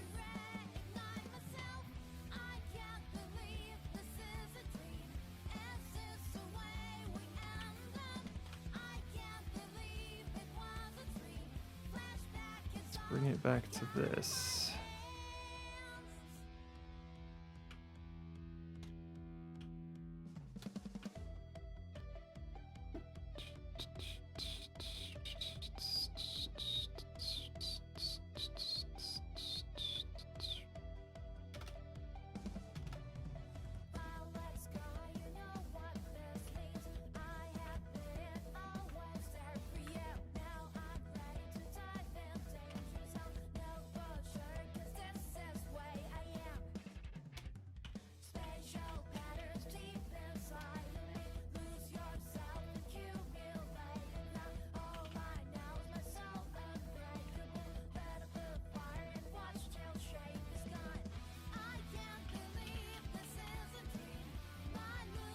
Alright, let's try that.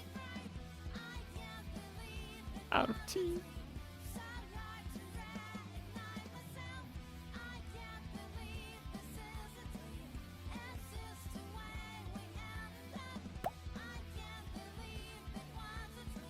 What has happened? What has changed here? Shit.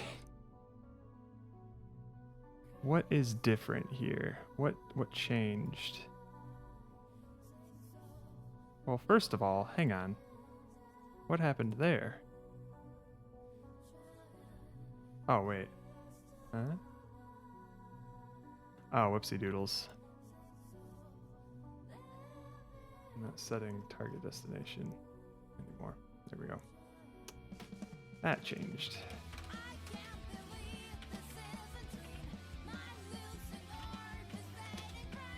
I can't believe it was a dream. Let's just get it back to what it was doing.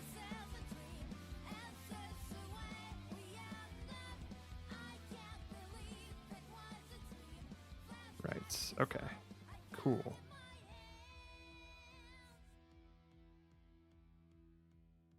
Zoom, zoom, zoom, zoom, zoom.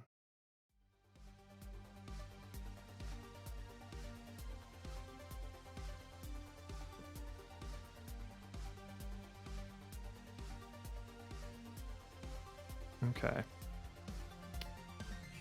So that's the thing though, right? Is if I move them, then these move. I think I might have to make a joint when I click it. Is that what I have to do?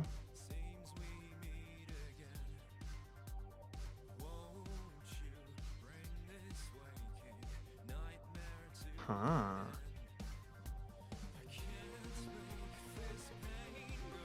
Okay, let's see here.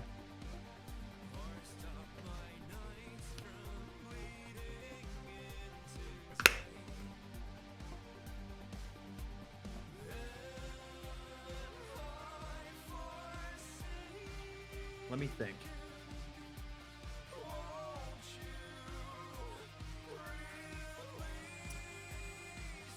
If I grab a hand, right? It should go like that. Like this should be its only form of movement. And then if I were to grab this arm, this should be its only form of movement. Well, around here should be its movement, right? This is just this.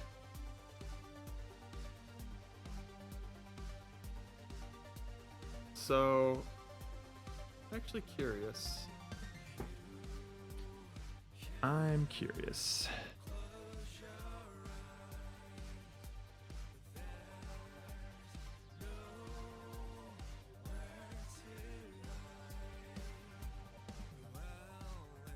That's basically what you do, right? Your left hand here. Well, no, it shouldn't just go like this. It should also go like this, which is essentially what this does. And the arm itself. So we can do stuff like this. Yeah, and that's pretty important. We want to do that. But the problem is if I try to write a script that has the collider following that arm, it's still configured to that joint. Maybe if I change the spring of it to 0. So if I were to change the spring of this to 0, hello. Okay, so don't do that at runtime.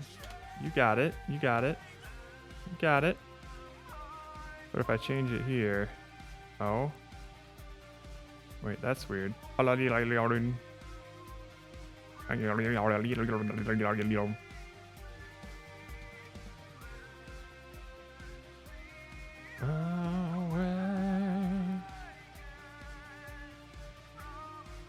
Interesting. So that spring is what's helping me not stretch my guy all off into nowhere.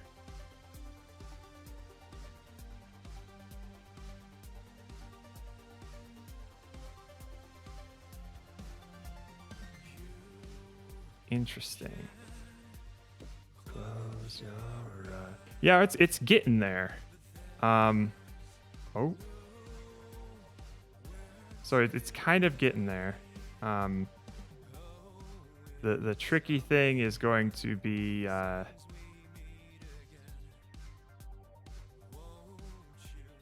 getting this all to come together at once.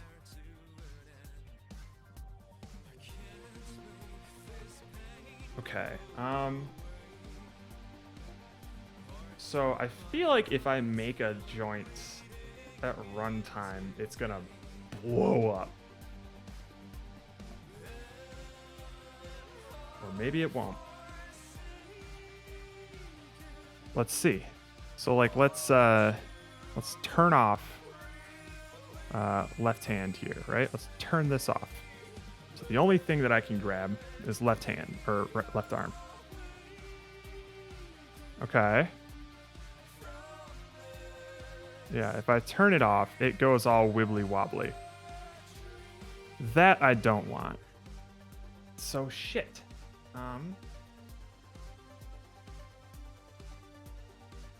Because the problem is if I move left arm here, like move that down, left hand also moves. I hate particles. I hate particles. Particles are cool, man. I'm bad at them, but they're pretty cool.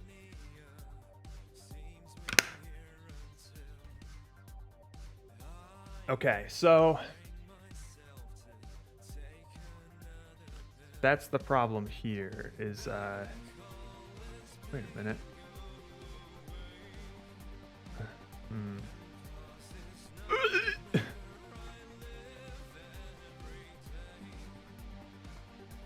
Problem here is if I turn this off, then it looks okay-ish.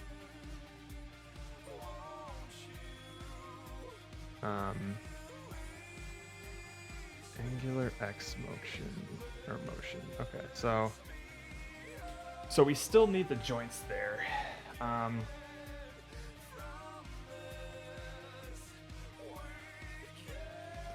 Yeah, maybe these joints or maybe these rigid bodies do need to pull on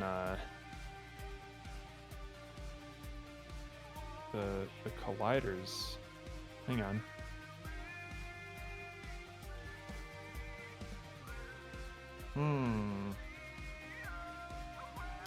This is interesting. Hmm. Hmm. Hmm.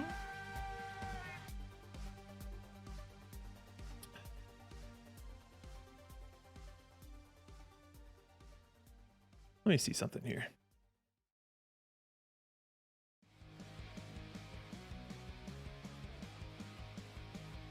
Why are these enabling projection? You should not be.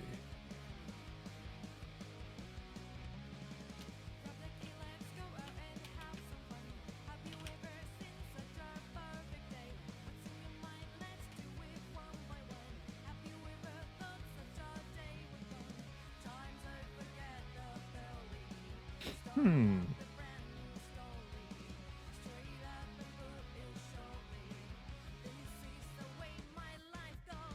Someone says I am such a foolish girl. So that's the thing there. Is oh, interesting.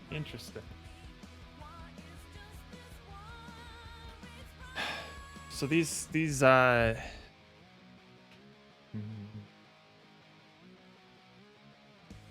interesting. The spring is essentially what's keeping these things from going fucking insane and like bounding them. Change you to 100. A boing, boing. Hi. Hi. It should still be 1,000. Okay. Okay.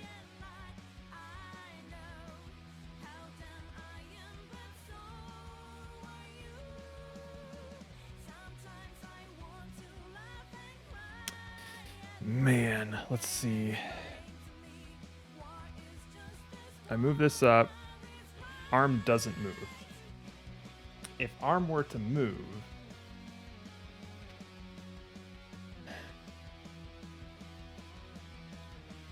so that's the thing, is like the arm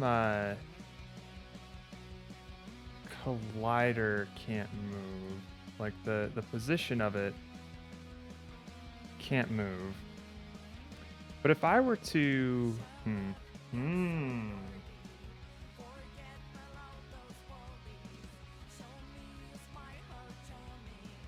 let me try something here. If I were to say, take this arm and bring it down. Take this hand, bring it up. I messed up.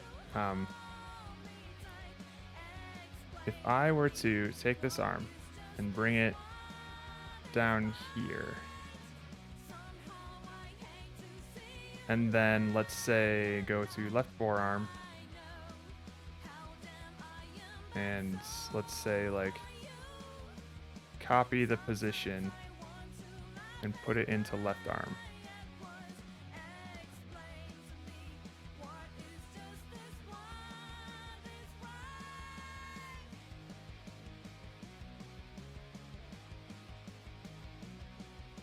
Okay.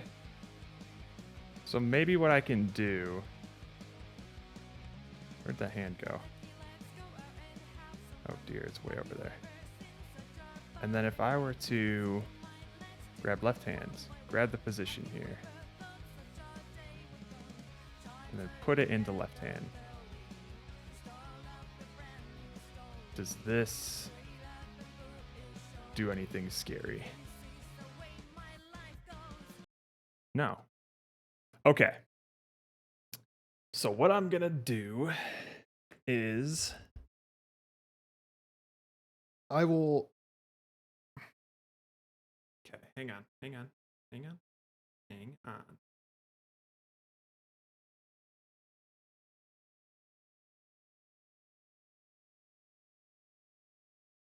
When I grab a collider, I'm going to freeze all of the other joints in here. And then when I let go of it, I'm going to recenter all of the joints to where they're expected to be. And if that's okay, then it shouldn't jostle anything. But the joints have to be where they are in order to, those like interactable colliders have to be where they are in order for me to like stretch something naturally. I don't know what I'm saying anymore. Come on, YouTube. What makes you think I wouldn't want to keep playing music? No, I think I've had about enough of Twilight. What else we got? Oh, it's Tetris Effect time. It's Tetris Effect time.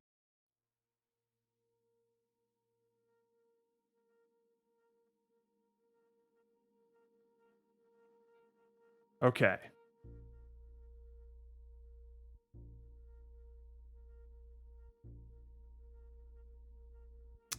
Okay. Let's look at this here. Check some audio levels. That's a little loud. Okay. I like it that loud, but I can turn it down for you guys. That should be good. Okay. Down to 30. How about 30? There we go. Okay. So.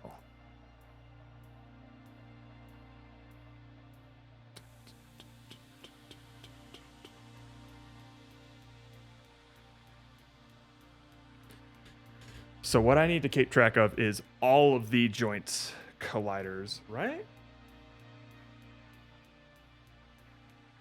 Because they all need to be frozen for this. I think so.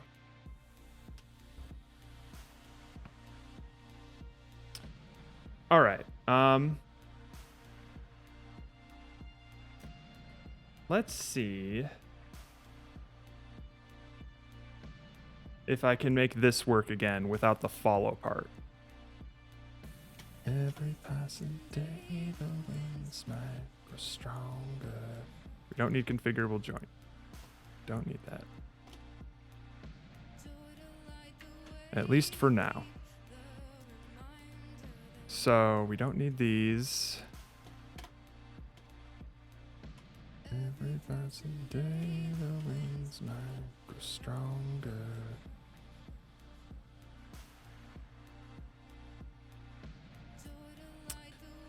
All right. We don't need this. We only care about whether or not it's grabbed. That's it.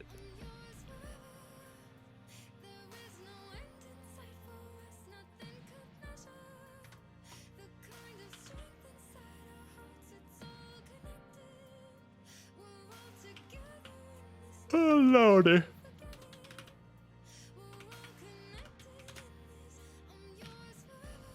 I don't think we need to do anything here. Okay. So theoretically, this will be the same, right? I think so. Well, let's try it.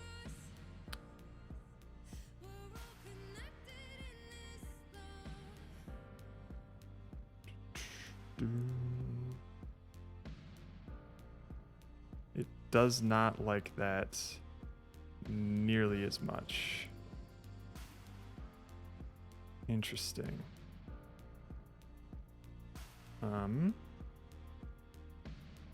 This is an update. It says target position. And then we just do move position. Or like this is the same thing, right? Interesting. I wonder why it doesn't like that as much.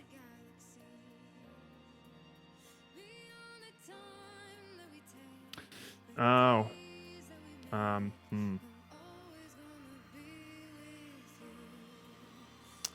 see. I think I see.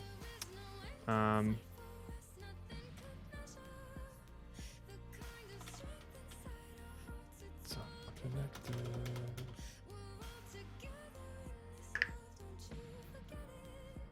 Okay, that's kind of why, isn't it?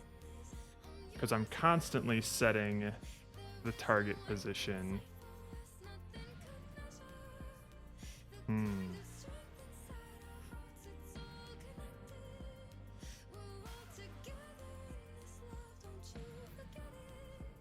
Gotcha. Okay.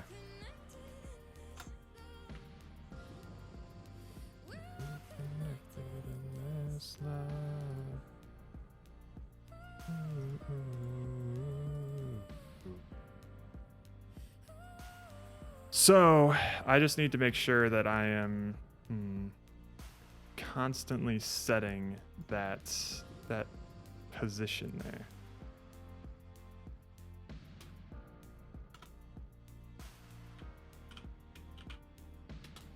I don't think I'm gonna like doing this.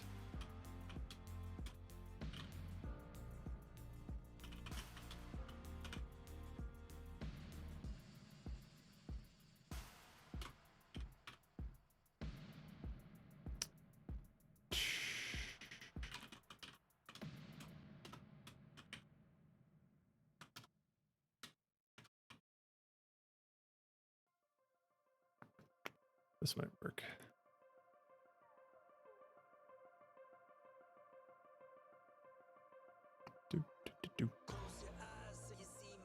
Look at you. Interesting.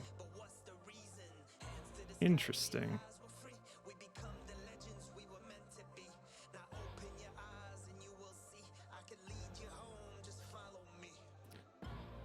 Dun dun dun. Alrighty then. In that case, we will just go back to formula.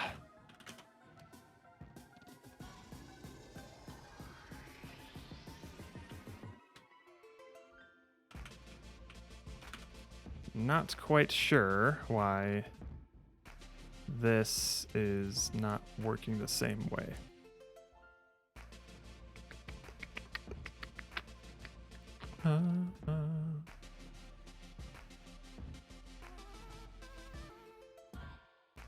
All right. Well then, though.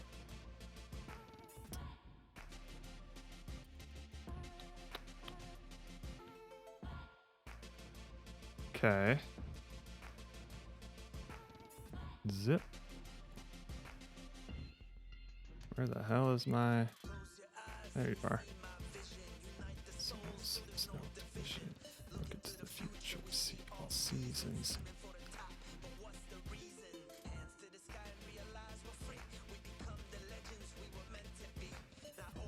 Okay, let's do something here.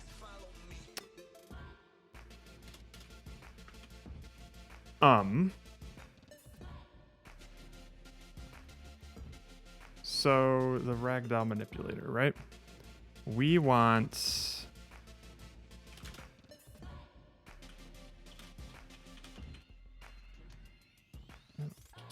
it'll just be an array.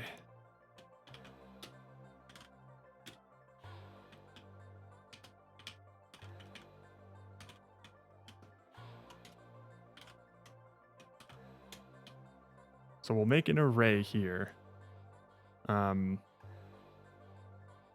Basically, when we let go of the collider, all of the joint things should line back up to the part that they're supposed to for one frame. And hopefully,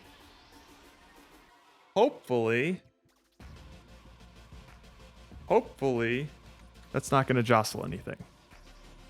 It probably will. But maybe it won't. All right.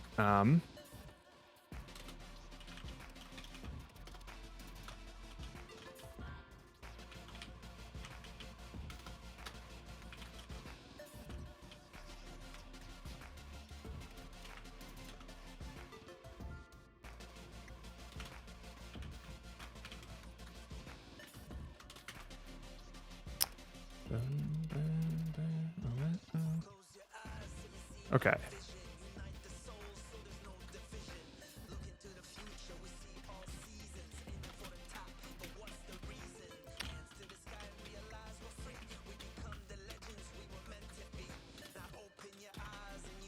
So basically what we're going to need to do is, oh wait, we still need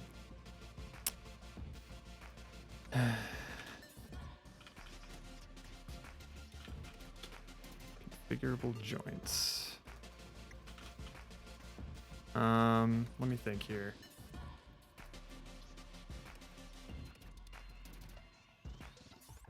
Yeah, that should be all we need.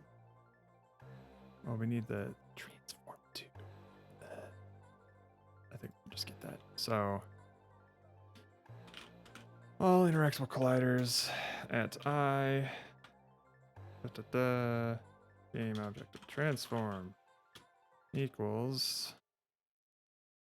Oh, that position. Zoom. Same thing here, but joints.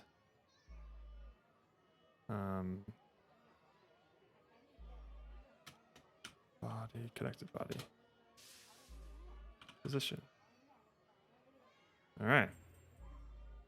This is going to happen with all of them. That's probably going to be bad.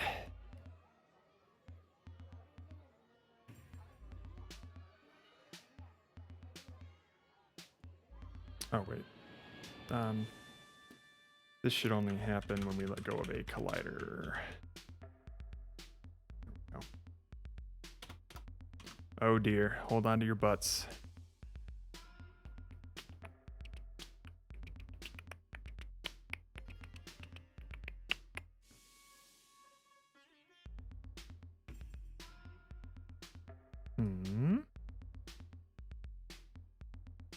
Oh, it's not doing anything because I didn't make the array.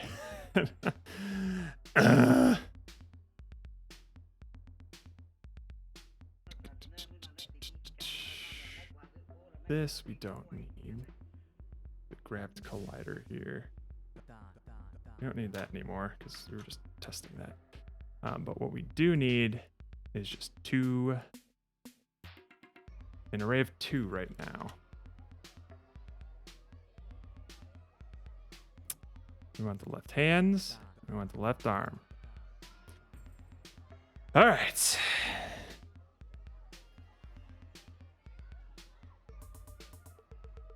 No ref. Why no ref? Connected body. Oh, we're not getting the connected body. That's right. On joints equals get components. Configurable joints. That'll do it. Take 8.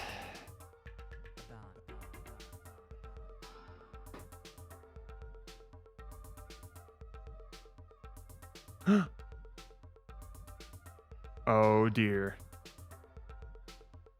It works, baby. Aw, snap.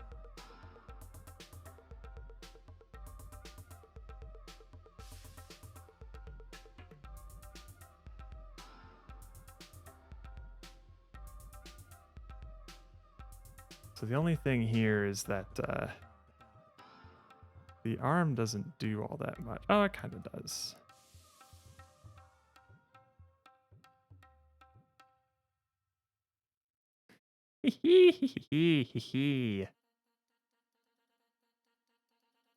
Okay. So one thing I'm gonna want to do, obviously, is stop it from like going. But the important thing is that it's stable, and the hand and the arm can move separately now. Kind of. Ew. Ew. Yay! Oh, good golly gosh. I cannot believe it. I am going to commit immediately.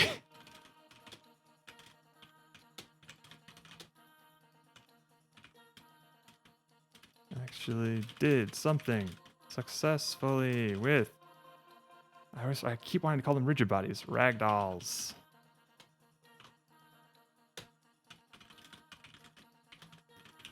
Also, my AC is cranking up.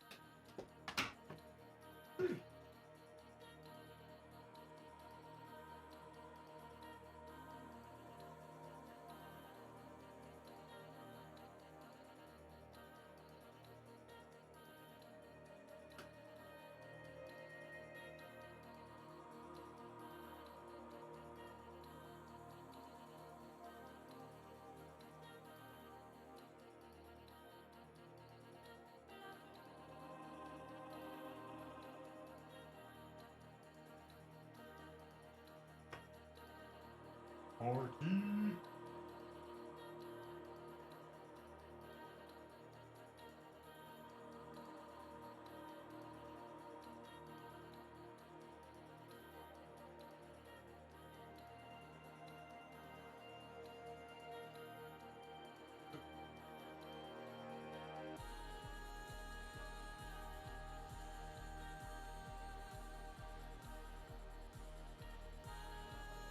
Full 3 minutes.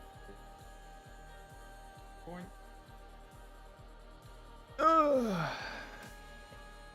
That sounds lovely.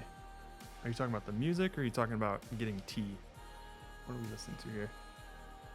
Yes, this is Tetris Effect if you're talking about the music. 10,000% recommended. Oh, the AC? Oh. Sorry, Mastiff. All right, so we have this working for the left arm. Now let's do it for the right. So we can basically duplicate these things. Man, I really don't like that this is a part of this. So what I'm gonna do is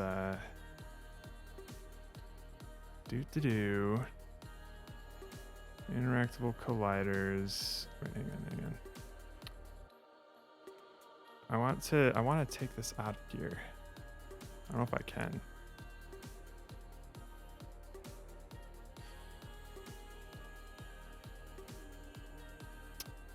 You know what? You know what I'm gonna do? Here's what we're gonna do. Here it is. Here's the skinny. We're gonna copy this. I'm gonna get this off of Ragdoll 2. Alright, so now the only thing on it is this. Ragdoll Manipulator is what's gonna get this stuff. Paste this child. There it is, baby. Where are those colliders at? Fucking nowhere. But that's okay. We're gonna make it happen, Captain. Because what we're gonna do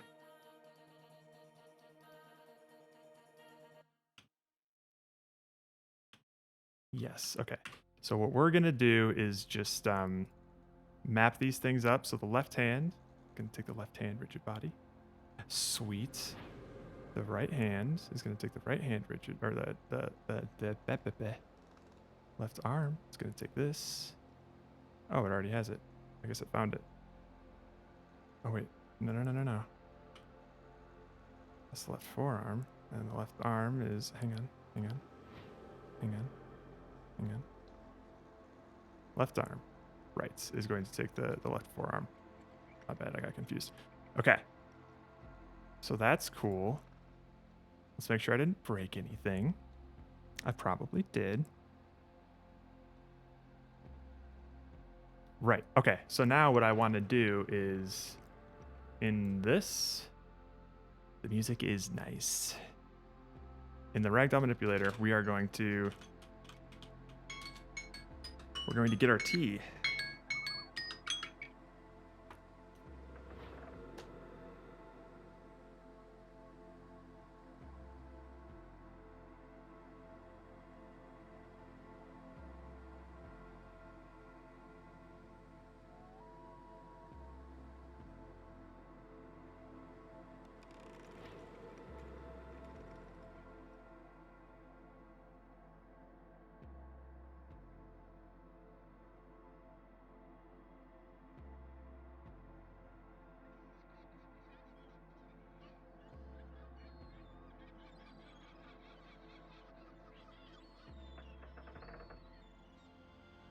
Yoisho. Ragdoll Manipulator.getT.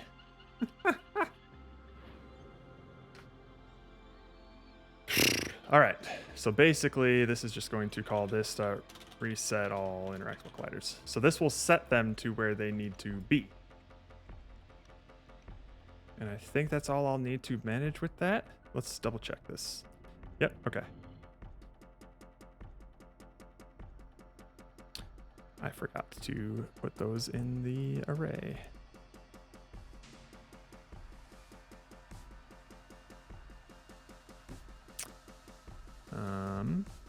left hand. Are.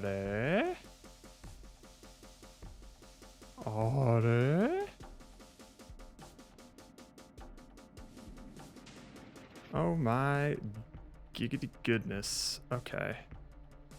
Let's just throw you in here. Would you like to create a new original prefab, please? Alright. So what we're doing here. I need to put these back. Great. Alright, while we're in here, we're gonna make this nice. We're gonna do this nicely. Okay. We have interactable collider here, and this is going to go all the way up here. We don't need to actually show these values, so we're just gonna hide these in the inspector. Hide an inspector. So that way I know that I don't need to set anything on this thing. All I need to do is throw it on whatever it is. Sweet. And now let's do the same thing with you. Move you on up. Bam. Cool. And then I also want to move these up just because it annoys me that everywhere else the rigid body comes before the box collider. All right. Why is that a trigger? It should not be a trigger. We got the joints there. That's cool. All right. Now we can go to the ragdoll manipulator, even though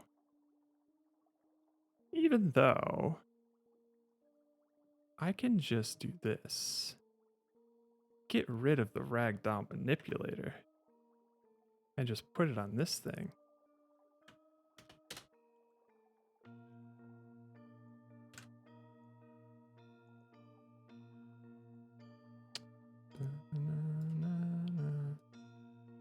Now let's see if we've broken anything. Awesome. Null ref, baby. That's still, was that an old null ref or what?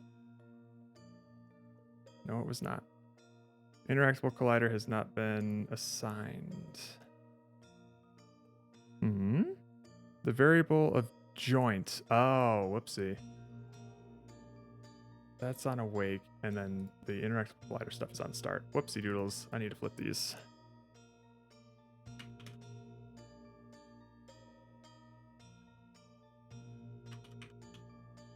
Mobby. You know our boy already in that T pose. Oh.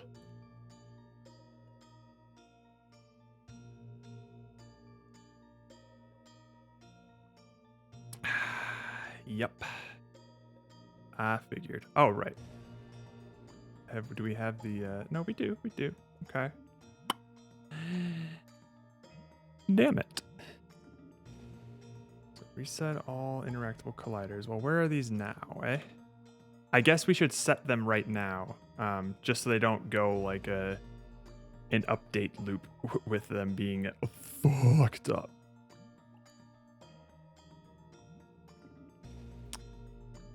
Copy. World position. Left hand. Go.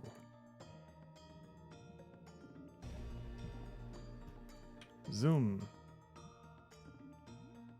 0, 0, 0. Ah. Huh? Now that is interesting.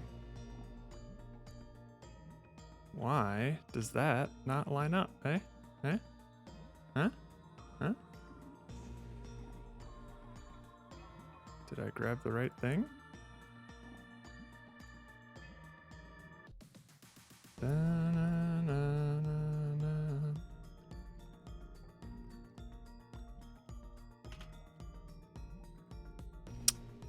Hold on a finger-licking minute. Why is the joint over here, eh?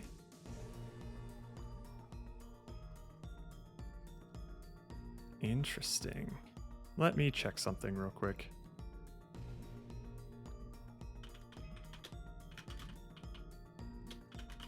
Let's just stash all of our changes and see what's going on here.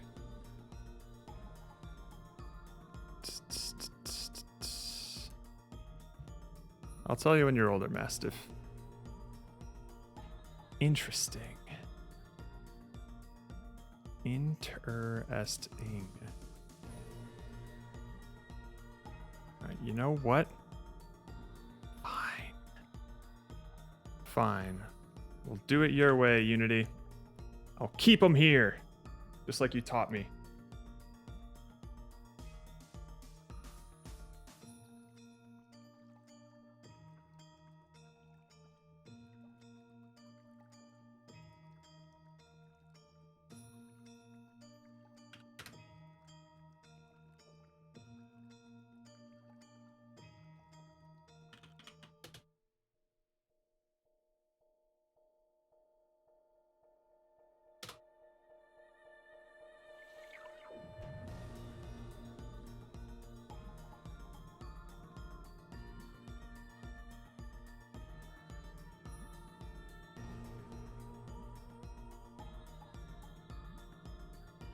All right.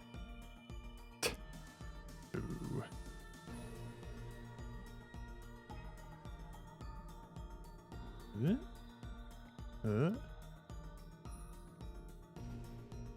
Nice.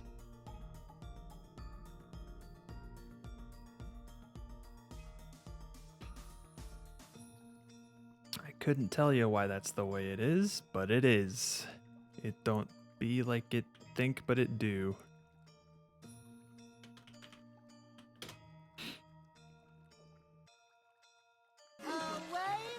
Fucking Christ, that scared me. Hi, Dr. Denny. What it do, sir? Alright, let's see, this is why I don't like this. Is like, it's annoying to have to add things to this here.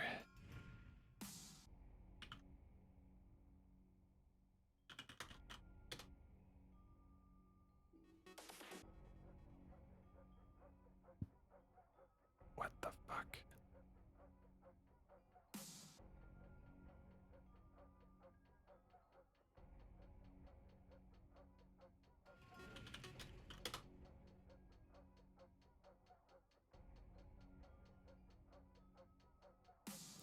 You get out of here. We have a right arm and a right hand. Cool. Okay, great. What's the theme this time around? Every 10 seconds. Spoiler alert, it sucks. Really sucks. But we're making do. Okay, so these should work exactly the same. All right. Let's see here. Okay. Oh, wait a minute. Hang on. Let me check something real quick.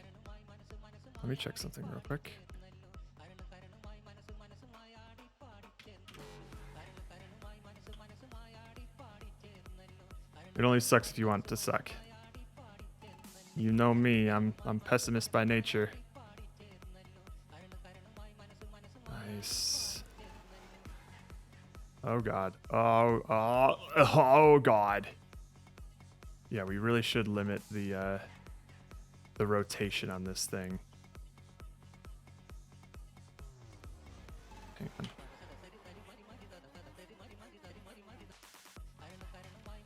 Okay, let's see here. For this joint, we need to change some things here. Yes, because this can rotate in all directions always. And we don't want that. Let's just do nothing. Hang on. Let me see something here.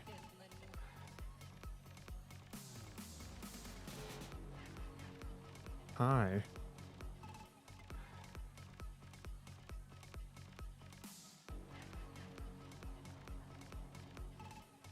Hi.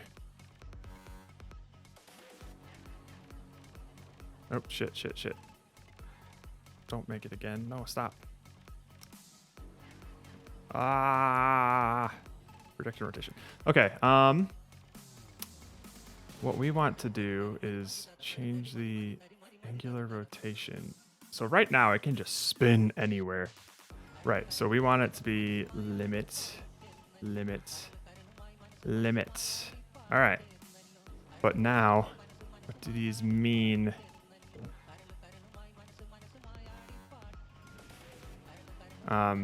So we don't want it to spin in this direction at all, I don't believe. Well, let's just see what happens when we limit them all like this. It sucks every 10 seconds. That's its secret, Cap. It always sucks. I think I want this one. All right. Yes. But okay. So we want this to be 90 degrees. What is it right now? Low angular limit, high angular limit, YZ limit, angular Y limit. Aha, it's the angular Y limit, isn't it? Angular Z limit is 3. That's this one. Okay. So we want this to be a fat 90. No. No, we don't. We want this to be, well, hang on. What we want is we need to change the axis, I think. So it's this 90. Right? No. Yes, maybe. No. Okay. Let's try some stuff here. Let's see experiment. We're fun, we're hip, we're young. Why not, you know? All right. 1, 0. Dun dun dun dun. Angular Y limit. Low angular X limit. What is this one?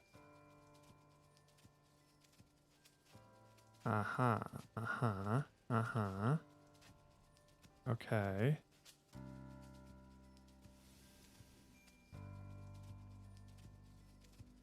Let's just experiment here. I can't really tell.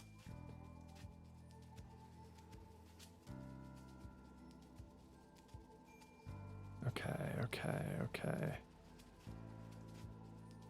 Interesting. I think, hang on.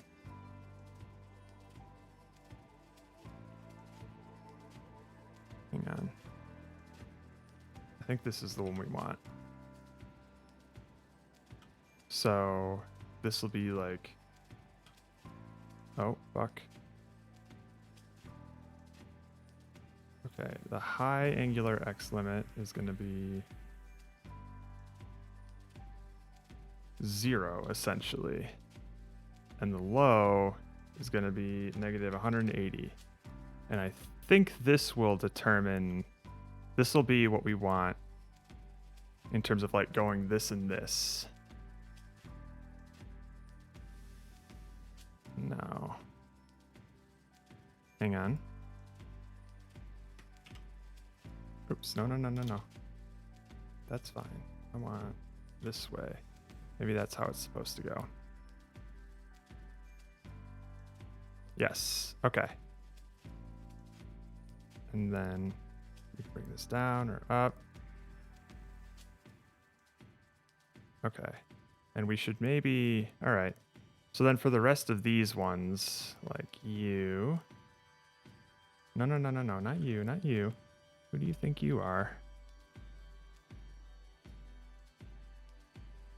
The angular Y limit. Fine, let's do 15. The angular Z limit will do 15. Maybe that'll work. Who knows? I certainly don't. I haven't known a single thing all day.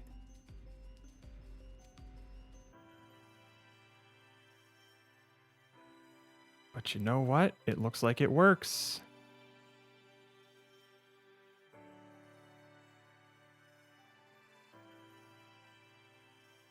Hi.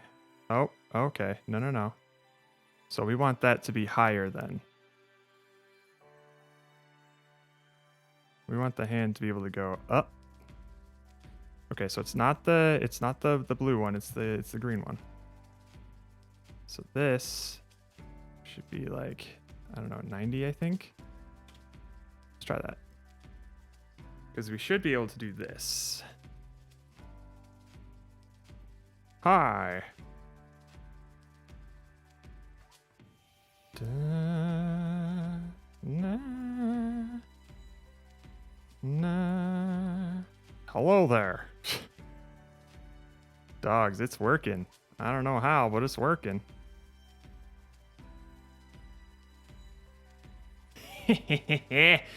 Yeah, boy.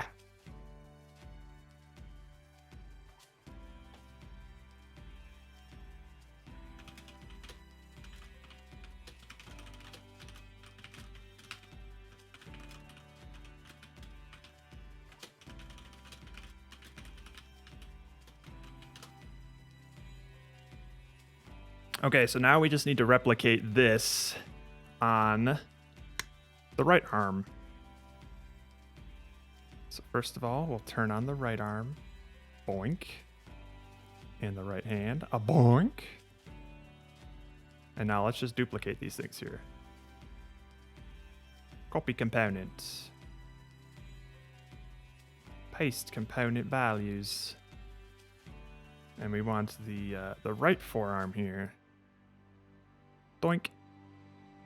And then everything's peaches. Or it should be. Oh, wait. This needs to flip. I think. Wait, hang on. No. This needs to be different, doesn't it? Because left arm. Oh, no. Never mind. That's pretty much the same here. Why does that look wrong? Maybe it's not. So, yeah, we just need the... One sec. All right, that's what it needs to look like. Cool. Wow. How does it look on the right arm? Not great. Okay. So hang on. We can fix this. We have the technology.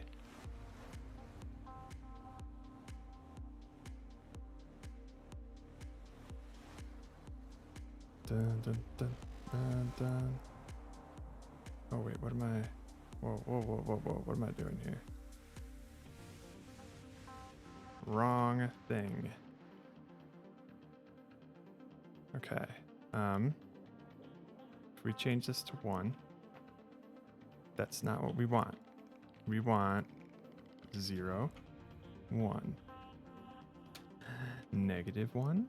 No. Well, maybe. Let's see here.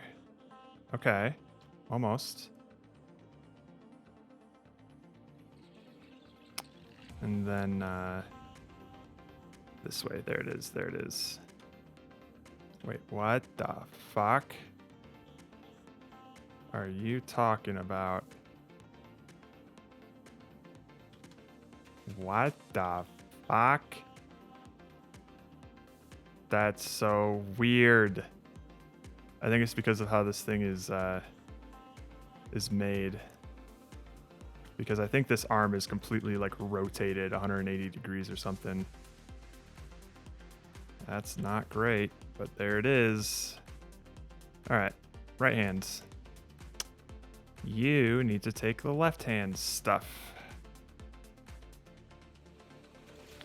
Copy components. Paste values. Okay, okay. I know. Right hand. Oh dear. Wait a minute. It seems like it, yeah. Because like you have the left arm here, and then the right arm. There was one thing where I think something is like rotated 180 degrees to get to work or something. I don't remember. Yeah, there's like the right shoulder, which everything on the right arm is paired off of, is rotated 180 degrees on the x-axis. That's to be expected? Okay. I'll just have to make up for it then.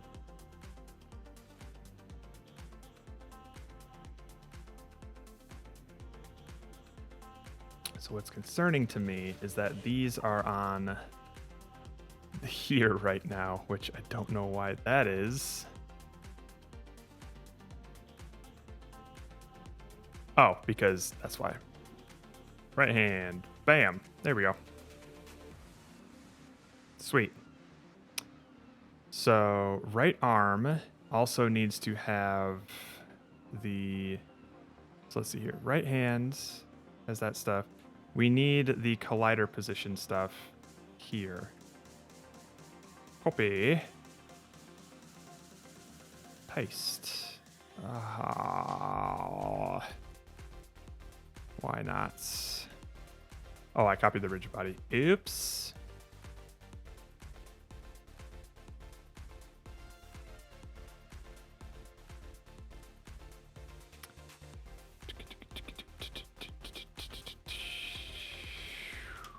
Burp.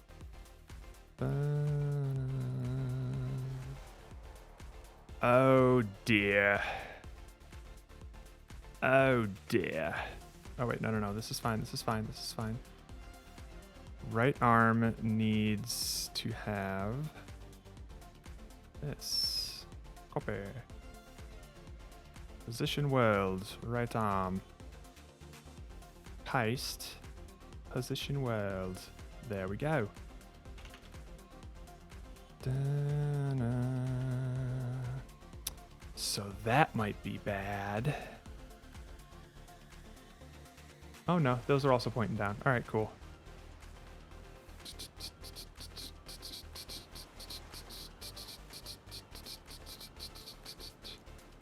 Interesting. The more you know. I certainly didn't. Uh-oh. Someone trying to contact me? No. Okay, cool. Whoa, the Thai tea. Look at that. And it's got boba in it too. Whew. That looks like good shit. And like a sprig of mint. Oh, mamma mia.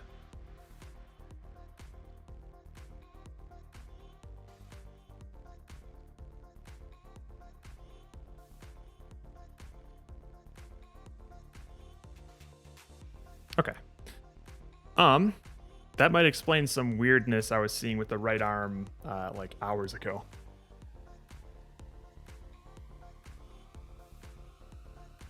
I'm getting old. It's not even midnight, and yet I'm done. Oh, you're done as in like I don't want to work anymore, or like you're done with stuff. I hate rigging and scrap. Oh wait, no, this is okay. Almost done. Let's see. I hate rigging and scrapped through my rigging class, so I don't remember why. But there's an important reason that the joints on opposite sides of the body have flipped orientations. Interesting. Yeah, I had no idea. It is definitely good to keep in mind, though. That must be majorly annoying. It's the particles. I know it's so draining. Yeah, no, I've hit my second wind once I started seeing things actually working with this fucking rigid body, man. Oh, that reminds me. I shrunk the size of this thing. So I should grab that.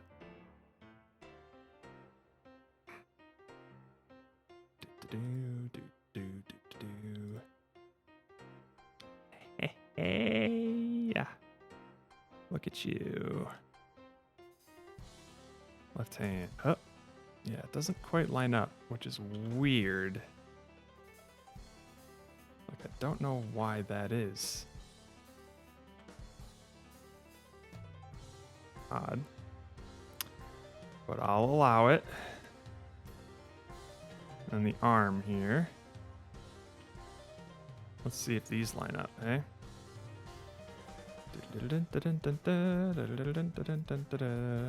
Oops, that's alt. This one. Yeah, seems fine. Okay. Cool. Aw, Snapple.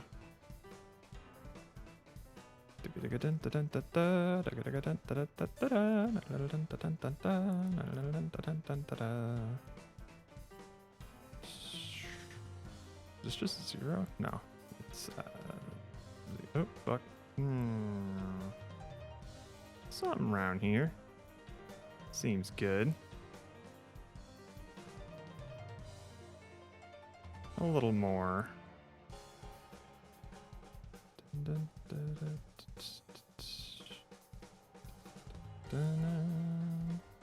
should be fine.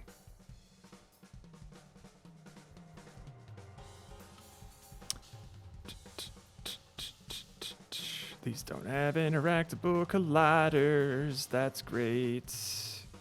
What are these spring joints doing here? Get these off of me. Are you kidding me right now?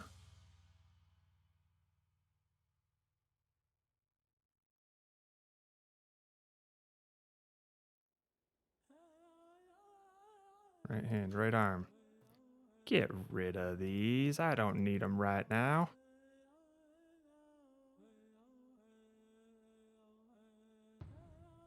Right. Add component, interactable collider. Yay. Now can I add them, Daddy?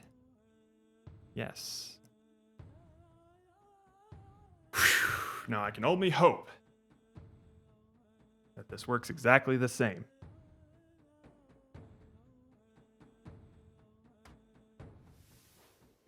Lord, bear me strength.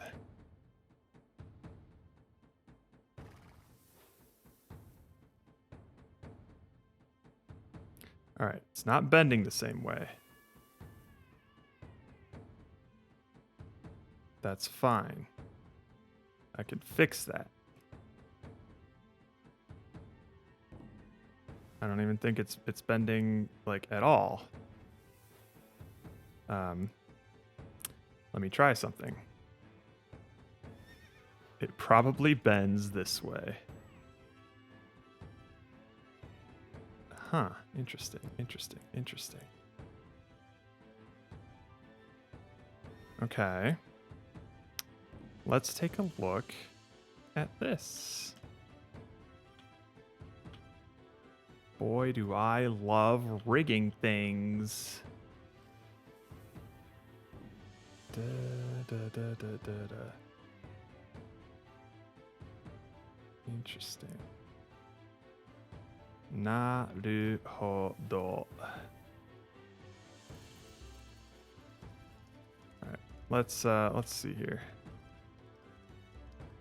Left arm. What do you got for me? Cool. Right arm, what do you got for me? Those look pretty similar. But I'm guessing I need to flip it. You know? I'm guessing for this one. Wait a minute. What does this do? Not like that. No. Axis.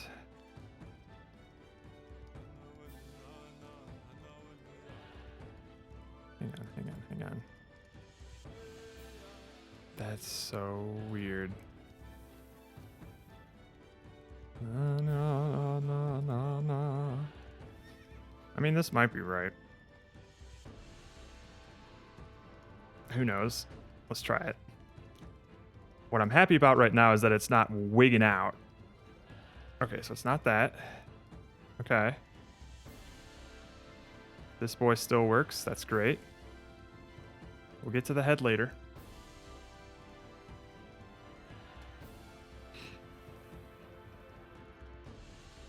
I just need to know what you're doing here. No, not that way.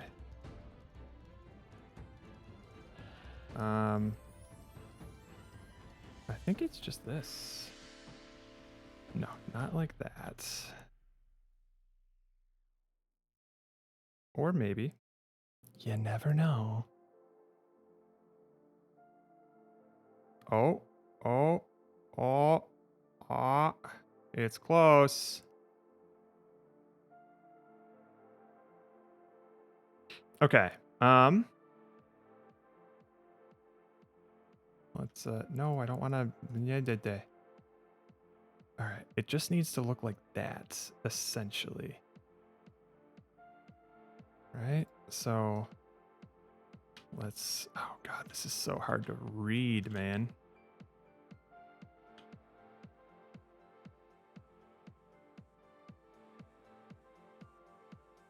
Okay. Left arm, the axis is just that. What if it were 0? Okay. -1. Sweet. This one, if I were to just, that's so weird. 1. Uh-huh. And then, if I were to take this and just just say like 1. Oh, that might be it. Maybe, probably not. I don't even know if that was the thing I had before. Ooh, it's close. Ooh, it's close. I think I know what I'm gonna do. -1, 0. So what we're gonna do is we need to have, hang on. Let's set all these here to 0, 0, 0. All right. These are all in there now. So this one, this one is,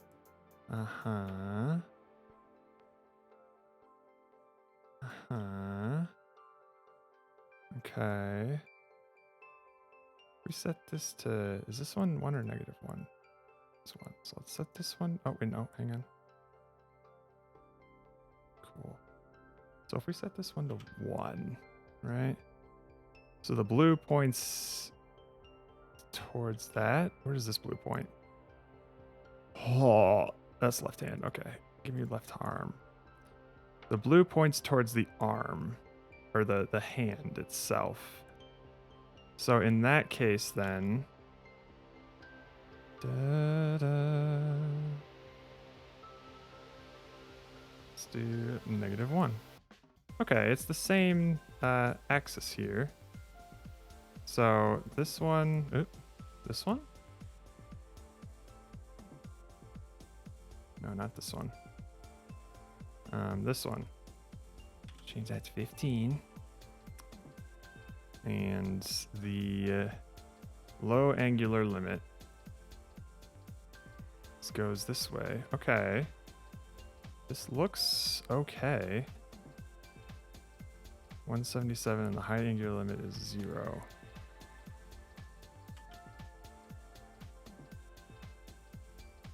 Okay, so that's not right. What we need to do is something that's like this. I think. And then you can be like, I don't know, 15, whatever. That might be right.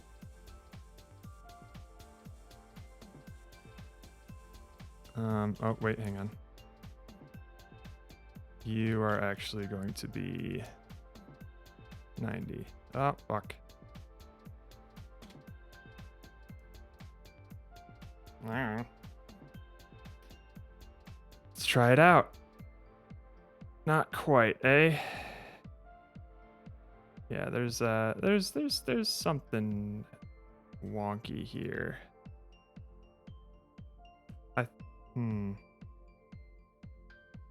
Huh.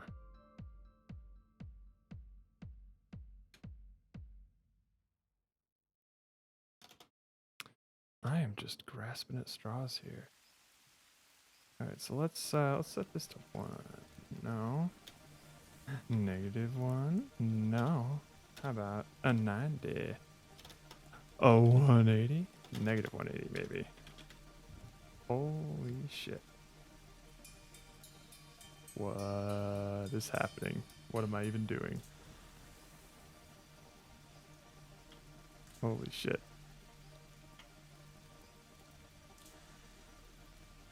Like, is this right? I can't even, I don't know. I don't know.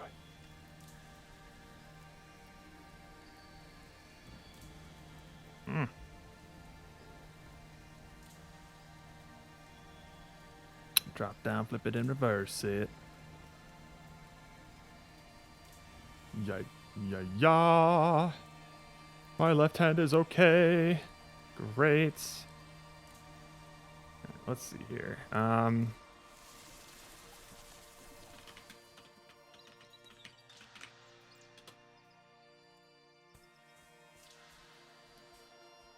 What is the axis? The local axis that defines the object's natural rotation based on physics simulation. That's technically what it is.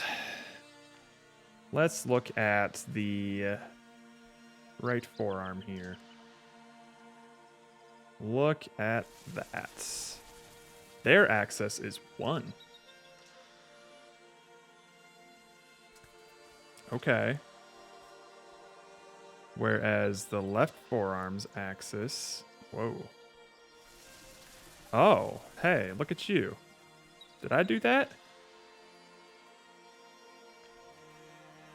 Huh. That's much different than the right forearm. That's a lot different than the right forearm.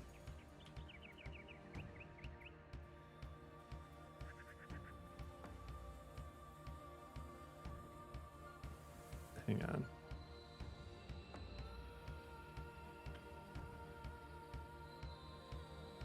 That's a lot different.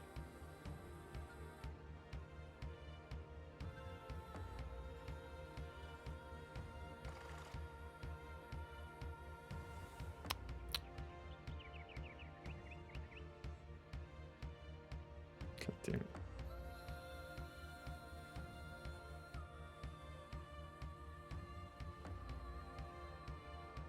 So that's interesting. These don't line up at all. So left forearm axis is -1, right forearm axis is 1. Cool. However, we should let me just save some stuff first.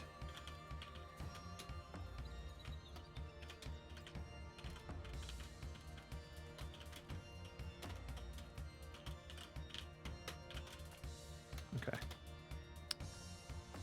Now let's mess with this. So, that's no good.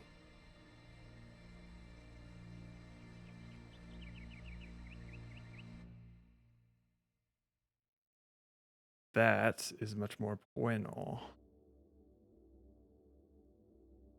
So 127 and 0.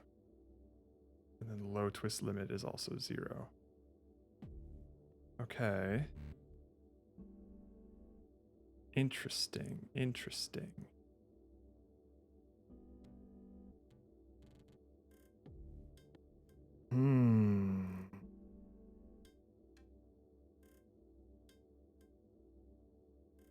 Hang on.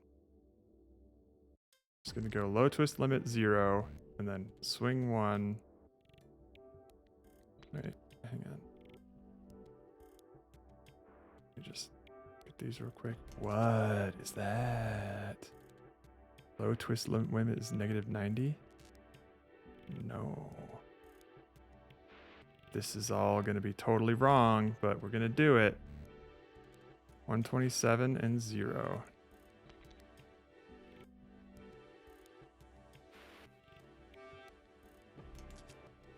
All right. Basically what this is. Okay, well.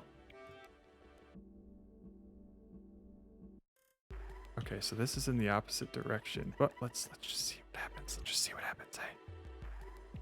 Let's just let it happen. Look at that. It almost works. It almost does. Now, hang on. Because I don't think these matter.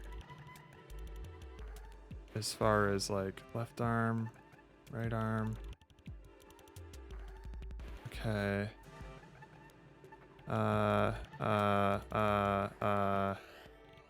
Okay. We're just gonna copy and paste and right arm right in here. See what happens.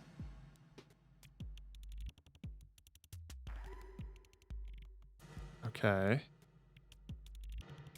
So I think now I just have to doink. This could be different. Hang on.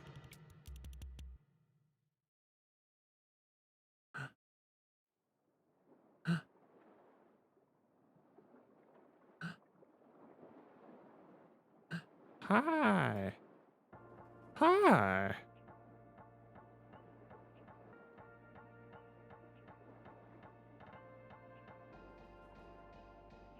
Okay, so we can't quite manipulate it the same way. Hang on. Right arm is still an interactable. Cool.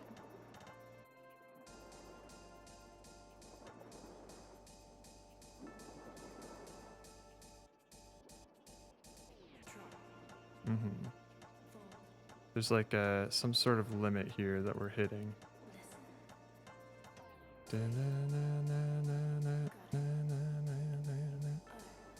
God, I don't like the way you're looking at me, man.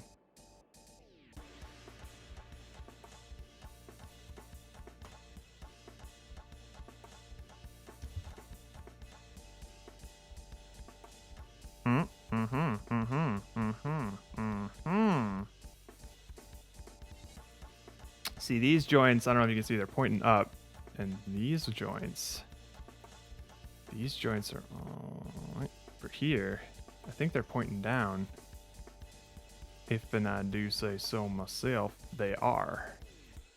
Whereas these joints are pointing up. Okay, in that case, well, let's see here. Let's see. -1. Now they're pointing down. And if I were to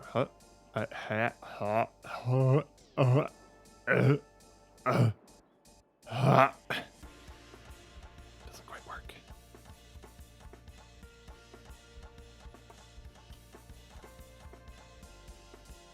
Man, I wish I knew how to make video games.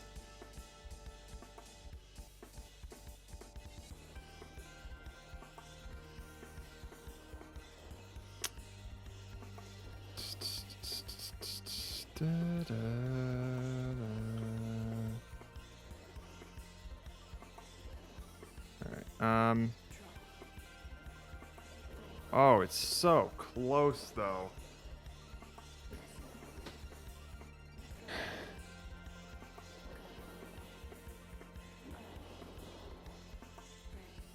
I don't need you anymore. These joints are pointing up and I don't like it. -1. So now they should be pointing down, right? Can I move them? Yeah, they're pointing down now. That's good. That's good. Okay. Now, I just need to make this part look okay.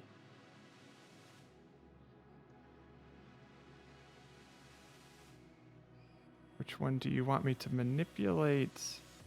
I don't even know. Tell me.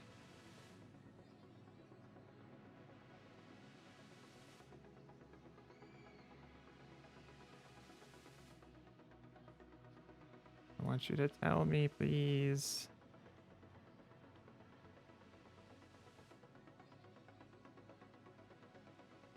Oh.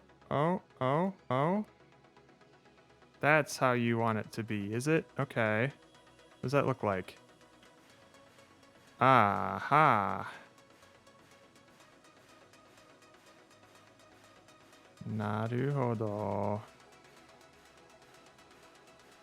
That is so weird that you would want that, my guy. But I will, you know what? I'll do it just for you. Anything for the best. All right, so what do we got here? Low angular. Let's just take a screenshot and say.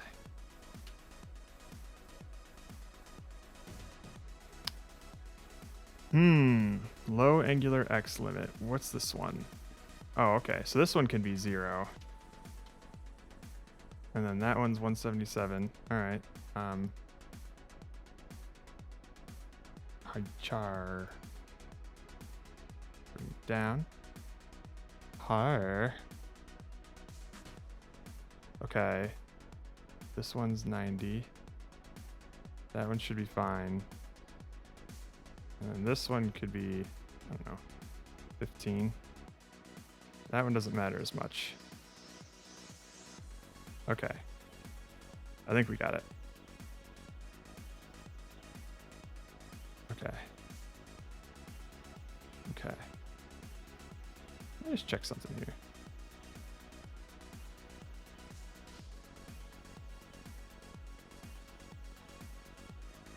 Interesting.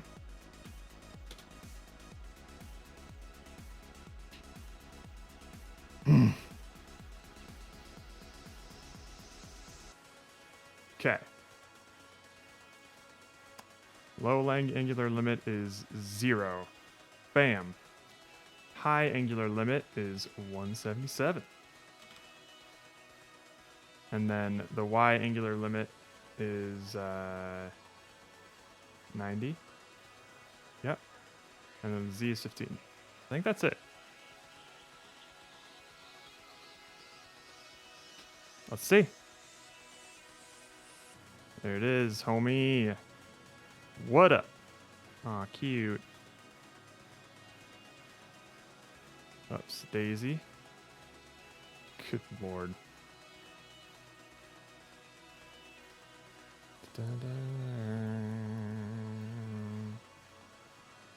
Bring you down. Bring you down. Over. Up. Down. High. Oh, God. That's pretty fucking hilarious.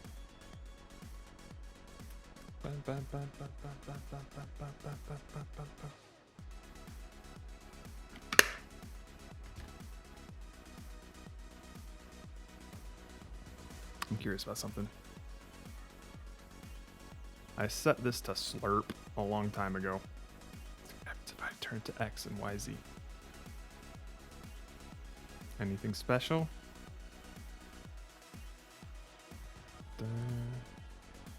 All the single ladies, all the single ladies.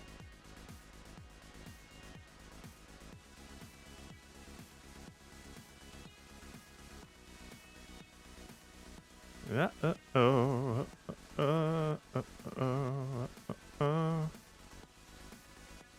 Lord, look at that.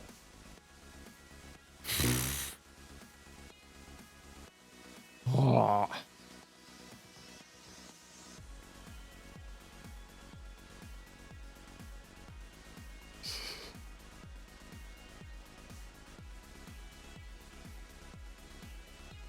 My God. This man is on fire, baby. Look at that game. Hang on. Let's do left arm, right arm. How's the Z's looking, hey?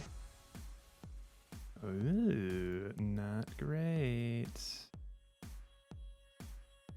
Such game. Interesting. But I can like move the left arm, right? Like the collider for this thing. Yeah, it does move. Okay, cool.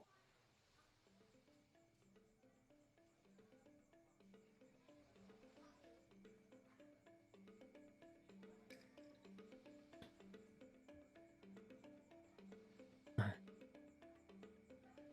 right, left arm.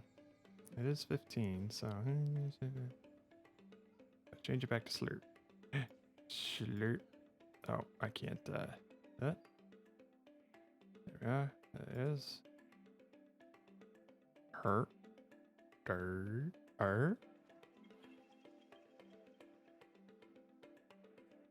Okay, I think there's a bit of a.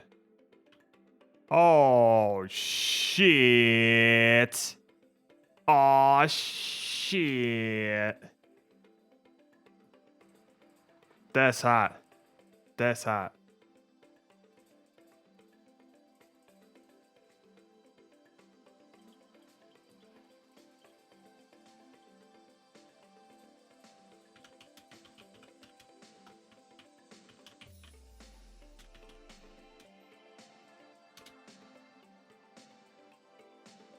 Got him.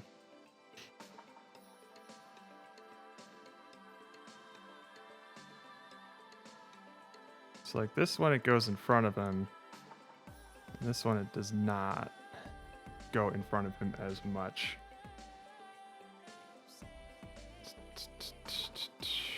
And that could be fine.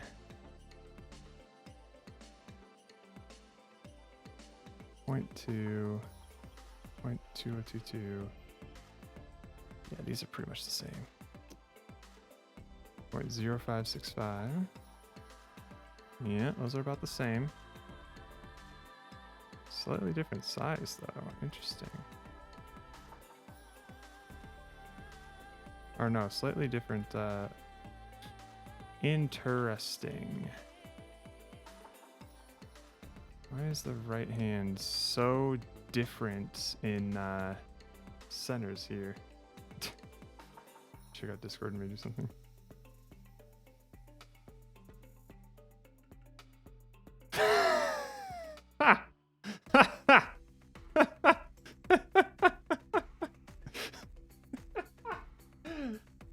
Beautiful. I know. They're just like a tiny little thumbnail. Nobody even knows what kind of game it is. Don't worry.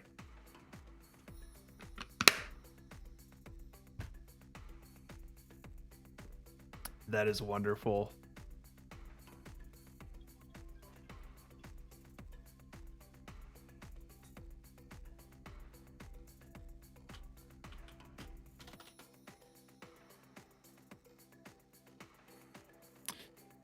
So this is interesting. Well, first of all, let's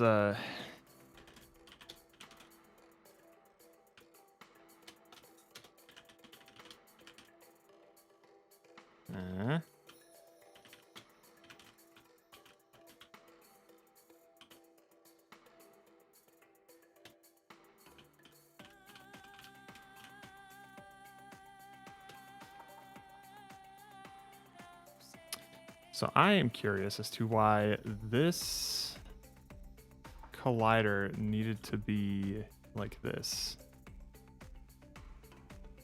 Why isn't it symmetrical? You know?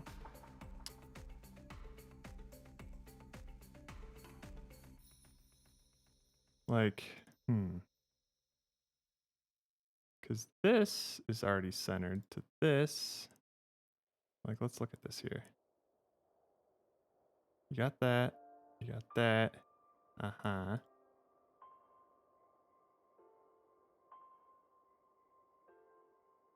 That's all centered there. That's centered there. And then left hands. Hang on. Huh.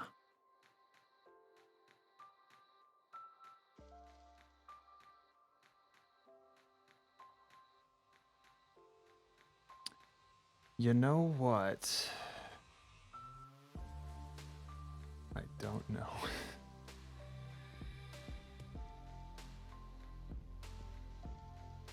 That's so weird.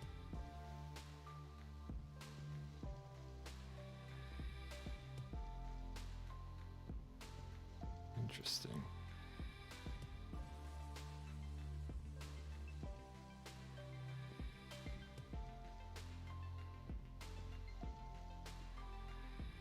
I don't know why his his arm doesn't come forward. I have an idea. I think it's probably this.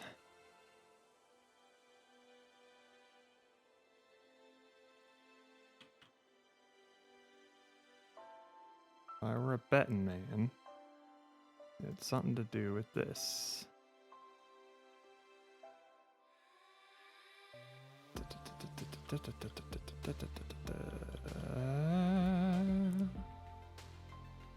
Right arm seems fine.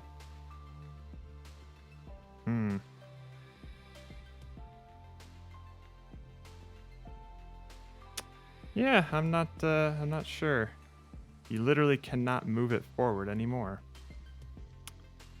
There must be some sort of constraint. Swing one limit 127, eh? 127.13. Okay then. I stand corrected, sir. Excuse me.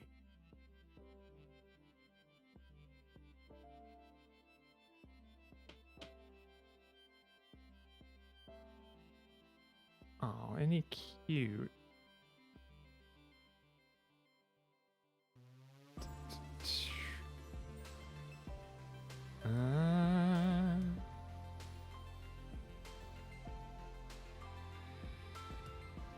You know, I had to do it to both of them.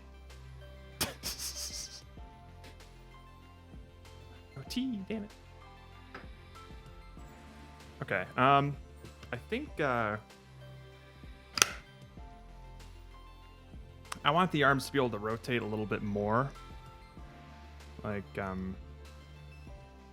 or maybe I can do that, actually. Hang on. Oh. Hold on a sec. God, that looks foreboding right there. All right. Right arm, where are you at? Ooh, why you there?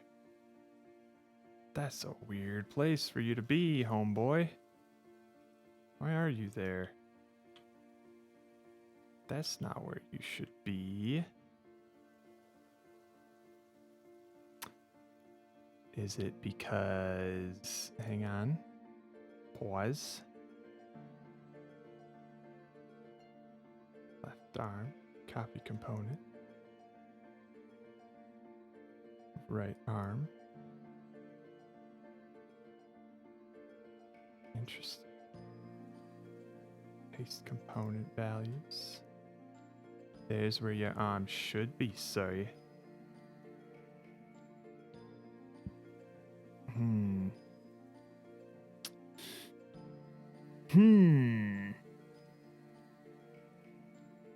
And then I can grab your arm and pull it up to a dangerous place. Jesus Christ.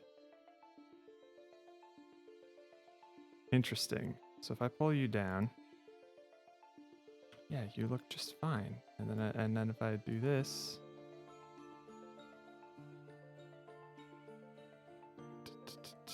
dog, you Gucci. All right.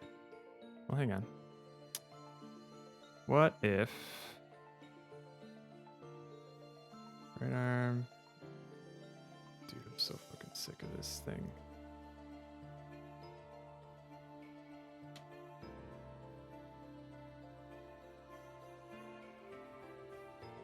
Like, okay, sure. If we were to do that.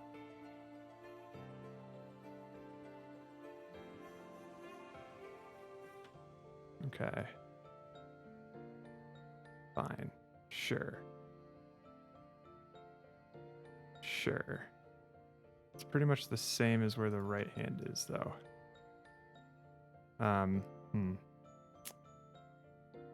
So if this were negative here, doink. The thing is that if I were to do this, then it goes to there. Don't want that. Interesting. So if it's similar to the left hand or the left arm, that would mean if I go, left arm, I go down here, It's in a similar spot. Okay, so I can't like grab his. Oh, I can grab his arm there. Well, hang on then. If I were to like do this and then try to grab. Okay, that still works. If I were to do this, right arm, and then try to grab his arm, it kind of works. Okay, so here's what we're gonna do. This is fine. But what we're gonna do is bring this up slightly. Bring this over a little bit. I want this to be more where like his shoulder is.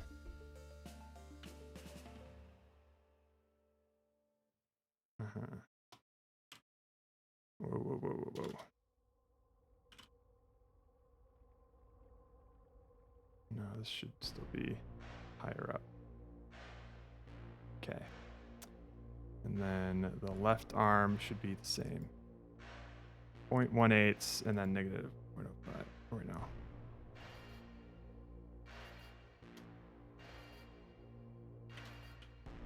Cool. All right, let's see where that takes us.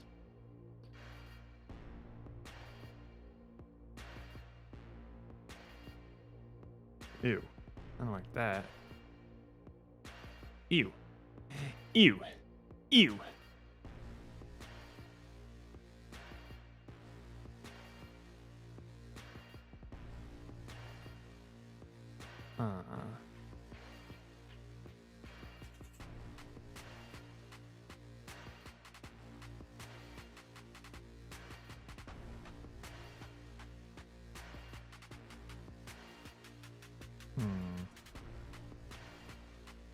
I don't like where this collider is showing up here.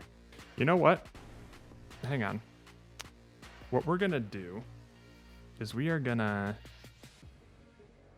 take both of these, center them out. They are going to be essentially where they should be on the joints. And then what we're gonna do is we're just gonna extend them.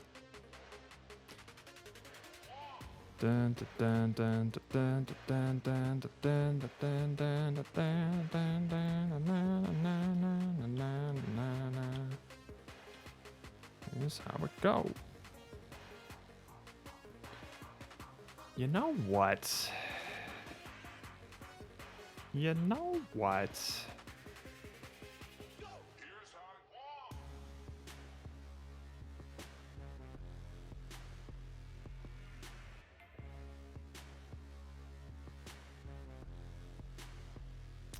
If I were to rotate this on the Z. Okay, fine. Let's experiment with something.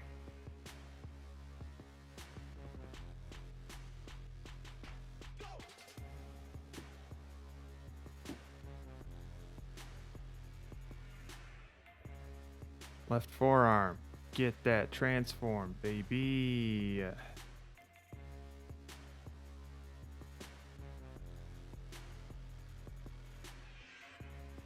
All right. This is what it's gonna look like. Great. And then right arm. Do the same thing.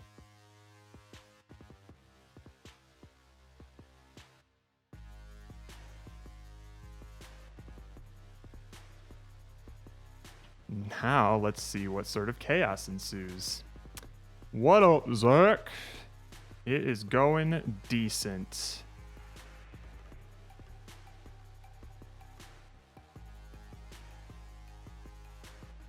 We are making waves here. What? All right, maybe we will freeze those. So both of these 0, 0, 0. And freeze. Are those ragdoll physics? You bet your ass they are, boy. So left arm. Let's just extend you here, hey? Let's just do this and go blah.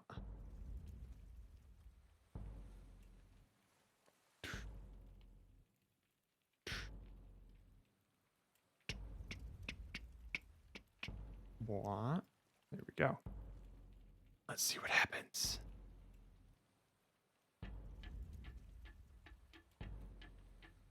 Yeah, see, that's what I don't like. Is like when we come down here and I want to grab them. Oh. Ha. Going up here, I don't like how it goes back like that. It shouldn't. Because when I do it with this boy, oh, it still goes back as well, doesn't it? A little bit. But not entirely so.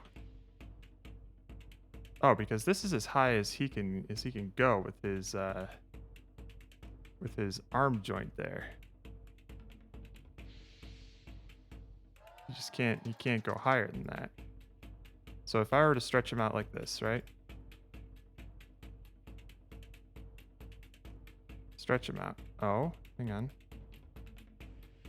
Yeah, okay. If I were to yank his arm up, that's as high as it goes. If I were to yank his arm up, it goes like that. And I don't want that. Does it have something to do with his shoulder? Maybe. Papa. Na-na. Na-na-na-na.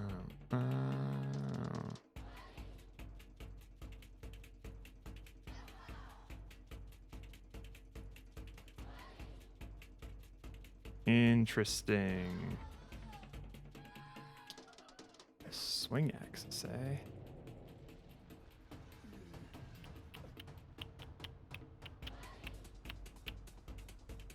Maybe these need to change, hey?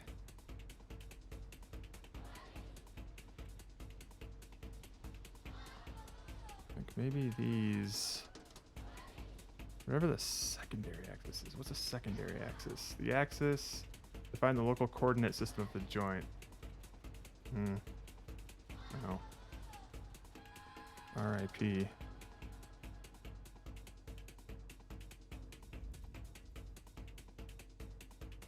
If I were to just do this.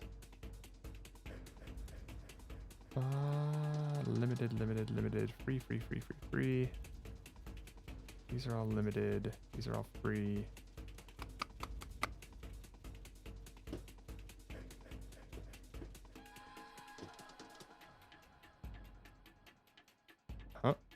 Yeah, why can you go so high, boy? Why can you go so high, boy? Why can you do that, boy? Ow.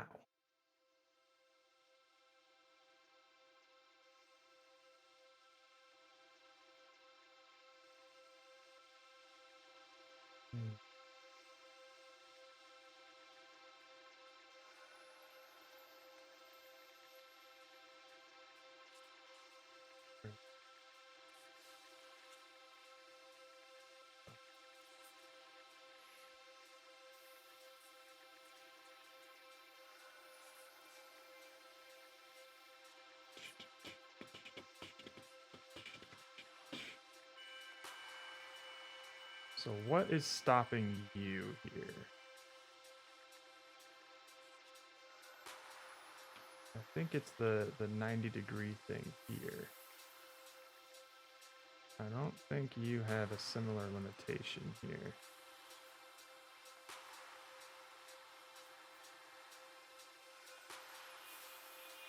Oh.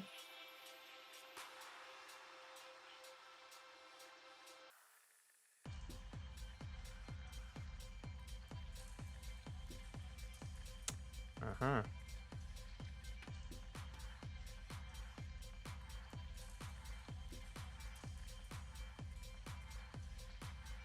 Hang on a sec. That doesn't fly, does it? Yeah. Okay. If I were to just swap this.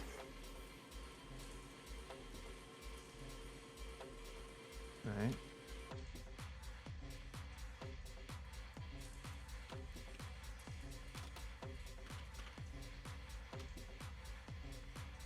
pretty sure this doesn't work.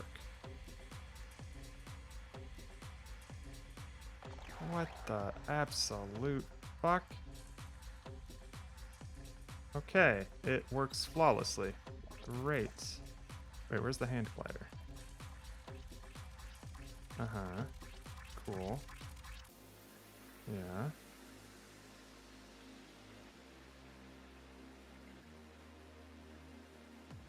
Naruhodo. Okay. Uh-oh. Why is that happening? Why you do that?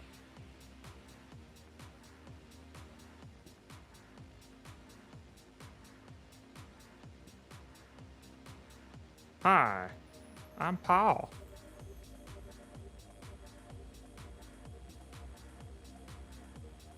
Dum dum dum dum dum dum dum dum dum dum. Got the dealer line. All right, let's see here. Left arm, right arm. I wonder if we should bring these up a bit. Like here.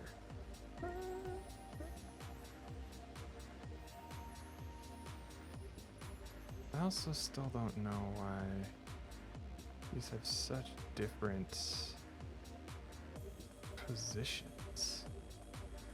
That's so weird. Like, why is that 0.04? And why is this one like negative points? Oh.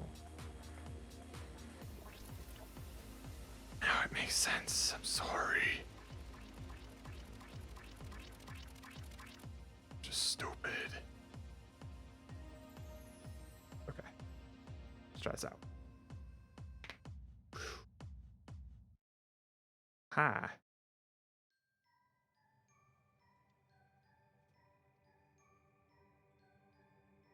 So that's a problem there, right?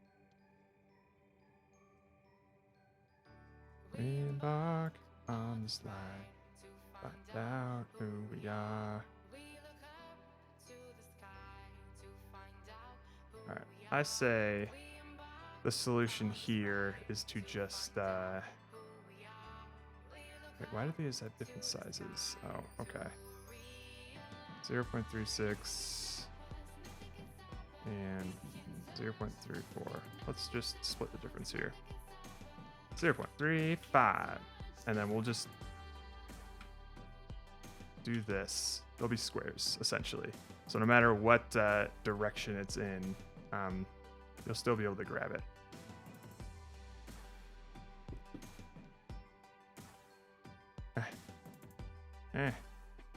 Alright, let's make this boy dab. Let's go.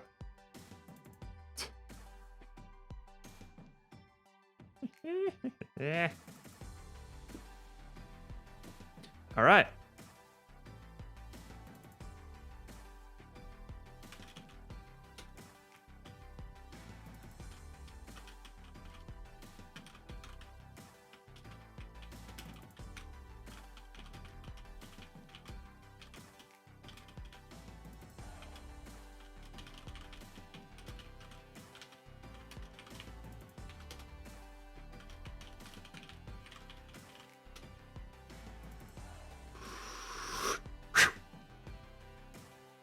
All right, we have arms. They work. It's neat. Now, hang on, let me double check something here.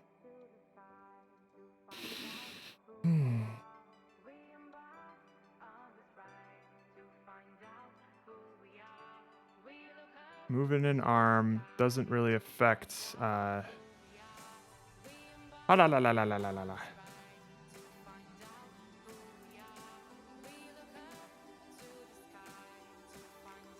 So the one thing I don't want to happen is a bug out like that.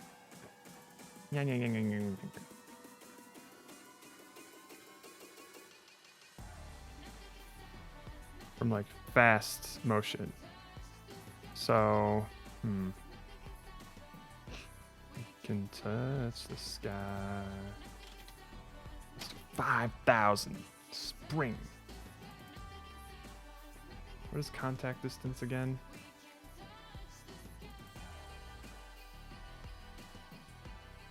The minimum distance tolerance between joint position and the limit to enforce limit. High tolerance means the limit is less likely to be violated when the object is moving fast. However, this requires the limit to be taken into account by the physics simulation more often and reduces performance slightly. That's fine.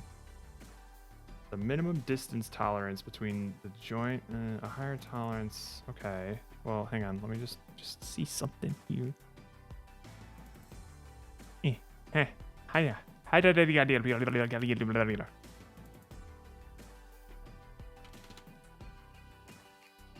What happens if I like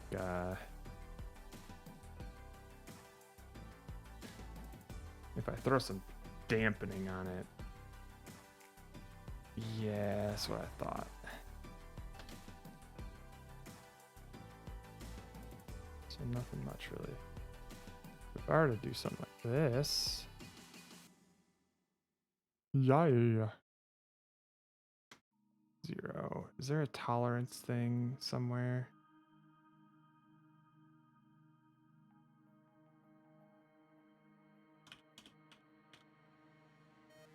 A high tolerance means the limit is less likely to be violated.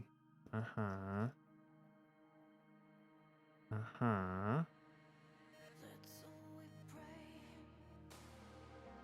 Set a bounce force to apply to the object to push it back when it reaches the limit distance. Okay. Let's set it to 1. I think that's as high as we could set it, right? Yeah. Hiya. Ha. Ha. Ayo. Da da. Na na na na na na na na. Oh fucking lord. Hello. I see.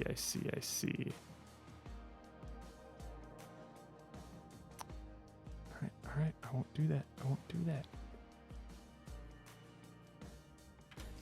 does this do, though? Hey, what up, Afros? Alright.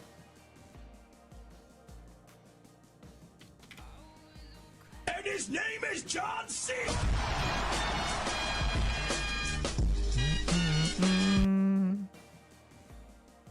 Yay. So I think what we can do.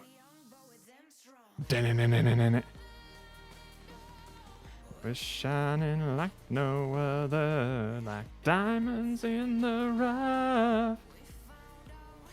Okay, so what we're gonna do is we'll just set a max speed on how fast the these interactive boxes can move, essentially. Although, are we even tracking their velocity? I mean, we can just lerp to them, right? Because these things are kinetic, so it might... I'm sorry, are you a trigger? Why are you a trigger, boy?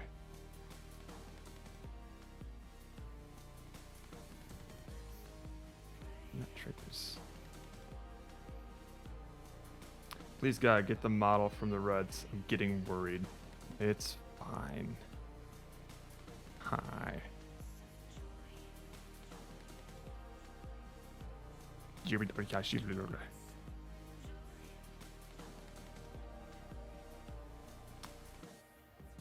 Here's some look, feel, vibes checks. Checking simplicity. All right, sick. You sent this 10 minutes ago. Check complexity. Simplicity is another dial I can turn on whichever way we're leaning. Also, environment styles are not tied to the character that you see here. Don't consider any of these final, just gut checks. All right, let's see here. What do we got?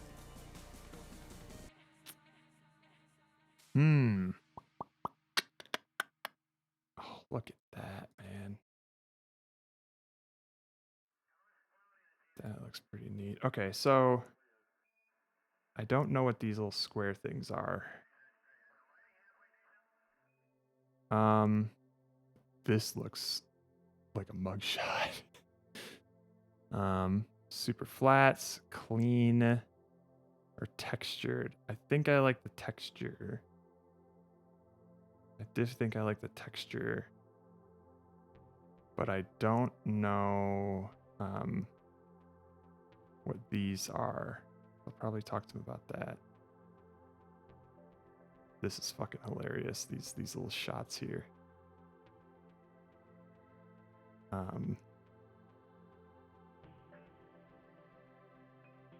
Huh.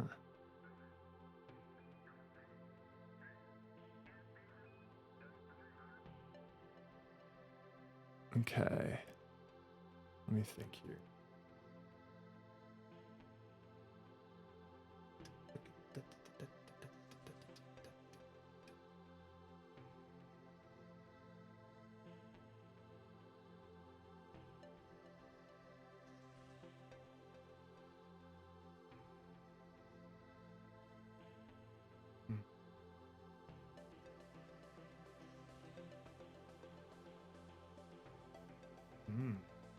Okay.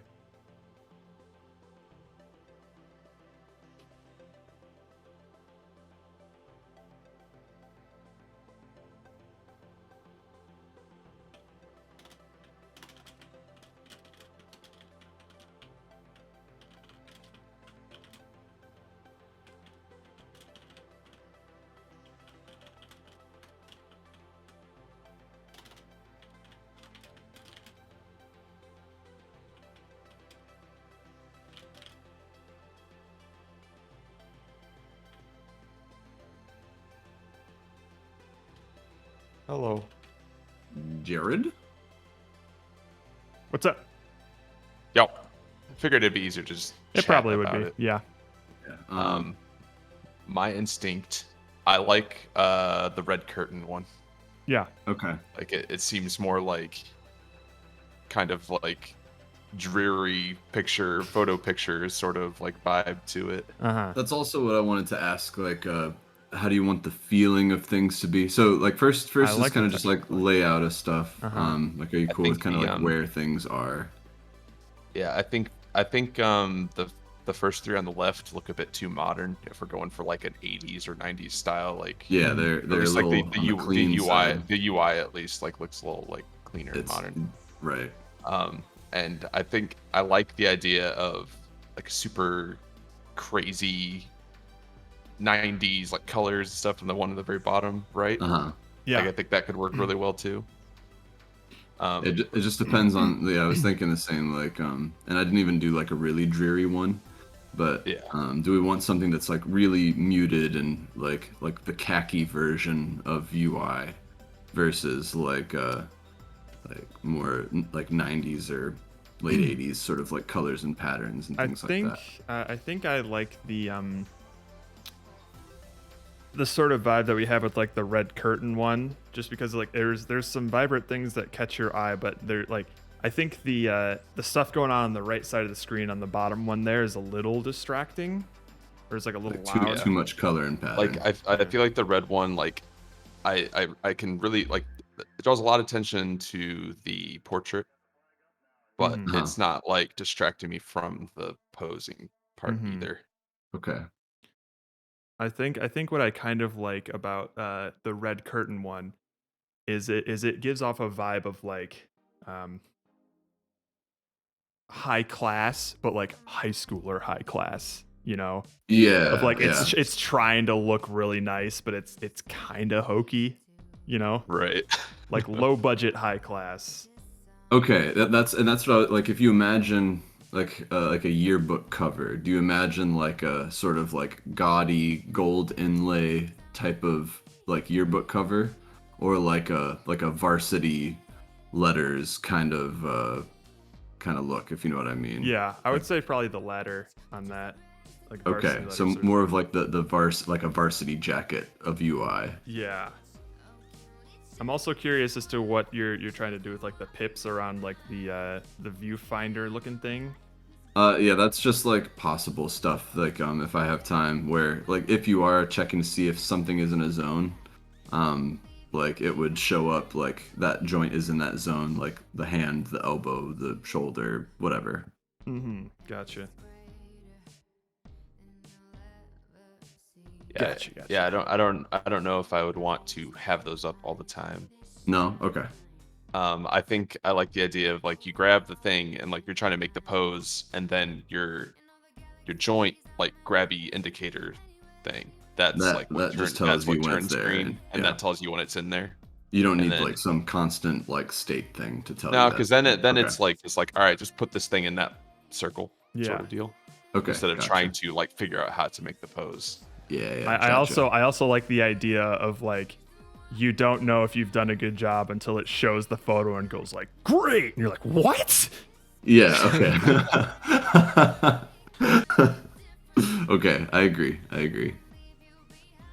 So, and I agree with also like the textured version of things I think is cool. So I'll basically be like for the clothing and stuff, be basing it off of like photos and turning it so but it's gonna be like tacked on to a smooth body, so it'll have kind of an interesting look. Mm-hmm. And then Steven, that also means like giving like the felt texture to stuff on the Muppety side. And then I don't know, like baking a little bit of shadow there without it being like too drastic. Right.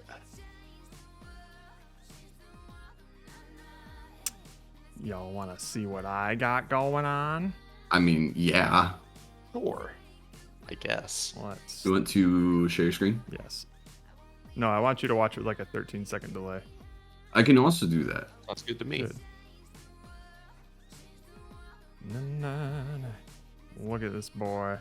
Look how good he is. Hey, what's up? Yay.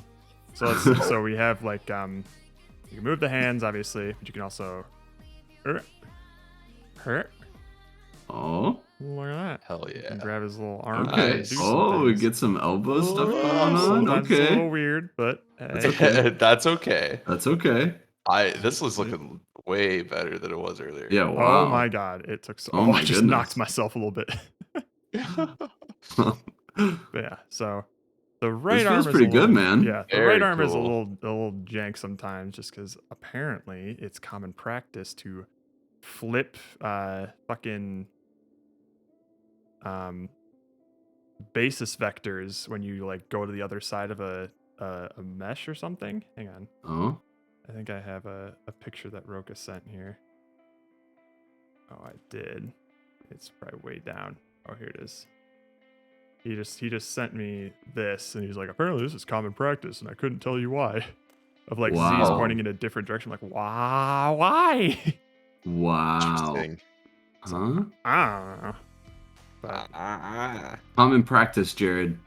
who knows? Well, if it's common practice, why is this pre-made thing not done correct? I think it is done correctly, which is why I'm like making some weird assumptions and stuff. but Oh.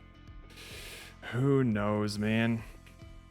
I think it's fine. It's already looking Yeah, way better than it's it was looking earlier. decent. So. Oh my god, yeah. And this is just with the arms and stuff. So I'm gonna try and do some stuff with the torso, because right now Okay. it's I'm curious to see what that's gonna do, because right now the arms are like moving the head and the torso and stuff. But if we add some things to it, maybe it'll, like, if I add these similar things, maybe they'll stop moving, and I want to see if that is actually the case or not. Gotcha. So. Ah.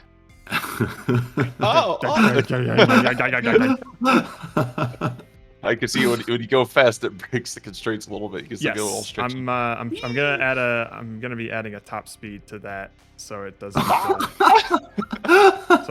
do that. That's amazing.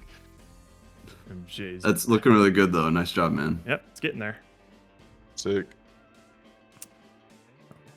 We're still going. Okay. So, what's next for you, Jared? The head and the torso. Okay. Ironing out the kinks in the rigid body stuff, or the fuck, I keep calling it rigid body, in the ragdoll stuff.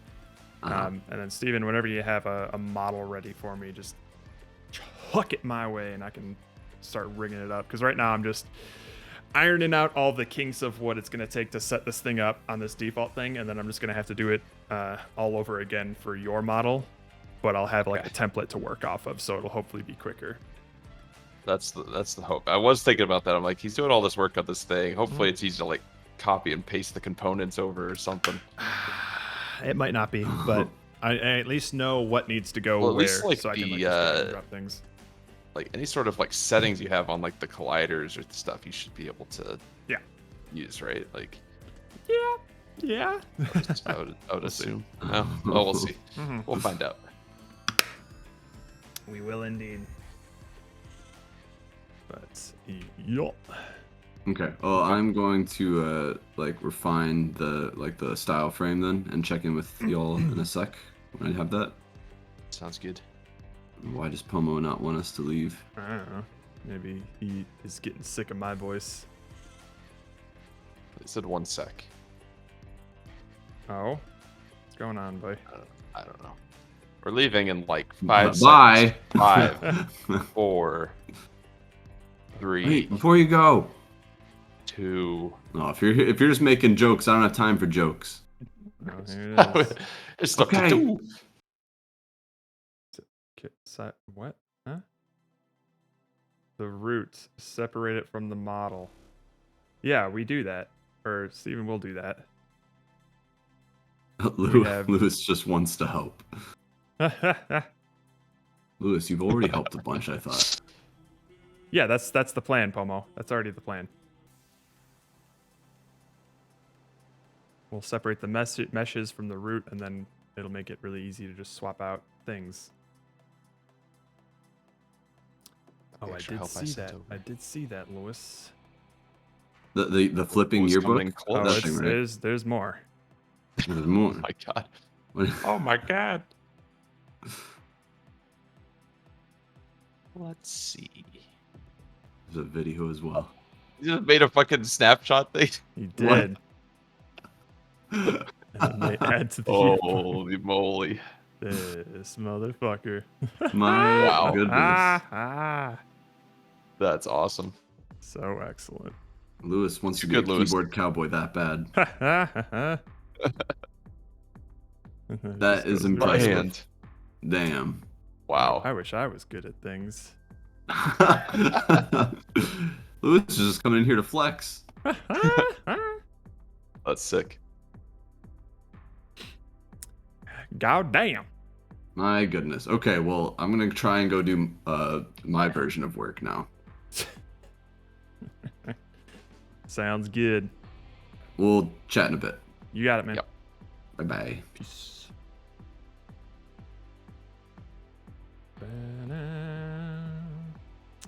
Alrighty.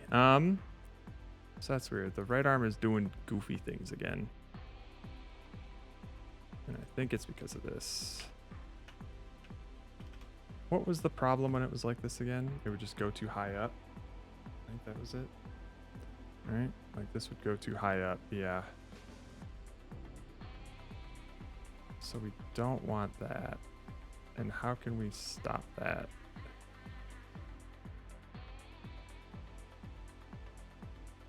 How did we stop it before? Was it this one? No. So this one's fine. Is it this one? No. Oh, yes it is. Oh, is it just 0? I just have to set it to 0? Okay. Oh god. Alright,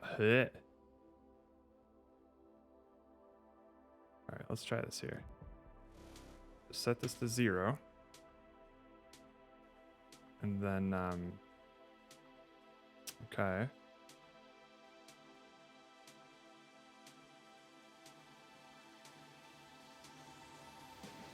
Oh, is that the arm one? And then...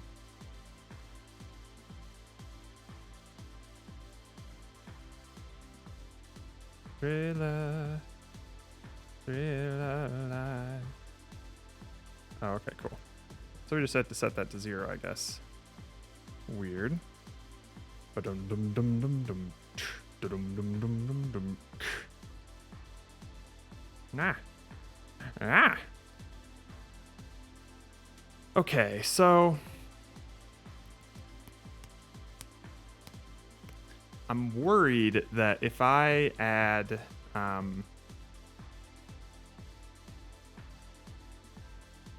the positional data here,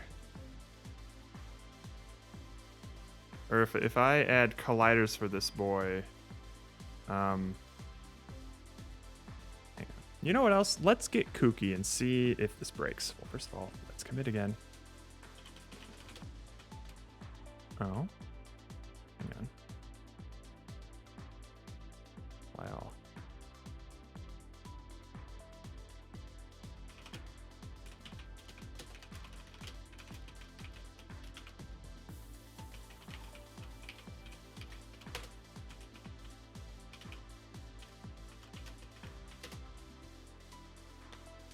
I've been on this particle. Fuck, man, 6 hours. What are you trying to do with it? Okay, so now I want to try and get kooky.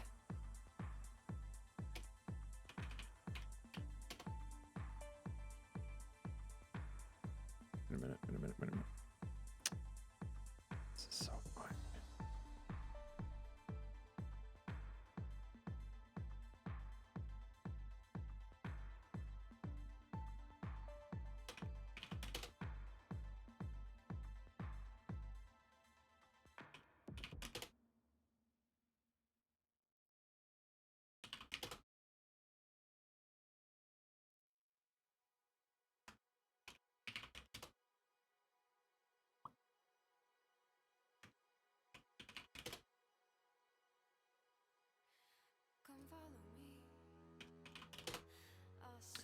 Because rigid bodies keep moving for some reason. Are they kinematic? Because if they're not, then they will. But if they aren't kinematic, or if they are kinematic, then you'll have to basically roll your own physics. They are not. But if they are, the thing sucks. Exactly. Yep. That is the fucking curse of relying on Unity physics.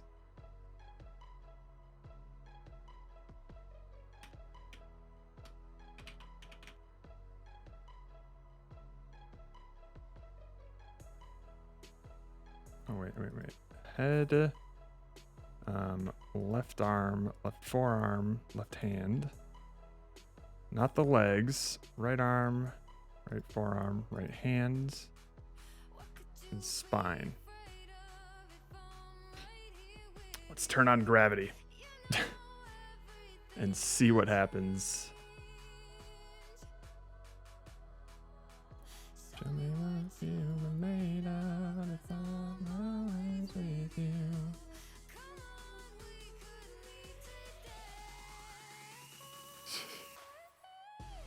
Huh. Huh.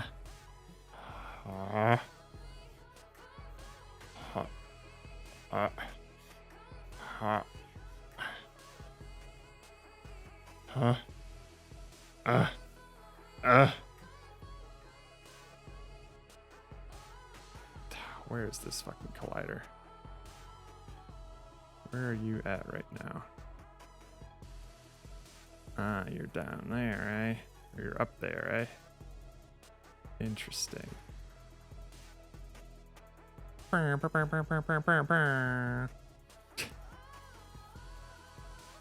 What could you do? So let's also look at the Kieps here.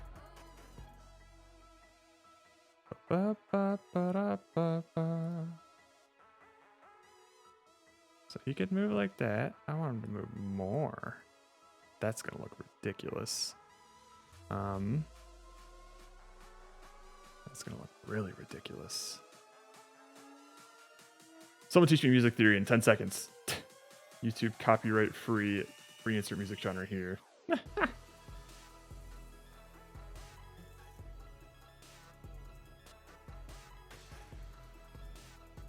Da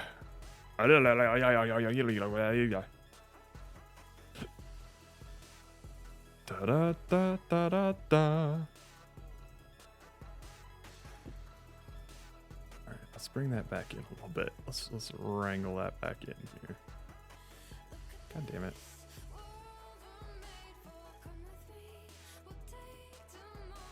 I hate Unity sometimes.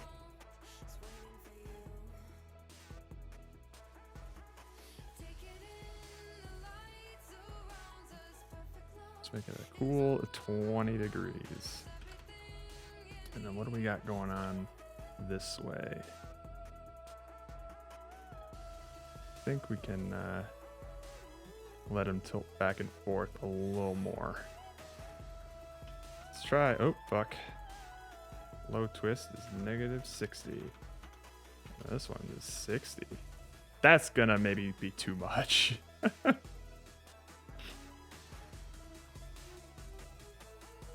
Heart. Art. Look at him. Look at my boy. He's a struggling.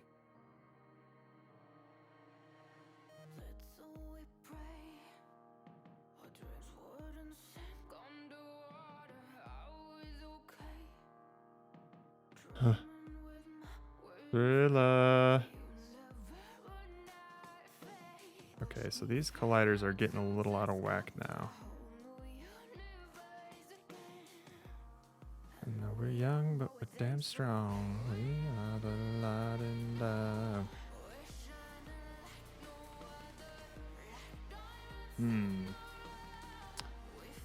I think.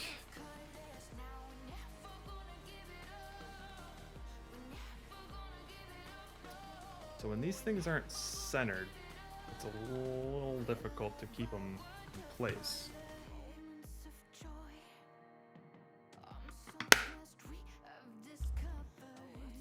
Let me try something here.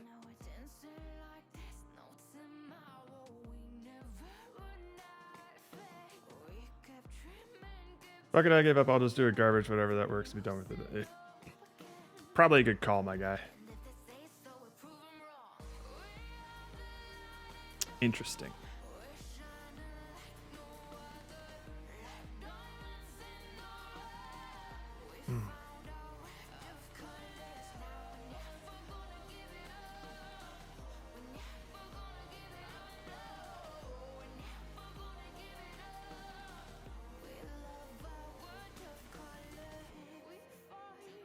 We hope for love, we fall. We hope for love. Didn't we fight for love?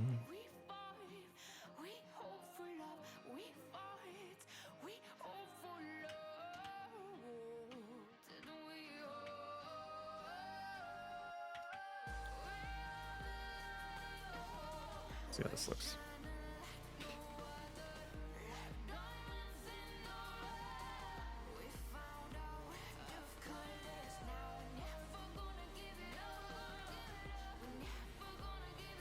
Oh, we're never gonna give it up.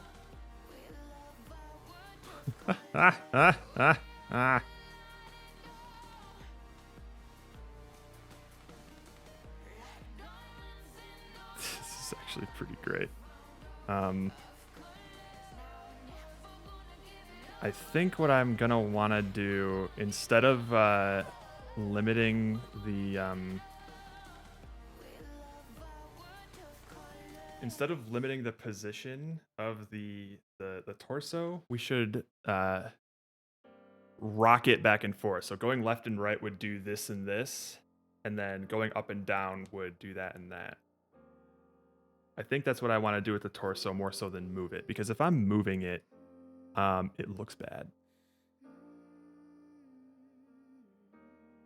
Like, hang on.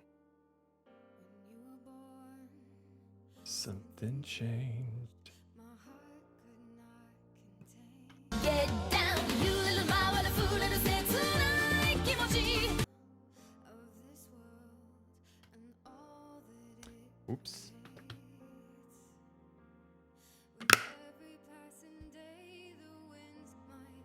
Good shit. I have a hotkey for it now. I got the feeling I would be using it quite a bit. Okay. So that's what I'm gonna try and do. Now, how do I do that? And I think I want to do a similar thing for the head too. So rather than like move the head back and forth, it's gonna like pan up and down, and I want it to go like this and this. God, that would be so funny. Okay, that's what we're gonna do. Rather than just do the position thing that we're doing with the arms, we're gonna try and rotate it. I think I'm gonna try and turn off all the gravity again. No. Zip. Okay. Let's double check that this still works. I'm miles and miles away. Look at my boy. Look at him go. Here comes the boy. Hello, boy. Welcome. There he is. He is here. Please check Discord so my suffering wasn't for nothing. The fucking curly thing was the stupid rigid Uh-oh. Uh-oh. Let me turn off the sound on Discord. All right. Curly thing.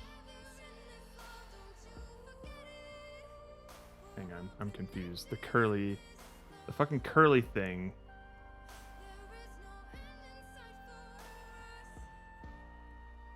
Is it these lasers you're shooting out, or when it hits the wall? Oh, when it hits the wall. Okay, sorry. Let me look at it again. Oh, I see. Look at it again. Gotcha.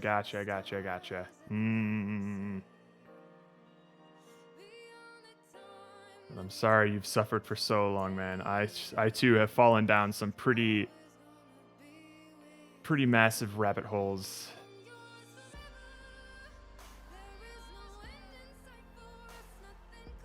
Nothing can measure.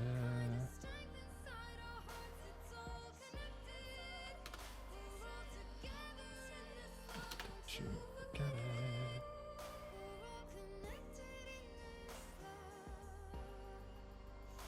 I think 2 of the 5 to 6 hours on this dang thing was on the curve alone. Oh my lord.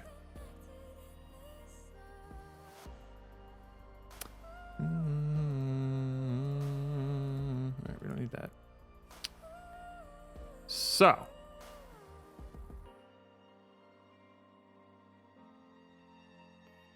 This all works fine. God, that's so fucking funny.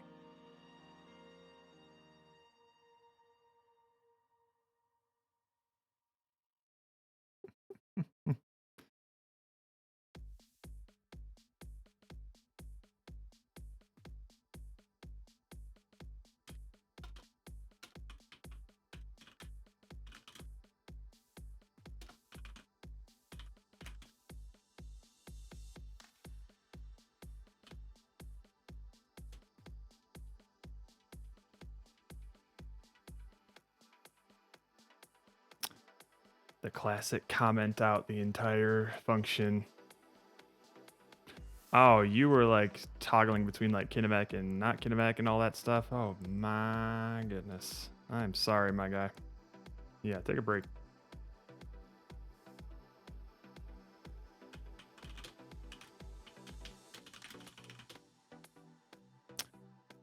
Hang on. Let's crank this guy here. There we go.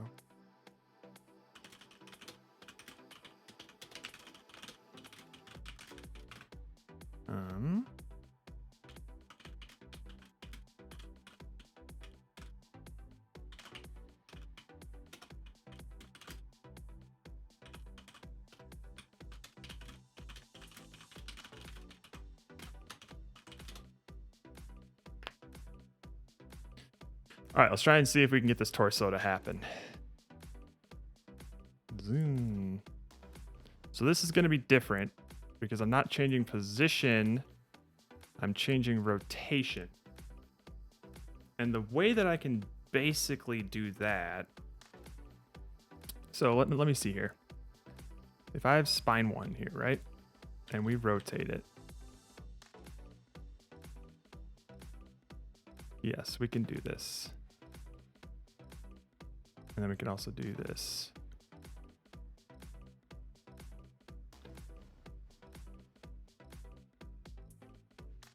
All right. These should be back to 0. Okay.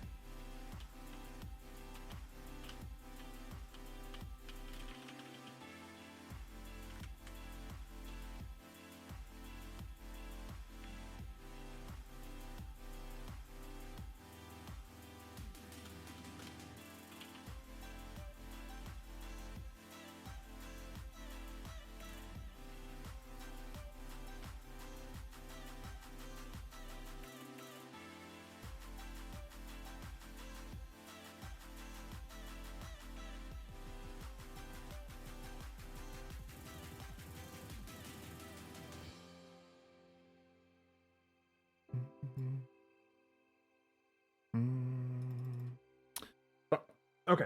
Sorry, I got distracted.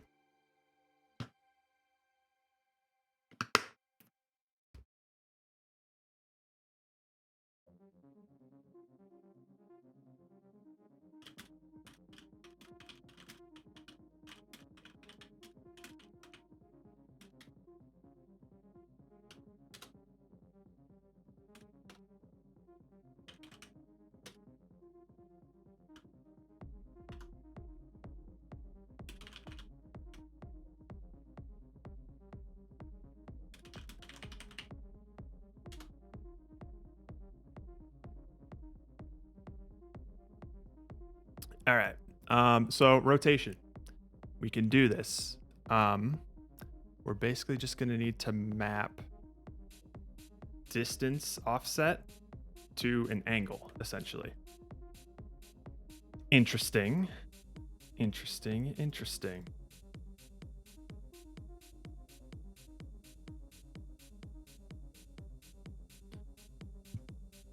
So that's what this boy is gonna be. I don't necessarily think we need a configurable joint for that then. Right? Well, hang on now. If we have it, but we just have like free motion on the X, Y, and Z, then what I can do is I can use that to what I can do now is I can use this to judge distance between my rigid body and their rigid body, right? Do I need a whole thing for that though? Or can I just like, I don't think I need a joint for that. I don't think I do. Let's just get rid of this.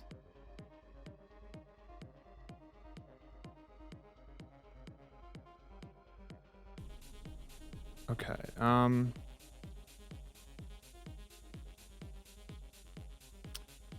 so basically all I'll need is a child of interactive collider here. Or no, it can be the same. Is grabbed and then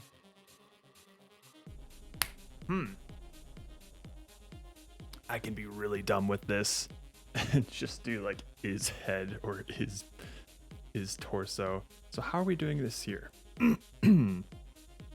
We grab it. If rated is greater than 0, give us okay. Oof, ow.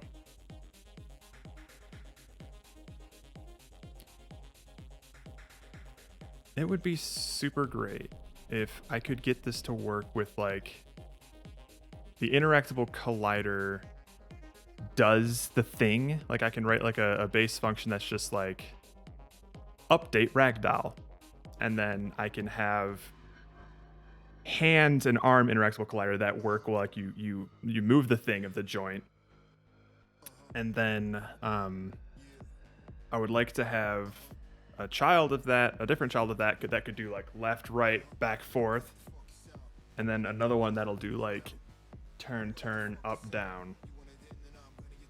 So I'd like to get this to work in terms of like, why doesn't it? So what is this doing that my other thing was not?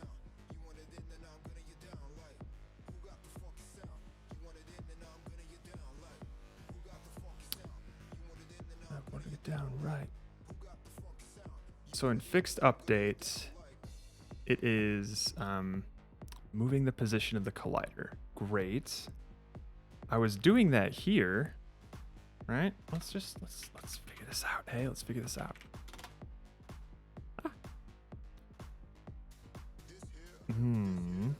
Oh, this is moving it all the time.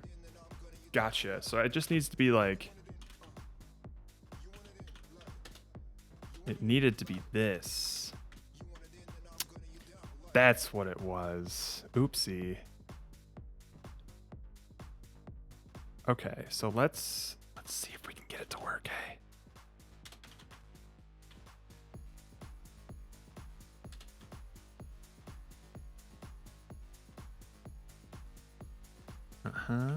Set target position, yada yada yada yada yada yada yada. Is grabbed true. Oh, I'm not setting it to false here. I'm such a dingleberry. Okay. All right. Okay. This could work.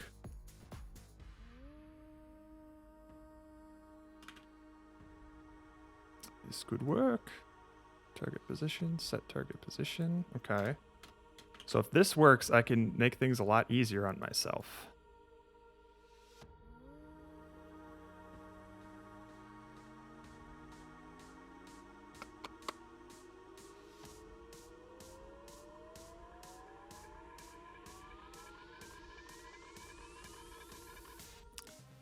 All right, so something is still going wrong with that. What is it? What's different? Oh, fucking Christ. Well, hang on. If this grab is equal to true, right? You grab it. So you hit the mouse button. If we have a collider here, and we have the distance,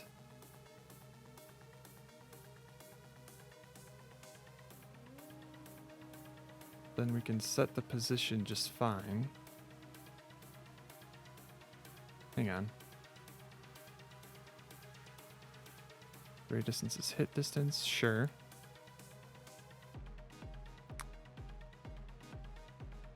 Okay.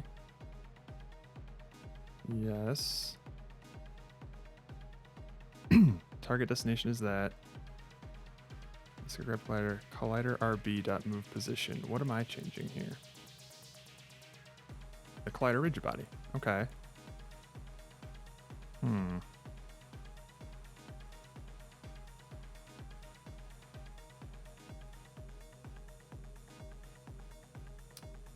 So why doesn't this work the same?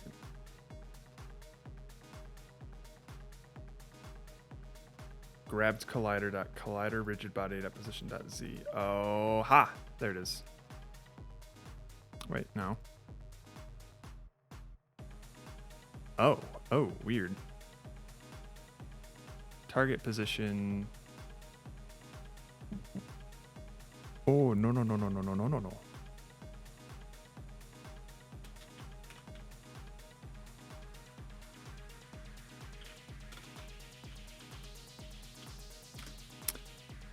And then it's just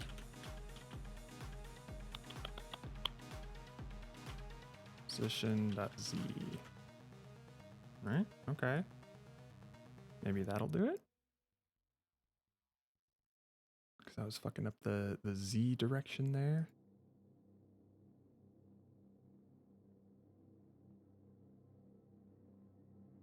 Aha.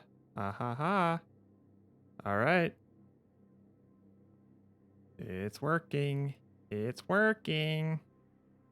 Okay, so what I want to do is have a function here.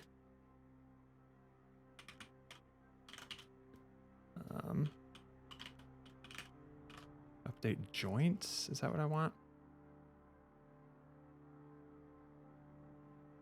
Because what is it doing with the joint here, right? Let's find out if we actually need to reference the joint. Connected body dot position. Shut up. All right, it's not really getting hit anywhere else. So, get out of here, game manager. I don't even need you yet.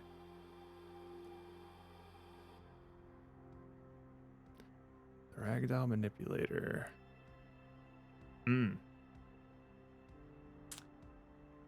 I guess, okay. Well, hang on now.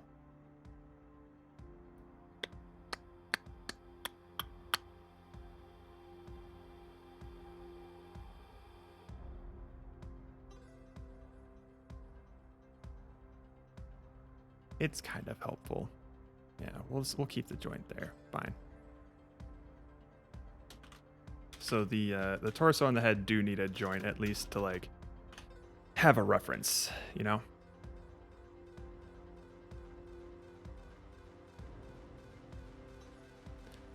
So protected void update joint.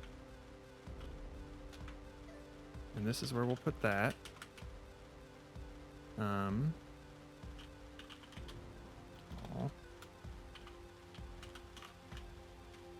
So these will all be protected. And this is going to be... Oh, hang on. Let's get some inheritance going on here, hey? I know how to program things sometimes. Not always, but sometimes. Okay. Set target position. This is all good. All right, interactable collider. Cool. Now let's make a different one.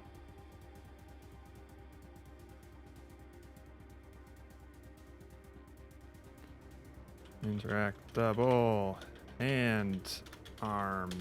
I guess that's such a bad name.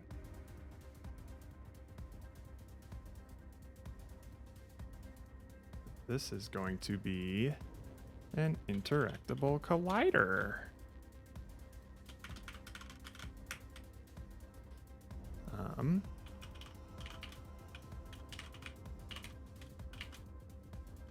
Update joint, thank you very much. Bam. So for, oops, let's just do this. Protected. Let's hide these again because we don't need them.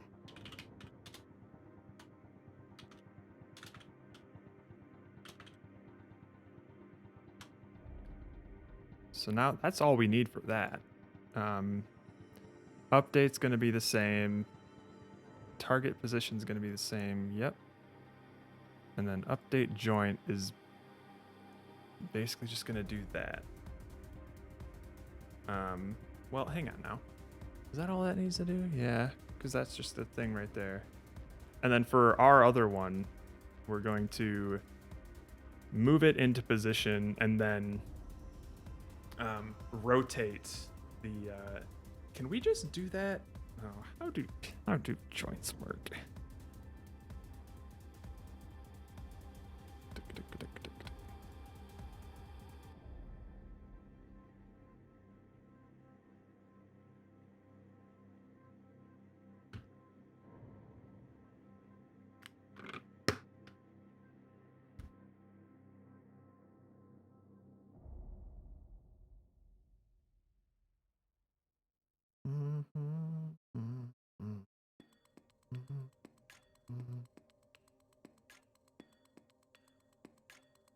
Alrighty. Yeah, maybe I can. Let's see. If revert that. Just see this real quick.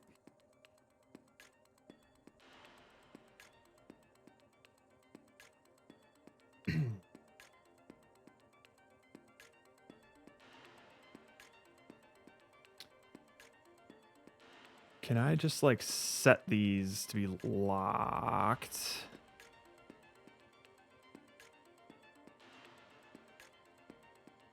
And then these are free.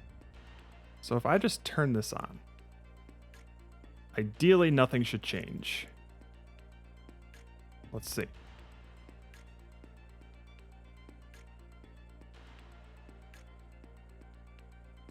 Uh-oh. Oh, whoopsie doodles. Hang on.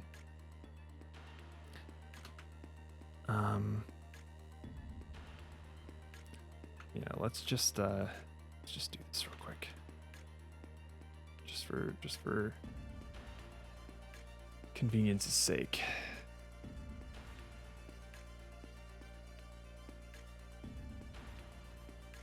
All right, yeah, this doesn't it's on and it's here.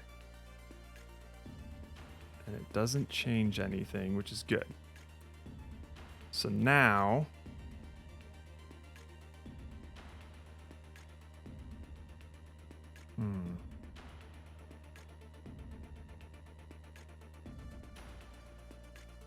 Okay. So now what I can do is...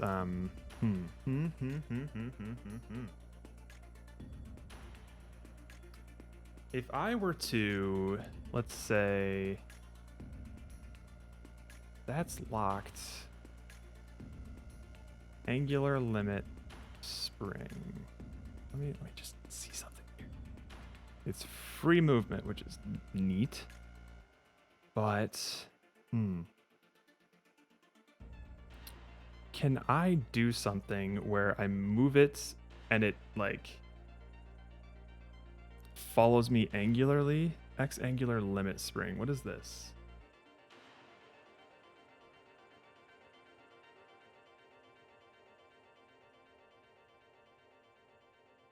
Similar to the X described above, but applies to rotation. Okay. Hang on. Hold the phone. I might be able to do this.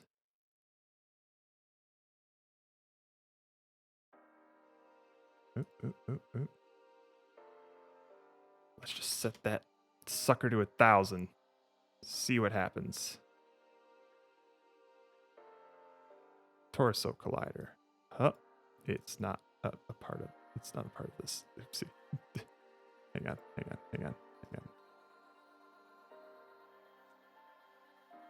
Interactable collider. There we go. Throw it on there.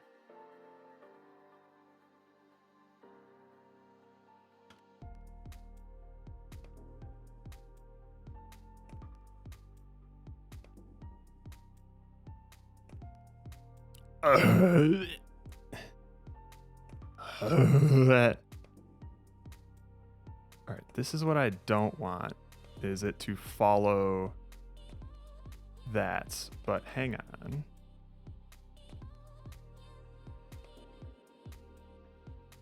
These are, if these are free instead of locked, sorry. Now let's see what happens. Nothing. Okay, and if I were to do this, nothing happens. So the YZ limit spring does nothing, in this case at least. Where's the X one? Angular X limit spring. 1,000. Go. Nope, that's an arm. Yeah. Okay. Hang on. If I were to do limited. No.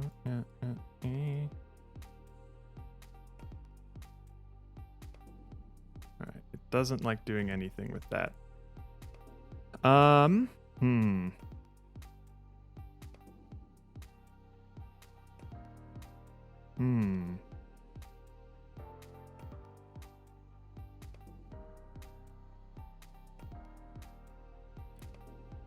Is it because of these?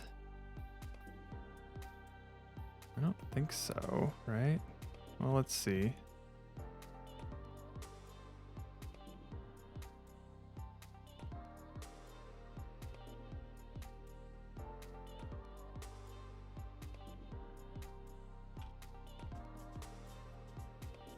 Just see, hey? Nope, that doesn't do anything. Alright. I think I am gonna have to map it to a, oh, hang on.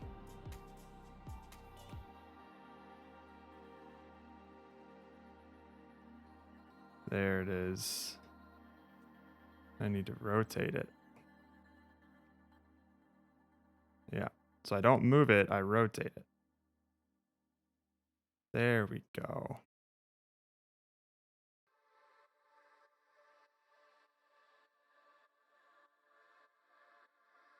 All right. All right. I really need to pee, so I will have to come back.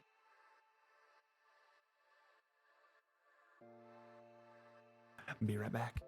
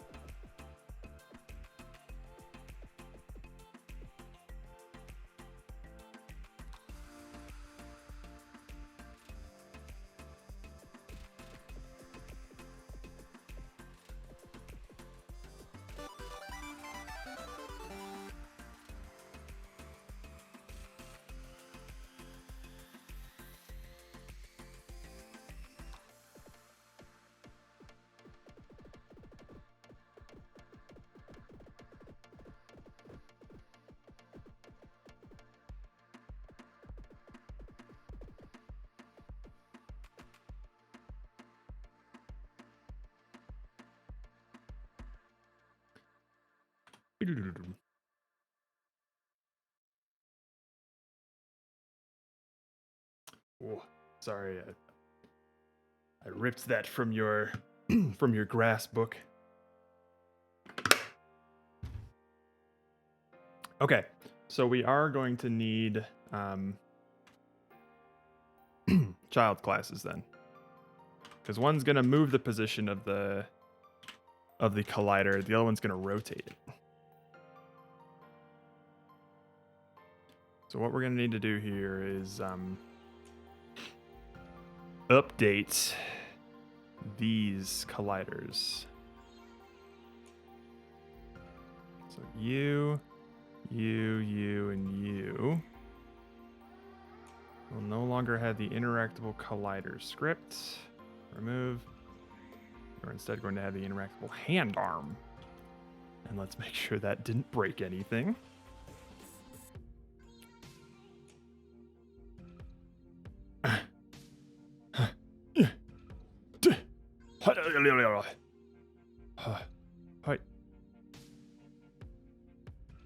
When it gets all wiggly, it definitely busts some things. But we can fix that later. A null reference? What are you talking about? Wait a minute. Has not been assigned. Interesting. Interesting. Oh, because we haven't.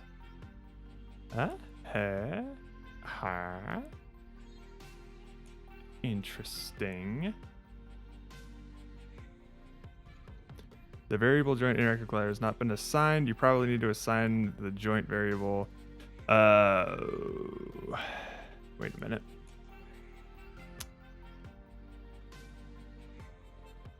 Hang on. Joint, configurable joint. No, it's all here. Interesting. Interesting. Hang on. Am I seeing that right? Yeah, interesting. Let me take a look at this real quick.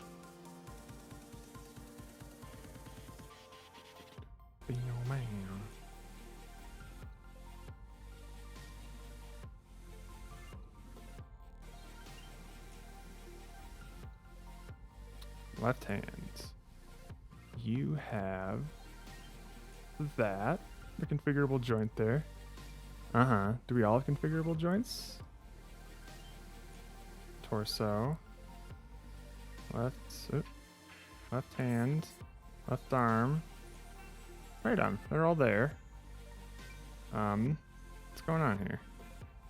Unassigned reference exception here? Interesting. Connected body that was it. The variable joints. Joint. Hang on.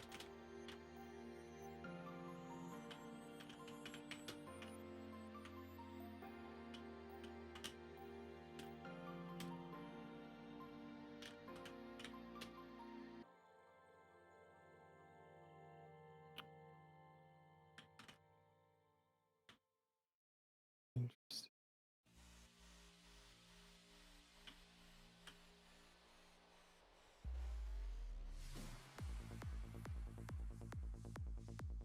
That seems weird.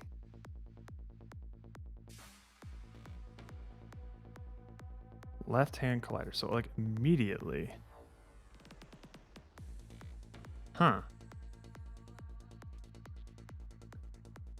They all have joints. They all get set. Maybe this is just... Oh. Yeah, that's why. Is it why, though? Right hand collider. Torso collider. Left hand collider. Left arm collider.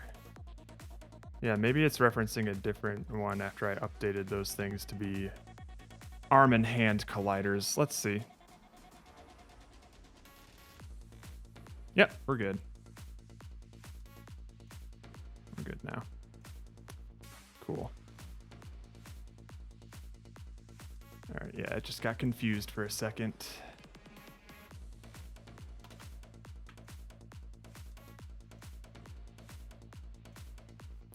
We're gonna need to reset the torso collider as well, because this one's about to be different.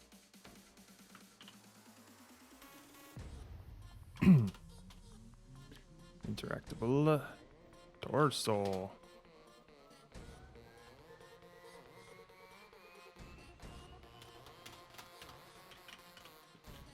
All right, so this one needs to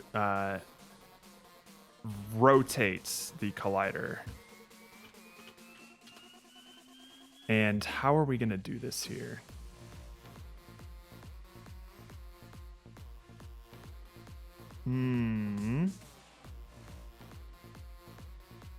Basically, we're going to need to map distance to an angle, essentially. So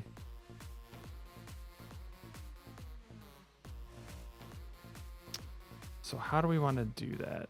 Let's see here. If we take like the starting point and then the end point there, or like where the mouse currently is, we can do two vectors from where the actual origin thing is, and then we can have an angle from that. And then obviously we'll just have to clamp that angle somehow.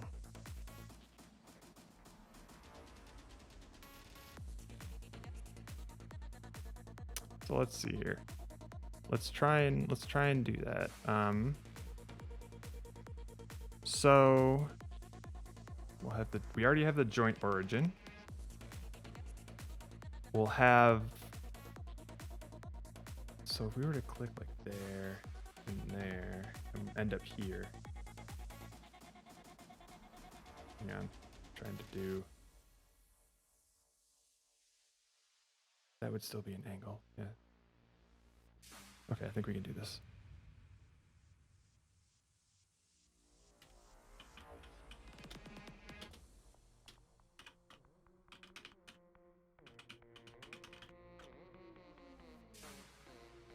So we just need to set here. If we click it, we need to do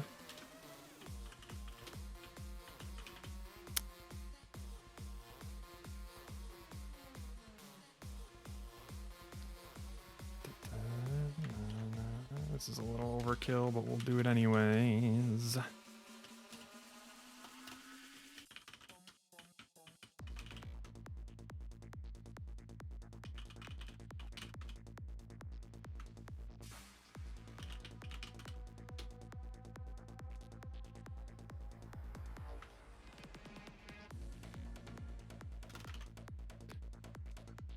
Do.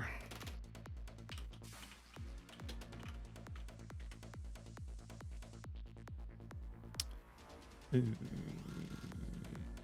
Okay.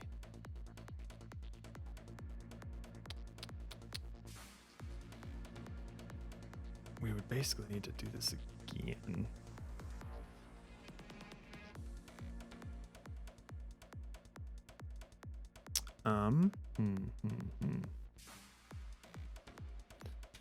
Guess it's fine.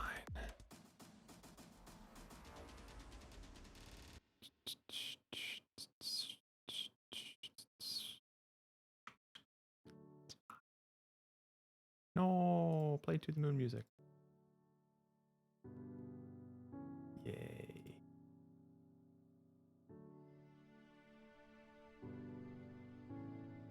Jared, can you check Discord to see if there's something I did is stupid or not? I'm slightly conflicted about it. It's an audio thing. You got it, Chief. Let me turn off the moon. Y'all will be sitting in silence for a sec as I listen to this.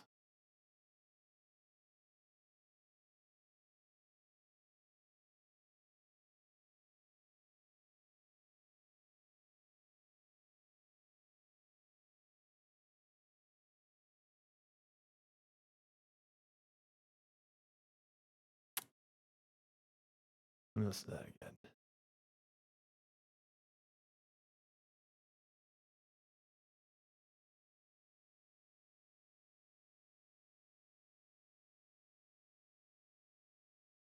All right. So I'm assuming. Actually, you know what? I don't think I had audio up for your other demos here. Listen to this. Okay.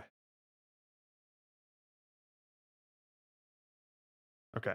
So I'm assuming it's the screaming stuff. The screams. Okay. I like them. It depends on how often they're gonna happen. Um, I think what would probably be a good idea is to just lower the volume on them a little bit. And I think they'll be significantly less annoying because I like that you have a bunch of different ones, you know. I think it adds some some personality for sure. So I would say keep them, but maybe lower the volume down so they're not like too grating, you know.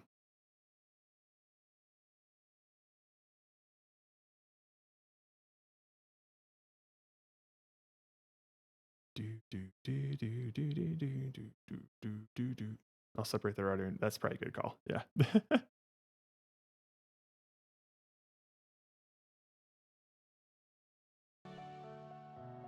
Back.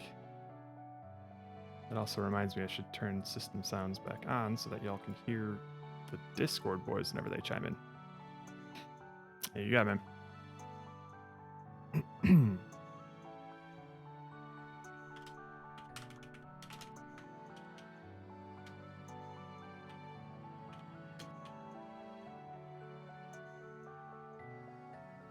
What the? What? Why did I do this? Why did I do this? Oh, just because it's sending a vet. This is dumb. This is really dumb.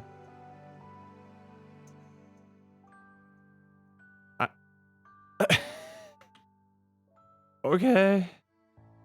I think we can just do that. And that. And then just set these here. Because I'm already making a new vector here. What are you thinking, boy? If you don't do this.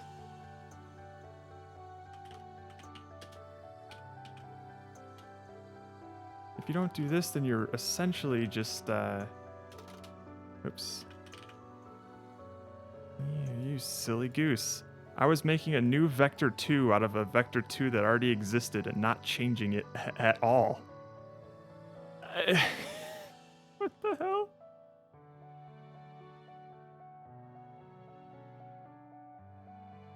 Let's just do it here.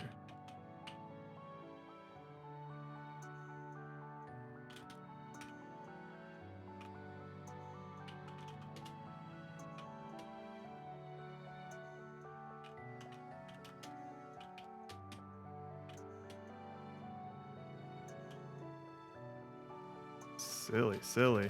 I guess this was probably written in the morning when I was less lucid. Good lord.